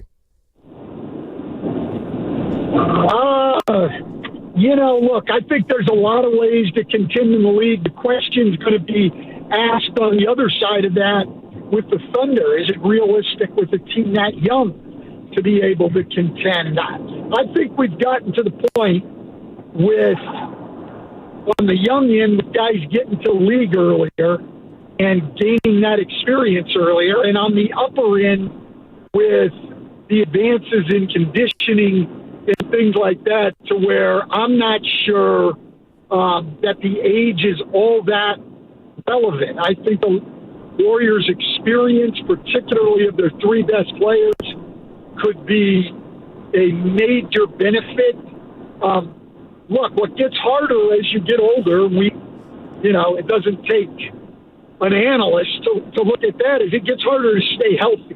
And staying healthy throughout the playoffs is a huge success. So if the Warriors can trot out there with Steph Curry and Jimmy Butler and Draymond Green every night, plus the majority of their young players, then they're going to be tough for anybody to beat. But if those guys are going to break down, then they're going to be eliminated early. You see what happened at the deadline with Luka being traded and Anthony Davis on the move and De'Aaron Fox to San Antonio and Jimmy Butler to Golden State. Did that surprise you that so many big names and all-stars, current and past, were on the move? Look, I have always said up until this trade deadline that nothing in the NBA shocks me. But the Luka Doncic trade shocked me. A 25-year-old superstar, I think easily one of the top 5 players in the NBA, to be traded at that age, coming off a trip to the NBA Finals for a guy who's a very, very good player, but 6 years older, that was shocking to me. I'm not sure any of the others by themselves really surprised me, but I think the sheer volume of recent All-Stars being traded certainly surprised me, and we've never seen anything like that. Brandon Ingram goes. I mean, a lot of guys who've been in All-Star games in the last 3 or 4 years getting traded at the break. Yeah, I think that was surprising, but the big one was Doncic to the Lakers. A guy that is going to be, I mean, look, he's been in, the top 5 or top 6, whatever, of MVP voting for 5 years already. I mean, to have that guy traded at 25. And what I didn't like about the whole thing is all the stories that, came out afterwards, really sort of, in my opinion anyway, attacking his character and lack of commitment to his conditioning and all of that, rather than focusing on the accomplishments this guy's had in the last 5 years. I mean, and look, Dallas needs to do what's best for their team. I'm not sitting here trying to criticize Nico Harrison and Michael Finley and those guys. I mean, that group has made a lot of smart moves and have proven themselves, in my mind, as a very strong front office. So whatever their reasons, let's see it play out. But I was shocked by the move, and I did not like what I perceived, at least, to be attacks on Luka Doncic without enough evidence. Hey, Stan, what's your view on Jonathan Kuminga's future? Yeah, that's a great question, and I really don't have the answer. And I would say that's sort of where I am on all the Warriors young guys. I like all of them. I like Kuminga. I like Podziemski. I like Moses Moody. I like Trace Jackson Davis. I don't know who I'm leaving out there. Probably somebody, because I always do. But I like those guys. I like all of them. I think at the least those guys are all good rotation players on a good team, on a contending team. Where I don't know is, are there any of those guys who can be a top 2 or 3 player on a contending team? Are they that level? And I don't think we'll know that until Steph Curry and Jimmy Butler and Draymond Green are on the other side of this, and those guys get a chance to step into those roles, because we're only going to see flashes until then, because you play differently as a complementary player than you would as a star. I did love it that Mike Dunleavy was able to hang on to all 4 of those guys, because I'm very confident that they've already proven they can be valuable players on a very good team. How do you go about that then when you're in Steve Kerr's shoes, where you're trying to compete for a championship? You've got 3 core veterans now, and you've had more veterans in the past, but you also want to develop younger players. How do you develop young players while also trying to be in a win-now mode with veterans? Yeah, look, it's not an easy thing, and I think, they have really focused on trying to win right now. So those guys who are playing have earned that playing time, which I think is a great thing for the development of young players. They're not on a team that's tanking. They're not just handing guys playing time. And you can see all of those guys have had their playing time go up and down based on their performances. I think that's going to be tremendous for their development. down the road. And I think the Warriors as an organization are, with their whole idea of 2 timelines, that's one of the hardest things to do. A lot of teams have tried to do it over the years and walk that fine line and do both. Not easy to do, but I think they're doing it about as well as they possibly can. The danger, of course, is that you're not fully doing either thing. They didn't sell out to try to win now, and trade those young guys and bring even more help in for the veteran guys. And they also didn't go into a full-on rebuild and give these guys the opportunity to step into the most prominent roles. So, they're walking that tightrope, and it's not easy, but I like what they're doing. Hey, Coach, did you hear Draymond Green's comments this weekend? It's not the first time that he said it, that he's already been offered the Warriors job after he's done. Did you hear him say that? I didn't hear it come out of his mouth. I read the quotes, though. So do you I know that he said it. Yeah, do you think he would make a good coach? Well, look, I don't think there's any way of judging that on guys fully until they're into the role. I had a lot of people questioning me on that this summer with J.J. Redick, and I had coached J.J. But, look, Draymond has a lot going for him. He's very smart. He does know what it takes to win. He's been around very good teams. He's played for outstanding coaches. Tom Izzo, Mark Jackson, Steve Kerr, Greg Popovich in the Olympics. So he's got as good a background as you could possibly have simply going through a playing career. But being a leader as a player is wholly different from being a leader as a coach. The relationships are different. The requirements of the job are different. And I think Draymond would probably have as good a chance as anyone from making the jump from player to head coach. But it's not an easy thing. It's not an easy thing for anybody. And I think it may be harder, quite honestly, to do it with the same team you've just played for than like J.J. Redick going to the L.A. Lakers. I think if Draymond were to do that, let's just say, I don't think Draymond's done playing, but let's just say it was next year. Now he's coaching a bunch of guys that he played with. To me, that would just add to the challenge. But I got a lot of respect for Draymond's knowledge of the game. I got a lot of respect for his competitiveness. And I think he'd have as good a chance as any. What's the hardest part about being an NBA coach? The hardest part is the other 29 guys are all trying to win too.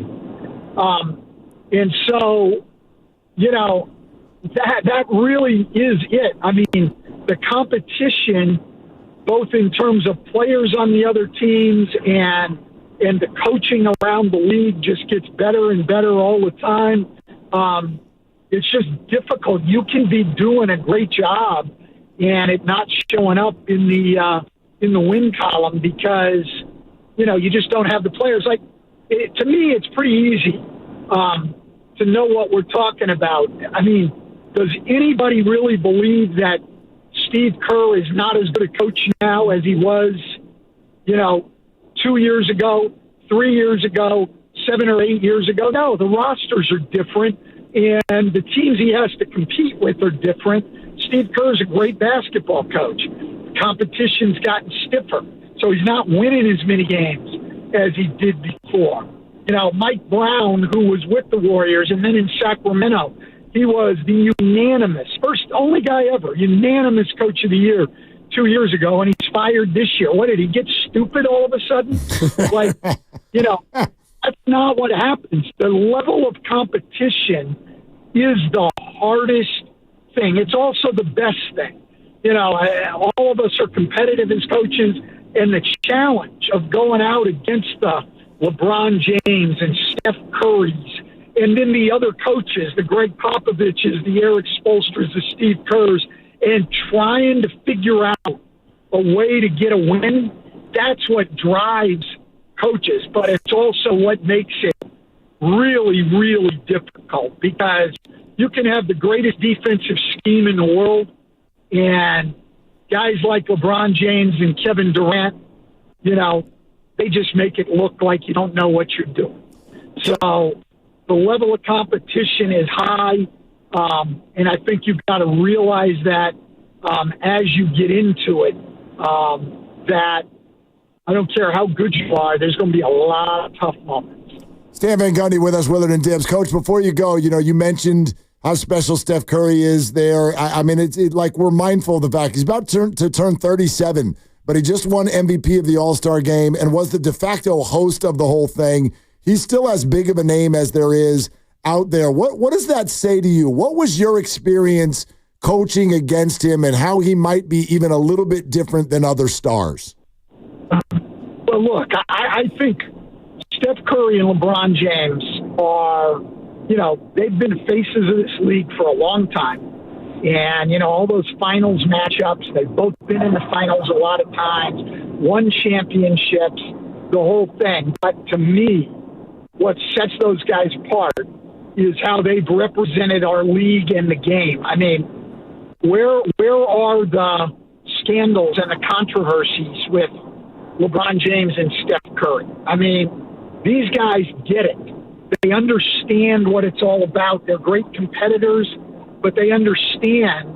Steph Curry understood. You don't think Steph Curry at 37 years old would have liked to have kicked his feet up a little bit this weekend and relaxed, even playing in the game, but at least Friday night, Saturday, relax and things like that. But he understood the game's in my home city. I'm the face of the franchise. The NBA needs to improve this All-Star game product. I've got to step up and do my part. That's what makes him special. You watch him interact with fans.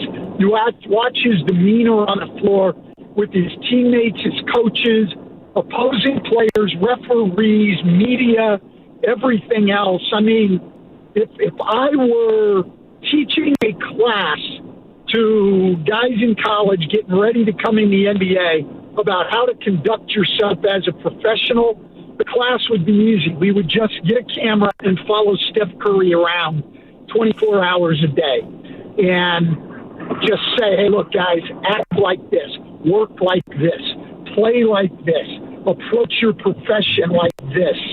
You cannot have a better representative of the NBA and what a professional athlete should look like than Steph Curry. Great stuff. Hey, Stan, wonderful to have you, man. Thank you so much for the time today. Yeah, great talking to you guys. Enjoy the rest of the season. We will. Yeah, thanks, Stan. All right, there he is. That's Stan Van Gundy with us here on Willard and Dibs. We're brought to you by Fremont Bank.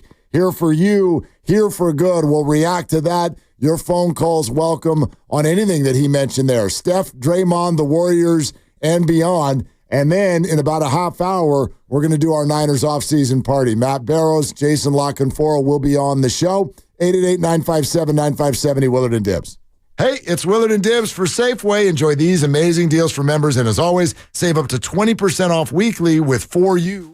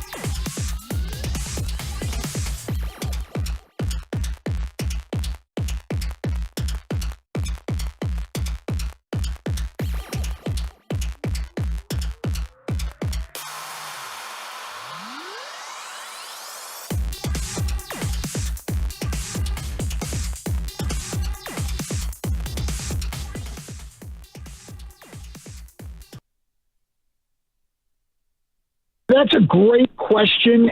Bay Area is Draymond Green, and you're listening to Willard and Dibbs on 95.7 The Game. Put it on the toe board, man. Oh, yeah, Put score it up on the one. board. Yeah. I like that one. I'm going to sleep good tonight. That's a great question. Thank you, Coach. Yep. Let's go. It's great. Yeah, you were due. Been a couple in a row from your boy. Yeah. That was a great question. But I take these, I want you to know this now, Dibbs. I take these kind of like golf. Like if we go golf against one another or with one another, yep, I'm rooting for you, bud. For sure. I'm not trying to get you to go out there and make double bogeys. No, of course not. I like it when you get it. That's a great question. We're on the same show together. We are, which is why when Steiny and I golfed together back when I actually was still playing golf, pre-baby number 3, we would never, ever gamble against one another while we golfed because we wanted to have that same collegial, supportive round. And the majority of the golf group that I play with, it's usually not a gambling me versus you format because we all want everyone to do well. And it's kind of like these interviews where you get that's a great question, and I'm happy for you. You over-celebrated a little bit. There would have been a flag. Why? No. Like, I mean, taunting. No, it's not taunting. It's over-celebrating. Who was I taunting? I wasn't even pointing at anybody. That's a great. I think it's going to be a really tight game. Yeah. I mean, that's one of my favorites. I'm just over here, like, expressing myself. You sure are. You know what I mean? That's like, some guys are that way. Some guys hand the ball to the ref. How would you be if you ever scored a touchdown? I would be a flip it to the ref guy. You'd be a flip it to the ref guy? Probably not. I'm not going to lie to you. I would be like, turn the lights out in this building. Let's spend 38 minutes celebrating what just took place. That feels like a lot. Not to me, it doesn't. I like to celebrate things in life.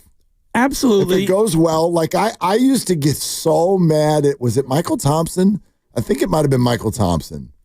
When we were doing a show together, he used to be one of these, like, when you win round 1 in baseball, what are you pouring champagne on each other for? You didn't win anything. You won the wild card round. What do you just stop celebrating? And I'm always like, who gets hurt when you celebrate? Like, spray a bunch of alcohol all over each other. Have fun. Knock yourselves out. It's hard to do. It's hard to what do. They do. Yeah. And I've kind of changed my opinion on that because I used to be more along the lines of what Michael's saying, like, big deal, you won the wild card. Like, save it for when you win the World Series. Then you can celebrate. But then you talk to athletes and you realize how hard it is to go through 162 of those things, and then you're able to win a wild card series and you're able to advance.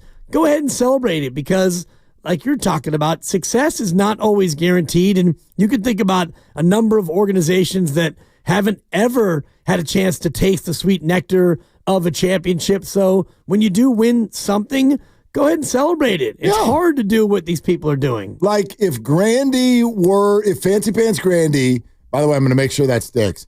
If Fancy Pants Grandy wins knockout on March 3rd, dude, I hope you run to the rafters and back screaming. Like, completely. Pour water all over yourself. Not too humble. Yeah, that sounds a lot like something Grandy would do. Nah, I'm too humble. The guy's had his trophy in here for the better part of 12 months. Like, lose it over something that literally doesn't even matter. Like, these are people who want to contest, and they're going to come meet us. They like the station. We work here, so we like the station. We like that they listen. They like listening. We're all going to get together and get to do something that very few people get to do. So there's no losers here. But, dude, if I win that thing, but watch out. Watch out now. Watch out. Don't worry, you won't. Yeah. You're right, I won't. But I have been practicing.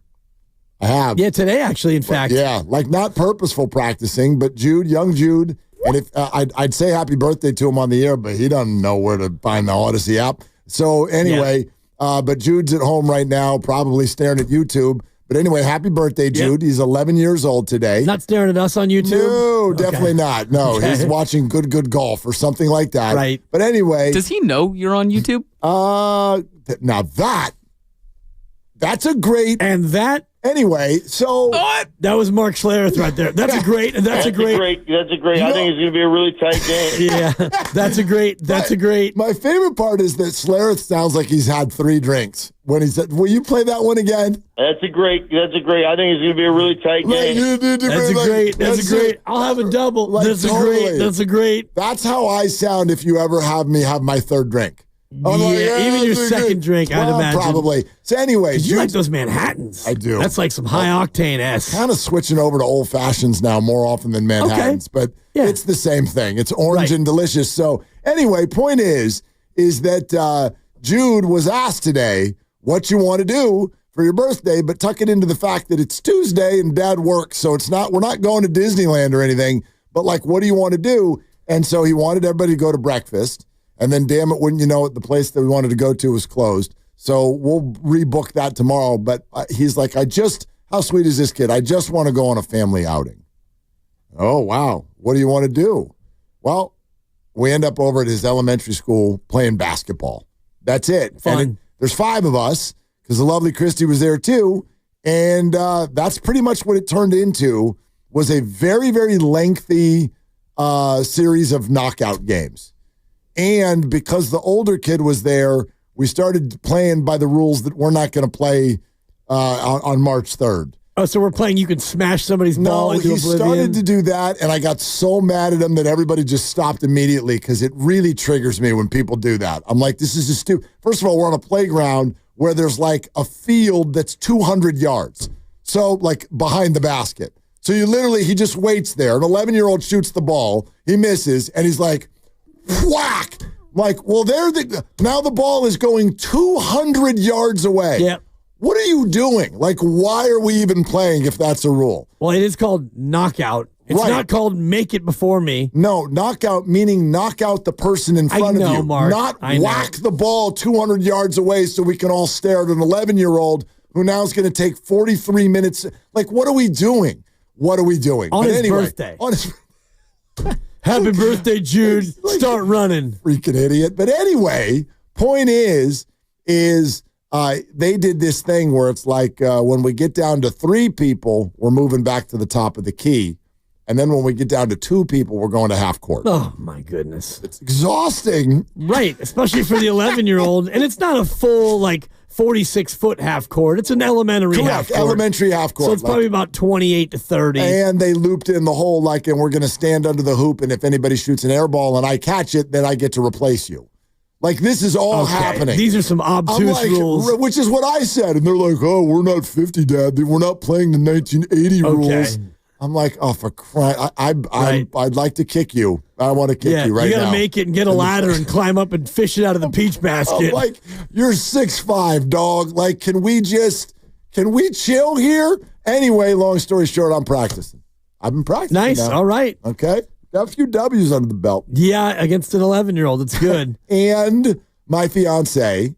And undoubtedly in either boots or heels. No. She had the sneaks on? Wearing Jordans. Okay. Apologies. My girl, no way. I know, but come on. She can, she got a lot of different she does. I haven't seen her in her basketball gear. She used to be she was a point guard at TAM. Wow, okay. Back in her day. I'll have to Google it. She can play now. Yeah. Okay. Put the ball in the hole now. How many wins did she get today? I don't think she got it. Okay. Yeah. It's all right. She might have knocked me out once or twice, though. Yeah. Somebody. Well, the point of this was the idea of celebrating and, yes, celebrating. And I used to celebrate as a coach every single point that we'd win. So. Yeah. 888-957-9570 is the number. Hey, by the way, Howard and El Cerrito wanted to weigh in on something that we were talking about earlier. Hi, Howard. What's going on? Hey, folks. Thanks for taking my call. So I'm a teacher, first and foremost.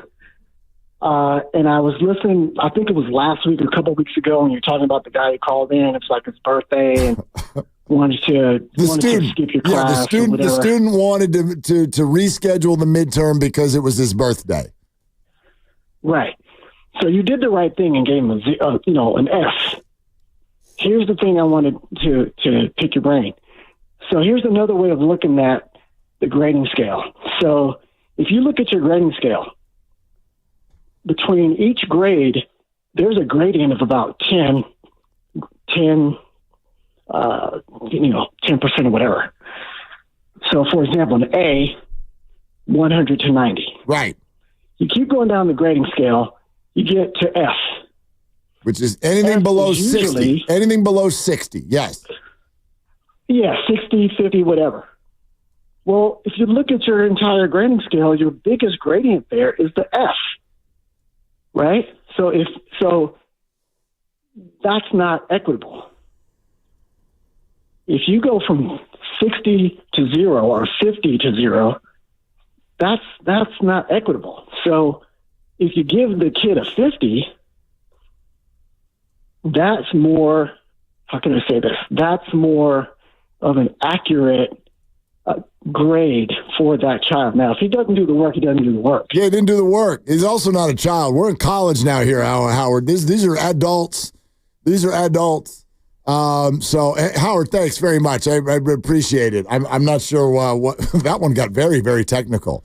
I thought he had something fun to say about the whole thing. But well, he's saying that the largest gradient area is the F, which goes from 59 down to 0. Right. Which makes it patently unfair based on if you have a 0, it becomes very difficult to dig out of because you got to get all the way up to a 60 to get even to a D- level. Sure, but then again, you also got to take the test. Like, why would I give somebody you got half the questions right if you don't even take it at all? Right, and if somebody did get half the questions right and they got a 50, they also received an F, but their F would be a different F. It would be much better in terms of an overall grade number by the end of the semester. That 50 would be a more impactful F than the 0 would be. I'm glad we got that straight. You're listening to 95.7 The Game, KGMZ FM and HD1 San Francisco and Odyssey Sports Station. Always live on the free Odyssey app. Twitch and YouTube powered by First NorCal Credit Union. For a low-rate auto loan, apply online or just ask for First NorCal financing of the dealer. Matt Barrows of The Athletic on the Niners in 15 minutes. From 4:15 to 6, we are doing our 49ers off-season special. All right, we're going to get into Purdy. We're going to get into the defensive line. We're going to get into the free agents that may or may not be gone. We're going to get into the available players from other teams, Crosby, Garrett, Bosa, what have you, that maybe the 49ers are going to get interested in. So we're going to get into all of that. Matt Barrows at 4:15 and Jason La Canfora will join us at 5.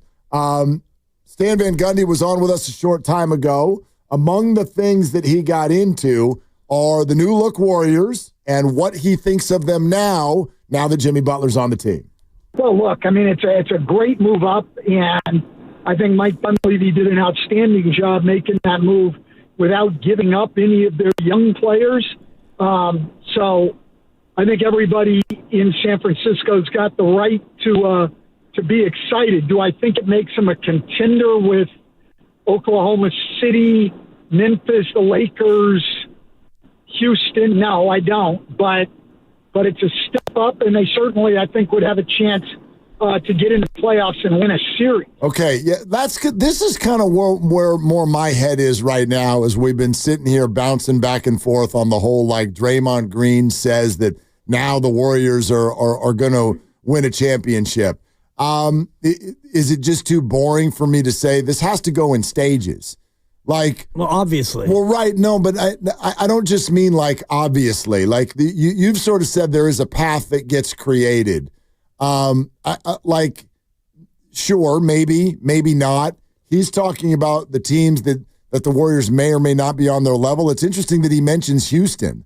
I mean, honestly, if I'm Golden State right now, that's what I would pay money for that right now. I don't know how this happens, but if they could find their way to playing Houston in the playoffs, that's a series I actually believe the Warriors would win. Not could win, would win. It doesn't look right now that would be probably possible or probable. I mean, Houston is 4, and it feels to me that they're trending toward 5. I think that the Lakers have a good opportunity to pass them and be top 4. I don't know if the Warriors can get into a spot where they wind up facing Houston. If the Warriors can get up to 6, well, you're looking at OKC, Memphis, and Denver as your top 3. Maybe the Lakers get up there. Maybe Memphis falls down. I don't know. OKC is the one seems completely untouchable. They have an 8-game lead over the 2 seed. I find it hard to think that they won't be number 1. 2, 3, Memphis and Denver, they can flop.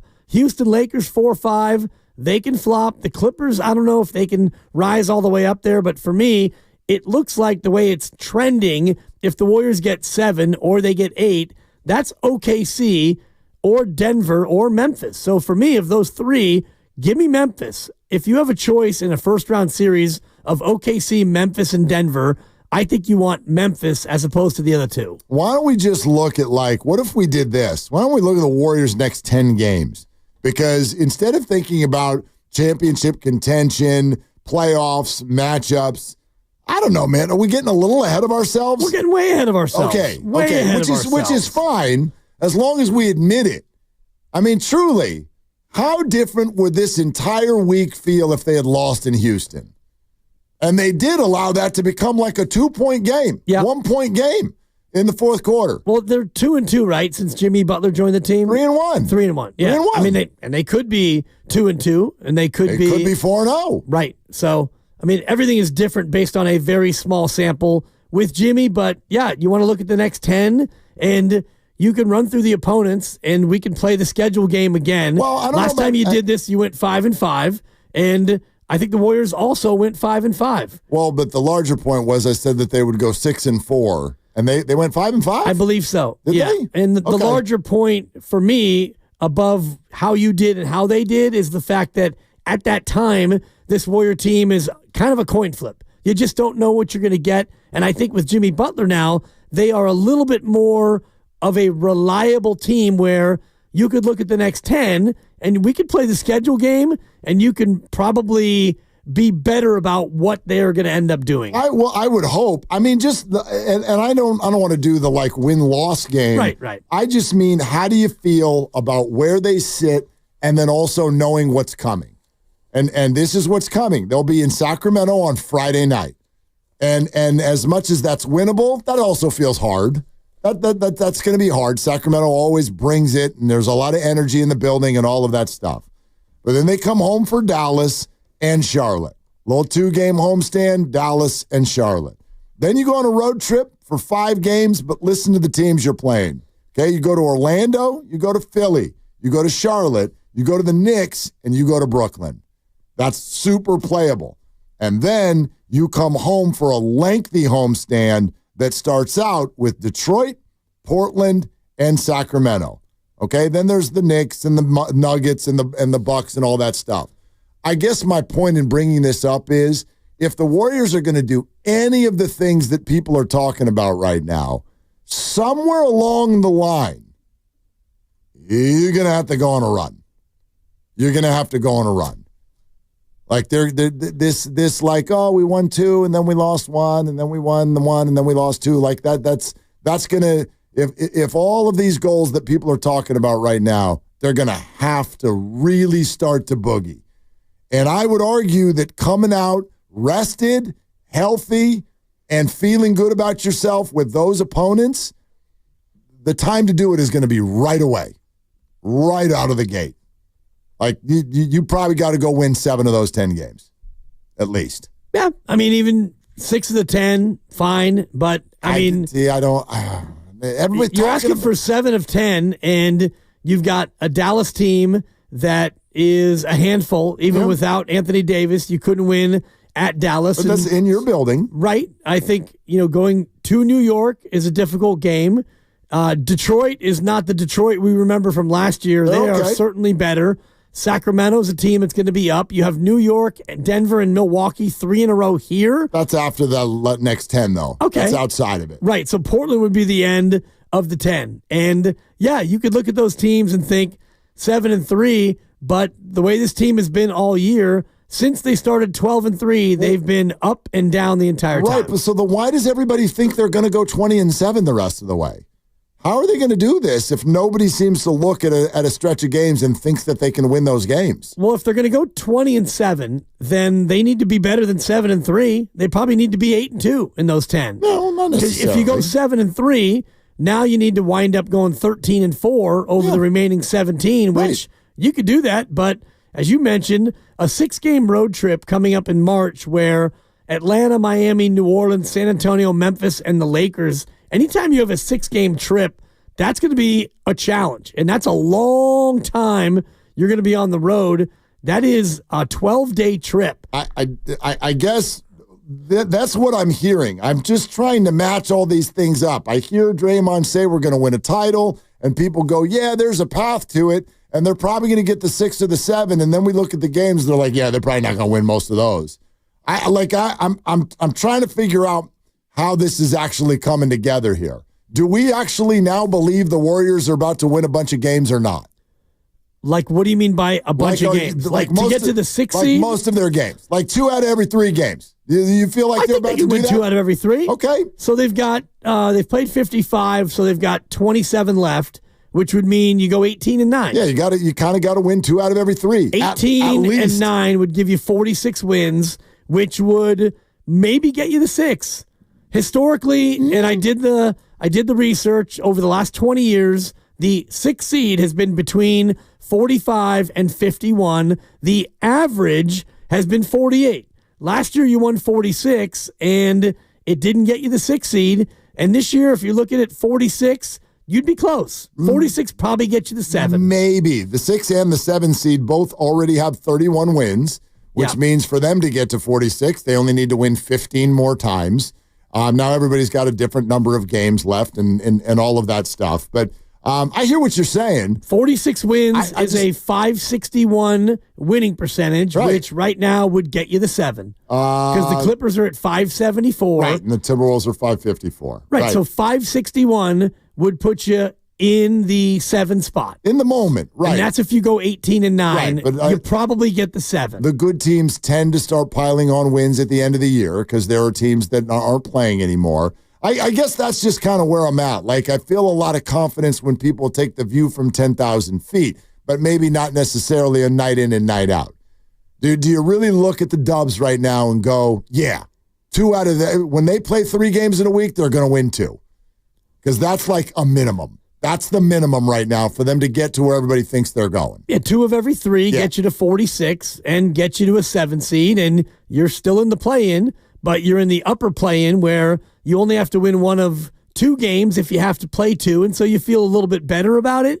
If you wind up over the last 27 games and you're 14-13, then what are we even talking about? Because then you're a team that's been 500 for a long time, and you wind up with 42-40 would be your record. And 42-40, you're probably the 10 seed. And so now you got to win twice to get out of the play. Yeah, if you're lucky. You might be the 11 seed. You have any Purdy concerns left at all? Any of them? How about Jordan Mason? Should the Niners get aggressive with their restricted free agent, Jordan Mason? Do you want to be splashy on the defensive line or think about the draft? Like, would you want Max Crosby or Myles Garrett, or would you rather they address it in what is a defensive line-rich draft? We're going to get into all of these questions with you. We're going to get into all of these questions with Matt Barrows and Jason La Canfora. Matt Barrows of The Athletic is going to join us coming up next. We're sponsored by MB Jesse Painting. This is Willard and Dibbs. Hi, this is Matt Jesse with MB Jesse Painting. Put your painting project in good hands. Residential, commercial, interior, exterior, MB Jesse Painting. Voted the Bay.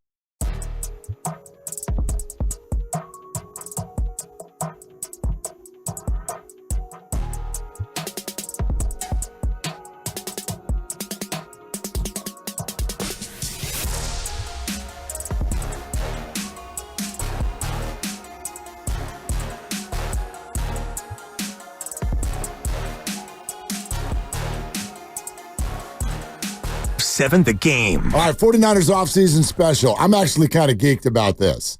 I'm really excited because, they become an afterthought now here for a couple of months. But I think we're getting real close to some real questions on this thing. Whether it's Purdy, the defensive line, acquisitions, players we know that are on their way out the door. We got a lot of information to get to right now. So let's go ahead and do it. Glad you're with us here on Willard and Dibs. River Island's guest line is where we find our good friend Matt Barrows of The Athletic. Hey, Matt, what's going on today? I'm great. Are you guys solving all of the 49ers offseason conundrums? We are about to. Yep. With your help. With your help. Yep. That's what you're doing here. I'm willing to let's put our heads together. Between the three of us, we ought to be able to solve it. All right. Well, here's where I want to go first. Do you think this team, we know they need work on the lines, on both lines, but do you think that the draft is where they attack the defensive line, or do you think a Max Crosby, a Myles Garrett, or a Joey Bosa will play football in the red and gold next year? I think that the strength of this draft is at the defensive line, especially defensive tackle. Does that mean that that's the only area with which they'll use to bulk up the lines, the defensive line? I don't think so, but I think that they know that, and the other part of that equation is that this is the team that's going to have a lot of big salaries very soon, and so they really need to start concentrating on the draft to get all of those inexpensive rookie salaries as part of their cap. So that's how I see it going. Does that mean that they're just going to ignore Myles Garrett and ignore Max Crosby if they become available? No, this is a team that likes to be at the table. They like to know what's going on. They want to have the opportunity, if it comes by, to say, you know what, I think we can do this. Let's send Cleveland a first round pick and a second round pick for Myles Garrett. So I wouldn't be surprised if their name is associated with, say, Myles Garrett, but my sense is that the draft is where they'll do most of their business this offseason. And part of their business has to center around Brock Purdy and the extension, and I know it was a lesser deal, but Andy Dalton had a contract extension done today. What do you think the timeline is for Brock Purdy to get his money? I think the conversations start to begin very soon. The scouting combine is when Parag Marate and those guys usually sit down with the agents of the upcoming free agents. So that includes Brock Purdy, Talanoa Hufanga, Dre Greenlaw, Charvarius Ward, and they get the lay of the land. They get to find out whether it's possible that they can get one of these guys back. Having said that, usually the closer you get to free agency, which is March 12 this year, the less likely it is you're going to re-sign one of your free agents. They're going to want to see what the market is. So with that in mind, I think it's getting more and more likely that these guys at least get to the open market. Hufanga and Greenlaw. I don't think Charvarius Ward is coming back. and see what's out there for them. And there's reason to think that they might not find what they're looking for in free agency, and that they do come back, perhaps on a one-year deal. But I think that all those conversations, and I know that Brock Purdy isn't a free agent, but those kind of dinner meetings with the agents start to begin very soon. Matt Barrows, The Athletic. Speaking of available players, now I'm going to predict how you're going to answer this question, and maybe you'll surprise me and I'll look silly. But, Matt, I keep getting emails about odds of things in the NFL, and the 49ers are consistently either the second or the third favorite to be where Aaron Rodgers plays football next year. Will you please, with purpose, explain to the world on 95.7 The Game that both Aaron Rodgers will not be the quarterback of the 49ers next year? And will you explain why Aaron Rodgers will not be the quarterback of the 49ers next year? Well, I don't think they would be in the Aaron Rodgers market right away. The only way I can see that happening is if somehow this Brock Purdy situation goes south. It takes a Brandon Ayuk turn, if you will, and he's not in camp, or there's something happening, and they're looking for somebody, going into training camp or something like that. But I think, we've listened to John Lynch, we've listened to Kyle Shanahan, we've listened to Brock Purdy. I mean, all three of those guys, the principals in this, want this deal to happen. So I don't think that the 49ers are going to be flirting with Aaron Rodgers while they're trying to get this deal done. I don't think that's the right message that they want to send. It's not the right message they want to send to Purdy or to Purdy's teammates at this point. And, I forget how old Aaron Rodgers is, but it would only be a stopgap. Brock Purdy is a long-term deal for this team. So in terms of business, and I believe Rodgers is 40. I think he turned 40 this past season, which is so old. Yeah. I mean, Tom Brady played till he was 45, but this is not that. But as far as other business in the offseason, where does the Deebo Samuel trade request slot in terms of order of operations for the Niners? I mean, they've allowed him to seek a trade. They're going to listen to any trade offers. They hope that trade offers come in. The big catch there is that they're willing to part ways with Deebo Samuel because he's got this big, $15.4 million bonus that comes due. It's an option bonus that comes due on March 22. So any team that trades for him, you're either going to have to kind of pick up all of that contract stuff that's written in now, or you have to negotiate a new deal with him. So I'm not exactly sure how eager teams are to do that. It could happen. The 49ers are hoping it would happen. But it seems to me like if you're a team that is interested in Deebo Samuel, maybe you wait for him to be released and his contract starts over again. So let's talk about that wide receiver room under the assumption that Deebo is not in it. Brandon Ayuk coming off the injury, don't know if he'll be ready for the start of the year. Do the Niners think they've got enough in there, or do they need to make another addition? Yeah, I think they have to make another addition until they're sure that Brandon Ayuk is going to come back, at the start of the season at full strength. And I think I think the timeline for him, and no one said it, it's too early to have a concrete timeline on it, but usually his ACL occurred on October 20. Usually it's at least 8 months and probably 9 before he's back at full strength. So, we're talking about, him not starting training camp on time, him sort of ramping up to speed. So I think it's a really good question about whether he's back at full speed by, September 8 or whenever week 1 is. So then you have a situation where you've got Juwan Jennings playing that X position, and you've got Ricky Pearsall playing the other spot. And then it's the question of who's number 3. Jacob Cowling is probably the leader in the clubhouse right there, but that's not a very deep wide receiver group. So I think that's a position that they have to find a veteran. There are going to be a lot of veterans available. Amari Cooper is one. If the 49ers had traded Ayuk to the Cleveland Browns last year, they would have gotten Amari Cooper in return. So there's some attraction there.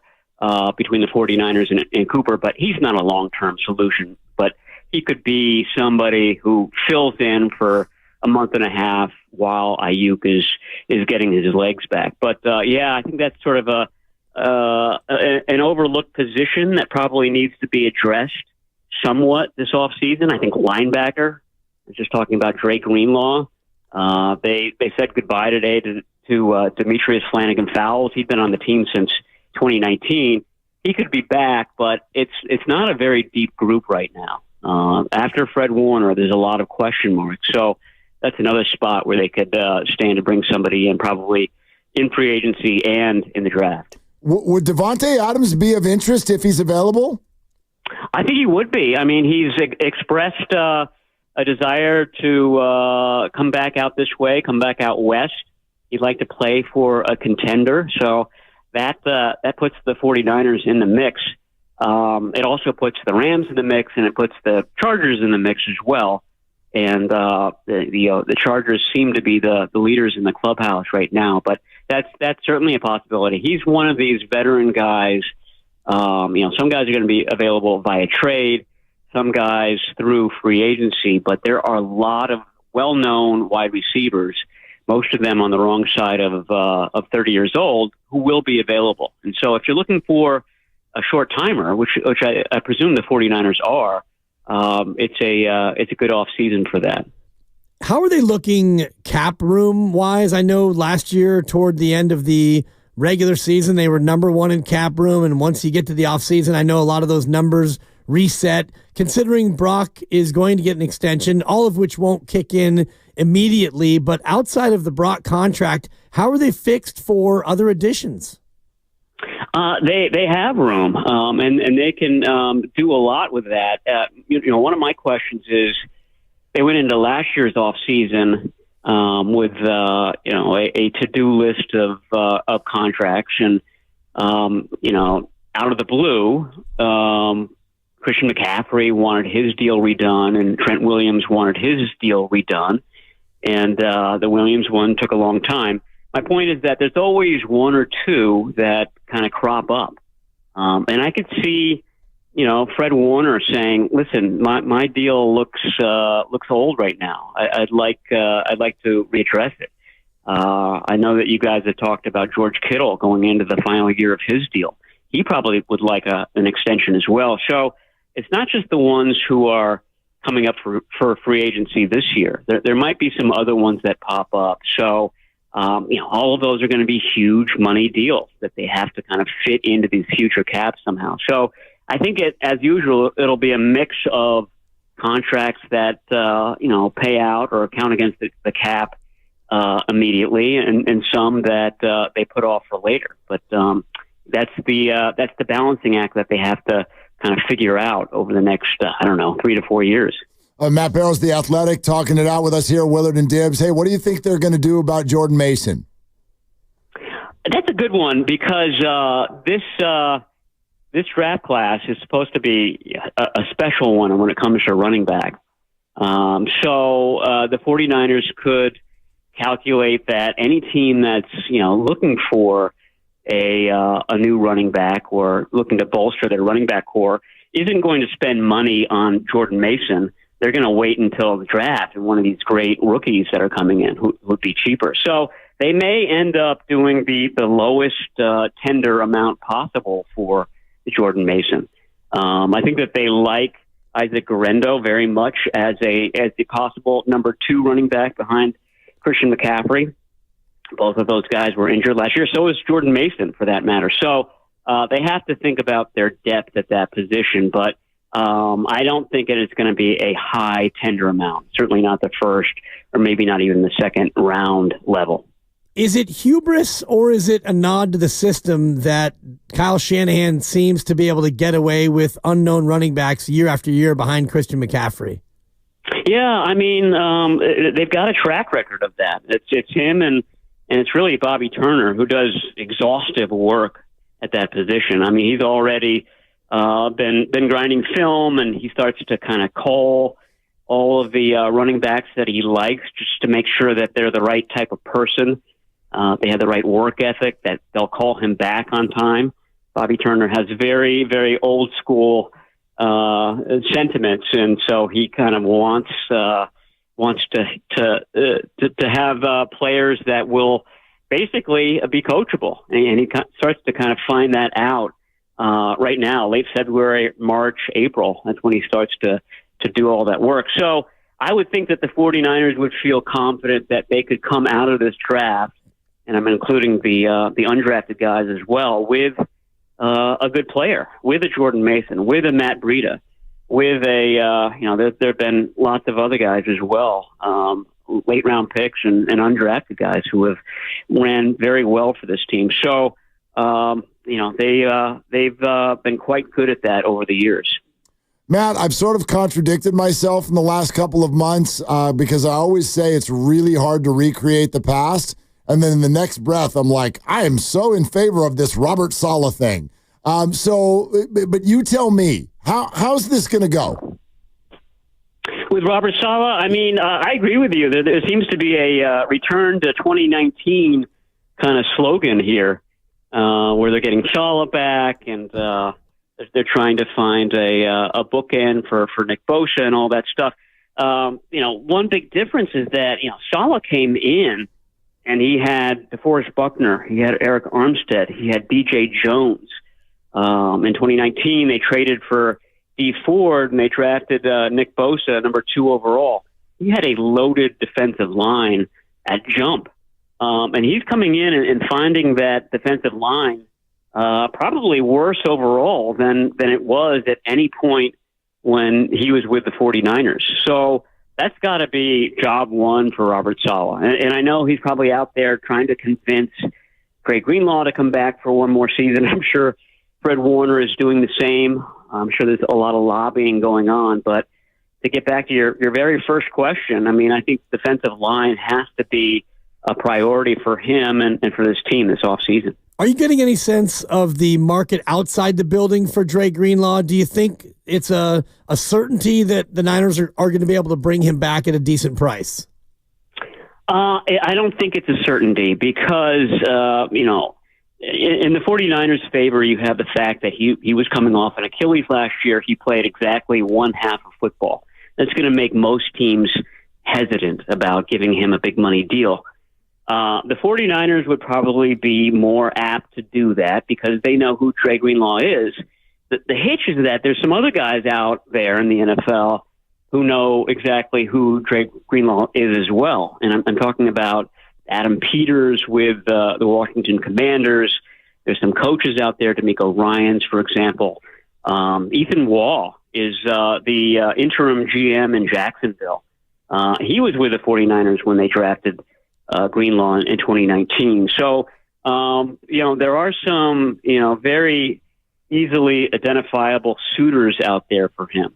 And the other part of the equation is I wonder whether Greenlaw just wants an opportunity to be the guy at linebacker somewhere else.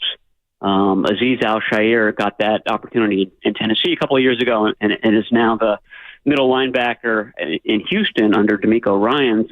If Dre Greenlaw stays here, he's second fiddle to Fred Warner probably for the rest of his career. I wouldn't be surprised if, in his heart of hearts, he wants to kind of strike out, get a big deal, but also be the guy to prove to everyone that he can be the Fred Warner for his own team. Matt, great stuff, man. Wonderful to have you. And here we go. Like when? And by the way, when do you think something may happen here? When do you think the next sort of newsworthy Niner thing is? Yeah, it's going to be at the scouting combine. The combine begins Tuesday of next week. Like I said, that's when the GM will be there. Lynch will talk to the other GMs about trade stuff. They'll get an idea about what the market is for their guys. I'd say coming out of that week is when we have our first real news of the off season. Okay, we're looking forward to it, Matty. Thank you, man. Great stuff as always. All right, anytime, guys. Talk to you soon. Okay, thanks, there it is. Matt. That's Matt Barrows of The Athletic joining us here, Willard and Dibbs, as we get kind of our Niners offseason special started. I love it. And, the Combine, I do think, has lost a little bit of its luster because so many players now, either go there and don't do everything, or they opt for their own pro day. So the combine itself, the watching guys in their tight shorts run around and do stuff, part of it isn't as exciting as it used to be, but the offseason does kind of kick off there. And the Brock Purdy watch, I think, just hearing Matt describe it like that, where Parag and John are there and agents are there, and that's kind of when these talks will heat up. Yeah, I guess. I'm just predicting that there's not going to be any drama here at all. I just don't think there will be. No drama, but news. Yes, news for sure. But I also don't think it's going to be that easy just because everyone sort of talked it out. But I don't man, when I look at what's motivating people here, I mean, is Brock motivated to get this deal? Hello? Yeah. Are the 49ers motivated to get this deal? Hello? And are the 49ers and Brock Purdy both in agreement that this is the right match? Yes. Yeah. So check. I don't even know. I have noticed this, and we can certainly put it out to our listeners. 888-957-9570. And we don't need to do the whole is he going to get 60? Is he going to get 55? What Brock Purdy concerns do you still have? 888-957-9570. I have none. And that's not me saying that he's the best quarterback in the world. He's not. But that doesn't mean I have any concerns about him. I think he's a franchise quarterback. I think he's going to be the Niners franchise quarterback, and I think they can win a Super Bowl with him. So I'm out of concerns. And I just don't think that they have them either. And what I've noticed over the last year and a half is that the internet seems to want the 49ers to think something that they don't think. Right. You can think that if you want, but they don't think that. Right. You can find the hot take on any show you want. The Niners better not give Brock and then fill in your blank. The Niners should go get Sam Darnold. The Niners should go get Aaron. You can have whatever take you want.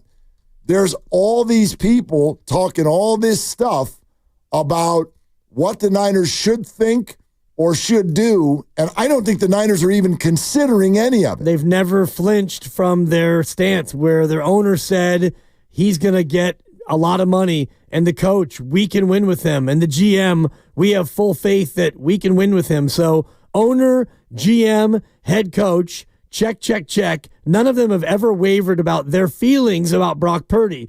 You asked me about concerns. Yeah, you got any left? The only concern I have is which Brock Purdy is the real Brock Purdy. Last year's Brock Purdy, he was good, but he showed signs of making some poor decisions, and you could say it's because he didn't have a great receiver core, his offensive line wasn't good, or is he the Brock Purdy from 2 years ago, which was, oh my God, this guy's amazing. Now, is the real Brock in between the two?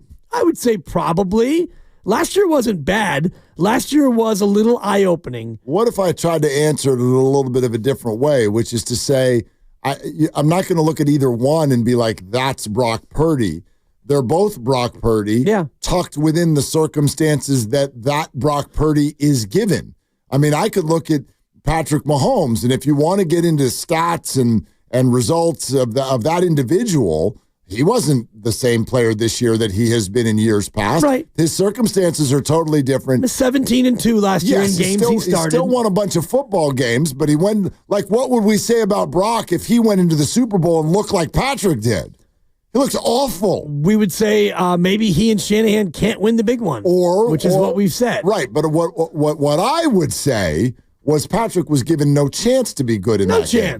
No chance. He was given no, and so that applies to any quarterback. The little runt. Even the greatest of quarterbacks, Tom Brady, Patrick Mahomes, Joe Montana, would not have been able to function with the circumstances they were given in that football game. And I think Brock was often given some similar circumstances off and on throughout the year. So I think it's the same guy. The two Super Bowls Patrick Mahomes has lost, they lost him the exact same way, Correct. Which is he had zero chance because the two defenses, Tampa and Philly, absolutely dominated them at the line of scrimmage. So my only concern, and it's a minor one, is what can Brock Purdy be when he doesn't have amazing things around him?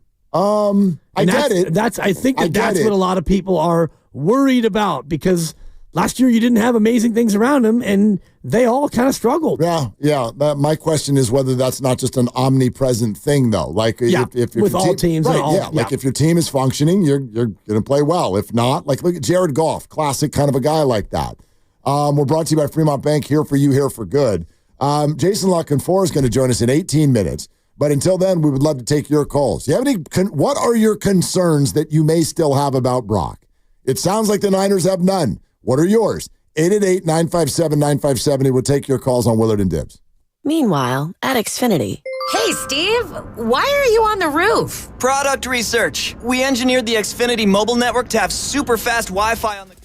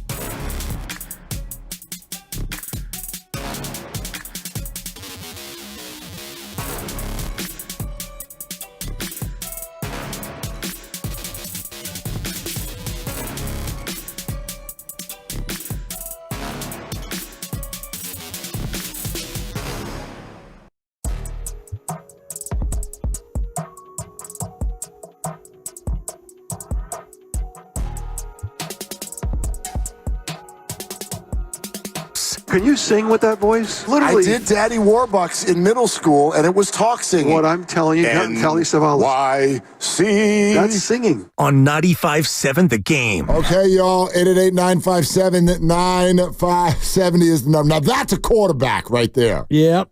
That's my quarterback. It's my quarterback.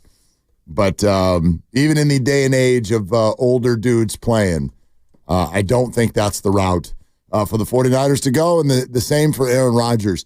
Your head would explode if the 49ers signed Aaron Rodgers. Absolutely. Don't you think? My head absolutely would explode. I mean, and Matt laid out a case, well, the only case where that would happen, it would have to take a long, protracted negotiation and a camp holdout and all the other wonky stuff that we dealt with Brandon Ayuk, but this is the quarterback. You can't get into June and July and wonder, who's it going to be at quarterback? So if the Brock Purdy thing went south, and I don't think that it will at all, but if it did, then the idea of Aaron Rodgers or Kirk Cousins or whatever other cockamamie stopgap thing you want to put in there. Oh my God. But short of a Brock Purdy complete breakdown of negotiations, it's a non-starter. I'm with you, and I would say this. This is the slogan that I want for the Niners offseason. No drama. Now, when I say that, you might say, well, hold on a second. It'd be pretty dramatic if they traded for Myles Garrett, wouldn't it? Be pretty dramatic if they signed Devontae Adams. Yes. That's not negative drama. I'm talking about no negative drama. No Ayuk, no Bosa, none of this. Debo? No more. I think the Debo thing's going to be super quiet. I think Matt's absolutely right. I don't think anybody's going to trade for him because they're all going to predict that the Niners will release him, and then the Niners will release him. I think the Niners and Debo are completely on a coordinated effort of here is not the place for you anymore. Not at that price. And Debo's like, well, we're doing that price. And they was like, well, then we're not doing it here. And part of that price is, and I want to get the date right, but I believe it is March 21st when the bonus comes true. And I think it's a $15 million bonus that if he's still rostered on that date, cash me out one time. But can't you designate before that? You could designate. The post June 1st. And yes, but I don't think that they would do that just because then he would have to wait until then to sign with another team. Well, that's okay. It is, but I'm just looking at the cap savings. It's not that much of a difference. It just determines like where the cap hit goes, like where the dead cap goes. If you release him before March 21st, it is a dead cap of $31 million, and you save $15 million with that bonus. You don't have to pay him, and the 31 I think does get accelerated right away.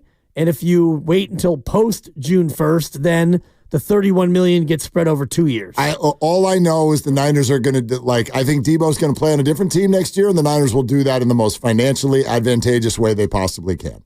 Yeah. I have no worries about that at all. And I wonder if another team would want to give up a late day 3 pick just to have the exclusive rights to have Debo Samuel. Maybe, but I also know the idea of trading Debo does have a financial hit in and of itself for the 49ers. I don't want to get deep into the weeds because I don't know it well enough to explain all of it. I just know that Debo's going to play on a different team next year, and the Niners will do that in the most financially advantageous way possible this offseason. So what that leaves for the Niners, and I'm in agreement with Matt, right now, wide receiver room, not enough. Not enough, and a rookie is not the answer. So whether that's Devontae Adams, he brought up Amari Cooper, there are a lot of wide receivers, veteran wide receivers out there, and I absolutely think the Niners will be active on that. But we were asking you about any worries that you might still have. What concerns, after all this, what concerns do you still have with Brock Purdy? I still get absolutely flabbergasted at the stuff that you hear people say. It's on our YouTube chat right now. There's a bunch of it. Why would you pay Purdy like he's a successful quarterback? I don't know, because he is. Someone else on the text line, why would you pay Purdy when he can't stay healthy? I'd argue that he does a great job of staying healthy. Missed a game or two here or there. Guys get hurt. He missed one game last year due to injury and one game because they were out of it and they didn't play him. Yeah. I mean, he got hurt in the NFC Championship game. I understand that, but dudes, I would not define Brock as can't stay healthy. The only thing I've heard anyone say where I'm like, yeah, that's one that interests me is the bad weather thing.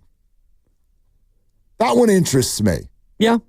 I have to admit that one makes you a little nervous. It does, but there aren't a lot of quarterbacks who really excel in bad weather. Very fair point. And you could talk about Josh Allen as a guy who does it. They play in a lot of it in Buffalo, and he's a gigantic human being with big hands, and it doesn't seem to faze him very much. But Brock has had some trouble in rain and in wind, and he's also won some of those games. And I just want to caution everyone when you start thinking about the Brock Purdy contract, don't get distracted by the average annual number. And I'm looking at Jordan Love's deal right now, average annual of $55 million, and he got $75 million of a signing bonus spread out over the course of 5 years. And so you can sign a quarterback to a big number with a guarantee that's not totally gigantic and have it to where you can get out of the deal in a couple, 2-3 years if you don't love the way he's playing. Yeah, absolutely. I mean, the structure of the deal, once it's done, is going to be the thing. And yeah, I don't care, 55, 60, whatever. It's going to be really rich. It's going to be a rich deal. He's an NFL quarterback and a good one. He's been to deep in the playoffs twice in 3 years. Rick in Walnut Creek joining us here on Willard and Dibs. Hi, Rick. What's up? I don't think the Niners have a choice. They got to sign him, whether it's 55 or 60. I still have some doubts with him. He was not good in the red zone. He doesn't seem like a clutch guy. He's not making that pass, that touchdown pass, 3rd and 8 in red zone. The wet hand scared the hell out of me. I think he's scared of the wet weather. I think it's in his head. And, he doesn't hit guys in stride. I was looking at Jalen Hurts and NFC, AFC championship games. I'm like, man, I wish we had a quarterback that could hit guys in stride. He's starting to throw high. He needs really strong receivers. He needs an A.J. Brown type or a DK Metcalf or Juwan Jennings is perfect for him for those contested balls. George Kittle will have him for maybe another year or two, but he's never going to hit guys in stride, and he's always going to be challenged on those deep balls. And guys, he really is. It's just those lollipops he throws. I call them duck farts.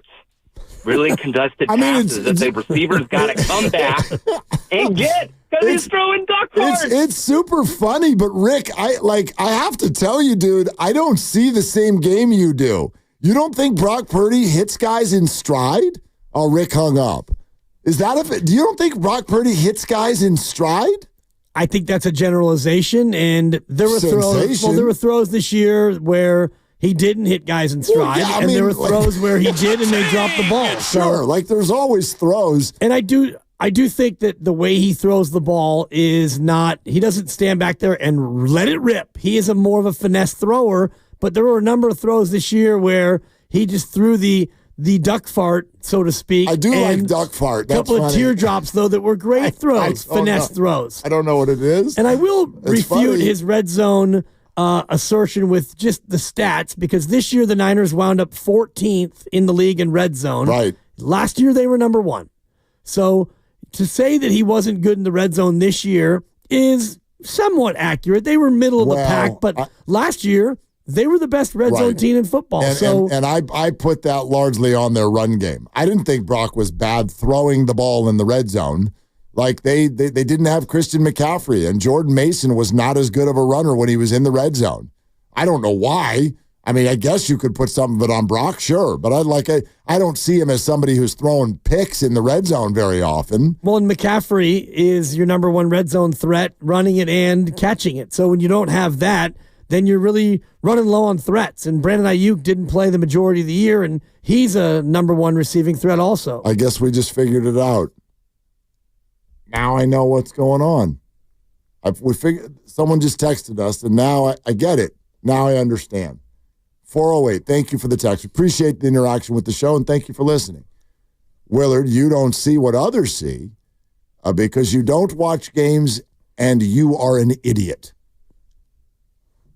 Well, now I get it. That's a good point. Yeah. Maybe if you would watch the games and maybe if you weren't an idiot, you would understand it. I mean, well, I must really be an idiot because I watched every play of the entire season. Yeah. Man. Actually, probably I probably watched 40% of all of the other teams' plays too. Yeah. Hey. Yeah. So that makes me a double idiot then. Yeah, that's tough. Because I am watching the games and I still get it wrong. Stupid. Yeah. Shake that off. Yeah, I'll try. Jonathan in the city. Hi, Jonathan. What's good? Hey, my number one concern with Purdy, man, he's never gonna grow another 4 or 5 inches. He can't see over the line. Man, those Brock Ono throws are killing me, man. And then another thing, every time he gets hit, it's kind of like his throwing arm stops working. So I think we're gonna like Purdy even less once he gets that big contract. But just like the other caller said, who's a better option? We got none.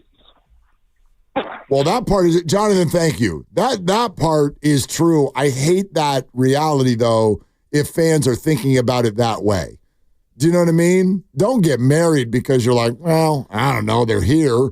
You know what I mean? Like that. That's a bummer to me if a fan is feeling that way. Sign Brock Purdy long term because there's no other option.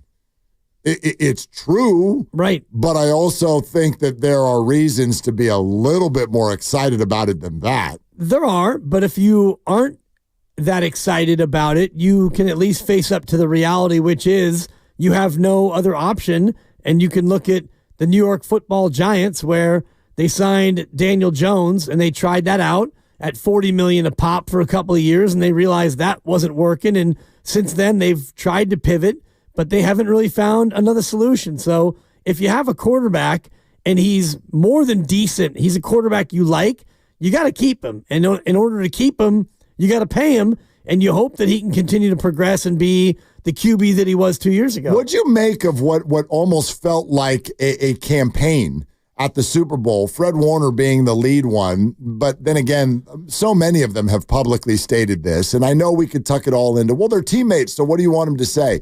Sure, they're teammates. If you ask them about Brock Purdy, they're going to say nice things. I understand that. But Fred Warner in particular almost sounded at the Super Bowl like he was on a campaign, almost begging people. You don't understand. You really don't understand how good this football player is. We do not have any reservations whatsoever that this is the dude. And people hear stuff like that and they go, oh, teammate talk. Well, is it? I hear all kinds, like, hell, A.J. Brown, 7 weeks ago, he's literally torching Jalen Hurts in the locker room. Then they won a Super Bowl together. Well, and they all were torching the head coach, and then the head coach didn't get fired, and then he won the Super Bowl too. So, like, it's not automatic that a teammate is just going to heap that kind of praise, right? You're right, but it did feel a little bit like a campaign, and we can get into the exact reasons why. All right, you're listening to 95.7 The Game, KGMZ FM and HD1 San Francisco and Odyssey Sports Station. Always live on the free Odyssey app, Twitch, and YouTube. Powered by First NorCal Credit Union. For a low-rate auto loan, apply online or just ask for First NorCal financing at the dealer. We're joined by Odyssey NFL insider Jason La Canfora right here on the River Islands guest line. He's host of the Odyssey original podcast, In the Huddle. Jason's one of our favorites. Make sure you check out In the Huddle on the Odyssey app or wherever you get your podcast. Good evening, Jason. How are you? What's going on, gentlemen? Quite a bit, actually. We're having fun with a little check-in on the Niners in the offseason and actually the league as a whole. Let me ask you this, because I do think it's of interest to 49er fans. Myles Garrett and Max Crosby. What do you think is going to happen with those two guys? I think Myles Garrett's absolutely going to be traded. And I believe the Philadelphia Eagles are as well positioned as anybody to land him and as motivated as anybody to land him. Oof. And multiple general managers I've talked to about this and wrote about in the Washington Post believe that Howie Roseman has the wherewithal to make this happen. And you might trade out a Josh Sweat and bring in a Myles Garrett. Maybe they move some of the Bryce Huff, move that contract, do some different things. But cap is always subservient to cash. Cash is king. And that's an owner who's not worried about where the cash goes as long as it goes towards winning.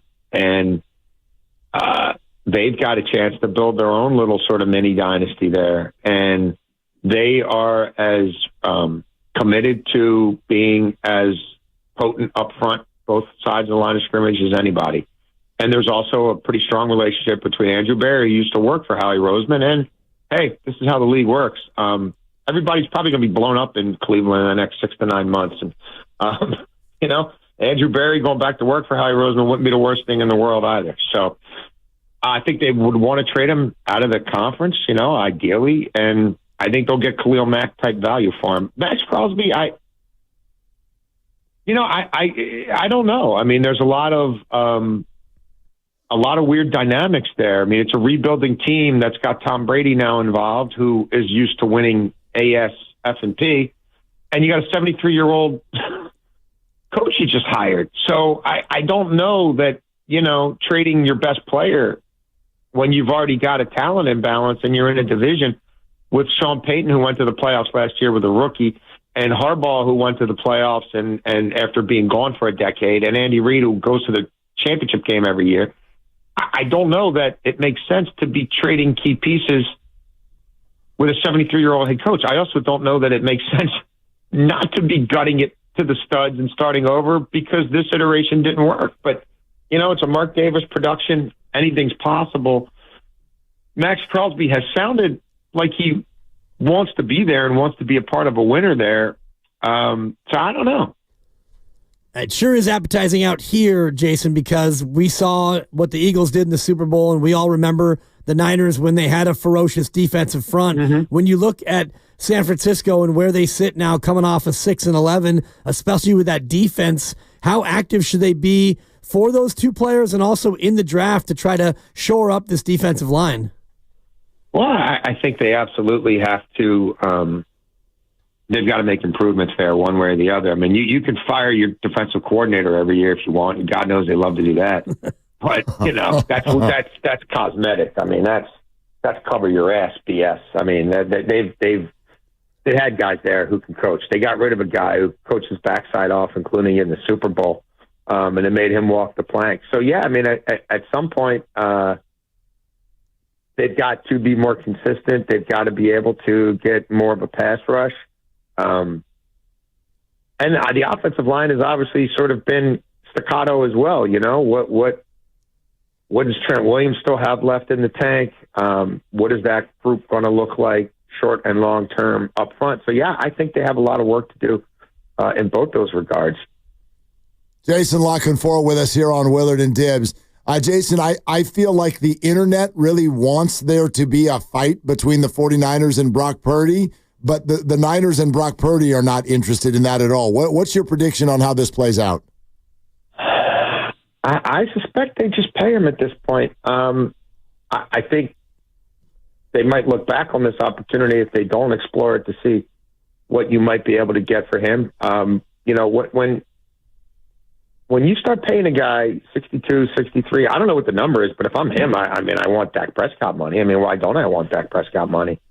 The expectations go up exponentially, and a lot of the dynamics change. And it's not about having all these studs around you. It's about what you can do for these studs. I mean, ask Joe Burrow right now. He's been politicking forever, and I think he's not going to be pleased with the outcome there, what that roster looks like.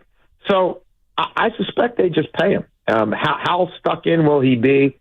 What's his magic number? Will he demand more than Prescott? Again, I think he has a right to. He's younger with more upside, and I mean, he's done as much in the playoffs more than Dak. So yeah, I suspect they pay him. What that contract looks like, the devil in the details, how the money spread out. They've got certain ways of doing business, right, that they've been very sort of vehement about, and how far their guaranteed money goes and this and that. Well, they haven't had to do a top of the market deal for a quarterback quite right. I mean, I guess Jimmy G, right? And that was a while back, and a lot's changed since then. And this kid doesn't have some of the health issues that he had. So I'll be fascinated to see how it develops. I think with the lack of quarterback options out there, if they were to engage, I think, they could probably do really well dealing him, but I'd be pretty surprised if they do that at this point. Yeah, it's tough when you have a quarterback that's been successful in your system, and if you do trade him, I mean, what do you do? Do you go out and get a stopgap, or do you try to hope to get lucky in a weak QB draft? I wonder, Jason, what you think about Brock Purdy as a player and what you hear being on the East Coast about Brock Purdy, because we're out here in the Niner bubble, and even among the fan base here, the opinions are split. A lot of evaluators I've talked to about him over the years, and it's easy for them to say because they're not in this situation where they, like to your point, if it's not him, then whom? But I've had a lot of people tell me that they don't think they would not give him $60 million. They would not pay him like the best quarterback in the world just because his timing is great, and that gets a lot of guys paid. Joe Flacco was the highest paid quarterback in the history of this league for a moment in time. That's sort of how it goes, but at some point, people are going to be sick of being burned by that. And I'm not saying that he's going to burn them. I would have a lot of pause based on evaluators I trust who have repeatedly told me Kyle Shanahan could find somebody else to do pretty close to what he's doing for a hell of a lot less than what you're going to have to pay him if you go down this road with him. Jason, go ahead. Yeah. I mean, I get it. It's tricky. But isn't that sort of supposed to be the genius of Kyle Shanahan? Is that he found Brock Purdy and, they took their shot with Trey Lance and they went pretty far with Jimmy G, and you could rent Cousins for they'll pay the freight on Cousins if you're looking for a stopgap. And we know the relationship those two have, but I don't know. I would have a lot of pause, frankly, doing it. Well, what if I asked it to you this way, Jason? Because I know we get, you're kind of referring to the idea of him being the highest paid quarterback in the game, and maybe he will be and maybe he won't be, and the Dak number. But look at the bucket of quarterbacks that are all north of 50. There's Tua, and there's Jared Goff.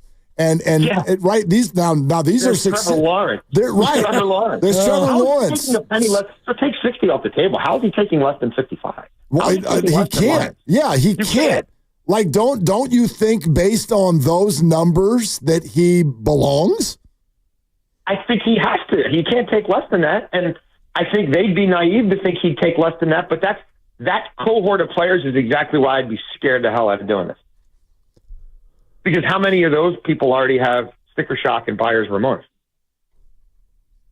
Yeah, a lot of them. And yet you look at the price of doing business and the price of the market, it's kind of what you have to do. And I guess ideally you would just say, all right, Brock, would you mind playing out your fourth year at $1.1 million, which of course he would never do. I mean, he shouldn't at this point with the body of work he's put up. Now look, then you start getting to how long you sit out, and you got to come back by whatever week 12 to still get the accrued season. I don't. The other thing with them is after last year, where a lot of us who were paying close attention said that locker room is off, those vibes are off. That ain't a team that's going back to the Super Bowl. It's going to take a major step back, and a lot of it was sort of self-inflicted. I also don't know that continuing to go to war with everybody, which Prague's always up for a contractual fight. But I don't know. You know what I mean? At what point do they kind of need to have a kindler, gentler negotiation? And if not your quarterback, then with who? But I'm right there with you. It is tricky as hell. And if the rest of the roster is taking a step back in some regards, is he going to justify that, whatever, 57, 58, whatever the hell it is, with maybe, McCaffrey on the back nine and one of the receivers gone, and the tight end is not going to be this durable forever. When they hit the wall, they go fast. Just ask Kelsey. So I don't know. That's why they make the big bucks. Yeah, well, and that's a really interesting comment. Parag's always up for a contractual fight. So after what definitely felt like taking an L against Nick Bosa, and I think you could argue somewhat of an L against Brandon Ayuk, certainly with the way it dragged the team through the offseason. I wonder if so sure, okay, maybe don't do that with Brock, but what's the bigger question there, Jason? Have we reached a time in the NFL where the 49ers need to kind of tweak the way they're doing business with top players? Well, it had an effect last year. There's no two ways about it.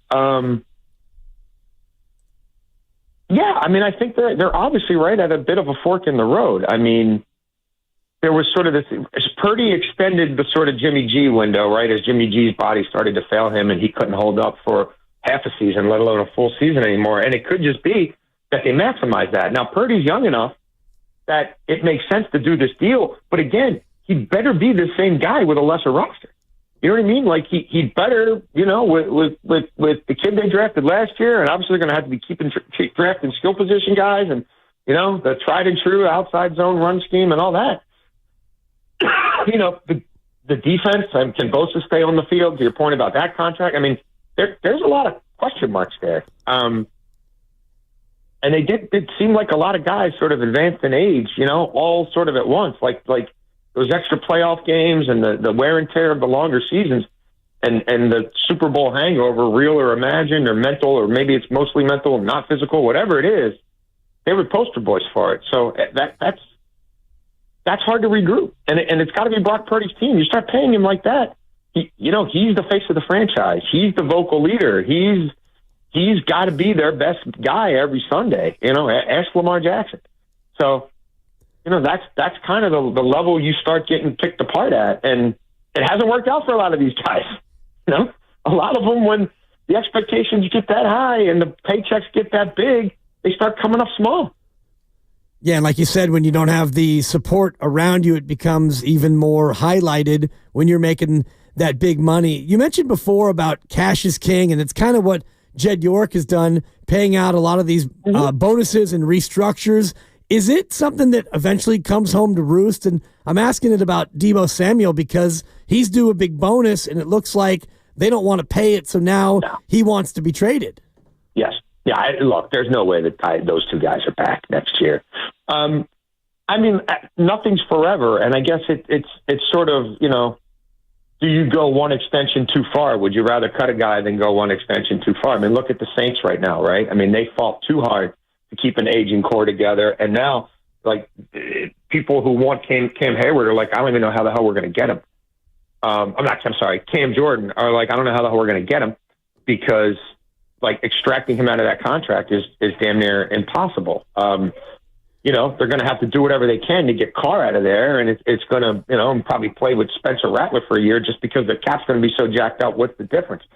So you don't want to hit critical mass like that. And so I think, again, that's when you sort of have to really weigh things and when it is time to start having the pendulum swing another way. And it's going to there. I mean, it's not entirely this offseason, and some of it will start with the wide receiver room and some other places.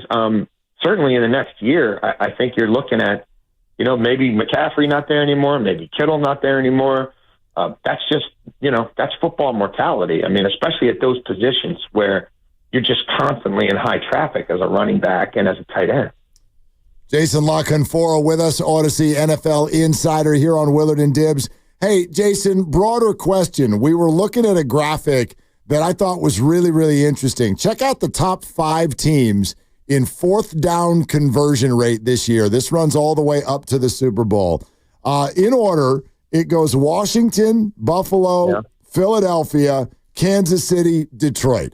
Like, what do you notice? Like, these may be, these are certainly 5 of the top 6 or 7 teams in the game. Have we reached a time where teams are really going to take a new approach to fourth down? And then how would you kind of juxtapose that with a conservative coach like Kyle Shanahan? Well, I think that's where it's at. I mean, everything is geared towards offense. The rules, they could not have done much more to incentivize scoring if they tried. That's the style of football the league wants. They think that helps ratings. They're in the business of entertaining people and making as much money as humanly possible. And they think 45-40 is better than 21-20. So why? Yeah, I mean, if you have that sort of personnel and that's how you've built your team, and you feel like you've got the playbook and you've got the personnel to match, then yeah, fourth down is in play. You know, most of the field outside of, you know, your own red zone or your own high red zone, everything else is sort of go for it territory. Anything, 4th and 4 or less. For some teams, 4th and 6 or less at certain points of the field. Kicking was kind of all over the place this year, right? And so I think if that's going to sort of remain the case and some of these 42, 43-year-old kickers start getting phased out and people can't find younger people to replace them who they trust from distance, and you're paying quarterbacks all this money, and even mediocre quarterbacks are making $50 million, then, go out there and try to earn it. A lot of these teams are imbalanced, too. I mean, those teams you mentioned aren't. Well, Detroit kind of was when their defense got decimated by injuries, but yep. If you don't feel like you're as good on defense, then let's just keep the ball. Let's keep the ball. Let's turn it into 7. Hopefully, we'll settle for 3, and keep their defense on the field and wear them out. I mean, I don't think this is going away anytime soon. And who do these owners keep hiring? Right? They keep hiring offensive head coaches by and large. How do you get hired and how do you get in vogue? Oh, well, look what he did on 4th down. Look what he did on 4th down. Well, I think it's kind of, a self-fulfilling thing. Do you have to be that way to win? I don't know if you have to, depending on how you're built, but could a team like San Francisco with their talent do it more than they do? Probably. All right, Jason, that's some straight shooting stuff, man. Really appreciate it. Thank you so much for coming on tonight. Always my pleasure. Have a good evening. Thank you. You too. There he goes. That was Odyssey NFL insider Jason La Canfora, host of the Odyssey original podcast, In the Huddle. Make sure you check out In the Huddle on the Odyssey app or wherever you get your podcast. And while you're thinking about being on the Odyssey app, good time to tell you about the Slam Dunk in Vegas contest. Someone is going to win travel and accommodations. That means you're going to fly there for free. You're going to stay there for free. You get to bring 3 of your favorite people with you, family or friends. And then when you get there, $20,000. $20,000. Not doll hairs, dollars. We've told people about this 100 times, and I still can't really wrap my head around the fact that you're going to arrive and get $20,000. You will stay at the Circa Resort and Casino, which is Las Vegas's premium sports viewing destination, and visit the biggest March Hoops party at Stadium Swim. Ultimate viewing experience for the first 2 rounds of the college basketball championship. Winning is easy. You download the free Odyssey app now and you log in. And once you're logged in and signed up, if you listen for a minimum of 1 hour each day, that's your daily entry. Automatic. It automatically happens. You don't need to do a thing. Just listen for at least an hour every day. And then that daily entry is in. National contest. Download the Odyssey app now. You might be headed to Vegas in March with $20,000. Juicy. It's just, it just does not get old every time you do the read. Interesting note about the 4th down stat that you threw out about 4th down percentages, because I was doing a little bit of a deeper dive on the Niners part of it. And the Niners were 50% on the year on 4th down. They were 8 of 16. And the 16 attempts on 4th down was 4th to fewest in the National Football League. And all the teams who attempted very few 4th downs, they all were playoff teams. It's Tampa, Minnesota, Baltimore, the Niners, the Chargers, the Packers, the Chiefs, the Steelers, and the Texans. All of them are at the bottom of number of attempts on 4th down. So I just found it interesting that even though, like Washington, you mentioned they were, I think, number 1. They're number 1. This is in terms of their percentage of the times. 87%. Oh, I have them at 79. Okay. I have them at 20 for 23 on 4th down for the year. Maybe these numbers are off, but the Niners were 8 of 16, according to these numbers. 50-50, and the Niners, by the way, 50% conversion rate is only better than 8 other teams. Yeah. Only 8 teams were less than 50-50 on 4th down. And their 16 attempts is more than only 3 teams, Baltimore, Tampa, and Minnesota. So the Niners don't go for it very often, and when they do go for it, they don't get it very often. The Baltimore one is wild to me. That one just totally blows the whole thing up, because you're sitting here looking at it and you're going, Washington's number 1. Gee, I wonder why. Jaden Daniels. Buffalo's number 2. Gee, I wonder why. Josh Allen. Philadelphia's number 3. Yeah, Jalen Hurts. Tush push. Yeah. Right. Yeah. Kansas City's number 4. That guy Mahomes. Then you start getting into the more traditional quarterbacking. Jared Goff and the Lions go for it a lot, and they're very good at it, got a lot of skill positions. But you're right. You start getting into teams like the Rams and Tampa and whatnot. Baltimore is all the way down at the middle of the pack in terms of efficiency and on the lower end in terms of the number of times they go for it, which this is a simplistic way of looking at it, but that's weird. That's when you have Lamar Jackson, that's weird. It is weird. You should be able to convert on 4th and 3 like whenever you want. Exactly. And I wonder if part of that is a byproduct of, well, until last year, having the best place kicker in football and maybe one of the best place kickers in the history of the game. And you go. Well, yeah. And his year was turns out his year went sideways. Super wobbly, yeah. Well, super wobbly and off-field stuff that is really disturbing. Allegations, only allegations. However, lots of them, and the kind of year that makes you scratch your head. But if you're Baltimore, anytime you're inside 60 yards, that's almost a gimme field goal up until last year. So maybe that is part of the reason why they don't go for it as much. You know? I don't know. I don't know. And by the way, the Niners are an intriguing one too. Again, so many things went sideways this year. But if you really just go, okay, what do the Niners have when it comes to 4th down? And I know this is something that Grandy's been trumpeting all year. Grandy wants to go for it on all the 4th downs, right? So, all right, what do the Niners have? Because this is where I start to hate analytics. Well, analytics say, but who's your quarterback? Is your quarterback Jaden Daniels or is your quarterback Tua? That's a very, very different thing. So you can't just apply analytics to it. You would think that the 49ers kind of have what it takes to go for it more. Maybe not all the time this year. Guys were out. But let's think about who they are when they come back. What do they have? You got a good running back on the team? All right. You got a good tight end? Yeah. Your quarterback run pretty fast? Okay. Do you have a smart play caller? Check. What are we doing? And why aren't they better at it? That's, to me, it's a little head scratching. Well, you have a coach who is notably very conservative, and so when you get into those areas where it would take some stones to go for it on 4th down, he'd rather not, it seems, go for it on 4th down. He'd rather punt and play field position because that traditionally is what Kyle has done. This year you didn't have your road grading left tackle a lot. You didn't have your running back a lot. And your quarterback is good at the QB sneak, but again, 16 4th down attempts over a 17-game period. Now, that's okay if you're just churning and burning and you're scoring a bunch of points. You don't need to go for it, but this year wasn't that. So I wonder, see if I can find the numbers from previous years with Kyle Shanahan, because it seemed to me that he's getting a little bit more aggressive, but he's a far cry away from, for example, Dan Campbell, who's 4th and 11 at my own 12. We're going to go for it. Swashbuckler. Yeah, completely. Dan Campbell on 4th down is like Phil Mickelson on the 17th hole at the U.S. Open. Oh, boy. It's a par 3, and he pulls out his driver. Watch me hit a ground ball right onto the green. Check it out. Tell me I can't.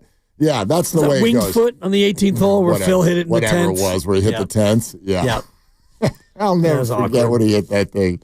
It's like, oh, no. Yeah. Oh, no is right. All right, I got a different question for you. And for all of you listening, Willard and Dibbs, glad you're with us. Got our 49ers special going on. By the way, we are going to be playing around with a Giant special tomorrow as well. Will Clark, and we're expecting Willie Adames on the show. So that's going to happen tomorrow on Willard and Dibbs.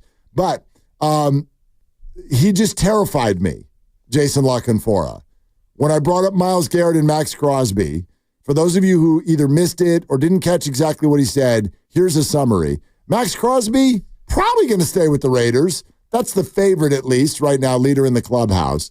Myles Garrett, yep, he's getting traded, and he brought up one team as the likely landing spot. Yeah. The flipping Philadelphia Eagles. He said that. He said that. Here it is. I think Myles Garrett's absolutely going to be traded. I believe the Philadelphia Eagles are as well positioned as anybody to land him and as motivated as anybody to land him. Oof. And multiple general managers I've talked to about this and wrote about in the Washington Post believe that Howie Roseman has the wherewithal to make this happen. And you might trade out a Josh Sweat and bring in a Myles Garrett. Maybe they move some of the Bryce Huff, move that contract, do some different things. But cap is always subservient to cash. Cash is king. And that's an owner who's not worried about where the cash goes as long as it goes towards winning. And they've got a chance to build their own little sort of mini dynasty there. And they are as committed to being as potent up front, both sides of the line of scrimmage, as anybody. What the hell are we talking about? We're talking about a nasty defensive front getting nastier is what we're talking about. And cash is king. And I like the way he said, Cap is subservient. Cash is king. And if Philly is willing to part with the cash to make this happen and move some pieces around to make it fit, well, then what are we doing? How are you going to stop that defensive front? Well, I tell you how you stop that defensive front. Get out in front of them and get Myles Garrett.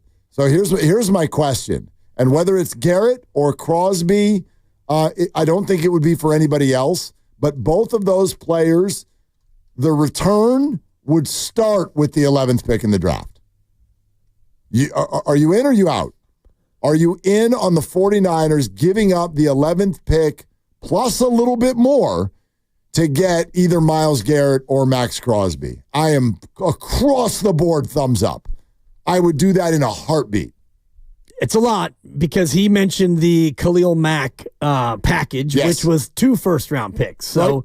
And I think you can in the NFL give up consecutive firsts. You can. Heck, the Niners did for Trey Lance. They gave up more than that, yeah. Well, they flopped their pick, and then they gave up 2 more. So everyone says that they traded 3 first-round picks, which is true. They kind of did. You got a first-round pick back. Yes. But you did trade 3 firsts for their first, and because of that, I don't want to do this. I have PTSD on shoveling first-round picks for a trade. Now, this trade is for a proven DPOY Hall of Famer. That's the big difference here is you're not trading for someone who's never played football before. But you're trading 2 players, 2 first-round picks who could be good, young, controllable assets for one guy who, if he gets hurt, then what are we doing? Yeah, but I mean, the rookies could get hurt. And by the way, they could also not work out. I know what Jason just said about the Khalil Mack package. This is just everything I've read.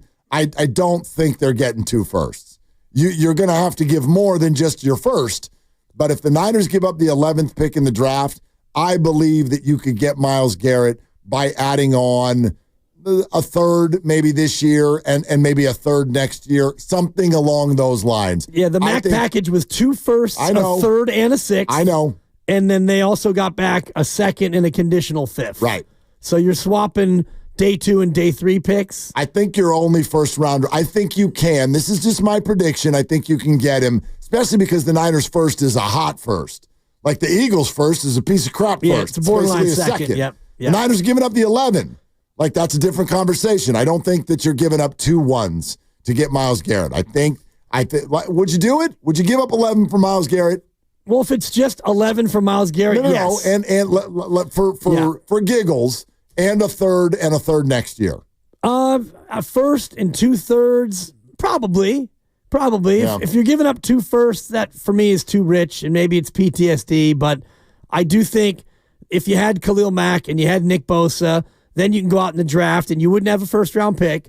So you still need offensive line help and defensive line help. And so, it's going to be, I think, very important for you to go out and make that happen. And the other piece of it, which makes me hesitate, is Myles Garrett's going to want a new contract. Sure. And he's going to want a big contract. Sure. And you're already going to be paying Brock Purdy maybe $60 million a year. You're paying Bosa, Trent, and all the rest of it. So you're basically taking a lot of your cap and giving it to Myles Garrett.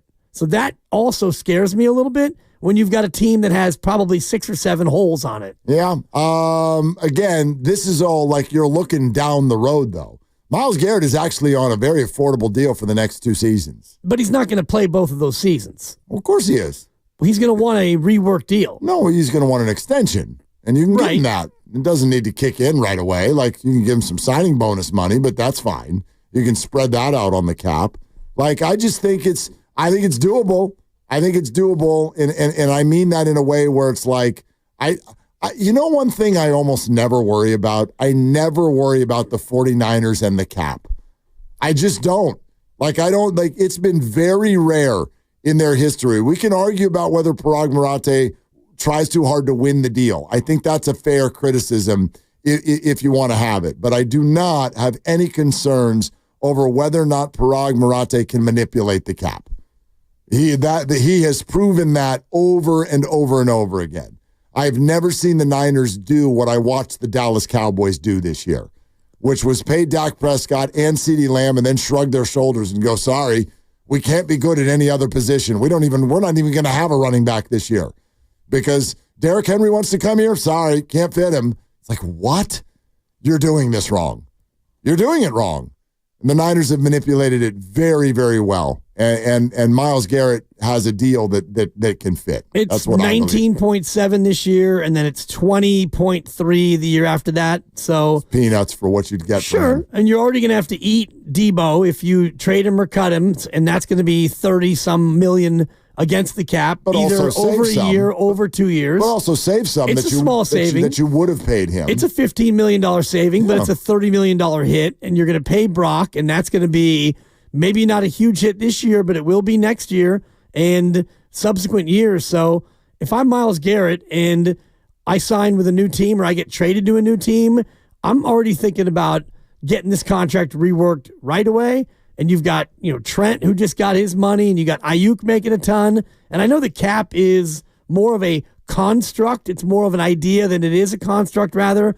And Parag has been great at manipulating it, but you're talking about a lot of big contracts that are going to all be on the books. I wonder how that would work. Yeah. I again, you look around the league, when the Rams won the Super Bowl a few years ago, do you remember what that roster looked like? A lot of big names. Yeah, there were moments where you're like, how are you fitting all this? And so I don't worry about it. I'm not going to act like I understand every single nuance of the cap. I just know that the Niners are good at it. They're good at manipulating it. They're good at restructuring contracts when they want to. They've been able to fit a ton. Hargrave is probably going to get let go. That's going to be a bunch more money that comes back there. They have the most cap room in the league at the end of last season when it ended. I think that there where there's a will, there's a way. In this particular case, usually, yeah. And I asked Jason that very thing about the cap and does it eventually catch up to you? And he was kind of agreeing with that notion. As you look at Kittle and McCaffrey and Trent Williams, and you're going to come up with these guys all in their late 20s, early 30s. Now Trent's in his late 30s, and you're going to have a hard time keeping all these players as these contracts really start to come due. Yeah, so you won't.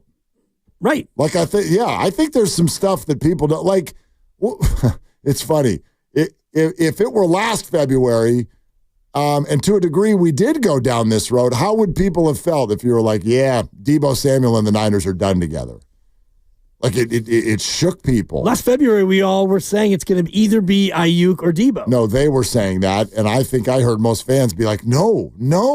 The reason being is you just came off of a Super Bowl appearance. And the feeling was, first of all, we love these guys. And second of all, run it back. We are this close. You can win this thing. And then the year goes the way it goes. And now Deebo Samuel and the 49ers are breaking up. And I've barely heard a duck fart. Yeah, thank you. Thank you. Honestly, where is the, oh my God, the Niners are letting Deebo go? It's not out there. It didn't even register with people. Fans haven't fully turned on him, but fans definitely soured on him. And the fact that he had a little bit of a quiet year, whether or not he lost a step or not, his yards per carry were down. His receptions were down. He had the huge drop late in the year that everyone remembers. He went at the kicker and got a piece of the long snapper. And Deebo did not endear himself to the 49er fan base very much this year. And so you get to where we are now, and he's requested to be traded. And a lot of fans, I'm sure, are like, okay, good. It's been a good run. I don't even think he's going to be traded. I think he's going to get released. And this is part of football. You get emotionally attached, and then you got to learn how to break up. I mean, we did a whole half of a show a couple of months ago where I was like, I think letting Dre Greenlaw go is a huge mistake. And they haven't yet, but it certainly sounds like it's trending that way. His wife certainly thought that when it looked like on social media they threw a going away party for him when he's not even gone yet. So it looks like Dre Greenlaw is going to be somewhere else, which quite frankly, a year ago at this time, he had just gotten hurt, but it was unthinkable. unthinkable. So when you sit here today and go, well, they'll never let go of George Kittle. Yeah, they will. Of course they will. They'll never let go of Fred Warner. Bet. Right. Watch them. They're all going to be gone. And that's going to happen sooner than people think, I think. Absolutely. And, you signed Ayuk to a monster contract, and he got hurt, and Trent is aging out of the game eventually. And, yeah, McCaffrey the same as a running back. So sooner rather than later, maybe by the end of next year, you could have a team without George, Trent, and Christian. I do think that Fred Warner's got a little bit more longevity here, but by and large, you can push the cap down the road all you want. You're going to get to a spot where you're going to have to make Debo-like decisions for a lot of these guys. All right. Jason LaCamfora also had an interesting thing or two to say about Brock Purdy and how the Niners might want to approach this situation. And he brought something up that we've heard very, very few people bring up. We'll play that for you next. Have some fun here on the way out the door. We're sponsored by Safeway. 888-957-9570 is the number. It's Willard and Dibs. Head to Safeway this week for this amazing deal for members. Enjoy USDA Choice Beef New York Strip Steak, bone-in, for $7.99 per pound. Visit Safeway.com for more details and other great deals. See you in the aisles.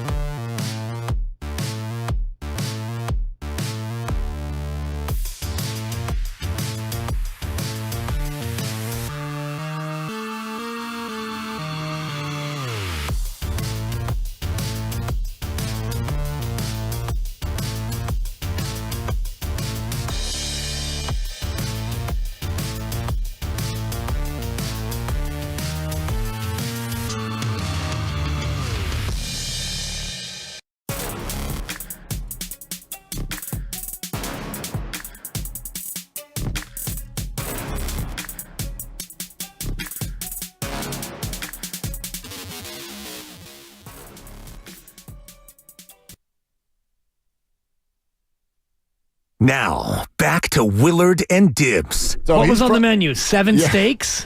2 whole chickens? I went and got a giant Wagyu steak for him. So I'm ecstatic about that. On 95.7 The Game. That's Mama Bosa. I almost texted her today. Oh, I thought you might. No, I didn't. We almost got there, but then I was like, she's not going to be allowed to say what we want her to say. Joey and Nick are going to play together, and it's going to happen. Oh, yikes. We just had 17 Wagyu steaks and talked about it. No, come on. He wants out Not of San Harbaugh. Diego. Anything but Harbaugh. There you go. I didn't know you were working on your Mama Bosa. It just kind of came to me. When the hell did that start? About 40 seconds ago. Oh, okay. Yeah. During the break, you sounded like you were working on your Chewbacca impression. I just did it once. Yeah. Just a quick Chewbacca to try to relieve some of the frustration over my Austin P bet. And then I'm watching Tiger and the Golf League and this indoor thing and trying to make sense of what actually is going on. I don't. What do you think of this indoor golf thing and the fact that the Tiger Woods thing is kind of painful to watch. A little bit. Yeah. I mean, he's now.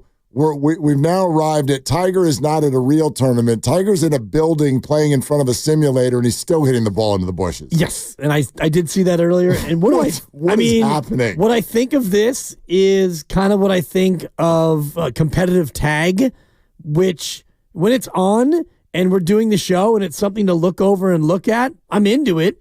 If I were home spending some of my sports viewing time, I don't think that I'd watch it, but it's on here in the studio. Yeah. I have the remote control. I could change the channel, but I don't because it's something that you look up. It's like, because there's cool. There's no other sports on right now. Tons of college rack. College basketball. I'm into it. You know I'm into it. If the month does not start with the letter M, I'm out. See, I disagree. And for me personally, like,